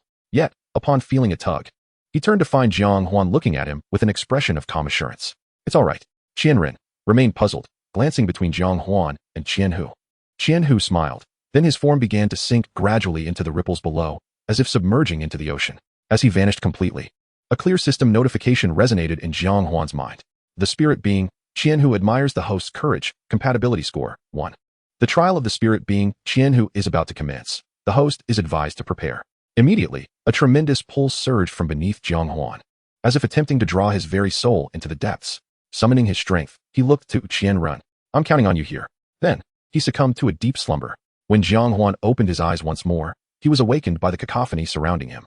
It felt as if he had been transported to an ancient military camp, akin to those depicted in television dramas. His surroundings were filled with robust men, all intensely focused and fervently gazing at a rudimentary arena ahead. Above, a man resembling a general was engaged in combat with an ordinary soldier. Each punch and kick was executed with all their might, both striving to bring the other down. Jiang Huan's pupils dilated. Qianhu? The general in the arena was none other than the ninth spirit being. Qianhu. A nearby dark-skinned man lightly patted Jiang Huan's head, saying, Hey, kid, you should address him as Lord Qianhu. If it weren't for the fact that you're new here, I'd have given you a beating. Jiang Huan frowned slightly, but he bore no anger at the man's offense. Rather, he was puzzled by his words. Lord Qianhu. ISNT. Qianhu just a spirit being? Why does he seem to be regarded as a living person, commanding such respect among these individuals? Jiang Huan contemplated the spectacle before him. The Qianhu in the arena bore striking similarity to the one he had encountered before, the only notable distinction being the myriad of expressions gracing his visage. Far removed from the icy demeanor he had previously witnessed, he occasionally jested with the soldier he was battling, offering tips during their exchanges. Whenever the opponent managed to land a hit on Qianhu, the crowd erupted in cheers. Jiang Huan, intrigued by the unfolding scene, struck up a conversation with the man beside him. Big brother, I'm new here. Why are you all so excited about this arena match? The man glanced at Jiang Huan and replied, You just arrived, right? You don't even know about the annual selection of the personal guards for Lord Qianhu? Jiang Huan chuckled awkwardly, scratching his head in feigned embarrassment. Through the man's explanation, Jiang Huan gradually learned that the place he found himself in was the judiciary military of the court. The left Qianhu on the stage was the most formidable demon-slaying general within this judicial force. Although merely a Qianhu, it was clear to all that this was due to his unwavering integrity. Moreover, he was known for his generosity and loyalty, earning the heartfelt admiration of the soldiers within the judiciary military. Thus, every year, the selection of personal guards for Lord Qianhu became a significant event within the military. Each year, anyone who could land 10 hits on Lord Qianhu in the arena would be granted the opportunity to become his personal guard. However, those who succeeded in the assessment were few and far between. Kid, don't blame me for not giving you a heads up. Just earning Lord Qianhu's recognition on stage will earn you respect throughout the judiciary military. This is the quickest way for a newcomer to establish themselves. Furthermore, anyone who ventured out to exterminate demon beasts would receive blessings from the national master. The more Jiang Huan listened, the more perplexed he became. Judiciary military, national master, demon-slaying general. Court. Wasn't he this merely a trial of the spirit being? Why did it seem to mirror events that had occurred in the past? This spirit being trial is quite fascinating. Jiang Huan chuckled nonchalantly, yet he keenly picked up on the crucial point in the man's words. Gaining Lord Qianhu's recognition. Could this be the essence of Qianhu's trial? If so, did it mean that he merely needed to defeat him on stage? With this thought in mind, Jiang Huan instinctively reached out to manifest Qianren. However, there was no response. The bond between them seemed obstructed by an invisible barrier. He could sense Qianren's presence, yet he was unable to establish any contact with him. System, what is going on? Currently undergoing the trial of the spirit being, Qianhu, the host can only rely on their own strength to conquer the spirit being. Jiang Huan frowned slightly, then began to assess himself. After a moment, he sighed in relief. Thankfully, his abilities and martial skills remained intact, and most of the system's functions were operational. Moments later, the fierce battle on stage reached its conclusion, with the challenging soldier being kicked off the platform by Qianhu. Lord Qianhu was struck 0 times. Zhao Shanhe was struck 13 times. Zhao Shanhe's challenge failed. Next contestant. The crowd murmured among themselves, yet no one stepped forward to take the stage. At that moment, the man beside Jiang Huan nudged him with his elbow, grinning. "Kid, want to give it a try? I'll cheer you on." Jiang Huan smiled sure. As he squeezed through the throng, he exclaimed, "Make way, make way." The man stood dumbfounded, watching Jiang Huan's receding figure, muttering to himself, "Wait, I was just joking. You actually went up there. Are the youth of this era truly so impetuous?" Chapter 62, The Challenge. Jiang Huan navigated through the crowd and swiftly ascended the stage. As he set foot on the platform, a cacophony of lively discussions erupted from the spectators below. This lad must be a fresh recruit, daring to challenge the esteemed Qianhu upon his arrival, utterly unaware of his own limitations. Do not underestimate the young. He may possess hidden talents. I say, let's not rush to conclusions. What if he actually succeeds? Succeed? Are you overestimating that boy or underestimating Qianhu? I wager he won't last more than 2 moves before being unceremoniously thrown off the stage. The murmurs of the crowd did not faze Jiang Huan in the slightest. At that moment, his focus was solely on the figure of left Qianhu, who held 2 wooden swords aloft. The swords were coated with chalk, marking whether an opponent had been struck. Despite the continuous bouts, left Qianhu appeared remarkably unscathed. As Jiang Huan scrutinized him, left Qianhu quietly assessed him in return. Suddenly, he broke into laughter. "Hey, kid, fists and feet no eyes, step aside, or you might end up with a bruised face. No one will fancy you afterward." His words provoked a wave of laughter from the audience. Jiang Huan remained unfazed. "What? Is the esteemed Qianhu afraid to engage with me?" Left Qianhu was momentarily taken aback, clearly unaccustomed to such boldness. Then, he let out a hearty laugh. "Good lad, you have guts. What is your name?" Jiang Huan met his gaze without a hint of trepidation. "Jiang Huan." The spirit of Qianhu has developed a modicum of interest in the host, compatibility 1. The clear voice of the system echoed in Jiang Huan's mind, further solidifying his belief that this contest might indeed serve as a trial for Qianhu. Left Qianhu nodded and promptly instructed, "Go over there and select a weapon." Jiang Huan approached the edge of the stage, where 2 rows of weaponry awaited: knives, spears, axes, and halberds, all fashioned from wood. At the far end, a bucket of prepared chalk paste stood, meant for marking the weapons. Jiang Huan's gaze swept over the array before he ultimately chose a wooden willow leaf knife. After applying the chalk, he returned to the center of the stage. With the resounding clang of a gong, both combatants charged at one another. Left Qianhu, exhibiting remarkable speed, crossed the center of the platform in an instant, swinging his dual blades toward Jiang Huan. This move was executed. It appeared that Qianhu was determined to conclude the match swiftly, unwilling to squander time. Indeed, even the mightiest of our soldiers would struggle against such relentless dual strikes. Strength is one thing, but Qianhu's attack is as swift as lightning. I, too, fell victim to this technique. There was no escaping it. As the spectators chattered among themselves, in the blink of an eye, left Qianhu unleashed a flurry of strikes. Yet, the anticipated clash of metal never materialized. Each time his blades aimed at Jiang Huan, they merely sliced through his illusion. With a powerful downward strike, left Qianhu charged forward, only to hastily raise his twin swords in defense. Clang! A tremendous force reverberated from Jiang Huan's blade, causing a slight numbness to tingle in left Qianhu's hands. What incredible agility! What immense strength! Left Qianhu, seizing the opportunity, jumped back and could not help but express admiration for Jiang Huan. The spirit of Qianhu regards the host with newfound respect. Compatibility 3. This simple acknowledgement from left Qianhu ignited a frenzy among the onlookers. No way. Did I just see that right? This kid managed to withstand the relentless barrage from Qianhu. No, he didn't withstand it. Qianhu never even landed a blow. Looking at Qianhu's expression, it seems his strikes carry considerable weight. What are you saying? Qianhu merely allowed him a chance because of his youth. Just wait and see. On stage, Jiang Huan responded to left Qianhu's praise with a subtle smile. Esteemed Qianhu, come again. Utilizing the martial skill of stealth. He had yet to encounter anyone with greater agility than himself. Left Qianhu nodded. Kid, you are far stronger than I anticipated. I should regard you as my adversary. With that, he casually tossed one of the wooden swords behind him, embedding it accurately into a nearby weapon rack. The spirit of Qianhu has developed a modicum of respect for the host. Compatibility 3. Left Qianhu then gripped the remaining wooden sword tightly. Let us continue. Like an arrow released from its bow, he lunged forward. Jiang Huan's movements were fluid, as he engaged in a continuous dance around him. Despite left Qianhu's agility, he often struggled to predict Jiang Huan's next move, yet he pursued him with even greater speed. The two exchanged blows with remarkable skill, clashing dozens of times in mere moments. The spectators stood in stunned silence, exchanging glances filled with disbelief. Did I just see Qianhu throw away a weapon? Isn't that diminishing his own strength? What do you understand? Qianhu is showing respect for his opponent. He refuses to leverage the advantage of weapons. Do you think this lad can defeat Qianhu? Who knows? However, I believe that just for earning Qianhu's respect, he should be guaranteed a place in the elite guard. On stage, the duel between Jiang Huan and left Qianhu had reached a stalemate. Both were marked with several streaks of chalk.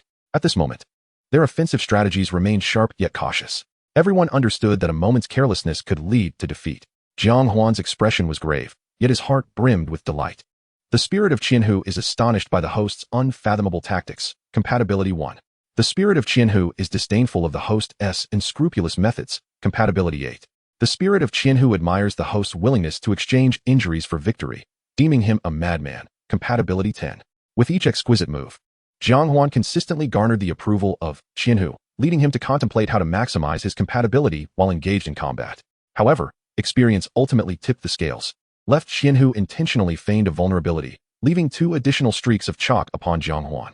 At this moment, Jiang Huan's expression turned serious, and a flurry of thoughts raced through his mind. This cannot continue. Should I incur another chalk mark, the trial would be for naught. It seems I can no longer hold back. With this thought, Jiang Huan abandoned his previous evasive tactics and began to confront left Qianhu head-on. The 2 wooden swords danced in their hands, akin to 2 golden dragons entwined in combat.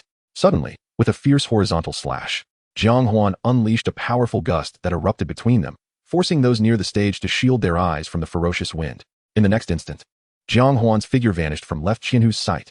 A backstab. Jiang Huan appeared without warning behind left Qianhu. With a flick of his wrist, he unleashed a flurry of strikes, each aimed at left Qianhu's vital points. In that fleeting moment, the entire crowd held their breath. Thud. Chapter 63. I am defeated. The ferocious momentum of the strikes resonated with a piercing sound, and after a fierce battle, Jiang Huan and left Qianhu both landed on the ground, and a profound silence enveloped the arena. Jiang Huan and Zhua Qianhu each bore a distinct white mark upon their bodies. Jiang Huan's performance was truly remarkable, surpassing the expectations of the onlookers to such an extent that most of their minds were left in a state of bewilderment. The soldiers stationed on either side of the arena, upon regaining their senses, promptly approached to examine the ashen marks on the 2. Jiang Huan had been struck 10 times. Lord Qianhu had been struck 8 times. Jiang Huan's challenge had ended in failure. Next contestant. As the soldiers' words trailed off, the audience, as if infused with renewed vigor, erupted once more into fervor. I told you, this lad, although formidable, could never be a match for Lord Qianhu. I was terrified, nearly believing I would be the one to turn upside down. Yet, one cannot deny, even so, this young man is indeed impressive. But this is where it ends. They all harbored hopes of defeating Zhua Qianhu, yet if someone near them truly triumphed over him, envy would inevitably rise within their hearts. Who could foresee that Zhua Qianhu would halt the announcement of the results? In an instant, silence fell over the assembly. Confusion swept through the crowd as they pondered his motives for the interruption, and in the next moment, he cast a fervent gaze upon Jiang Huan. Spirit, Qianhu, has developed an appreciation for its host. Compatibility 1. Spirit, Qianhu, finds the host increasingly agreeable. Compatibility 1. Spirit, Qianhu, perceives the host as a born swordsman. Compatibility 1. The intense gaze fixed upon Jiang Huan sent a shiver down his spine. That burning look seemed as if it could pierce through Jiang Huan's garments and lay bare his very essence. Despite hearing a barrage of notifications from the system, Jiang Huan found it difficult to acclimate. Lord Qianhu, could you please stop staring at me? I have no inclination towards, he stammered. The moment those words escaped his lips, a collective gasp echoed through the crowd. It was well known that disrespecting a superior in the military could lead to severe repercussions. In the throng, some began to regard Jiang Huan with pity. Yet, to everyone's surprise, Zhua Qianhu merely paused for a brief moment before bursting into hearty laughter. Fear not. I am fond of women. Just as the crowd was left perplexed by Zhua Qianhu's reaction, he signaled for silence. Ladies and gentlemen, I must confess something. I have been defeated. The simplicity of those 3 words struck like a thunderclap. An increasing number of questions arose from the crowd. Zhua Qianhu once again gestured for quiet. I know you are bewildered, but I assure you, I have indeed lost. He then turned, lowering his head slightly, and delicately pointed to the nape of his neck.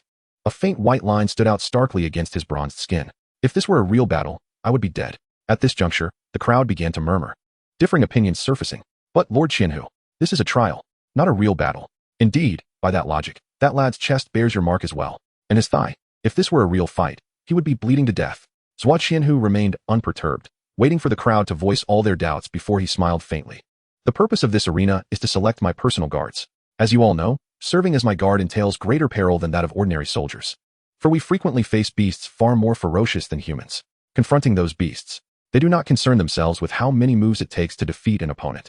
The crowd fell momentarily silent, yet some still wished to argue, only to be silenced by Zhua Qianhu once more. And who told you that this white ash signifies merely 1 strike? The crowd exchanged puzzled glances. Lord Qianhu, what do you mean by that? Zhua Qianhu cast a meaningful glance at Jiang Huan. That was 3 strikes. I do not even know how he accomplished it. He managed to appear behind me silently each time, delivering a sudden blow. Moreover, each strike landed with precision at the same spot, even with my quick reflexes. I could not withstand his numerous ambushes. Spirit, Qianhu, is intrigued by the host's elusive backstab, compatibility 1. Spirit, Qianhu, is curious about the host's ability to conceal his presence, breath holding, compatibility 1. Jiang Huan merely smirked, offering no explanation. After all, both backstab and breath holding were skills earned through the peril of his own life. As for why he could strike accurately at the neck, if you two had a teacher like Zhang Yu who focused intently on the fundamentals, you could achieve it as well. Countless eyes scrutinized Jiang Huan, and he sensed a complex array of emotions through their gazes: envy, jealousy, skepticism, and admiration. Zhuo Qianhu stood with his hands clasped behind his back, grinning in the center of the arena. Young Jiang, congratulations, you are now a member of my personal guard. Jiang Huan nodded, his expression devoid of significant elation. The tournament continued, with Zhuo Qianhu selecting more personal guards from the crowd, while Jiang Huan stood aside, lost in his thoughts. Since he had successfully met the challenge, why was he still in this trial? Was he required to reach a full compatibility score? Jiang Huan postulated, only to swiftly dismiss the idea. Impossible. If that were the case, one could also increase compatibility in the outside world. Why go through this convoluted process? He furrowed his brow, pondering. Could it be that this arena was not merely a trial for Qianhu?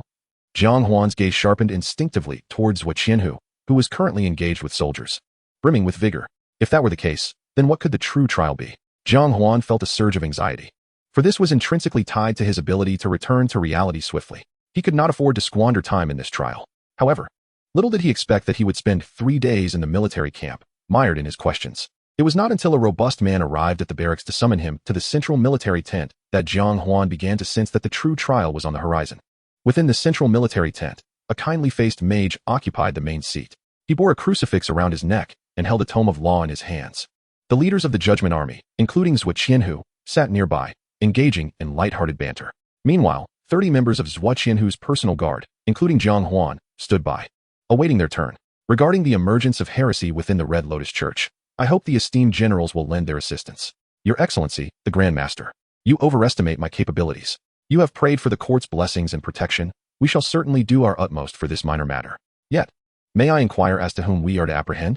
The Grand Master sighed at these words and retrieved a portrait from his robe, distributing it among those present. As the crowd unveiled the image, their expressions shifted to one of discomfort. It was none other than the notorious Second Cardinal. The Grand Master nodded. I must admit, it is a source of shame. Under my guidance, the Red Lotus Church has 3 cardinals. I had presumed they were all steadfast servants of the Father. Who could have anticipated such a heretical figure emerging? At this moment, a general rose to offer comfort. Your Excellency, there is no need for sorrow. There will always be those who fail to heed the teachings of the Father and tread the wrong path. This is the very purpose of our Judgment Army's existence. The Grand Master nodded in agreement and inquired, might I ask which of the generals will lead the charge to eradicate this heresy? It is worth noting that the Second Cardinal has already fled over 500 miles to Pingnan Town. Based on my estimations, he may have already acquired the power of some malevolent deity. Once there, you may very well face a whole town of beasts. We must not be careless. Upon hearing these words, the assembled soldiers erupted into laughter. The esteemed National Master need not worry. Tomorrow, Captain Zhuo shall set forth with his 30 loyal guards. A satisfactory resolution is assured. However, what of the so-called foremost figure of the Judgment Army, Captain Zhuo? The crowd remained non-committal. Meanwhile, Captain Zhuo had already risen respectfully. Your praise is unwarranted, National Master. Pu Hang slowly stood and approached Captain Zhuo, sincerely grasping both of his hands. Captain, for the safety of the common folk, I entrust all to you. I shall personally see you off before your departure tomorrow. Captain Zhuo, taken aback by the honor, replied, I am grateful, my lord. I assure you, I shall not let you down. Pu Hang smiled gently. May the Heavenly Father be with you. The polite exchanges among those present caught Jiang Huan's attention, particularly the interaction between National Master Pu Hang and Captain Zhuo, which caused him to frown. Why did the weapon spirit, Captain Zhuo, always seem to lose control when confronting the beast, the National Master? He began to form a bold hypothesis. Chapter 64, Objective. Pingnan Town. The following morning, before the Judgment Army's main camp, Jiang Huan and his 30 loyal guards stood ready, each gripping their imposing steeds, clad in polished armor. Every soldier bore a willow leaf blade at their waist, exuding a martial spirit far exceeding that of ordinary troops. Jiang Huan himself felt somewhat awed. The armor and weapons of the loyal guards were vastly superior to those of regular soldiers. He looked quite dashing in his full regalia. Captain Zhuo, fully armed, stood at the camp gate, frequently gazing into the distance, his expression tinged with impatience. Captain, why has the National Master not arrived yet? We are already half an hour past the agreed time. A square-faced guard inquired, stepping forward. Captain Zhua patted his shoulder. The National Master is undoubtedly preoccupied with pressing matters, perhaps delayed by unforeseen circumstances. The guard scoffed. Captain, I suspect he simply does not regard us as significant. Before he could finish, Captain Zhua's furious glare silenced him. Speak not such nonsense. The National Master serves the court with utmost dedication. Delays are entirely normal. Return to your post immediately. The guard, feeling somewhat aggrieved, retreated to the ranks, remaining silent thereafter.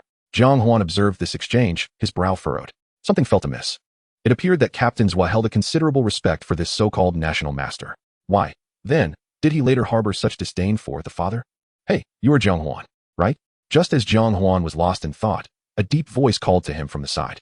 Turning to the source, he saw a young man, roughly his age, standing nearby. However, with a height nearing 2.5 meters and dark skin, he resembled a bear standing beside him. Jiang Huan nodded in acknowledgement. The young man blinked, and a radiant smile broke across his face. Let us introduce ourselves. I am Sha Zhu. Jiang Huan recognized him. 3 days prior, like himself, he had passed Captain Zhua's trial to join the loyal guard. However, unlike Jiang Huan's agility, this fellow relied solely on his robust physique. During the trial, he had clung desperately to Captain Zhua's leg, refusing to let go, and after several attempts to dislodge him, Captain Zhua, fearing injury, had to coax him to release his grip. This lad had managed to land 10 strikes on Captain Zhua during the ordeal, astonishing everyone present. It seemed one could indeed join the loyal guard through such audacious means. Captain Zhua, being magnanimous, had accepted him with a smile. However, following this incident, a new rule was established for the trials. No underhanded tactics allowed. Jiang Huan, you were simply magnificent that day, Sha Zhu exclaimed. Jiang Huan smiled. You were quite impressive yourself. Sha Zhu scratched his head awkwardly. Oh, I was hardly impressive. I just can take a beating, Jiang Huan teased, prompting a hint of blush to spread across Sha Zhu's dark complexion. Hee, please don't laugh at me. After a pause, he asked Jiang Huan, why did you choose to join the loyal guard? Was it out of admiration for Captain Zhua? Must one respect him to join the loyal guard? Sha Zhu shook his head. Not at all. However, who in the entire camp does not take pride in being part of the loyal guard? Are you as well? Jiang Huan inquired curiously. Sha Zhu's gaze suddenly turned fervent. Yes. Captain Zhua is deeply loyal and possesses extraordinary strength. At my age, he was already leading a team to slay beasts across the land. My greatest aspiration in life is to become a figure like Captain Zhua. Jiang Huan nodded, muttering to himself. So it seems, Captain Zhua is quite narcissistic. One trial is insufficient. He must also cultivate a band of fervent admirers.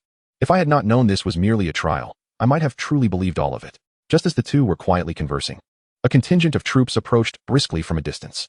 In an instant, the entire Judgment Army camp reverberated with the sound of horns, and every face bore a solemn expression. At the forefront of the procession, handsome young men and women walked ahead, scattering holy water and flower petals. Stalwart figures played instruments, producing a sacred melody. Above a noble palanquin adorned with a golden lotus, Master Pu Hang sat, radiating an aura of compassion and benevolence toward all beings.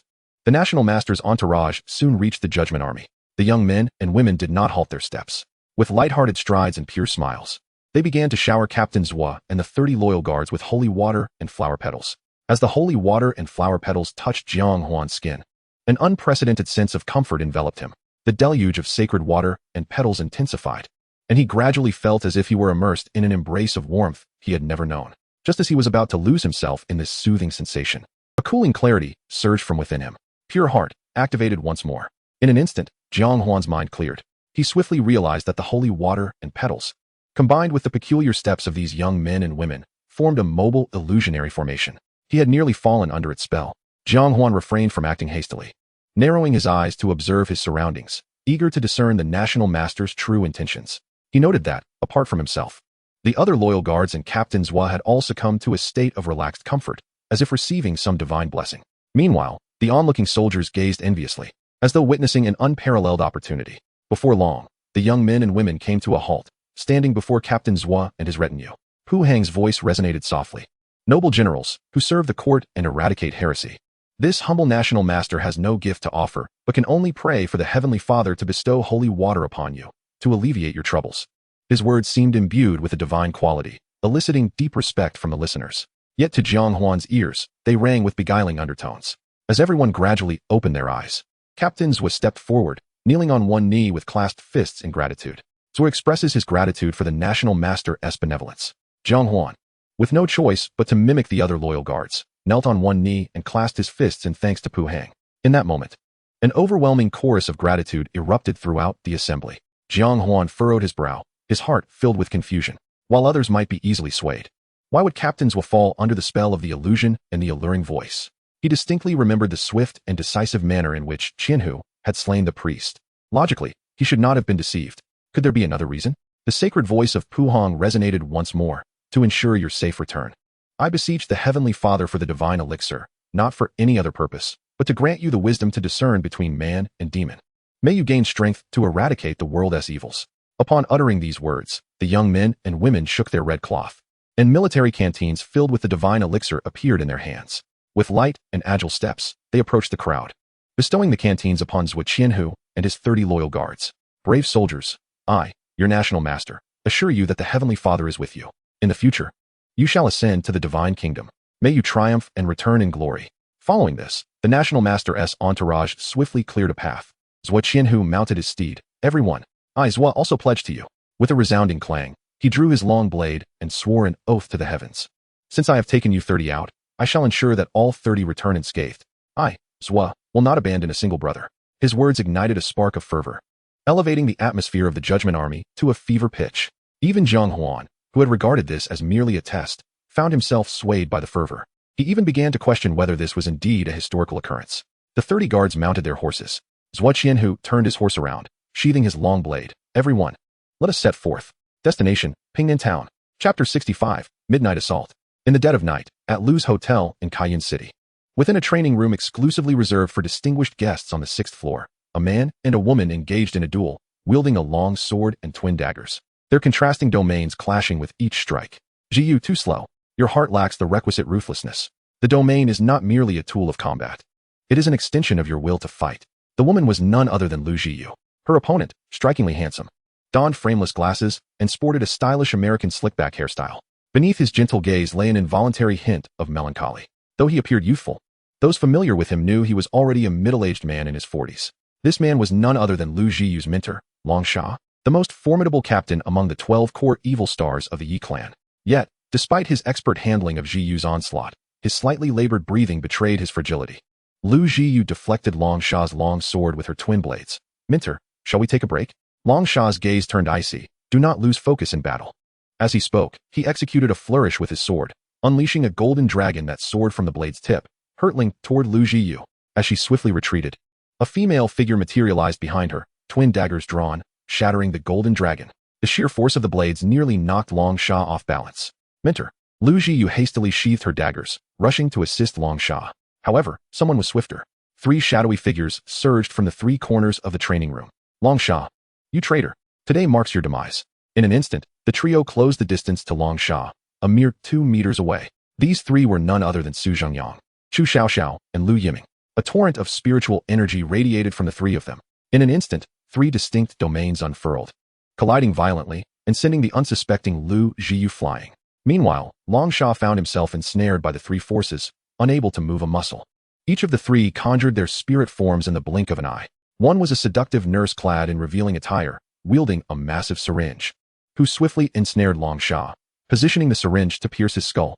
Another, a muscular man with bare torso and fist wraps, advanced toward Long Sha's left, raising his fist charged with spiritual energy to strike at his head.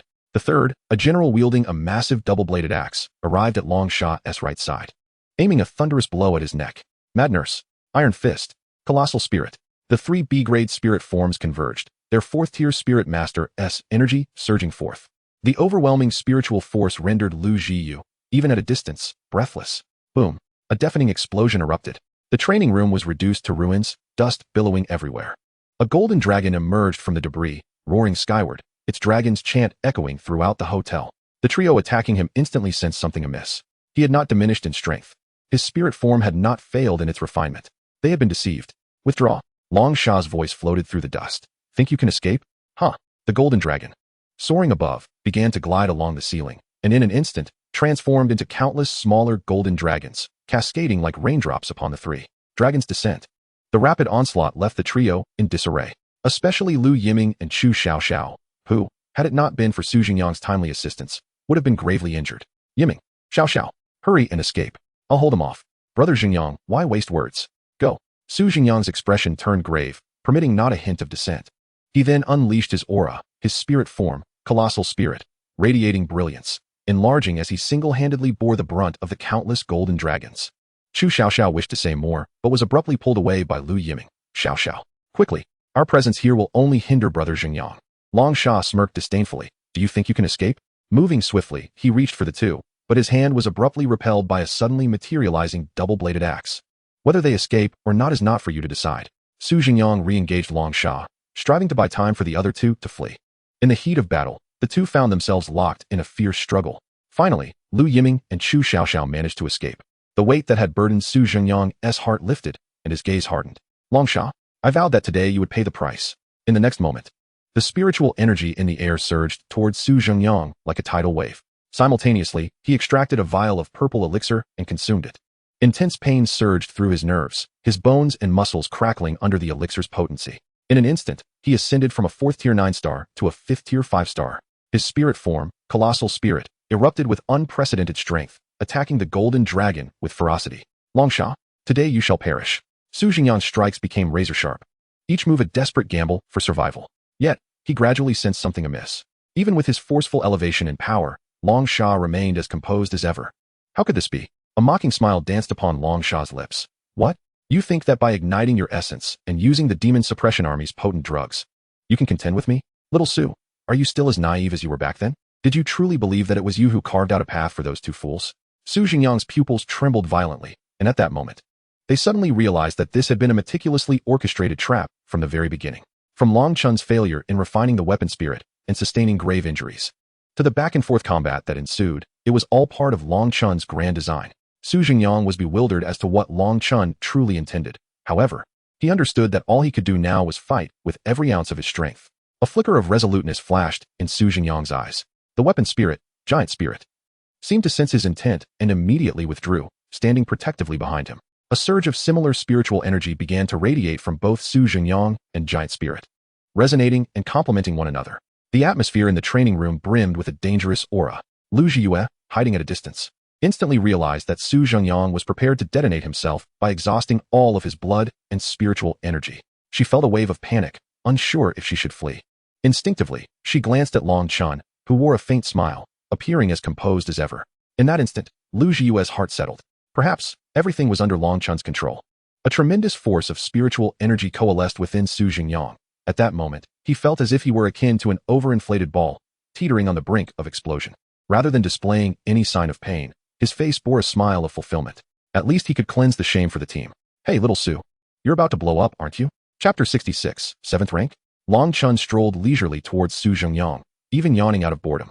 With a mere flick of his fingers, he shattered the protective barrier of spiritual energy around Su Xingyang. The Giant Spirit, standing behind Su Xingyang, swung its axe with all its might. Whoosh! The massive axe descended heavily, yet no blood was splattered. At that moment, Lu Yue looked on in shock at the scene unfolding before her. The hulking, Giant Spirit, having exerted all its strength, found its axe arrested between Long Chun's two fingers, unable to advance an inch. Little Su, 8 years have passed, and yet your strength remains so lackluster. The next moment, Long Chun lightly flicked his finger. A strange force began to spread from the giant axe, rapidly climbing. The weapon spirit, Giant Spirit, which had materialized from spiritual energy, disintegrated into countless particles in the blink of an eye. Su Xingyang was immediately hit by a backlash. The spiritual energy he had gathered began to dissipate silently, and he coughed up blood repeatedly. In no time, the once inflated Su Xingyang had withered away, resembling a mere husk. He lay feebly on the shattered ground, blood staining the surface. You have long since broken through to the 7th rank. Long Chun smiled. At last, you've shown a hint of intelligence. Why release false information? Long Chun crouched down, adjusting his glasses. How else would I lure you into attempting to assassinate me? Then why? Before Su Xingyang could finish his question, he breathed his last. His unclosing eyes bore testament to the unwillingness in his heart. Long Chun shook his head in exasperation. How dull to die so easily. Lu Yue approached slowly, contemplating Su Xingyang's lifeless body. Master, I do not understand why you let those two go. Long Chun stood up slowly. If I did not let them go, how would the Demon Suppression Army send experts to assassinate me next time? Master, why would the Demon Suppression Army want to assassinate you? Long Chun straightened his collar, unable to suppress a chuckle. Why? Because I was once a member of the Demon Suppression Army. Lu Yue looked at Long Chun in disbelief. Long Chun smiled faintly. You don't believe me? It's no wonder. After my departure, the Demon Suppression Army sealed off the information. He paused before continuing. This matter is rather complicated. I shall explain it to you when the opportunity arises. Lu Yue nodded gently. Long Chun seemed to recall something and glanced at Lu Jiyue. I heard that the manager of your Duobao building was assaulted? Lu Jiyue nodded again. Yes. But I find this matter rather odd. A few days ago, after the manager had been missing for some time, she personally went to Duobao building to investigate. After prying open the door to the second-floor manager's office, she discovered that Manager Lu and another had been locked inside, tied together mouth to mouth. They had nearly starved to death. Had it not been for the timely discovery, they might have perished in a few more days. Odd. What is odd about it? They said it was my classmate Jiang Huan who dealt with them. However, he is merely an F-rank weapon spirit. How could he possibly infiltrate Duobao building unnoticed? Moreover, we have a security system in place, and not a single checkpoint detected Jiang Huan's presence. Long Chun did not answer Lu Jiyue's question immediately, pondering for a moment before looking thoughtfully at the twin blades in Lu Jiyue's hands. Why is that impossible? Don't forget, Wu Shuang went missing from your store.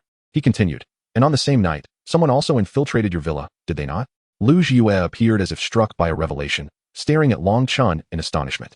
Master, are you suggesting that the intruder at my home could be Jiang Huan? But he only has an F-rank weapon spirit. Though she had harbored doubts about Jiang Huan, the thought of him possessing merely an F-rank weapon spirit made the hypothesis seem somewhat ludicrous. Long Chun shrugged. I never said it must be him. But everyone has their secrets, do they not?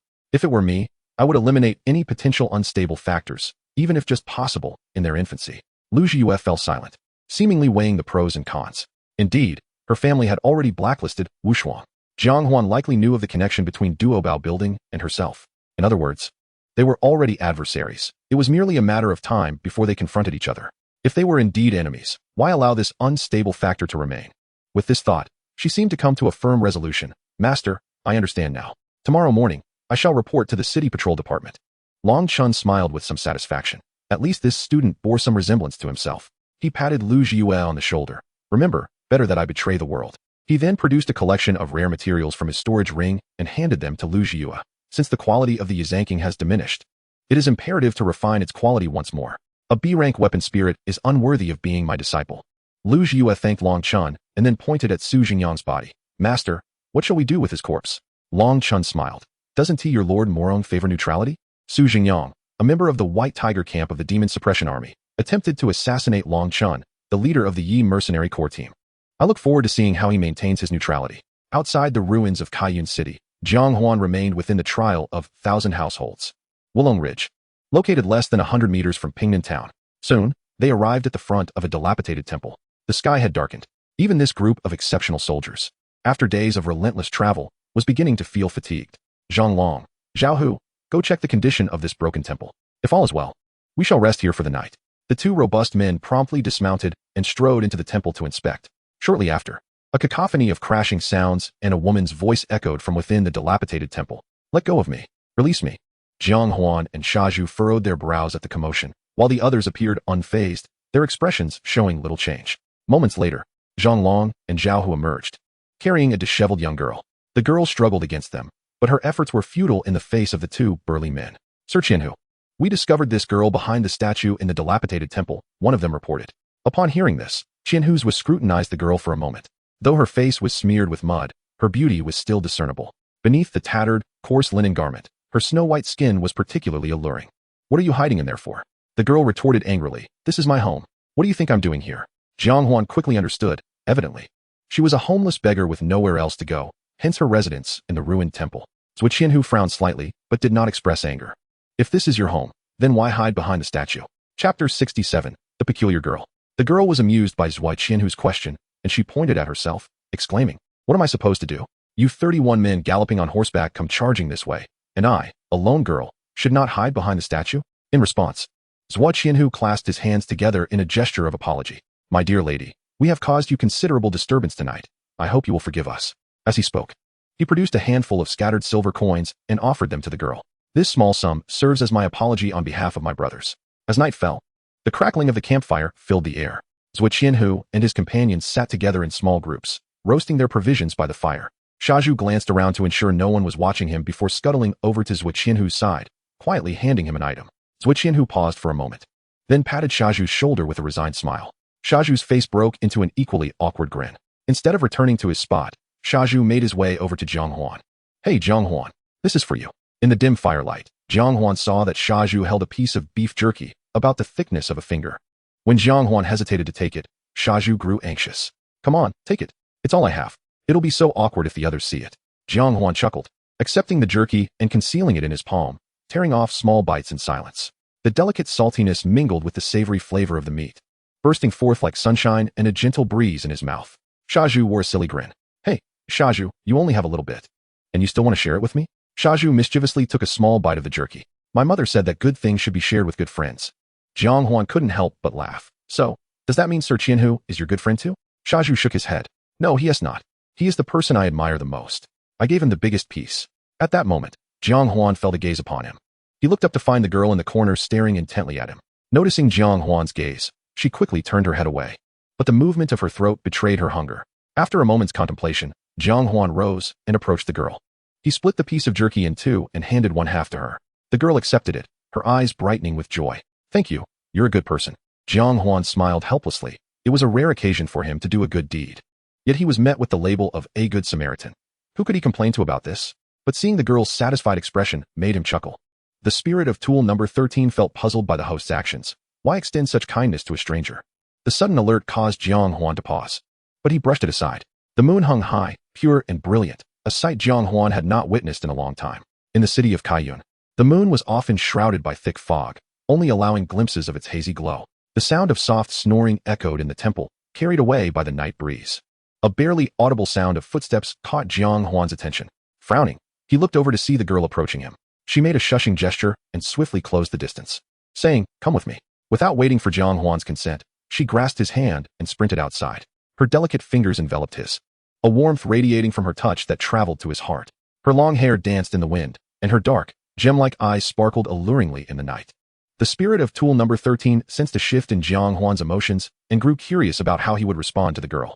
Jiang Huan found himself momentarily lost, not from overwhelming feelings, but rather from curiosity. How could a small beggar possess such gentle, delicate hands? Most children from humble backgrounds tended to have rough, calloused palms from hard labor. Before long, the girl led Jiang Huan into a nearby thicket. To his surprise, throughout the entire ordeal, the guards assigned to watch over them remained completely oblivious. Within the thicket stood a magnificent steed, ready and waiting. The girl swiftly climbed a large tree and retrieved a bamboo whistle. A gentle blow produced a sound akin to a night owl's call, resonating through the night sky. Moments later, another hoot echoed from afar, and the calls grew more urgent, as if something critical were about to transpire. Jiang Huan furrowed his brow, and with a few agile leaps, he ascended the tree and seized the girl by her slender neck. "Speak. What are you doing?" A tense atmosphere enveloped them. The girl's face paled in fear at the sudden turn of events, but upon realizing it was Jiang Huan, she exhaled in relief. "I thought you were different. Turns out you're just like those corrupt officials." Jiang Huan's gaze turned fierce. "What do you mean? You lot, calling yourselves the Judgment Army, sound noble, but in truth, you are merely the lackeys of the Red Lotus sect. Besides eliminating those unwilling to believe in the universal path, what else do you do?" The girl spoke calmly, as if she had long since accepted the possibility of life and death. Her demeanor intrigued Jiang Huan. From his brief understanding of the Judgment Army, they had two primary duties: to eradicate rampant beasts and to dismantle organizations ensnared by malevolent deities. Why did she perceive them as executioners? Jiang Huan released his grip on the girl's neck. "I don't understand what you mean." The girl chuckled lightly, seemingly unperturbed by Jiang Huan's earlier aggression. "Of course you wouldn't know. By the looks of you, you can't be more than a year or two older than me. Joining the Judgment Army at such a young age, you're just a naive rookie. I suppose it was not in vain that I saved you." At that moment, the sound of approaching footsteps, like a tidal wave, grew closer. Jiang Huan glanced towards the temple, where a horde of 40 or 50 beasts were charging toward them. A horn sounded, echoing throughout the crumbling temple, and in an instant, Zhuo Qianhu and his men rushed out. Yet it was too late. They were already surrounded by the monstrous beasts. The expressions of everyone turned grave, but Jiang Huan's concern outweighed them all. He worried for Zhuo Qianhu's life. If he were to fall to these beasts, what would become of Jiang Huan's trial? Jiang Huan's gaze swept across the myriad of demon beasts, and soon his anxious heart settled. The strongest among this group barely reached the third tier. He was confident that with Zhuo Qianhu's prowess, they could easily manage. Yet, Jiang Huan quickly fell into contemplation regarding the true nature of the Qianhu's trial. Unconsciously, he glanced at the girl. Perhaps she might provide some clues. In the distance, the demon beasts confronted Zhuo Qianhu and his companions, and in the next moment, the demon beasts launched their attack. A chaotic battle was imminent. A victorious smile graced the girl's face. "Lackeys, you're doomed." She then leaped gracefully from the tree to the back of a horse, raising her head to shout at Jiang Huan. "Jiang Huan, don't you want to know why? Come, I shall take you to Pingnan Town, where you will find the answers." Chapter 68, Master Buer. In a prison within Pingnan Town, Jiang Huan followed an elderly man with a head of white hair. Beside him was the previously encountered girl beggar. Behind them were 5 or 6 men and women. Before long, they arrived at a heavily guarded cell. Inside, a middle-aged man clad in the attire of the Red Lotus sect was firmly shackled by thick iron chains. He cast a feeble glance at the group, fixating his gaze on the white-haired elder. "Bu-Er, the Heavenly Father will punish you. And you too, Lu Yuan. I never expected you would betray the Heavenly Father." The man bound by chains was none other than Qian Si, the leader of the Red Lotus sect in Pingnan Town. The elderly man leading Jiang Huan into the prison was Bu-Er, once a high-ranking bishop of the Red Lotus sect. The girl beggar also held significance. She was the saintess of the Red Lotus sect in Pingnan Town. The others were the guards of Bu-Er and Lu Yuan. Qian Si's fury stemmed from Lu Yuan's collusion with Bu-Er to control him, subsequently employing a series of means to turn the entire populace of Pingnan Town against the Red Lotus sect. Bu-Er turned to Jiang Huan. "Young brother Jiang, I presume during your expedition, Pu Heng must have gifted you his so-called Jade Dew Essence?" Jiang Huan nodded. "Might you be willing to entrust it to me? I shall demonstrate to you why we resist Pu Heng." The previous night, after a brief exchange while riding a horse with Lu Yuan to Pingnan Town, Jiang Huan understood why Lu Yuan had brought him here. Simply put, they were in dire need of top-tier combat strength. As a member of the Judgment Army and a personal guard to Zhou Qianhu, Jiang Huan was the ideal choice. Moreover, due to his youth, he had not yet been thoroughly poisoned by the rhetoric of the Red Lotus sect. In Bu-Er's words, Jiang Huan possessed considerable potential for transformation. Without hesitation, Jiang Huan retrieved the Jade Dew Essence bestowed by Pu Heng from his waist and handed it to Bu-Er. In truth, he had always been curious about its purpose. However, Zhou Qianhu had insisted that they could only utilize it upon entering Pingnan Town. Bu-Er smiled slightly. "Thank you, young brother Jiang." As he spoke, he signaled with his eyes, and a burly man beside him took the Jade Dew Essence and unlocked the cell door. Roughly, he pinched Qian Si's mouth and poured the Jade Dew Essence into it. Then, he fled the cell in haste, his eyes filled with trepidation, seemingly fearful of something. Before long, Qian Si's previously frail body began to swell with visible veins. His eyes gradually turned blood red. The anger that had already been boiling over now became even more volatile. The murderous glare he directed from within the cell was enough to instill fear in anyone. Then, Bu-Er turned to Lu Yuan with a smile. "Miss Lu, sprinkle some medicine, lest we lose control of him soon." Upon hearing this, Lu Yuan promptly unfastened her water pouch and twisted open the cap, a foul odor wafting forth. Without hesitation, she doused Qian Si with the viscous green liquid. In the next moment, the crimson in Qian Si's eyes began to fade, and he slumped into unconsciousness. Jiang Huan furrowed his brow at this scene, filled with questions. Bu-Er perceived his confusion and explained. "Do you know the difference between those who believe in the Red Lotus sect and those who do not?" Jiang Huan shook his head. "Is there even a difference?" Bu-Er nodded slightly. "Those who believe in the Red Lotus sect follow Pu Heng's guidance, reciting scriptures to the Heavenly Father daily. Over time, they emanate a frenzied aura born of their fervor. Conversely, those who seek their own path and cease to believe in the Red Lotus sect will gradually dissipate this aura. Each year, a few individuals realize that believing in oneself is superior to believing in the sect, thus breaking free from it. To prevent this situation from spreading, someone must nip it in the bud, and thus, the Judgment Army was born." Jiang Huan's confusion deepened. "Wait, isn't the Judgment Army meant to deal with heretics and demon beasts? Are you implying they spare no ordinary citizens?" However, throughout his journey, he had never heard of the Judgment Army harming civilians. Bu-Er smiled knowingly, choosing not to elaborate further. Lu Yuan shot Jiang Huan an exasperated glance. "Why are you so dense?" Jiang Huan looked at Lu Yuan, puzzled but not at all angry. The 13th spirit, witnessing the playful girl, couldn't help but recall some distant, somber memories. "Otherwise, do you think Pu Heng would send you that so-called Jade Dew Essence?" Lu Yuan's seemingly casual remark, in conjunction with the absence of any rumors regarding the Judgment Army's attacks on civilians, suddenly enlightened Jiang Huan. This Jade Dew Essence not only enhanced the user's combat strength, but also led those who lacked a faith aura among the civilians to be perceived as demon beasts. To validate his suspicions, Jiang Huan reclaimed his Jade Dew Essence. Amidst the astonished gazes of those around him, he gulped down several mouthfuls. "You can't drink it." Yet they were ultimately a step too late. Everyone turned to Lu Yuan. "Quick, use the awakening water on him." Lu Yuan displayed a face more distressed than sorrowful. I just used it up. The rest is back at the church." Bu-Er's expression changed abruptly, and without a backward glance. He dashed outside. "What are you all waiting for? Run. Those who consume that essence from the Judgment Army, who among us can withstand them?" As he spoke, Bu-Er had already sprinted several meters away, his vigorous pace betraying none of his age. Seeing this, everyone rushed out, seemingly oblivious to their own safety, as if Jiang Huan had transformed into a murderous fiend. Outside the prison, Bu-Er and the others quickly locked the prison door, then leaned against it, panting heavily for a moment's respite. "Girl, where did you find this little madman? How could he drink that without a word?" Indeed, This prison won't last long before he tears it apart. Yes, an ordinary person drinking that can significantly boost their combat strength. How much more so for Zhuo Qianhu's personal guard? Stop the chatter, Lord Buer, we must hurry back for the awakening water.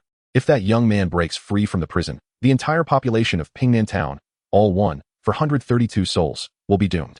Buer nodded, leaning on his old waist. He helplessly replied to old Wu, you must carry me a bit. I strained my back running too fast. As everyone composed themselves and prepared to leave the prison, Lu Yuan suddenly halted. Something's amiss. The others looked at her in bewilderment. What's wrong? We should hurry. Otherwise, we'll be done for. Lu Yuan remained still. Haven't you noticed? Since he drank that essence until now, there has been no movement in the prison.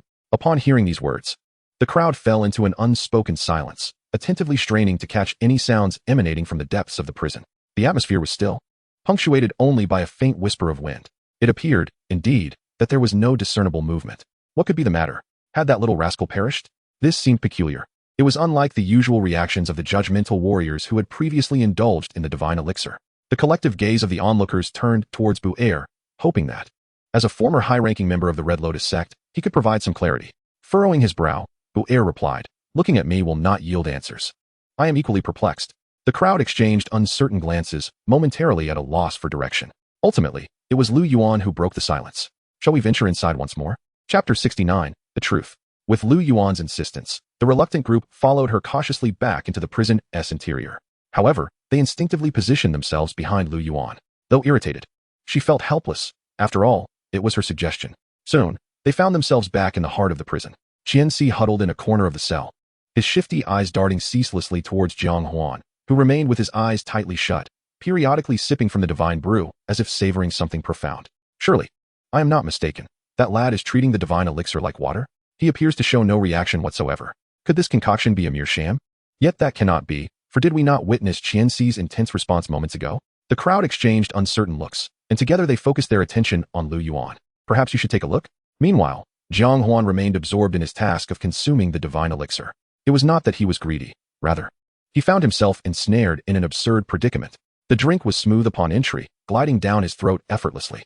In terms of flavor, it was undoubtedly a top-tier beverage. Yet, Jiang Huan quickly discerned its peculiarity. After ingestion, the spiritual energy within him began to bubble fervently, and a surge of combat spirit swelled within. However, this state was short-lived, as it was quelled by two potent forces residing within him.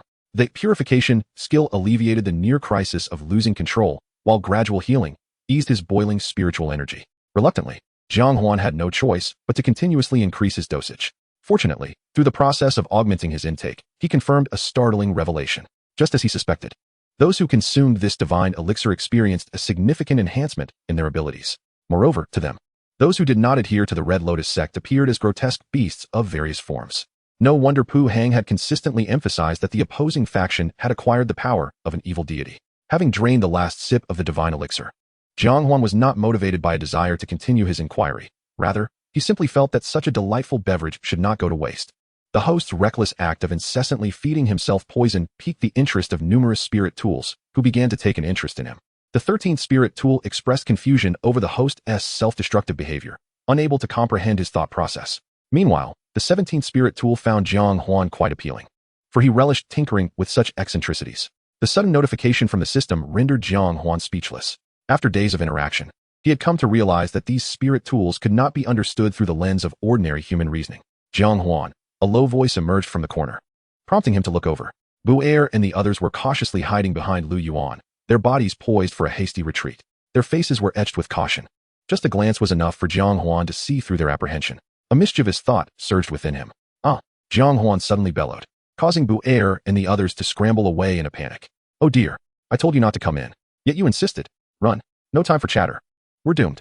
The faces of the group turned pale as they busied themselves with mutual complaints. Ha ha! A resounding laughter echoed through the prison. The group, having not ventured far, instinctively turned back to see Jiang Huan standing there, laughing heartily. Jiang Huan, are you unharmed? Lu Yuan inquired, skepticism lacing her tone. Jiang Huan shrugged. Should I be? The crowd's eyes roamed over him, filled with admiration. Buer approached, alternating between squeezing Jiang Huan's shoulder and examining his arm. A look of astonishment on his face. A miracle. This is nothing short of miraculous. How is it that someone could drink that concoction and remain unscathed? After a moment of contemplation, Buer seemed to recall something and suddenly regarded Jiang Huan with solemnity. Jiang Huan, I have something to present to you. As he spoke, He retrieved a weathered tome from his robe. Do you know why I can discern the distinctive aura emanating from those who adhere to the Red Lotus sect? This question had crossed Jiang Huan's mind, yet he had never found a suitable answer.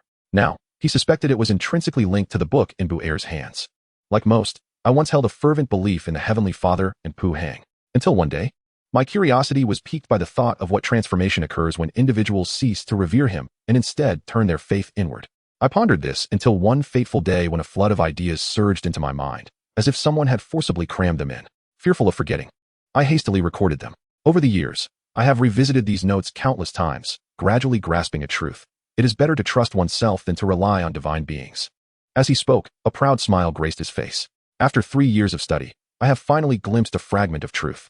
My eyes can perceive the unique aura emitted by each individual. Those who follow the Red Lotus sect, beneath their devout exterior, harbor a heart fraught with insecurity and madness. This realization compelled me to depart from the Red Lotus sect. I aspire to guide the masses to discover their true selves. Yet I am now 83 years old and far too aged. He earnestly patted Jiang Huan's shoulder. Jiang Huan, you are remarkably unique and youthful. Perhaps you can lead us out of this predicament. As he spoke, Bu-er entrusted the book to Jiang Huan. The system's sudden notification rang in Jiang Huan's mind. Congratulations, host, for completing a hidden task, earning the recognition of Master Bu-er, and obtaining the book, Truth, current study level at 0. Jiang Huan gazed in surprise at the aged, somewhat tattered tome in his hands. The meticulous script, each stroke infused with righteous spirit, seemed to encapsulate the aspirations of Master Bu-er. Upon handing over Truth, a weight seemed to lift from Bu-er's heart. Let us proceed, the hour is late, and we must return to rest. Considering the time, Zhuo Qianhu and his men will soon arrive in the town, and we must be well rested to persuade them come morning. Lu Yuan looked at Bu-er, puzzled. Master Bu-er, do you not think they will be unable to come? Bu-er shook his head. Lu Yuan, I shall overlook the consequences of your unilateral actions. However, do not believe that 4 to 5 dozen ordinary beasts could pose a threat to Zhuo Qianhu and his elite guards. As night fell, silence enveloped the surroundings. Jiang Huan sat at his desk, poring over the newly acquired Truth. What do I make of this? After perusing several pages, the narrative revolves around a singular truth. One ought to seek the self within rather than rely on external assistance. Belief in oneself surpasses belief in deities. This is a lesson even a 10-year-old in our land would readily comprehend. The host perused Truth, grasped 30 of its essence, and acquired the martial skill discernment. In a world rife with deceit, you observe it with a discerning eye. A new martial skill? Before Jiang Huan could delve deeper, a cacophony erupted outside the door. Run. The court's lackeys are here to slaughter us under the cover of night. Chapter 70. The Assault of the Judgment Army. The cries of battle reverberated throughout the small town as Jiang Huan dashed out of the inn without hesitation. Yet, upon stepping outside, he was met with a scene reminiscent of purgatory. Men, women, and children fled in a frenzy, many stained with blood. The chaos had toppled candlesticks and lanterns, igniting both humble homes and shops alike. Panic was etched on every visage. Furrowing his brow, Jiang Huan extended a hand to help a girl who had fallen in her haste. What has transpired? The girl burst into tears, exclaiming, "They've come. The court's people." Without a backward glance, she fled towards the distance, and Jiang Huan knew that direction led to the heart of Pingnan Town, the former stronghold of the Red Lotus sect. Now a gathering place for the likes of Master Bu-er and others. Peering into the distance, surrounded by flames and darkness, he saw the terrified civilians fleeing. At the end of the road stood a towering figure, indiscernible as male or female. Yet, the crimson glow of their eyes pierced through the night. They were racing towards him with alarming speed. Jiang Huan steadied his hand on the hilt of his sword, his gaze sharp. Even without 1,000 blades at his side, he possessed the strength to confront his adversary. Should he falter, he could still retreat unscathed. The panicking townsfolk surged past him, perhaps intimidated by the willow leaf sword at his waist, for not a soul dared approach within a meter of him, perhaps due to the newly acquired skill discernment. Jiang Huan perceived his surroundings with unprecedented clarity. He recognized the rushing figure in the distance, Shaju, one of the 30 personal guards. At that moment, Shaju wielded his willow leaf sword with reckless abandon, every swing resulting in the downfall of a civilian. It was evident that he had consumed the jade dew elixir bestowed by Pu Hang. Jiang Huan frowned slightly, hastening toward Shaju. With a sudden yank, he drew forth his sword. Sheath and all, their acquaintance, though brief, had been marked by Shaju's sincerity and their shared moments of sparring, forging a bond of camaraderie. Thus, Jiang Huan was reluctant to strike him down unless absolutely necessary. Shaju soon noticed Jiang Huan, but in his crimson gaze, he perceived a fearsome fox demon charging at him with a willow leaf sword. "You little beast, how dare you challenge me?" He too raised his sword and charged at Jiang Huan, channeling all his spiritual energy into the blade. A smirk playing on his lips as he envisioned the demon's demise at his hands. "This strike, let us see how you evade it." I learned this technique from Jiang Huan. Clang. The sound of metal clashing echoed through the night as their swords collided, sending Shaju's weapon flying from his grasp. Leaving his hands empty and trembling, he stared, bewildered. What had just occurred? The strike from the fox demon mirrored his own precisely. Wait, Shaju, when did you learn this move? Shaju's eyes widened in disbelief as he beheld the fox demon before him. Jiang Huan. Jiang Huan exhaled a sigh of relief. At least Shaju retained some semblance of awareness, making it relatively easy to explain the situation. Yes, it's me. You damned beast. Shaju roared, suddenly leaping forward, kicking Jiang Huan's sword from his grasp, then unleashing a flurry of punches like a tempest. Jiang Huan was caught off guard. I haven't wronged you. Why do you come at me with such fury? Shaju's fists flew with ferocity, though they narrowly missed Jiang Huan's face each time. The more he fought, the angrier he became. You wretched beast. You devoured Jiang Huan and now mimic his voice to deceive me. Do you understand he is my brother? If I don't slay you today, I will share your surname.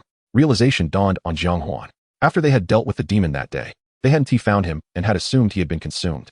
Undoubtedly, some demons were known to mimic their victims after devouring them. Clearly, Shaju had mistaken him for one of those creatures. With this thought, a smirk crept onto Jiang Huan's lips, a blend of annoyance and exasperation. However, when he smiled, Shaju interpreted it as a provocation. Ah, you fox demon.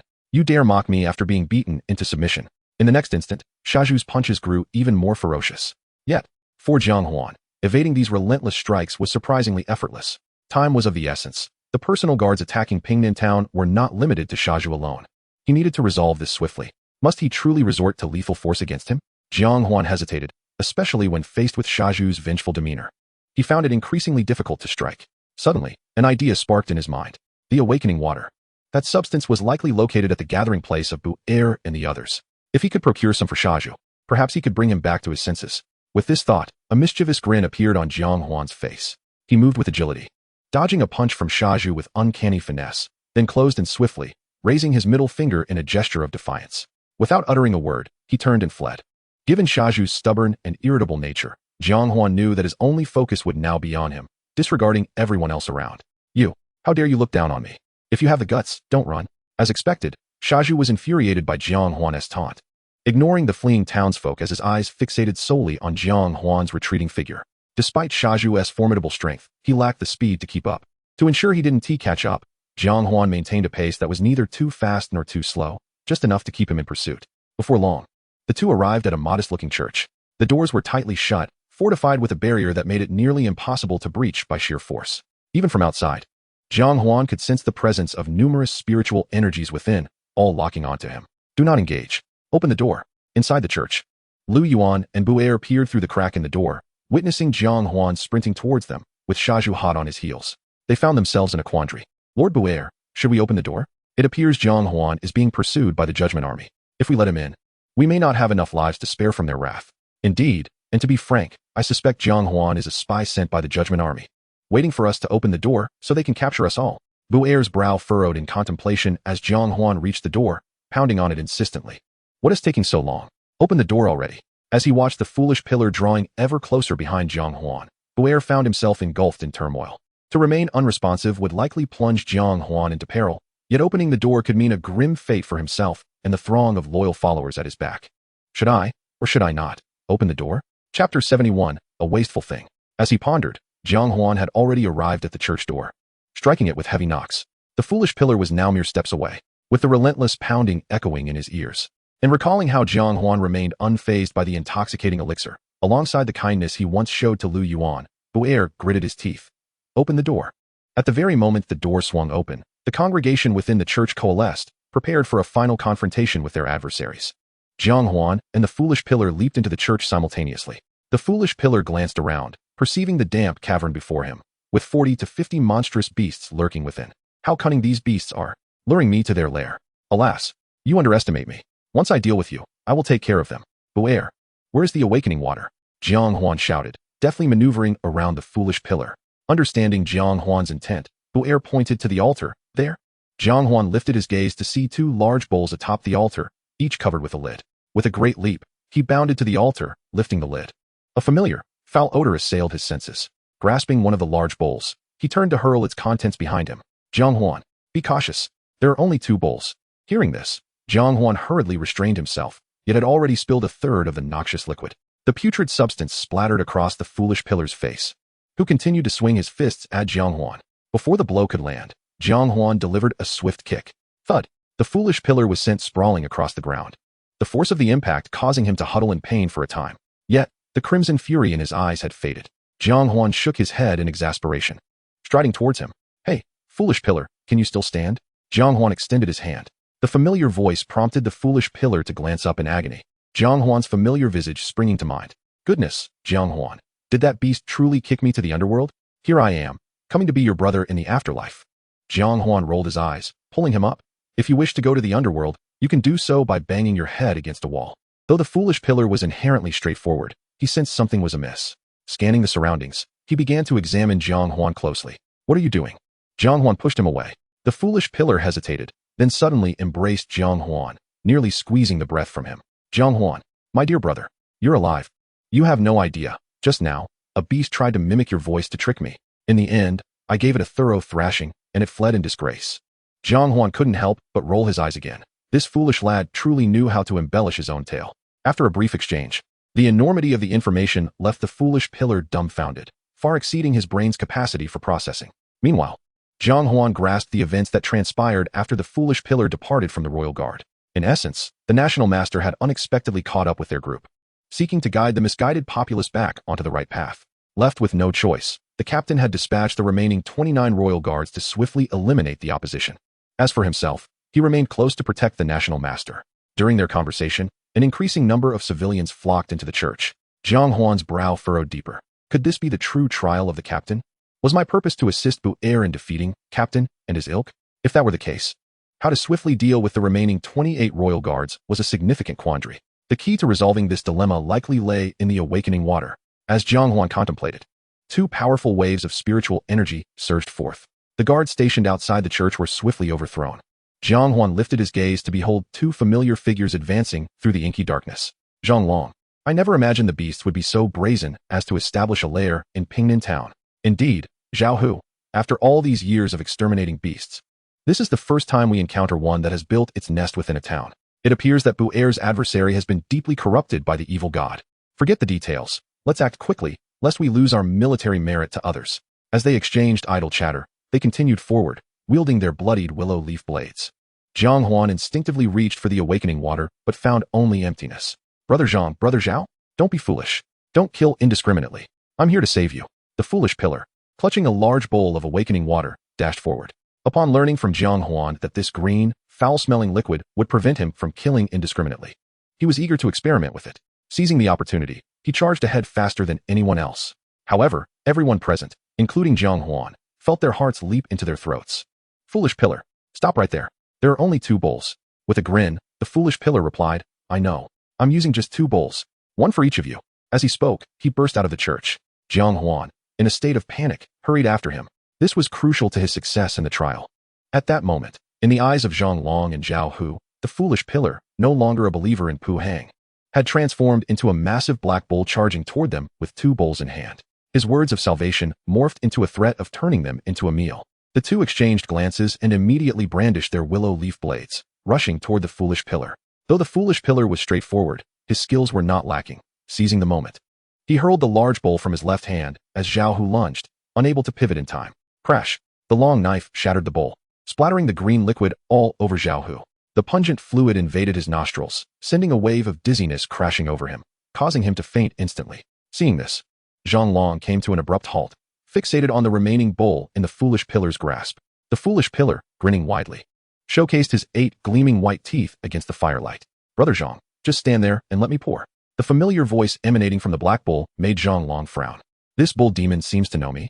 Before he could ponder further, a shocking scene unfolded before him. A fox demon suddenly leaped out from nowhere, kicking the black bull away. The green liquid remained firmly in the fox demon's grasp. With a pained expression, the fox demon exclaimed, "What a wasteful thing. There are only 2 bowls of this stuff, and you squandered one. What is going on? Do these beasts have such peculiar tastes that they covet even such foul substances?" Suddenly, the fox demon vanished from Zhang Long's sight in an instant. This is bad. Years of battle experience heightened Zhang Long's vigilance. Chapter 72. Do not return to the city. A profound sense of crisis suddenly surged from behind, prompting Zhang Long to swing his blade backward without hesitation. However, he merely shattered the fox demon's afterimage. What kind of beast is this? Why does this move seem so familiar? In the next instant, a tattered cloth, smeared with a viscous, foul-smelling liquid, unexpectedly struck his face from behind. The suffocating stench caused him to collapse to the ground, retching uncontrollably. Jiang Huan, why did you just kick me? Xiazhu complained, covering his face as he approached, looking rather aggrieved. Jiang Huan couldn't help but recall the scene when he had splashed Xiazhu earlier. He had doused him with a third of the amount, significantly more than what had been used on Zhang Long, yet Xiazhu was still able to throw punches at him. Unlike Zhang Long, who had instantly lost his combat capability, Jiang Huan instinctively sniffed the rag in his hand. To his surprise, it truly reeked.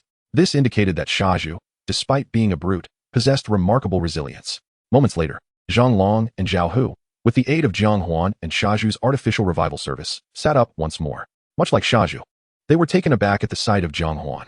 Subsequently, under the explanations provided by Jiang Huan and Xiazhu, along with the verification from Master Wu Er, Zhang Long and Zhao Hu gradually accepted the reality before them. Upon witnessing the burning houses and the civilians who had fallen in pools of blood, unable to escape, their hearts swelled with shame and anger towards Pu Hong. Before Jiang Huan could speak, they proactively requested, Jiang Huan, could you spare us some of that foul-smelling substance in your hand? We still have 26 brothers making mistakes. Jiang Huan readily agreed. This was essential for the swift completion of the 1,000 households trial. How could he refuse? Moreover, Jiang Huan had already spent considerable time in this trial. He was uncertain whether the flow of time here was consistent with reality. If it were slower, wasting any more time could mean missing the school recruitment, and he would lose the best opportunity for revenge against Lu Zhiyue. As for saving the commoners, Jiang Huan was indifferent. To him, a trial was akin to a game dungeon. Who would care about the lives or deaths of virtual characters? He divided the remaining green liquid in the bowl into 4 portions. After each of the 4 took their share, Jiang Huan repeatedly cautioned them to use it sparingly.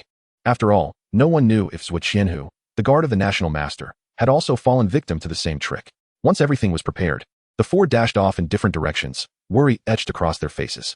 The difference was that Jiang Huan was concerned about wasting too much time here, while the other 3 were anxious about arriving too late and allowing their comrades to harm more innocent civilians. Meanwhile, within the dilapidated supermarket amidst the ruins, after the destruction of the church domain, Zhang Yu, who had been bound to the cross, fell to the shattered floor of the supermarket. Due to the heavy psychological impact inflicted by the priest, he had been unconscious for 7 or 8 days before slowly opening his eyes. Upon awakening, he saw the manifested 1,000 blades, wielding a long knife composed of shattered glass, quietly guarding the still unconscious Jiang Huan. Surrounding the ruined supermarket were several lurking demon beasts. Clearly, during his unconsciousness, 1,000 blades had protected both Jiang Huan and himself. He slowly rose, and 1,000 blades merely cast a fleeting glance at him before ignoring him entirely. However, this ignited a tempest within Zhang Yu's heart. Jiang Huan remained in a state of unconsciousness, yet 1,000 blades could manifest. This clearly indicated that it no longer required the host's spiritual energy infusion, but was instead drawing power directly from the external environment. Moreover, coupled with that brief glance, although the Confucian scholar would instinctively observe everything around, the vast majority of the time, there was a notable lack of emotional fluctuation in its gaze. However, Zhang Yu had just perceived a hint of tension in 1,000 blades' expression, as if it were worried about unexpected incidents targeting Jiang Huan. Could it be that 1,000 blades had advanced to an A-grade spirit? To validate his suspicion, he cautiously inquired, 1,000 blades, have you now become an A-grade spirit? 1,000 blades shot him a disdainful look, seemingly questioning his intelligence for asking such a thing at this moment. In its eyes, nothing was more important than the safety of its host. Nevertheless, even so, the experienced Zhang Yu deduced the answer. 1,000 blades had indeed refined itself into an A-grade spirit, and one of exceptionally high quality and compatibility. Holy cow, Jiang Huan, you little rascal, just how fortunate can you get? At this moment, Zhang Yu's emotions were complex. He had personally witnessed Jiang Huan's spirit ascend from F-grade to D-grade, then from D-grade to B-grade, and now, not even a few days later, the B-grade spirit inexplicably rose to A-grade. As a spirit refiner who had been stuck at C-grade for many years, Zhang Yu felt a pang of jealousy. Yet, as Jiang Huan's teacher, he was genuinely happy for him. This was his student, once looked down upon by the majority. Now, with his spirit reaching A-grade, it signified a broader path ahead for him. In the future, he could proudly say, Jiang Huan was once my student. After adjusting his thoughts, Zhang Yu sighed helplessly. Truly, the world is unpredictable.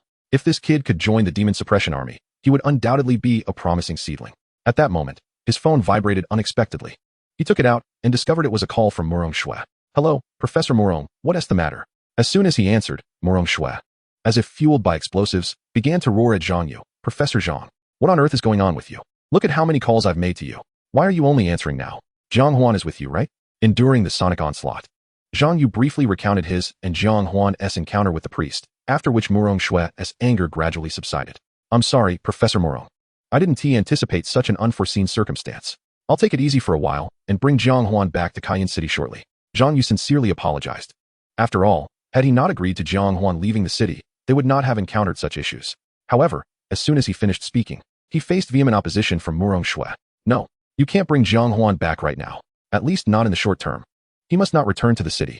Moreover, be cautious outside. Do not expose your whereabouts. Jiang Yu looked puzzled. Professor Murong, what has happened? Murong Shui sighed. Lu Jiue reported to the City Patrol Division, suspecting that Jiang Huan intruded into the Duobao building and her family villa, causing personal and property damage to her and several employees of her family company. Moreover, a few days ago, Long Chun was attacked, and the Yi family firmly accused the Demon Suppression Army of the act. Since Lu Jiue was also present during Long Chun's attack, they suspect that Jiang Huan is affiliated with the Demon Suppression Army. Now, the Lu and Yi families are jointly pressuring my father. They are forcing him to seek an explanation from the White Tiger camp. Luckily, Jiang Huan is not in the city right now. My father can still use the absence of the party involved to delay. After hanging up the phone, Jiang Yu gazed at the still unconscious Jiang Huan, whose breathing was steady and complexion rosy, appearing as if he were merely asleep. He sighed helplessly. This is a serious matter. Jiang Huan cannot meet anyone for the time being. Where should we go now? After much contemplation, he finally arrived at a conclusion. It seems that he must take that rascal Jiang Huan along. Chapter 73. Standing firm in the face of adversity. Within the church of Pingnan Town, all the pews that once adorned its interior had been cleared aside. Master Bu-Er stood before the altar, eloquently recounting everything he knew. Below the platform, the 29 awakened personal guards, along with Jiang Huan and the loyal followers who had consistently accompanied Master Bu-Er, listened intently. As for the civilians who had fled here, they were systematically directed to a secure area at the rear of the church. Ladies and gentlemen, it is essential to note that the vast majority of the beasts you eradicated in the past were innocent citizens who no longer adhered to the teachings of the Red Lotus sect. Should you doubt this, feel free to retrace your steps and behold the lifeless bodies sprawled in pools of blood. Are they truly beasts? In that moment, the 29 guards, save for Jiang Huan, bowed their heads in silence. Their primary motivation for enlisting had always been to protect their homeland. Yet now, they were confronted with the grim reality that they had repeatedly slaughtered unarmed civilians, a revelation that left their consciences in turmoil. Especially when they witnessed the mixed expressions of hatred and fear in the eyes of the civilians in the refuge camp behind the church, their shame only deepened. In retrospect, every time they had sought to eradicate the beasts, they had essentially been extinguishing innocent lives. It was no wonder that, over the years, no one had voiced their grievances to the court. Zhang Long and Zhao Hu stepped forward decisively. Master Bu-Er, please enlighten us on how we can atone for our transgressions. With their lead, the others followed suit. Master Bu-Er, what should we do? With a gentle smile, Master Bu-Er shook his head with a sigh. I am growing old. Some matters should be entrusted to the more spirited youth. Upon saying this, his fervent gaze shifted toward Jiang Huan, from being indifferent in the prison to remaining composed before a crisis, and organizing the likes of Sha Zhu to awaken the remaining guards. Jiang Huan had proven himself an exceptionally capable young man, one whom Master Bu-Er admired more than anyone else. All eyes turned toward Jiang Huan, and he felt a wave of discomfort under their scrutiny. He initially wished to decline, but then reconsidered. Perhaps this was pivotal to passing the trial of the 1,000 households. With this thought, he suddenly felt a surge of confidence. Without needing Master Bu-Er to beckon him, he ascended the altar, casting a steely gaze over the assembly below. I, Jiang Huan, have been a member of the personal guard for only a few days. Some of you have become my friends, while others are merely acquaintances. However, I wish to state that wrongdoings must be rectified. When faced with punishment, one must stand firm. The Judgment Army is not the Judgment Army of the Red Lotus sect. It is the Judgment Army of the people. This simple declaration ignited a fervor among the guards. Jiang Huan could even sense their uncontrollable surge of spiritual energy. At that moment, within the church, the personal guards and some of the more competent followers radiated a formidable battle spirit. Just as Jiang Huan was about to continue, a gust of evening wind swept in from outside the church. Despite it being summer, the chill felt almost piercing. Unanimously, they turned their gazes toward the door, where the main thoroughfare of the town lay shrouded in eerie silence, unsettlingly quiet. The faint sound of bells chimed, interspersed with whispers. As the ringing intensified, the murmurs grew clearer. The familiar verses echoed into the church, carried by the night breeze, as a procession of dozens emerged from the darkness, led by youthful figures, each holding a red lotus lantern. A sinister atmosphere enveloped the hearts of the residents of Pingnan Town. In an instant, every exit of the church was encircled by this procession. Jiang Huan furrowed his brow, and the collective gaze of the assembly gravitated toward him. We can only respond to the situation as it unfolds. Following Jiang Huan's lead, they stepped out of the church. The opposing formation abruptly parted, revealing a palanquin and a shadowy figure stepping forth. Two familiar figures emerged before Jiang Huan, Pu Hang and left Qianhu. Pu Hang clutched a scripture, murmuring in a tone of lamentation, while left Qianhu, wielding a blade as tall as himself, commanded respect without uttering a word. Brave warriors, you have forsaken the righteous path and become this abominable fusion of man and beast, yet you remain unrepentant. Left Qianhu's booming voice reverberated through the night. The crowd stared blankly at one another, their expressions grave. It appeared that Lord Qianhu regarded them as less than human. Just as they suspected, in left Qianhu's eyes, they were all mere half-beasts. The straightforward Sha Zhu could no longer contain himself. Lord Qianhu, you have been deceived. We are not beasts. Pu Hang, as if hearing a joke, revealed a chilling smile. Left Qianhu's cold gaze swept over the crowd, and with a disdainful snort, he declared, I, left, have devoted my life to eradicating evil. Countless demons and beasts have perished by my hand. Do you think you can fool me? There is no need to waste words with them, Lord Qianhu. Swiftly eliminate these followers of the dark gods and avenge the people of Pingnan Town. That is the true course of action. Pu Hang's voice rang out melodiously, and Jiang Huan instantly sensed something amiss. Left Qianhu's eye sharpened. Brimming with murderous intent, the national master speaks wisely. He dismounted his horse and strode purposefully toward Jiang Huan, the blade scraping against the ground with a menacing sound. The western wind howled fiercely. The bell tolls echoed, carried by the wind. The murmurs continued. The recited verses resonated throughout Pingnan Town.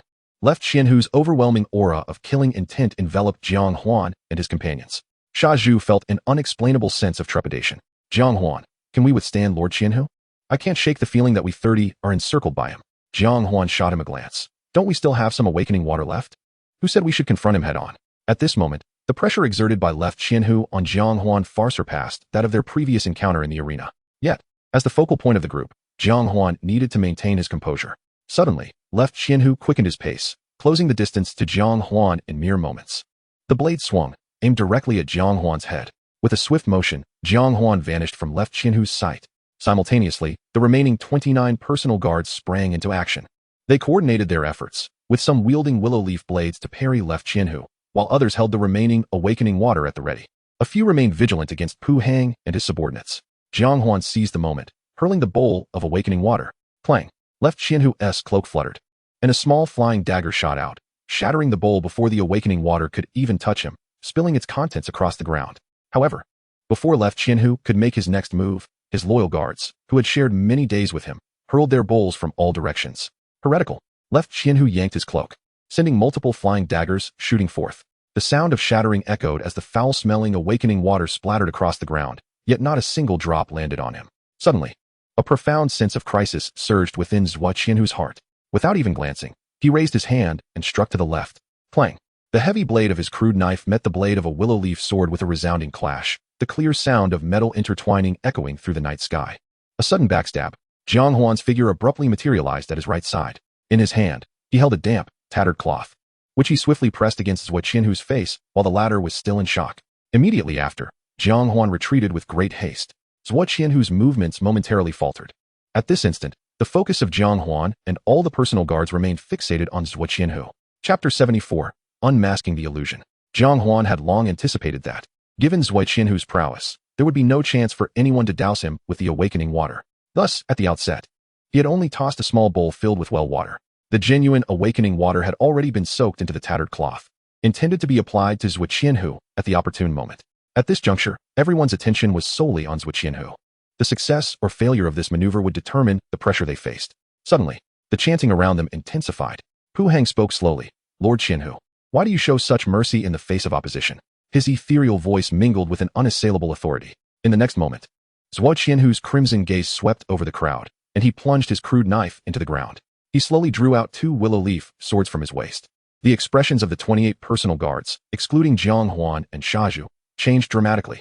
This is bad. Lord Qianhu has drawn both swords. He is serious. In the next instant, Zhuo Qianhu's figure flickered, his agile steps combined with the nimbleness of his dual swords, transforming him into a specter of death.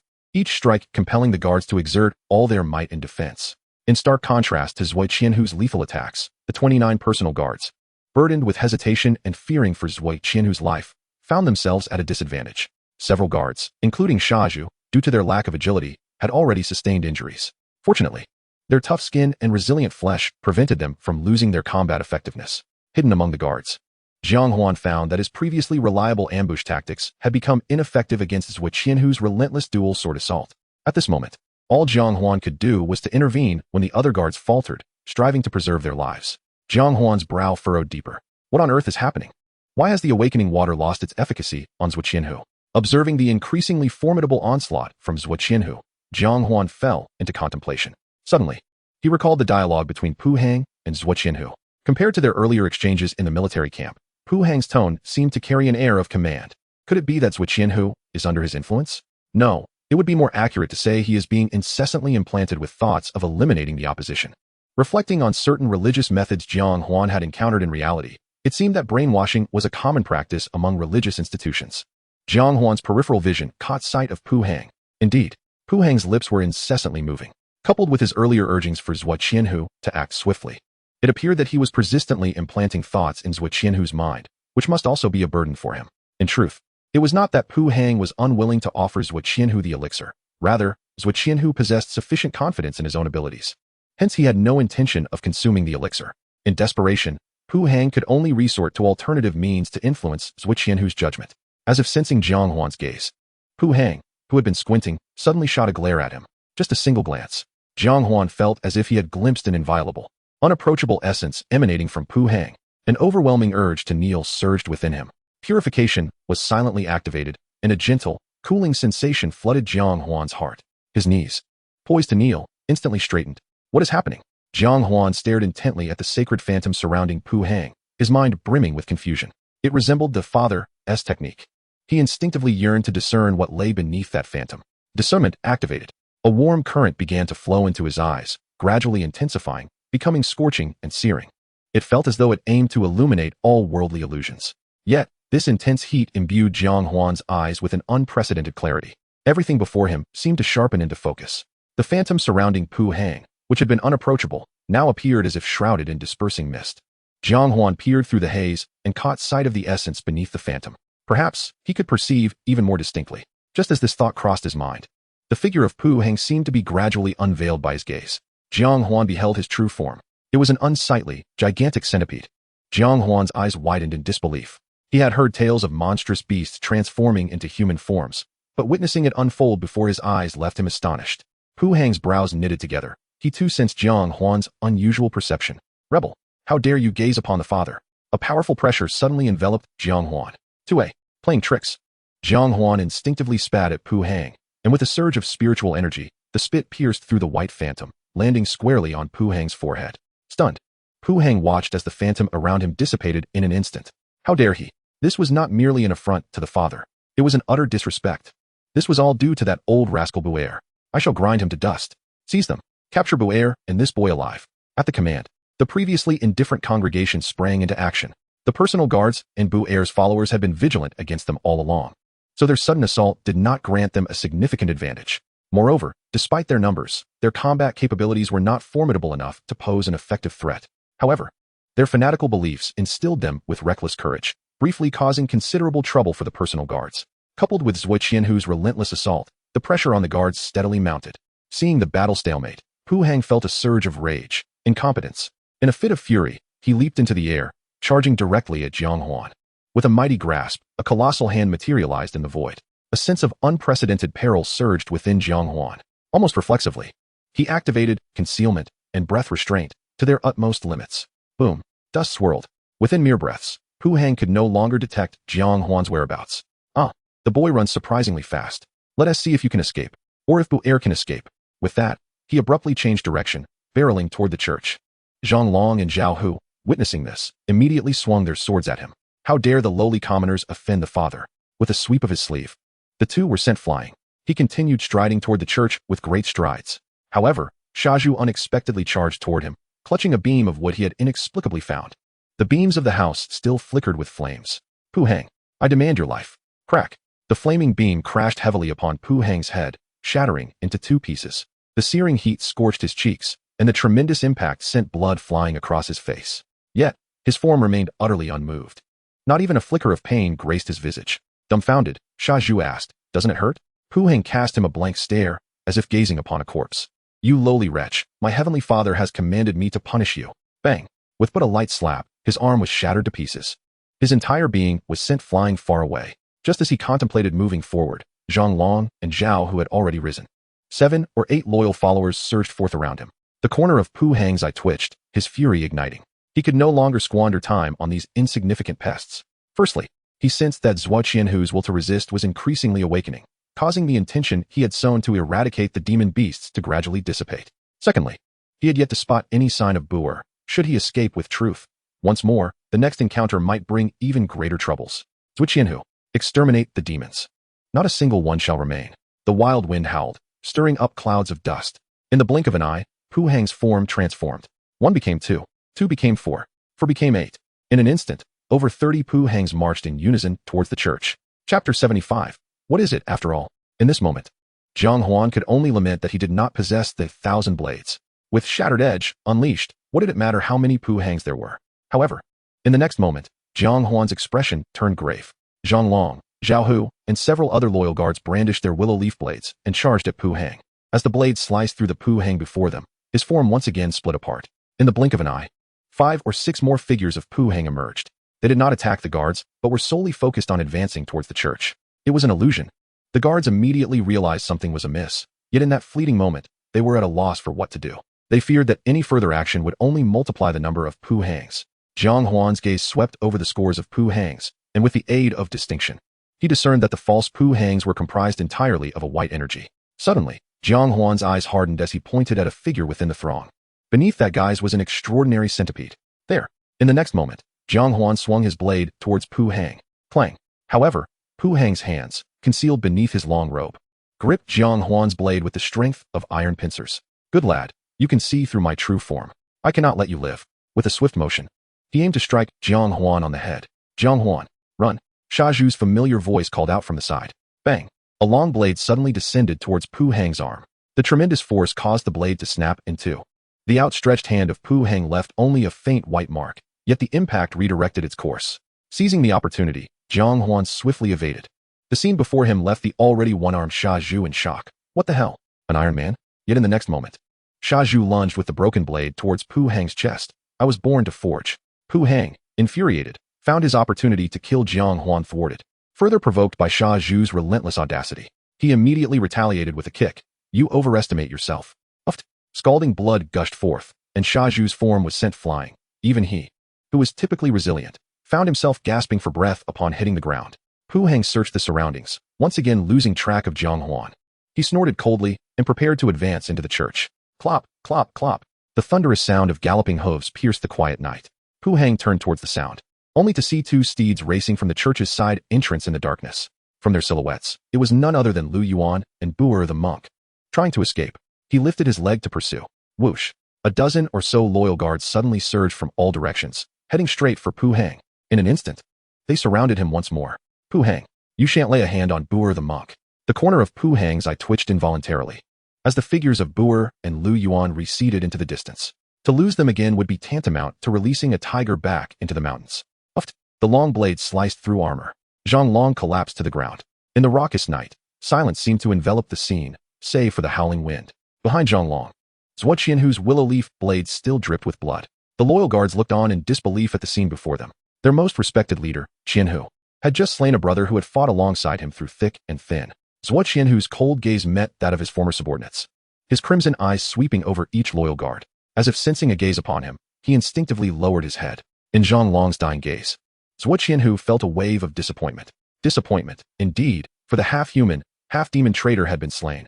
All that remained was disappointment, was it not? Yet, why did he feel an indescribable strange sensation? Zhuo Qianhu snorted coldly, dismissing it as his own inner demons. Master National Teacher, I shall take care of this matter. I implore the National Teacher to personally capture Buer, to eradicate the malignant tumor for the court. I would be immensely grateful. As he spoke, he lifted his twin blades, assuming a stance to confront. A chilling smile flickered across Pu Hang's face. Then I shall rely on you, Lord Qianhu. In the next moment, Pu Hang's form transformed once more, and several figures glided towards Buer with ghostly steps. Though they merely walked, they were swifter than galloping steeds. Several loyal guards sprang into action in an instant, determined not to let Pu Hang near Buer. Yet, Zhuo Qianhu was even faster. His twin blades danced in the air, effortlessly fending off the guards. In that moment, the expressions of all present turned grave.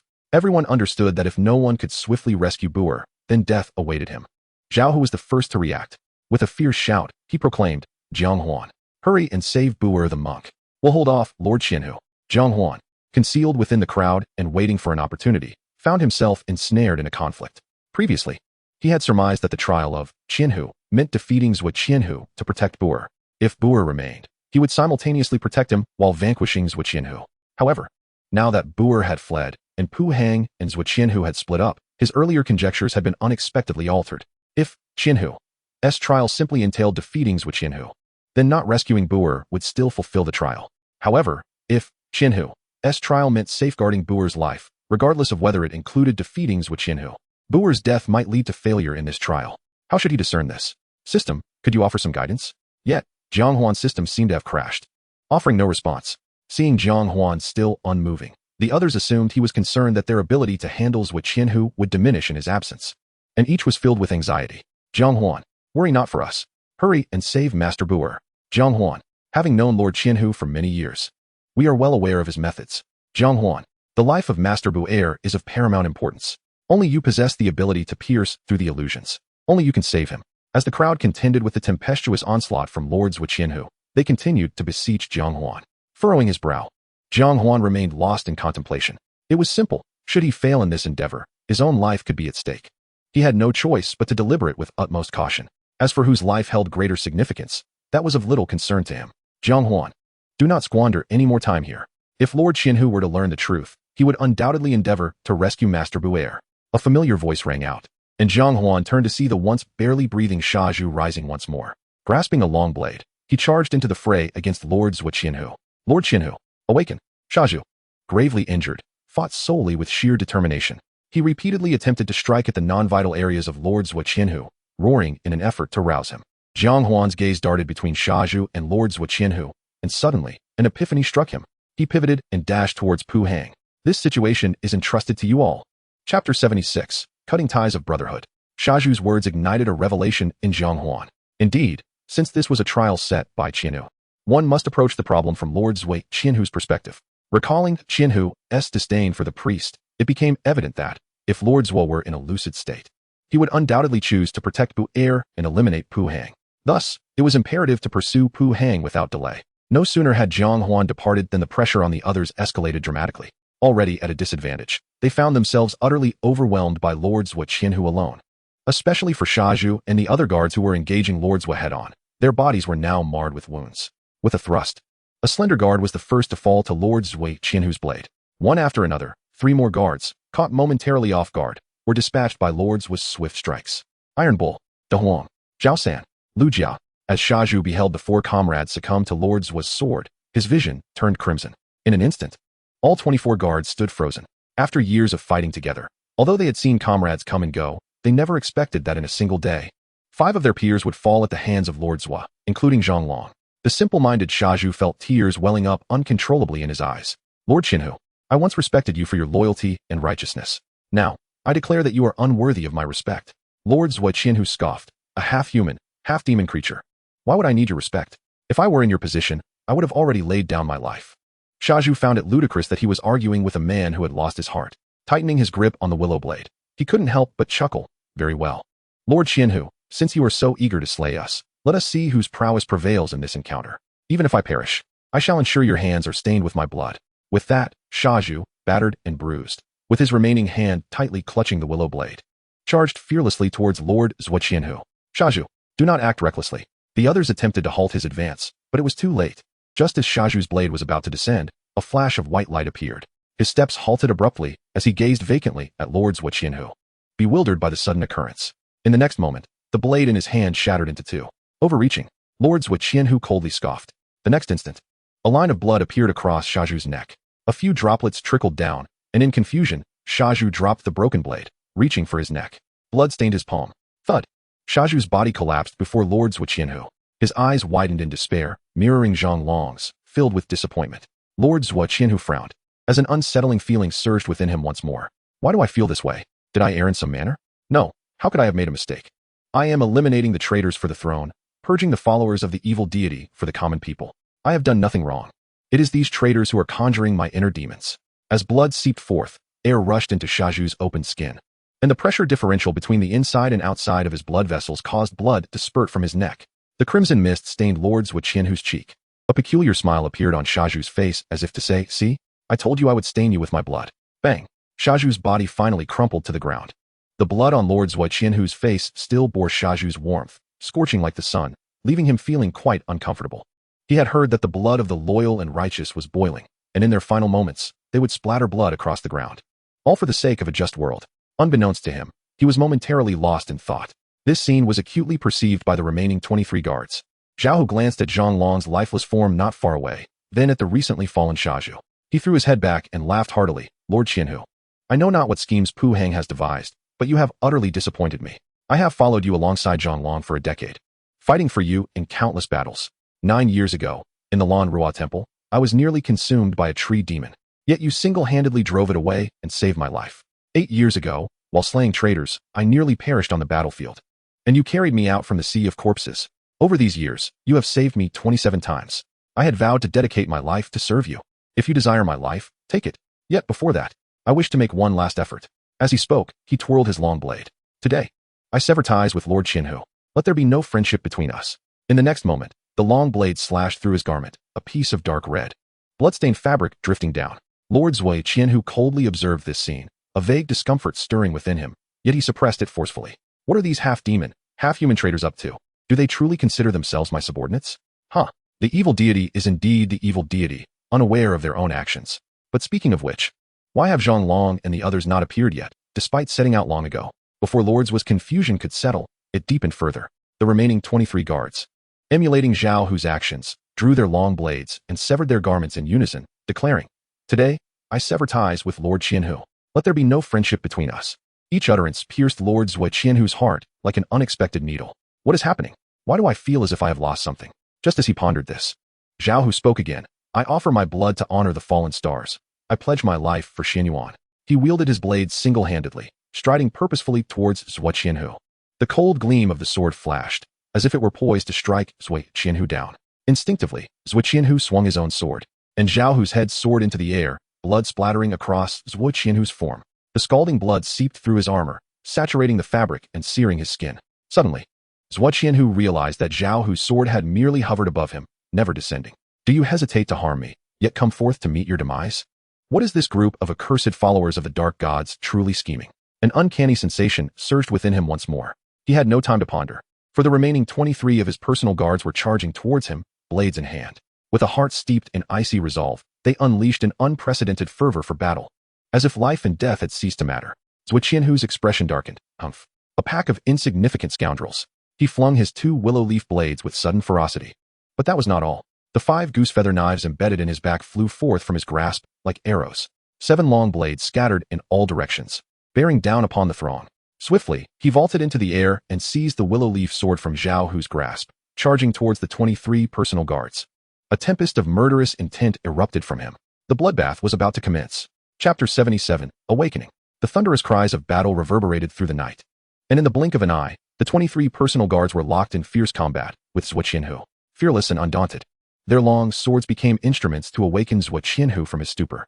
The blood that stained them washed away their past transgressions. Their battle spirit soared. In this moment, they fought for themselves and for the innocent souls lost. Yet, despite their fervor, they were no match for the fully unleashed fury of Zhuqianhu. He moved through them like a wolf among sheep, his 7 blades dancing in his hands as if they were trained predators. His agile movements, coupled with the occasional long blade that fell from above, left the 23 guards bewildered and defenseless. He struck with the ferocity of a tempest, and with each swing of his sword, crimson roses bloomed upon the earth. However, his brow furrowed in deep concern. The reason was clear. For every guard that fell, their searing blood would inevitably splatter upon him. No matter how he dodged, their blood seemed to possess a will of its own, drenching him entirely. The more he was splattered, the more that peculiar sensation surged within him. It felt as though he was losing something profoundly significant to his very being. When the final personal guard was cleaved down before him, the 7 blades returned to their sheaths in succession. Zhuqianhu cast a cold gaze over the scene, and silence enveloped the area. He stood alone amidst a mountain of corpses and a sea of blood. The night wind howled, disturbing the strands of hair that fell upon his forehead. Suddenly, an unexpected tear trickled from the corner of his eye. Instinctively, he reached to wipe it away. Why am I crying?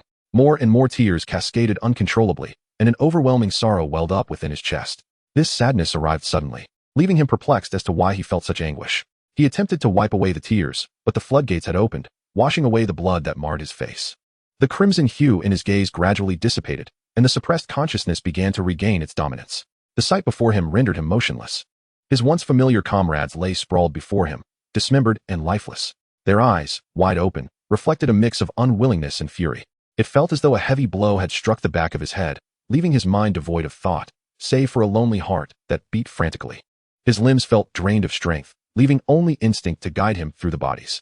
His gaze fell upon Zhang Long, whom he had shared meals with just days prior. He then looked at Zhao Hu, recalling how he had treated a female beggar harshly, only to later scold him in private. His steps faltered as he beheld a bear-like man lying before him. He remembered this earnest youth, having joined the Judgment Army less than a month ago. He recalled the joy on the boy's face as he joined the Judgment Army through his own cleverness.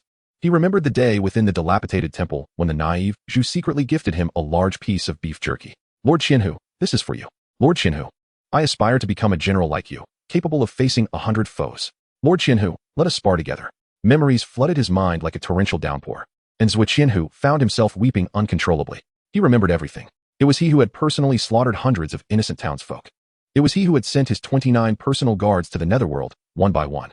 On the day of their departure, he had stood at the forefront of the army, drawing his sword in solemn vow. Since I have brought you 30 men out, I will ensure that all 30 return intact. I, Zhua, shall never abandon a single brother. The echoes of past words reverberated in his ears, stabbing at his conscience like countless needles. Regret consumed his thoughts, and he helplessly cradled Zhu in his arms. I'm sorry, I'm so sorry.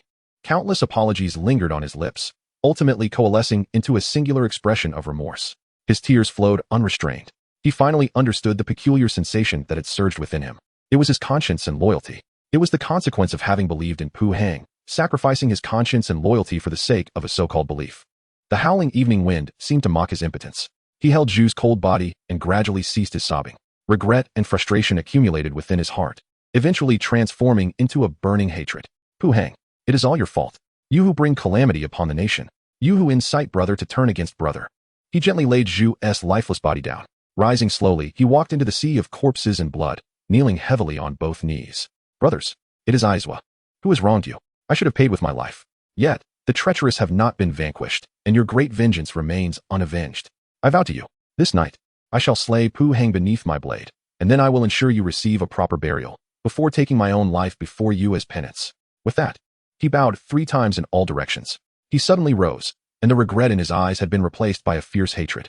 He drew forth the simple blade that stood nearby, and after determining his course in the darkness, he strode forward with purpose. In the pitch-black silence of the night, the blade gleamed with a chilling light.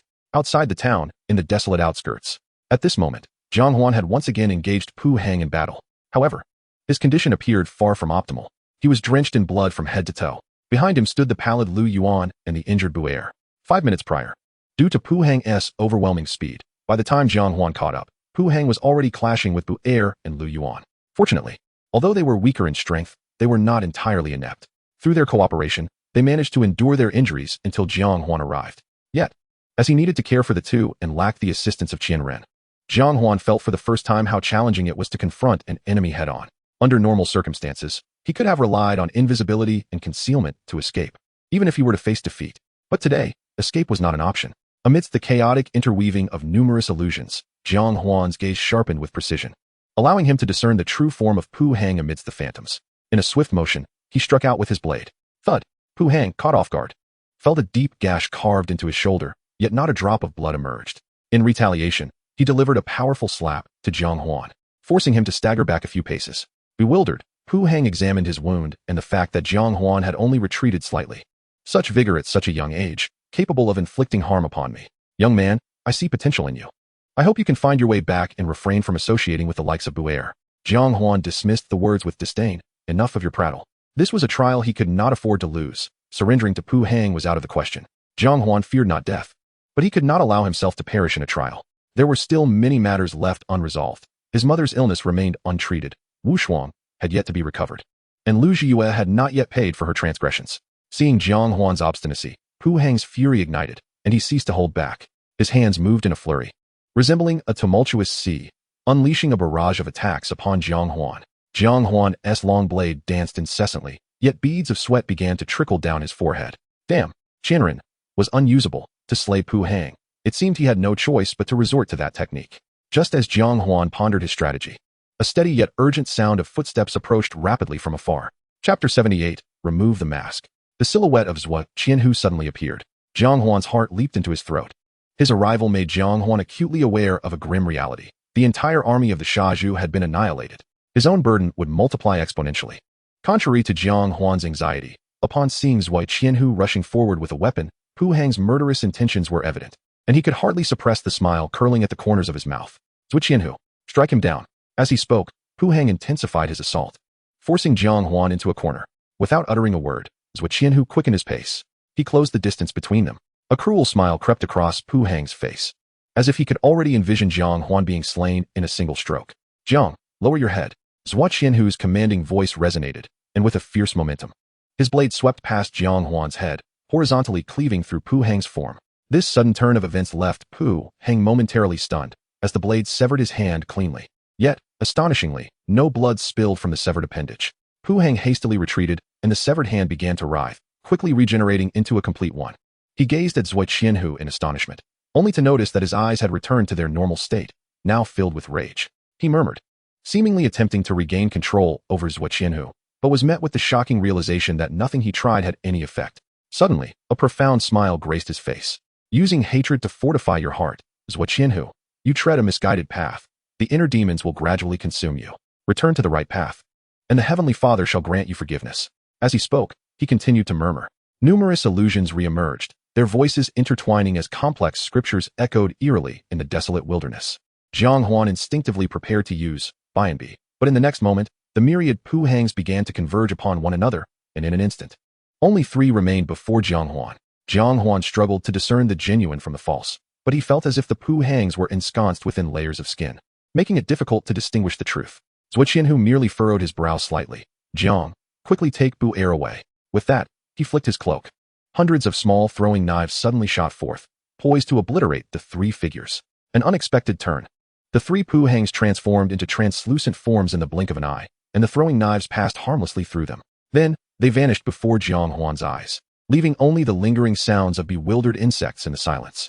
However, the sense of danger surged rapidly within both Jiang Huan and Zhuo Qianhu.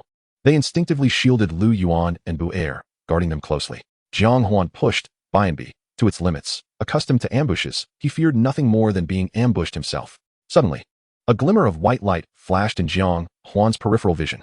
Almost instinctively, he swung his blade. Pu Hang's form evaded him. Humph! A soft grunt followed, soon accompanied by the voices of Lu Yuan and Bu Air. Zhuo Qianhu. Jiang Huan turned to see Zhuo Qianhu's left arm severed, blood staining the ground. Meanwhile, 2 figures of Pu Hang had vanished in an instant. Clearly, Zhuo Qianhu's presence had made Pu Hang more wary, resulting in him being targeted. Zhuo Qianhu, are you alright?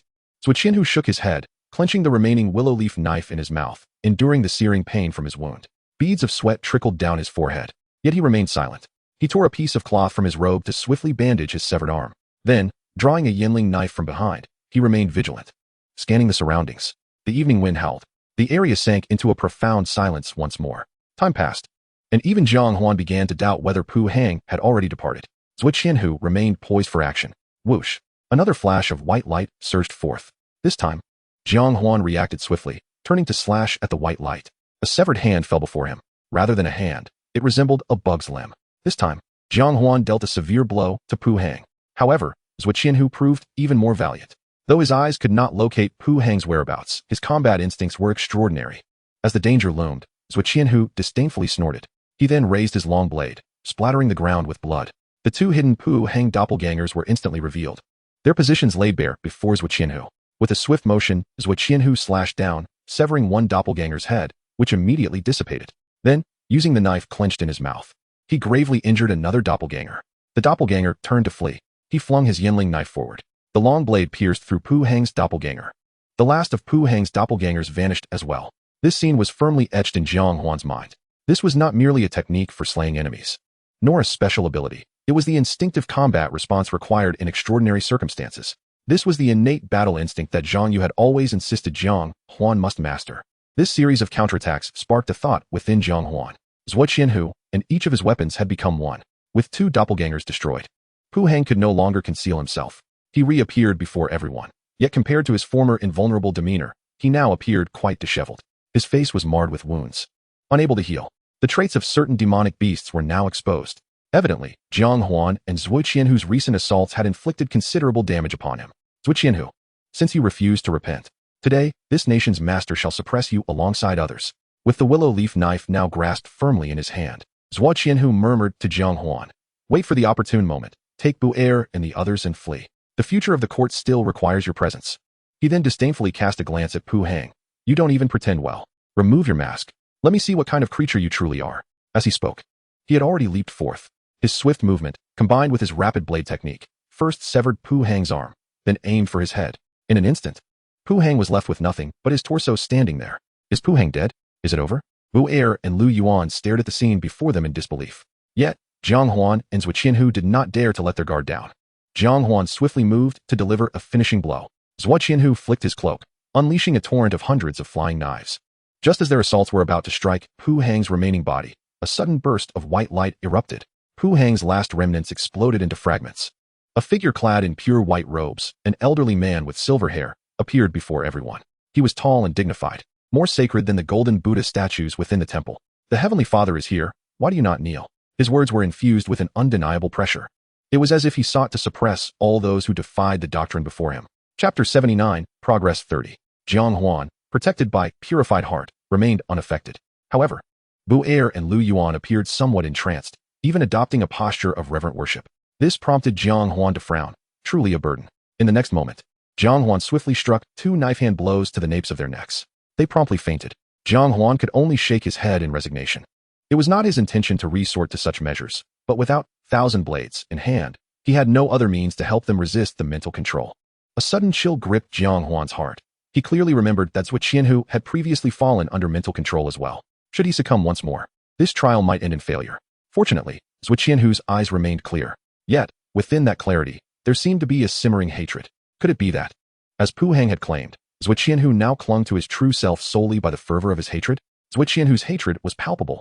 He vividly recalled that just days ago, it was Pu Hang who had employed this very tactic, planting within him the notion of exterminating demons and evildoers. Thus, in his eyes, the citizens who did not worship the Scarlet Lotus sect were demons, and the loyal guards who recognized reality were demons as well. Everything was orchestrated by Pu Hang. Pu Hang, regardless of who or what you are, behold my blade. He hurled the willow leaf knife with one hand, then, as if propelled by a spring, swiftly drew forth 3 of the remaining 4 Yanling knives from his back. The willow leaf knife combined with the Yanling knives formed a seamless array of 4 long blades, hurtling towards Pu Hang. A dazzling white light erupted. The 4 long knives fell like raindrops upon the ocean, stirring not even a ripple. The might of the Heavenly Father is not to be trifled with. An ethereal voice echoed in the ears of Jiang Huan and the others. Jiang Huan sensed something amiss and urgently grasped Zhuo Qianhu's arm. "My lord Qianhu, we must withdraw. We shall seek vengeance another day." Zhuo Qianhu shook Jiang Huan's hand off, his face resolute. "I was deceived by the vile. I have slain loyal ministers and righteous men. Today, I shall atone for my sins. I will confront him." Pu Hang suddenly unleashed a mighty palm. This palm obscured the sky and blocked out the sun. It seemed intent on reducing Jiang Huan and the others to dust. Zhuo Qianhu leapt forward, delivering a decisive strike with his blade. This palm, which obscured the heavens, was shattered by Zhuo Qianhu's blow. Zhuo Qianhu landed, still wielding his sword, charging at Pu Hang.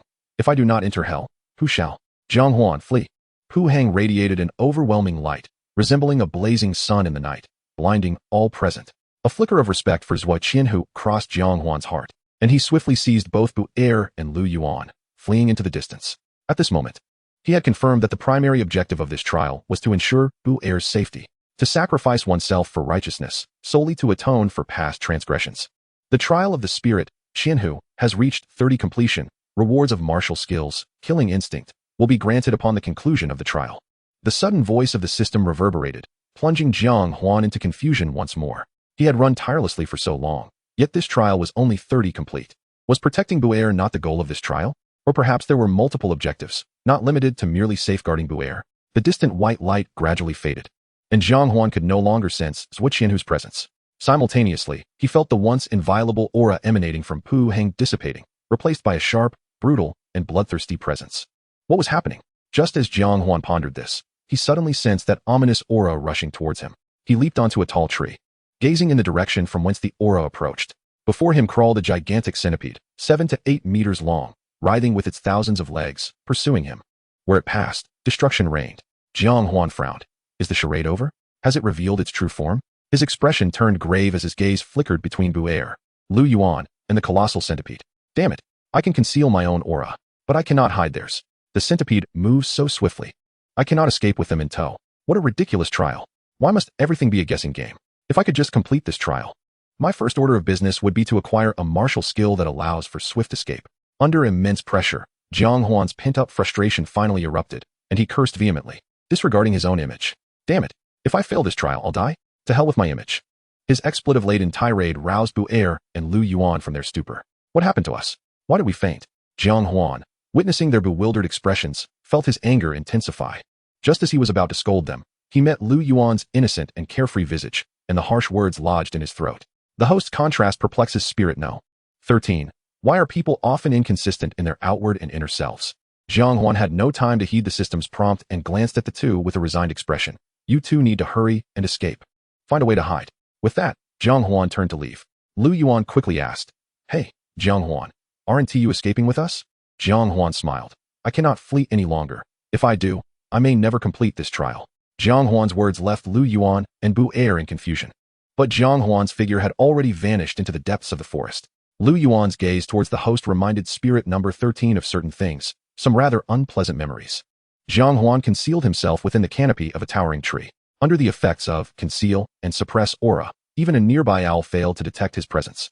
This grand tree stood on the inevitable path of the gigantic centipede, and Jiang Huan intended to ambush it here. He did not know if he could slay the centipede, nor was he certain if his choice was the right one. Jiang Huan simply felt that, given his speed, carrying Lu Yuan and the others, they would inevitably be caught up by the giant centipede sooner or later. Instead of continuing to evade, it would be better to fight with all his might. Moreover, from the perspective of Zhuo Qianhu, if he were still alive, a mere retreat would be far from his style. Therefore, it was better to take a gamble. The giant centipede drew ever closer, toppling trees of all sizes with a mere touch, while countless beasts were swiftly reduced to mere morsels for its voracious appetite. The night owl beside Jiang Huan finally sensed something amiss and flapped its wings, attempting to flee into the distance. In a sudden motion, Jiang Huan seized it by the neck, exerting pressure until it gasped its last breath. The act of killing it was not driven by any particular reason. Rather, the immense pressure weighing on Jiang Huan's heart made him increasingly agitated at the owl's flapping. He gripped the willow leaf knife tightly, channeling all his spiritual energy into it, yearning for a single decisive strike. Boom, boom, boom. The giant centipede loomed before him, resembling a bulldozer intent on flattening everything in its path. 10 meters, 8 meters, 5 meters, 3 meters. The distance between Jiang Huan and the beast diminished rapidly. Chapter 80, Slaying the Centipede. An overwhelming surge of spiritual energy coursed through the willow leaf knife, which hummed ominously. Just as the giant centipede was about to collide with the towering tree, Jiang Huan leapt downward, firmly grasping the hilt of the knife. With the combined force of spiritual energy and gravity, he thrust it toward the centipede's head. Swoosh! The long knife pierced through, emitting a sound akin to metal being sliced. Despite Jiang Huan's utmost effort, the blade only penetrated 3 inches before it could advance no further. Roar! The giant centipede let out a furious roar, raising its foreboding and casually flinging Jiang Huan and the knife away. Before he could regain his bearings, the centipede bared its fangs and lunged at him. Jiang Huan hurriedly leapt aside, simultaneously activating concealment and breath restraint to obscure his whereabouts. In no time, the giant centipede lost track of him once more. It howled to the heavens and began to seek out the scents of Bu'er and Lu Yuan, resuming its relentless pursuit. At that moment, Jiang Huan felt an overwhelming sense of frustration. Damn it, could it not play dirty? We're supposed to be fighting. Why does it always drag others into this? Cursing under his breath, Jiang Huan once again leapt onto the centipede's back. He galloped along its body, leaping up to its head in 2 strides. With both hands gripping the knife, he aimed once more at the previously created wound, driving it down with renewed vigor. Aiming to strike decisively at one crucial point is far more effective than spreading his attacks thin. Jiang Huan was a professional at this. Thrust. The willow leaf knife plunged downward, propelled by an unstoppable force. This time, the blade sank halfway into the centipede. The creature writhed in agony, flipping over in pain. Jiang Huan lost his footing, crushed beneath the massive weight of the centipede. Thousands of pounds bore down on him, compressing his flesh and squeezing the blood from his body, while his bones felt as though they would shatter into a million pieces. The pain coursing through him pierced his very soul, creating a disorienting illusion. It felt as if he had been transported to an unknown era. Fortunately, the giant centipede, unable to control its own thrashing due to the agony, rolled past Jiang Huan, redirecting its wrath toward other nearby creatures. Lying on the ground, Jiang Huan gazed at the scene with a sense of helplessness. He longed to move, but his severely injured body made even the slightest motion a monumental challenge. Breathing heavily, he exerted every ounce of effort to activate slow healing. His shattered bones began to mend, vessels reconnected, and flesh began to heal. Jiang Huan was frantic. He could see the giant centipede rising once more. It seemed to have adapted to the recent injury. Its eyes, filled with malice, fixed intently on Jiang Huan. For the first time, he felt that the name of his ability, slow healing, was fitting. It truly was rather slow. The centipede's fangs snapped open and shut before Jiang Huan, sending shivers down his spine. He harbored grave suspicions that the reason Yue Qianhu's presence had vanished was that he had been swallowed whole. Instinctively, Jiang Huan directed all the effects of slow healing to his legs. He had no desire to be devoured by the giant centipede. The beast charged at him once more, its enormous jaws poised to consume him. A foul stench assaulted his senses. His legs had regained sensation, and seizing the opportunity, he delivered a powerful kick to the centipede's head. The force propelled him backward. At that moment, his lower body had nearly recovered. Yet his upper body remained devoid of feeling, his arms flailing uncontrollably like loose sleeves as he sprinted. Jiang Huan hastily activated slow healing on his arms while scanning the surroundings for the fallen willow leaf knife. With a series of backflips, he reached the knife's location, crossing his legs and exerting a clever flick, launching the knife into the air. Then, with a swift bite, he clamped the willow leaf knife in his mouth. Since his hands had yet to fully recover, he would emulate Yue Qianhu and fight tooth and nail against his foes, even with his mouth.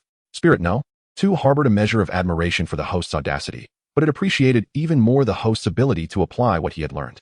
Spirit-No, 13 felt a pang of compassion, believing that this trial had surpassed the host's capabilities. She was attempting to communicate with Spirit-No 9 to reduce the difficulty of the trial. Some spirits believed the host should flee and return once he had grown stronger to confront his enemies. Others regarded the host's bravery as commendable, asserting that a true man fights with all he has. At that moment, Jiang Huan found the system to be rather noisy, but he had no time to silence it, because the giant centipede was charging at him once again. Thousands of insect legs squirmed and writhed, exerting immense pressure on him. Once more, he concealed himself in the shadows. With nimble steps, he stealthily approached the giant centipede. Channeling his spiritual energy, he twisted his neck to the right, plunging the willow leaf knife into the centipede's side.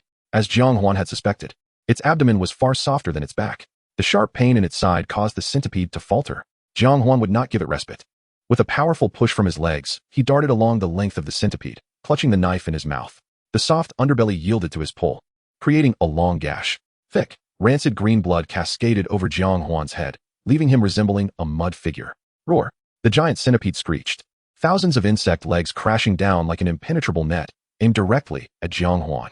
Helpless, he could only kick at the centipede's side, propelling himself away once more.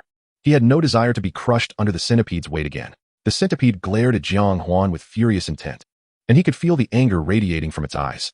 He had no doubt that it intended to grind him to dust. At that moment, Jiang Huan's arms finally regained sensation. He grasped the knife in his right hand, scanning the terrain and analyzing how to engage in the most advantageous battle. In the blink of an eye, the giant centipede charged at him once more. This time, Jiang Huan did not rush toward the centipede but instead turned to flee backward. There stood a towering tree, over 10 meters tall.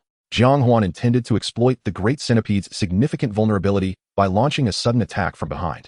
He gasped for air, his spiritual energy dwindling to less than a third. After a series of intense battles, an ordinary second-tier spirit master would have long since exhausted their energy. Nevertheless, this was the most arduous fight Jiang Huan had faced since ascending to the second tier. He stood mere inches away from the towering tree. Yet the next moment, all was quiet behind him. Jiang Huan could not help but glance back. To his astonishment, the once unstoppable great centipede had inexplicably halted its advance, its aura gradually fading. Exorcising demons and vanquishing evil, never failing in 100 battles, successfully slaying the nation-threatening sorcerer Pu Hang. The trial of the spirit, Qianhu, has reached 70 completion, with the reward of martial skill, blood rage. Upon the trial's conclusion, all rewards will be granted in one go. Jiang Huan furrowed his brow slightly. What was happening? Had the great centipede perished? Those few strikes of mine could hardly have inflicted fatal damage. Moreover, why had the trial only reached 70 completion if the creature was dead? What constituted the remaining 30? Just as Jiang Huan plunged into contemplation, a peculiar sound erupted from within the great centipede's body. In the stillness of the night, it struck a jarring note. Listening intently, he discerned the source of the sound emanating from the area he had just cut open. Chapter 81. The Second Battle with Yue Qianhu. Thud, thud, thud. A series of muffled sounds resonated from inside the centipede, akin to metal tearing through flesh, occasionally accompanied by the noise of a blade striking hard material. Jiang Huan held his breath, concealing himself in the darkness, wary of making even the slightest sound. Thud! A sharp blade protruded from the centipede's abdomen. With a fierce tug, a towering figure, dripping with the stench of blood and littered with chunks of flesh, crawled forth from the centipede's belly. Jiang Huan's pupils constricted. The person before him brandished a dulled goosefeather blade, clad in armor. If not Zhuo Qianhu, who else could it be? Jiang Huan instinctively took 2 steps toward him, but before he could reveal himself, Zhuo Qianhu abruptly raised his gaze in his direction. Just a glance. Jiang Huan felt as though he had plunged into an icy abyss. The Zhuo Qianhu before him seemed no longer to be the same. His severed left arm had miraculously regrown. The aura radiating from him was no longer the pure battle intent he once exuded, but rather an overwhelming intent to kill. Jiang Huan experienced a peculiar sensation. The Zhuo Qianhu before him appeared as a Shura emerging from the depths of purgatory, bent on slaughtering all life in sight. Demon, kill. Zhuo Qianhu's deep voice turned hoarse, reminiscent of a hellish specter whispering. In the next instant, he charged toward Jiang Huan with his blade raised. Zhuo Qianhu was upon him in an instant, and Jiang Huan hastily drew his own blade to parry. Clang. The sound of metal clashing reverberated through the forest as the two engaged in combat, exchanging dozens of blows in the blink of an eye. Sparks flew, illuminating the night. Jiang Huan grew increasingly alarmed. Zhuo Qianhu's strength seemed even more formidable than before. His dulled goosefeather blade, upon receiving a surge of spiritual energy, glowed with an eerie crimson hue. Despite its apparent bluntness, it continuously inflicted gashes upon Jiang Huan's sharp blade. Were it not for Jiang Huan's spiritual energy fueling it, his willow leaf knife might have already shattered into pieces. However, this very reliance was rapidly depleting Jiang Huan's meager reserves of spiritual energy. Moreover, his once familiar skills of concealment and breath control seemed to be under duress. He could hide his form, but before long, Zhuo Qianhu would pinpoint his approximate location. Then, under a torrent of relentless assaults, Jiang Huan was forced to reveal himself. Within merely 10 minutes of their clash, Jiang Huan's body, which had only just healed, was once again marred with wounds. Furthermore, he could distinctly sense a strange force within his injuries, impeding the natural healing process. Jiang Huan gazed at Zhuo Qianhu's dulled blade, his brow furrowing slightly. This weapon must be enchanted. As his spiritual energy dwindled, his expression grew gravely serious. No, if this continues, I shall undoubtedly be defeated. With this thought, Jiang Huan turned to flee. Just as in their initial confrontation, he activated concealment and breath control to their utmost limits. While his speed could not match Zhuo Qianhu's, his agile changes in direction momentarily left Zhuo Qianhu at a loss. Moreover, this skirmish was not confined to the arena. Allowing Jiang Huan to capitalize on his advantages more evidently, he continually altered his path, gradually increasing the distance between them. Concealed behind a massive boulder, he held his breath, focusing intently. The high-intensity, high-frequency battle had drained him of every last drop of spiritual energy. He slumped against the boulder, frantically searching through his storage ring for something. Where is it? Where is it? Why can't I find it? Where is the reward for slaying the priest? Jiang Huan was not particularly fond of organizing his belongings. It rarely mattered in daily life. Yet this time, he felt acutely aware of how crucial it was to keep everything in order. Damn it, once this trial concludes, if I survive, I will certainly rectify my habit of carelessly tossing things around. As he rummaged, he kept a wary eye on the ever-approaching Zhuo Qianhu. He simply could not fathom how Zhuo Qianhu had managed to track his movements. Based on his observations over the past few days, Zhuo Qianhu should not possess any skills capable of discerning his whereabouts. Under the immense sense of crisis, Jiang Huan's thoughts raced. When he finally located the S-grade full restoration potion, the elation in his eyes was unmistakable. He distinctly remembered that this concoction could restore the user to their peak condition. The light blue liquid slid down his throat, leaving a faint sweetness lingering on his palate. Instantly, a surge of powerful spiritual energy coursed through Jiang Huan's body, replenishing his depleted reserves. The fatigue that had enveloped him vanished, and his nerves and senses returned to their zenith in an instant. In mere moments, he unraveled all the mysteries surrounding Zhuo Qianhu that had been troubling him. The regrowth of limbs bore similarities to Pu Hang's restoration. And since Pu Hang's essence was the great centipede from which Zhuo Qianhu had emerged, Jiang Huan could only speculate about the harrowing ordeals Zhuo Qianhu had endured. It was an experience that no ordinary person could withstand. It was precisely this experience that had enabled his severed arm to regenerate. Coupled with Pu Hang's prior remarks about Zhuo Qianhu's steadfastness fueled by overwhelming hatred, which could easily lead to a backlash from the demons of his heart, Jiang Huan could vividly sense that Zhuo Qianhu was now consumed by a singular thought: to annihilate all demons and evils in the world. Tragically, he could no longer distinguish between human and beast.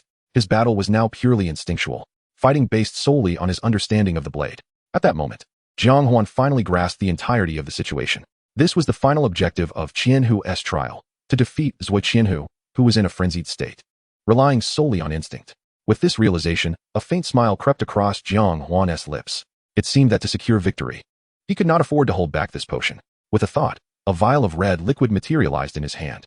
A-grade potion Berserk, granting the user a temporary 30 enhancement in all attributes. If only Shinrin were here, perhaps this vial of medicine could have been preserved.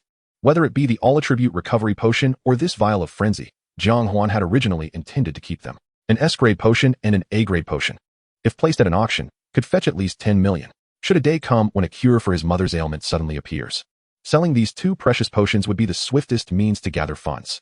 However, the situation is dire, and plans seldom survive the chaos of reality. To defeat Zhuo Qianhu, he cannot afford to hold on to these potions.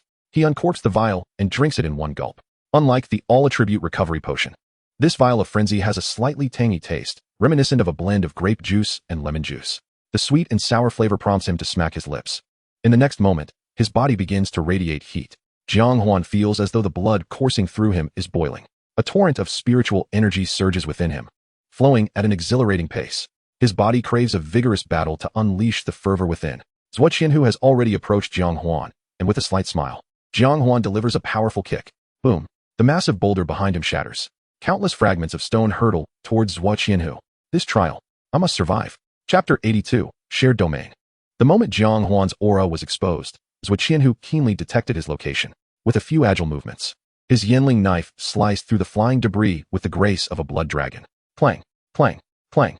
The two engaged in a fierce battle once more amidst the trees.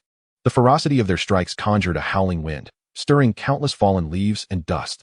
After dozens of exchanges, the trees around them bent under the force of the tempest. Jiang Huan's expression grew serious once again. Although the frenzy potion conferred a certain degree of power, a gap still remained between them. Moreover, the enhancement brought by the frenzy was fleeting.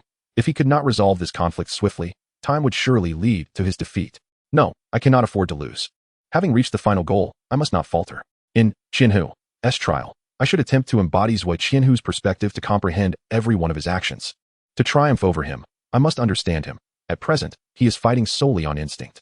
If I were in his shoes, I would undoubtedly employ my strongest moves for a swift resolution. Wait, a flash of insight illuminates Jiang Huan's mind. He seems to grasp something. While parrying Zhuo Qianhu's onslaught, he continues to ponder this line of thought. Zhuo Qianhu's most formidable technique involves wielding both blades. Yet, he has not drawn his second blade. Even if he were to casually pick up a branch, with Zhuo Qianhu's prowess, he could swiftly defeat me. The reason he refrains from doing so must also be instinct. What is his other instinct? Jiang Huan recalls everything he has experienced with Zhuo Qianhu, ultimately fixating on the day they faced off in the arena. On that day, Zhuo Qianhu had discarded one of his blades out of respect for Jiang Huan. He chose to engage in a fair fight, unwilling to exploit his weaponry advantage. If that is the case, does it not imply that fair combat is also one of Zhuo Qianhu's instincts? If so, clang. Jiang Huan meets Zhuo Qianhu's overhead strike with his own blade. A surge of spiritual energy erupts from the blade, and both are sent reeling back from the impact. The once tumultuous forest returns to a serene silence. Jiang Huan and Zhuo Qianhu lock eyes, seemingly waiting for the other to make the first move. Jiang Huan smiles. Lord Qianhu, since you are adhering to instinct in battle, let us engage in a contest of instinct. With that, he relinquishes his Yinling knife. Clatter. The knife falls to the ground, producing a crisp sound.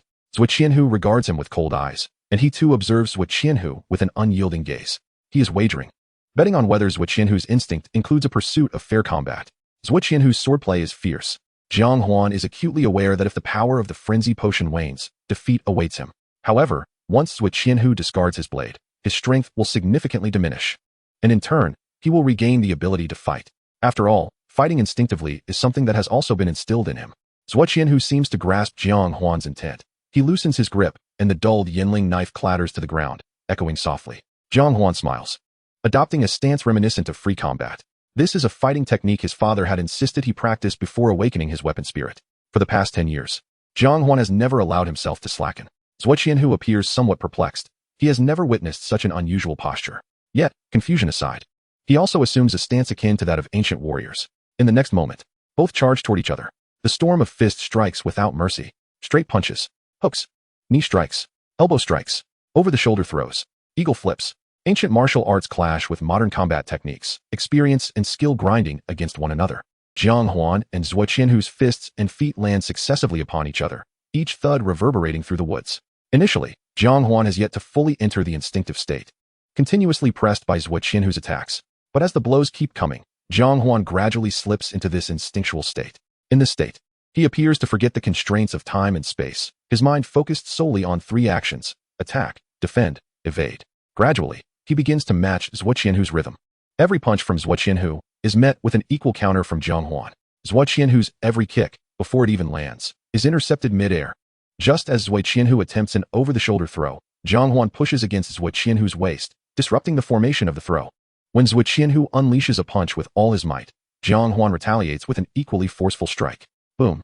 The two fists collide, and the overwhelming force ripples through the forest like waves, causing the trees to sway. Crack.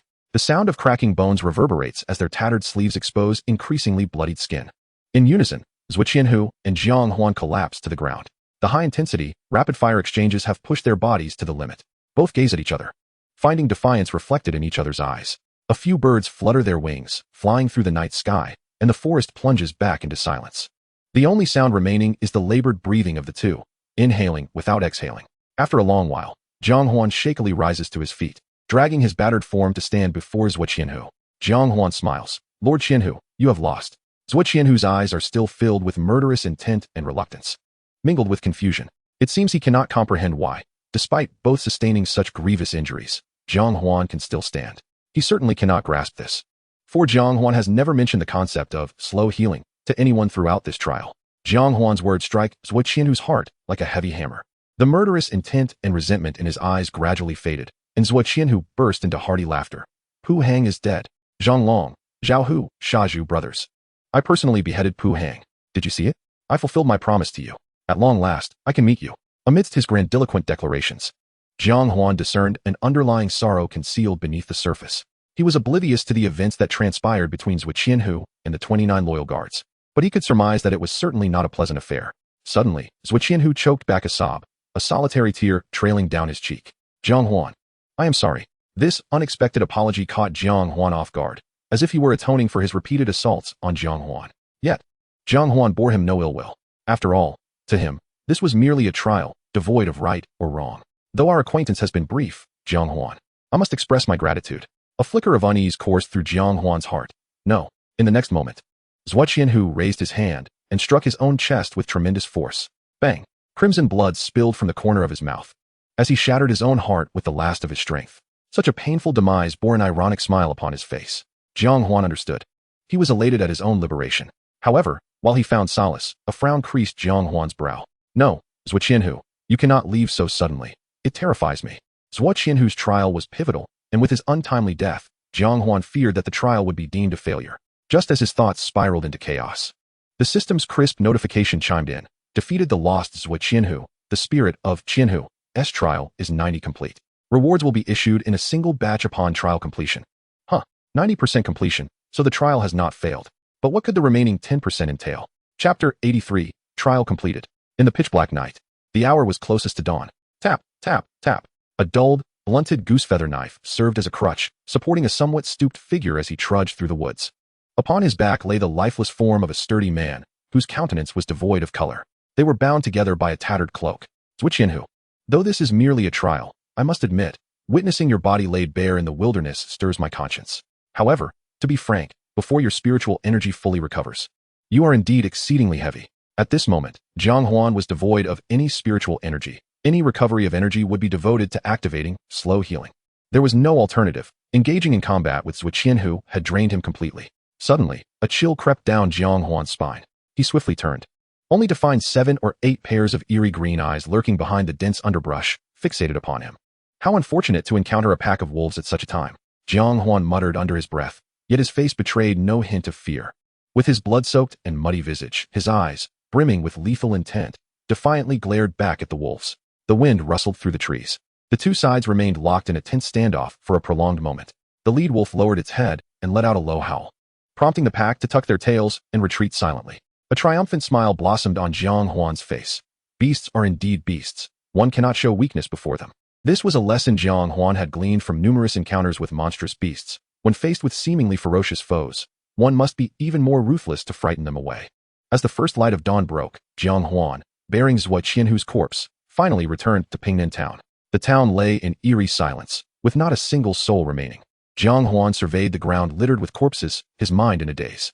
For the first time, he witnessed a scene of carnage, where bodies lay strewn about and rivers of blood flowed. Even within a trial, it felt too real. So real that it seemed as though it had genuinely transpired within the annals of history unbeknownst to him. He arrived at the open area before the church, carrying his Qianhu, and his gaze fell upon the 29 loyal guards sprawled upon the ground in disarray. Not a single body was intact. Jiang Huan could even reconstruct the events of last night's brutal skirmish in his mind, guided by the remnants of wounds upon their bodies and the marks of battle. Suddenly, a weight settled heavily upon his chest, akin to a boulder pressing down, making it hard to breathe. Before him lay Shaju's mangled form, missing an arm. With a crimson line etched across his neck, blood seeped into the earth beneath him. Unaccountably, Jiang Huan felt a pang of sorrow. What am I mourning? It is but a trial. All of this is fabricated, he muttered to himself, yet memories of fleeting moments shared with Shaju flashed through his mind. Uncontrollably, he lifted Shaju's lifeless body and placed it in a cleaner spot. Perhaps for the sake of convenience, he gently laid Zhuo Qianhu down as well. Gazing upon the faces of Shaju and Zhuo Qianhu, Jiang Huan could not help but recall their initial conversation. My greatest aspiration in this life is to become a figure like Lord Qianhu. Jiang Huan shook his head in resignation, feeling a profound sadness for Shaju, who had idolized Zhuo Qianhu, only to perish at his hands. Yet Zhuo Qianhu too bore profound sorrow, unable to discern between man and beast, fervently seeking to eradicate monsters, only to slaughter his own comrades. Was anyone at fault among them? Jiang Huan did not know. He could not fathom this conundrum, and ultimately, all his uncertainties coalesced into a long sigh. Consider this my debt to you. As good comrades, you should be laid to rest together. Jiang Huan began to busy himself among the corpses, weaving through the remnants of past acquaintances. As the sun dipped below the horizon, 30 small mounds of earth emerged before the church. In front of each mound stood a rudimentary wooden gravestone, each inscribed with the name and a brief epitaph written by Jiang Huan, serving as a unique memorial. However, when it came to Zhuo Qianhu, Jiang Huan found himself at an impasse. Should he write of his unparalleled loyalty and his quest to vanquish monsters? Or should he speak of his massacre of innocents and the slaying of his comrades? As the dawn of the following day approached, with the blood-red sun rising above the horizon, Jiang Huan remained without an answer. Ultimately, gazing at the dulled goose-feather knife in his hand, he felt a sense of melancholy. Zhuo Qianhu, your gravestone is exceedingly difficult to erect. It seems that no matter how I write it, it would be unfair to you. With that, Jiang Huan yanked Zhuo Qianhu's gravestone from its place and carelessly tossed it aside. He then firmly planted the blunted goose-feather knife before the grave.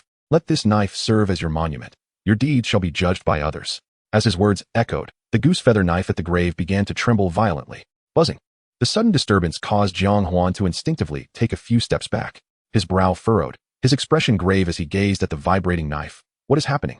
In the next instant, torrents of blood energy erupted from the 30 graves. In the blink of an eye, 30 phantoms hovered before the graves. 29 loyal guards, shoulder to shoulder, chuckled and jested, reminiscent of their lively camaraderie in life. At the edge, the simple-minded Zhu waved energetically at Jiang Huan, as if urging him to hurry over, lest he face reprimand from the commanding officer, Zhuo Qianhu. Standing at the forefront was none other than Zhuo Qianhu himself. With an air of grandeur and unwavering confidence, he bore a striking resemblance to the first time Jiang Huan encountered him. A mere glance from Zhuo Qianhu commanded immediate silence among the 29 loyal guards. Just as Jiang Huan pondered Zhuo Qianhu's intentions, he astonishingly knelt on one knee before the guards. The 29 exchanged glances, and a renewed smile graced their faces. They surged forward to assist Zhuo Qianhu, as if they had never harbored any grievances against him. After a brief uproar, at the behest of a single glance from Zhuo Qianhu, the 29 guards abruptly knelt on one knee. 30 pairs of eyes, brimming with loyalty, fixed their gaze upon Jiang Huan. 30 valiant men bowed in gratitude to Jiang Huan. In that moment, a peculiar sensation stirred within Jiang Huan's heart, as if an invisible bond had tightly intertwined him with Zhuo Qianhu and the 29 guards. In the next instant, 30 ethereal shadows coalesced into blood-red apparitions, converging upon the blunted feathered blade resting before Zhuo Qianhu's grave. A crimson glow enveloped the entire town, as if the blood-red hue sought to rival the rising sun. As the red light dimmed, the once dulled feathered blade regained its razor-sharp edge, emanating a chilling brilliance that deterred direct gazes. Suddenly, the reincarnated feathered blade soared into Jiang Huan's hand. Congratulations, host, on earning the recognition of Zhuo Qianhu and his loyal guards. The trial of the spirit, Qianhu, has been completed at 100, successfully contracting spirit number 9, Qianhu. Upon leaving the trial, all rewards will be granted in one go.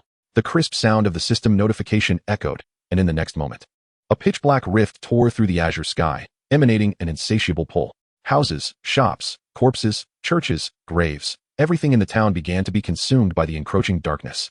Dissolving into countless particles, Jiang Huan stood frozen, gazing blankly at the scene unfolding before him. Had the trial concluded? It seemed I was destined to return to reality. How fortuitous that this unexpected turn has blossomed into such a fruitful outcome. I wonder how many days remain until the campus recruitment. I hope it's not too late. Lu Yue, please do not depart from Cayenne City.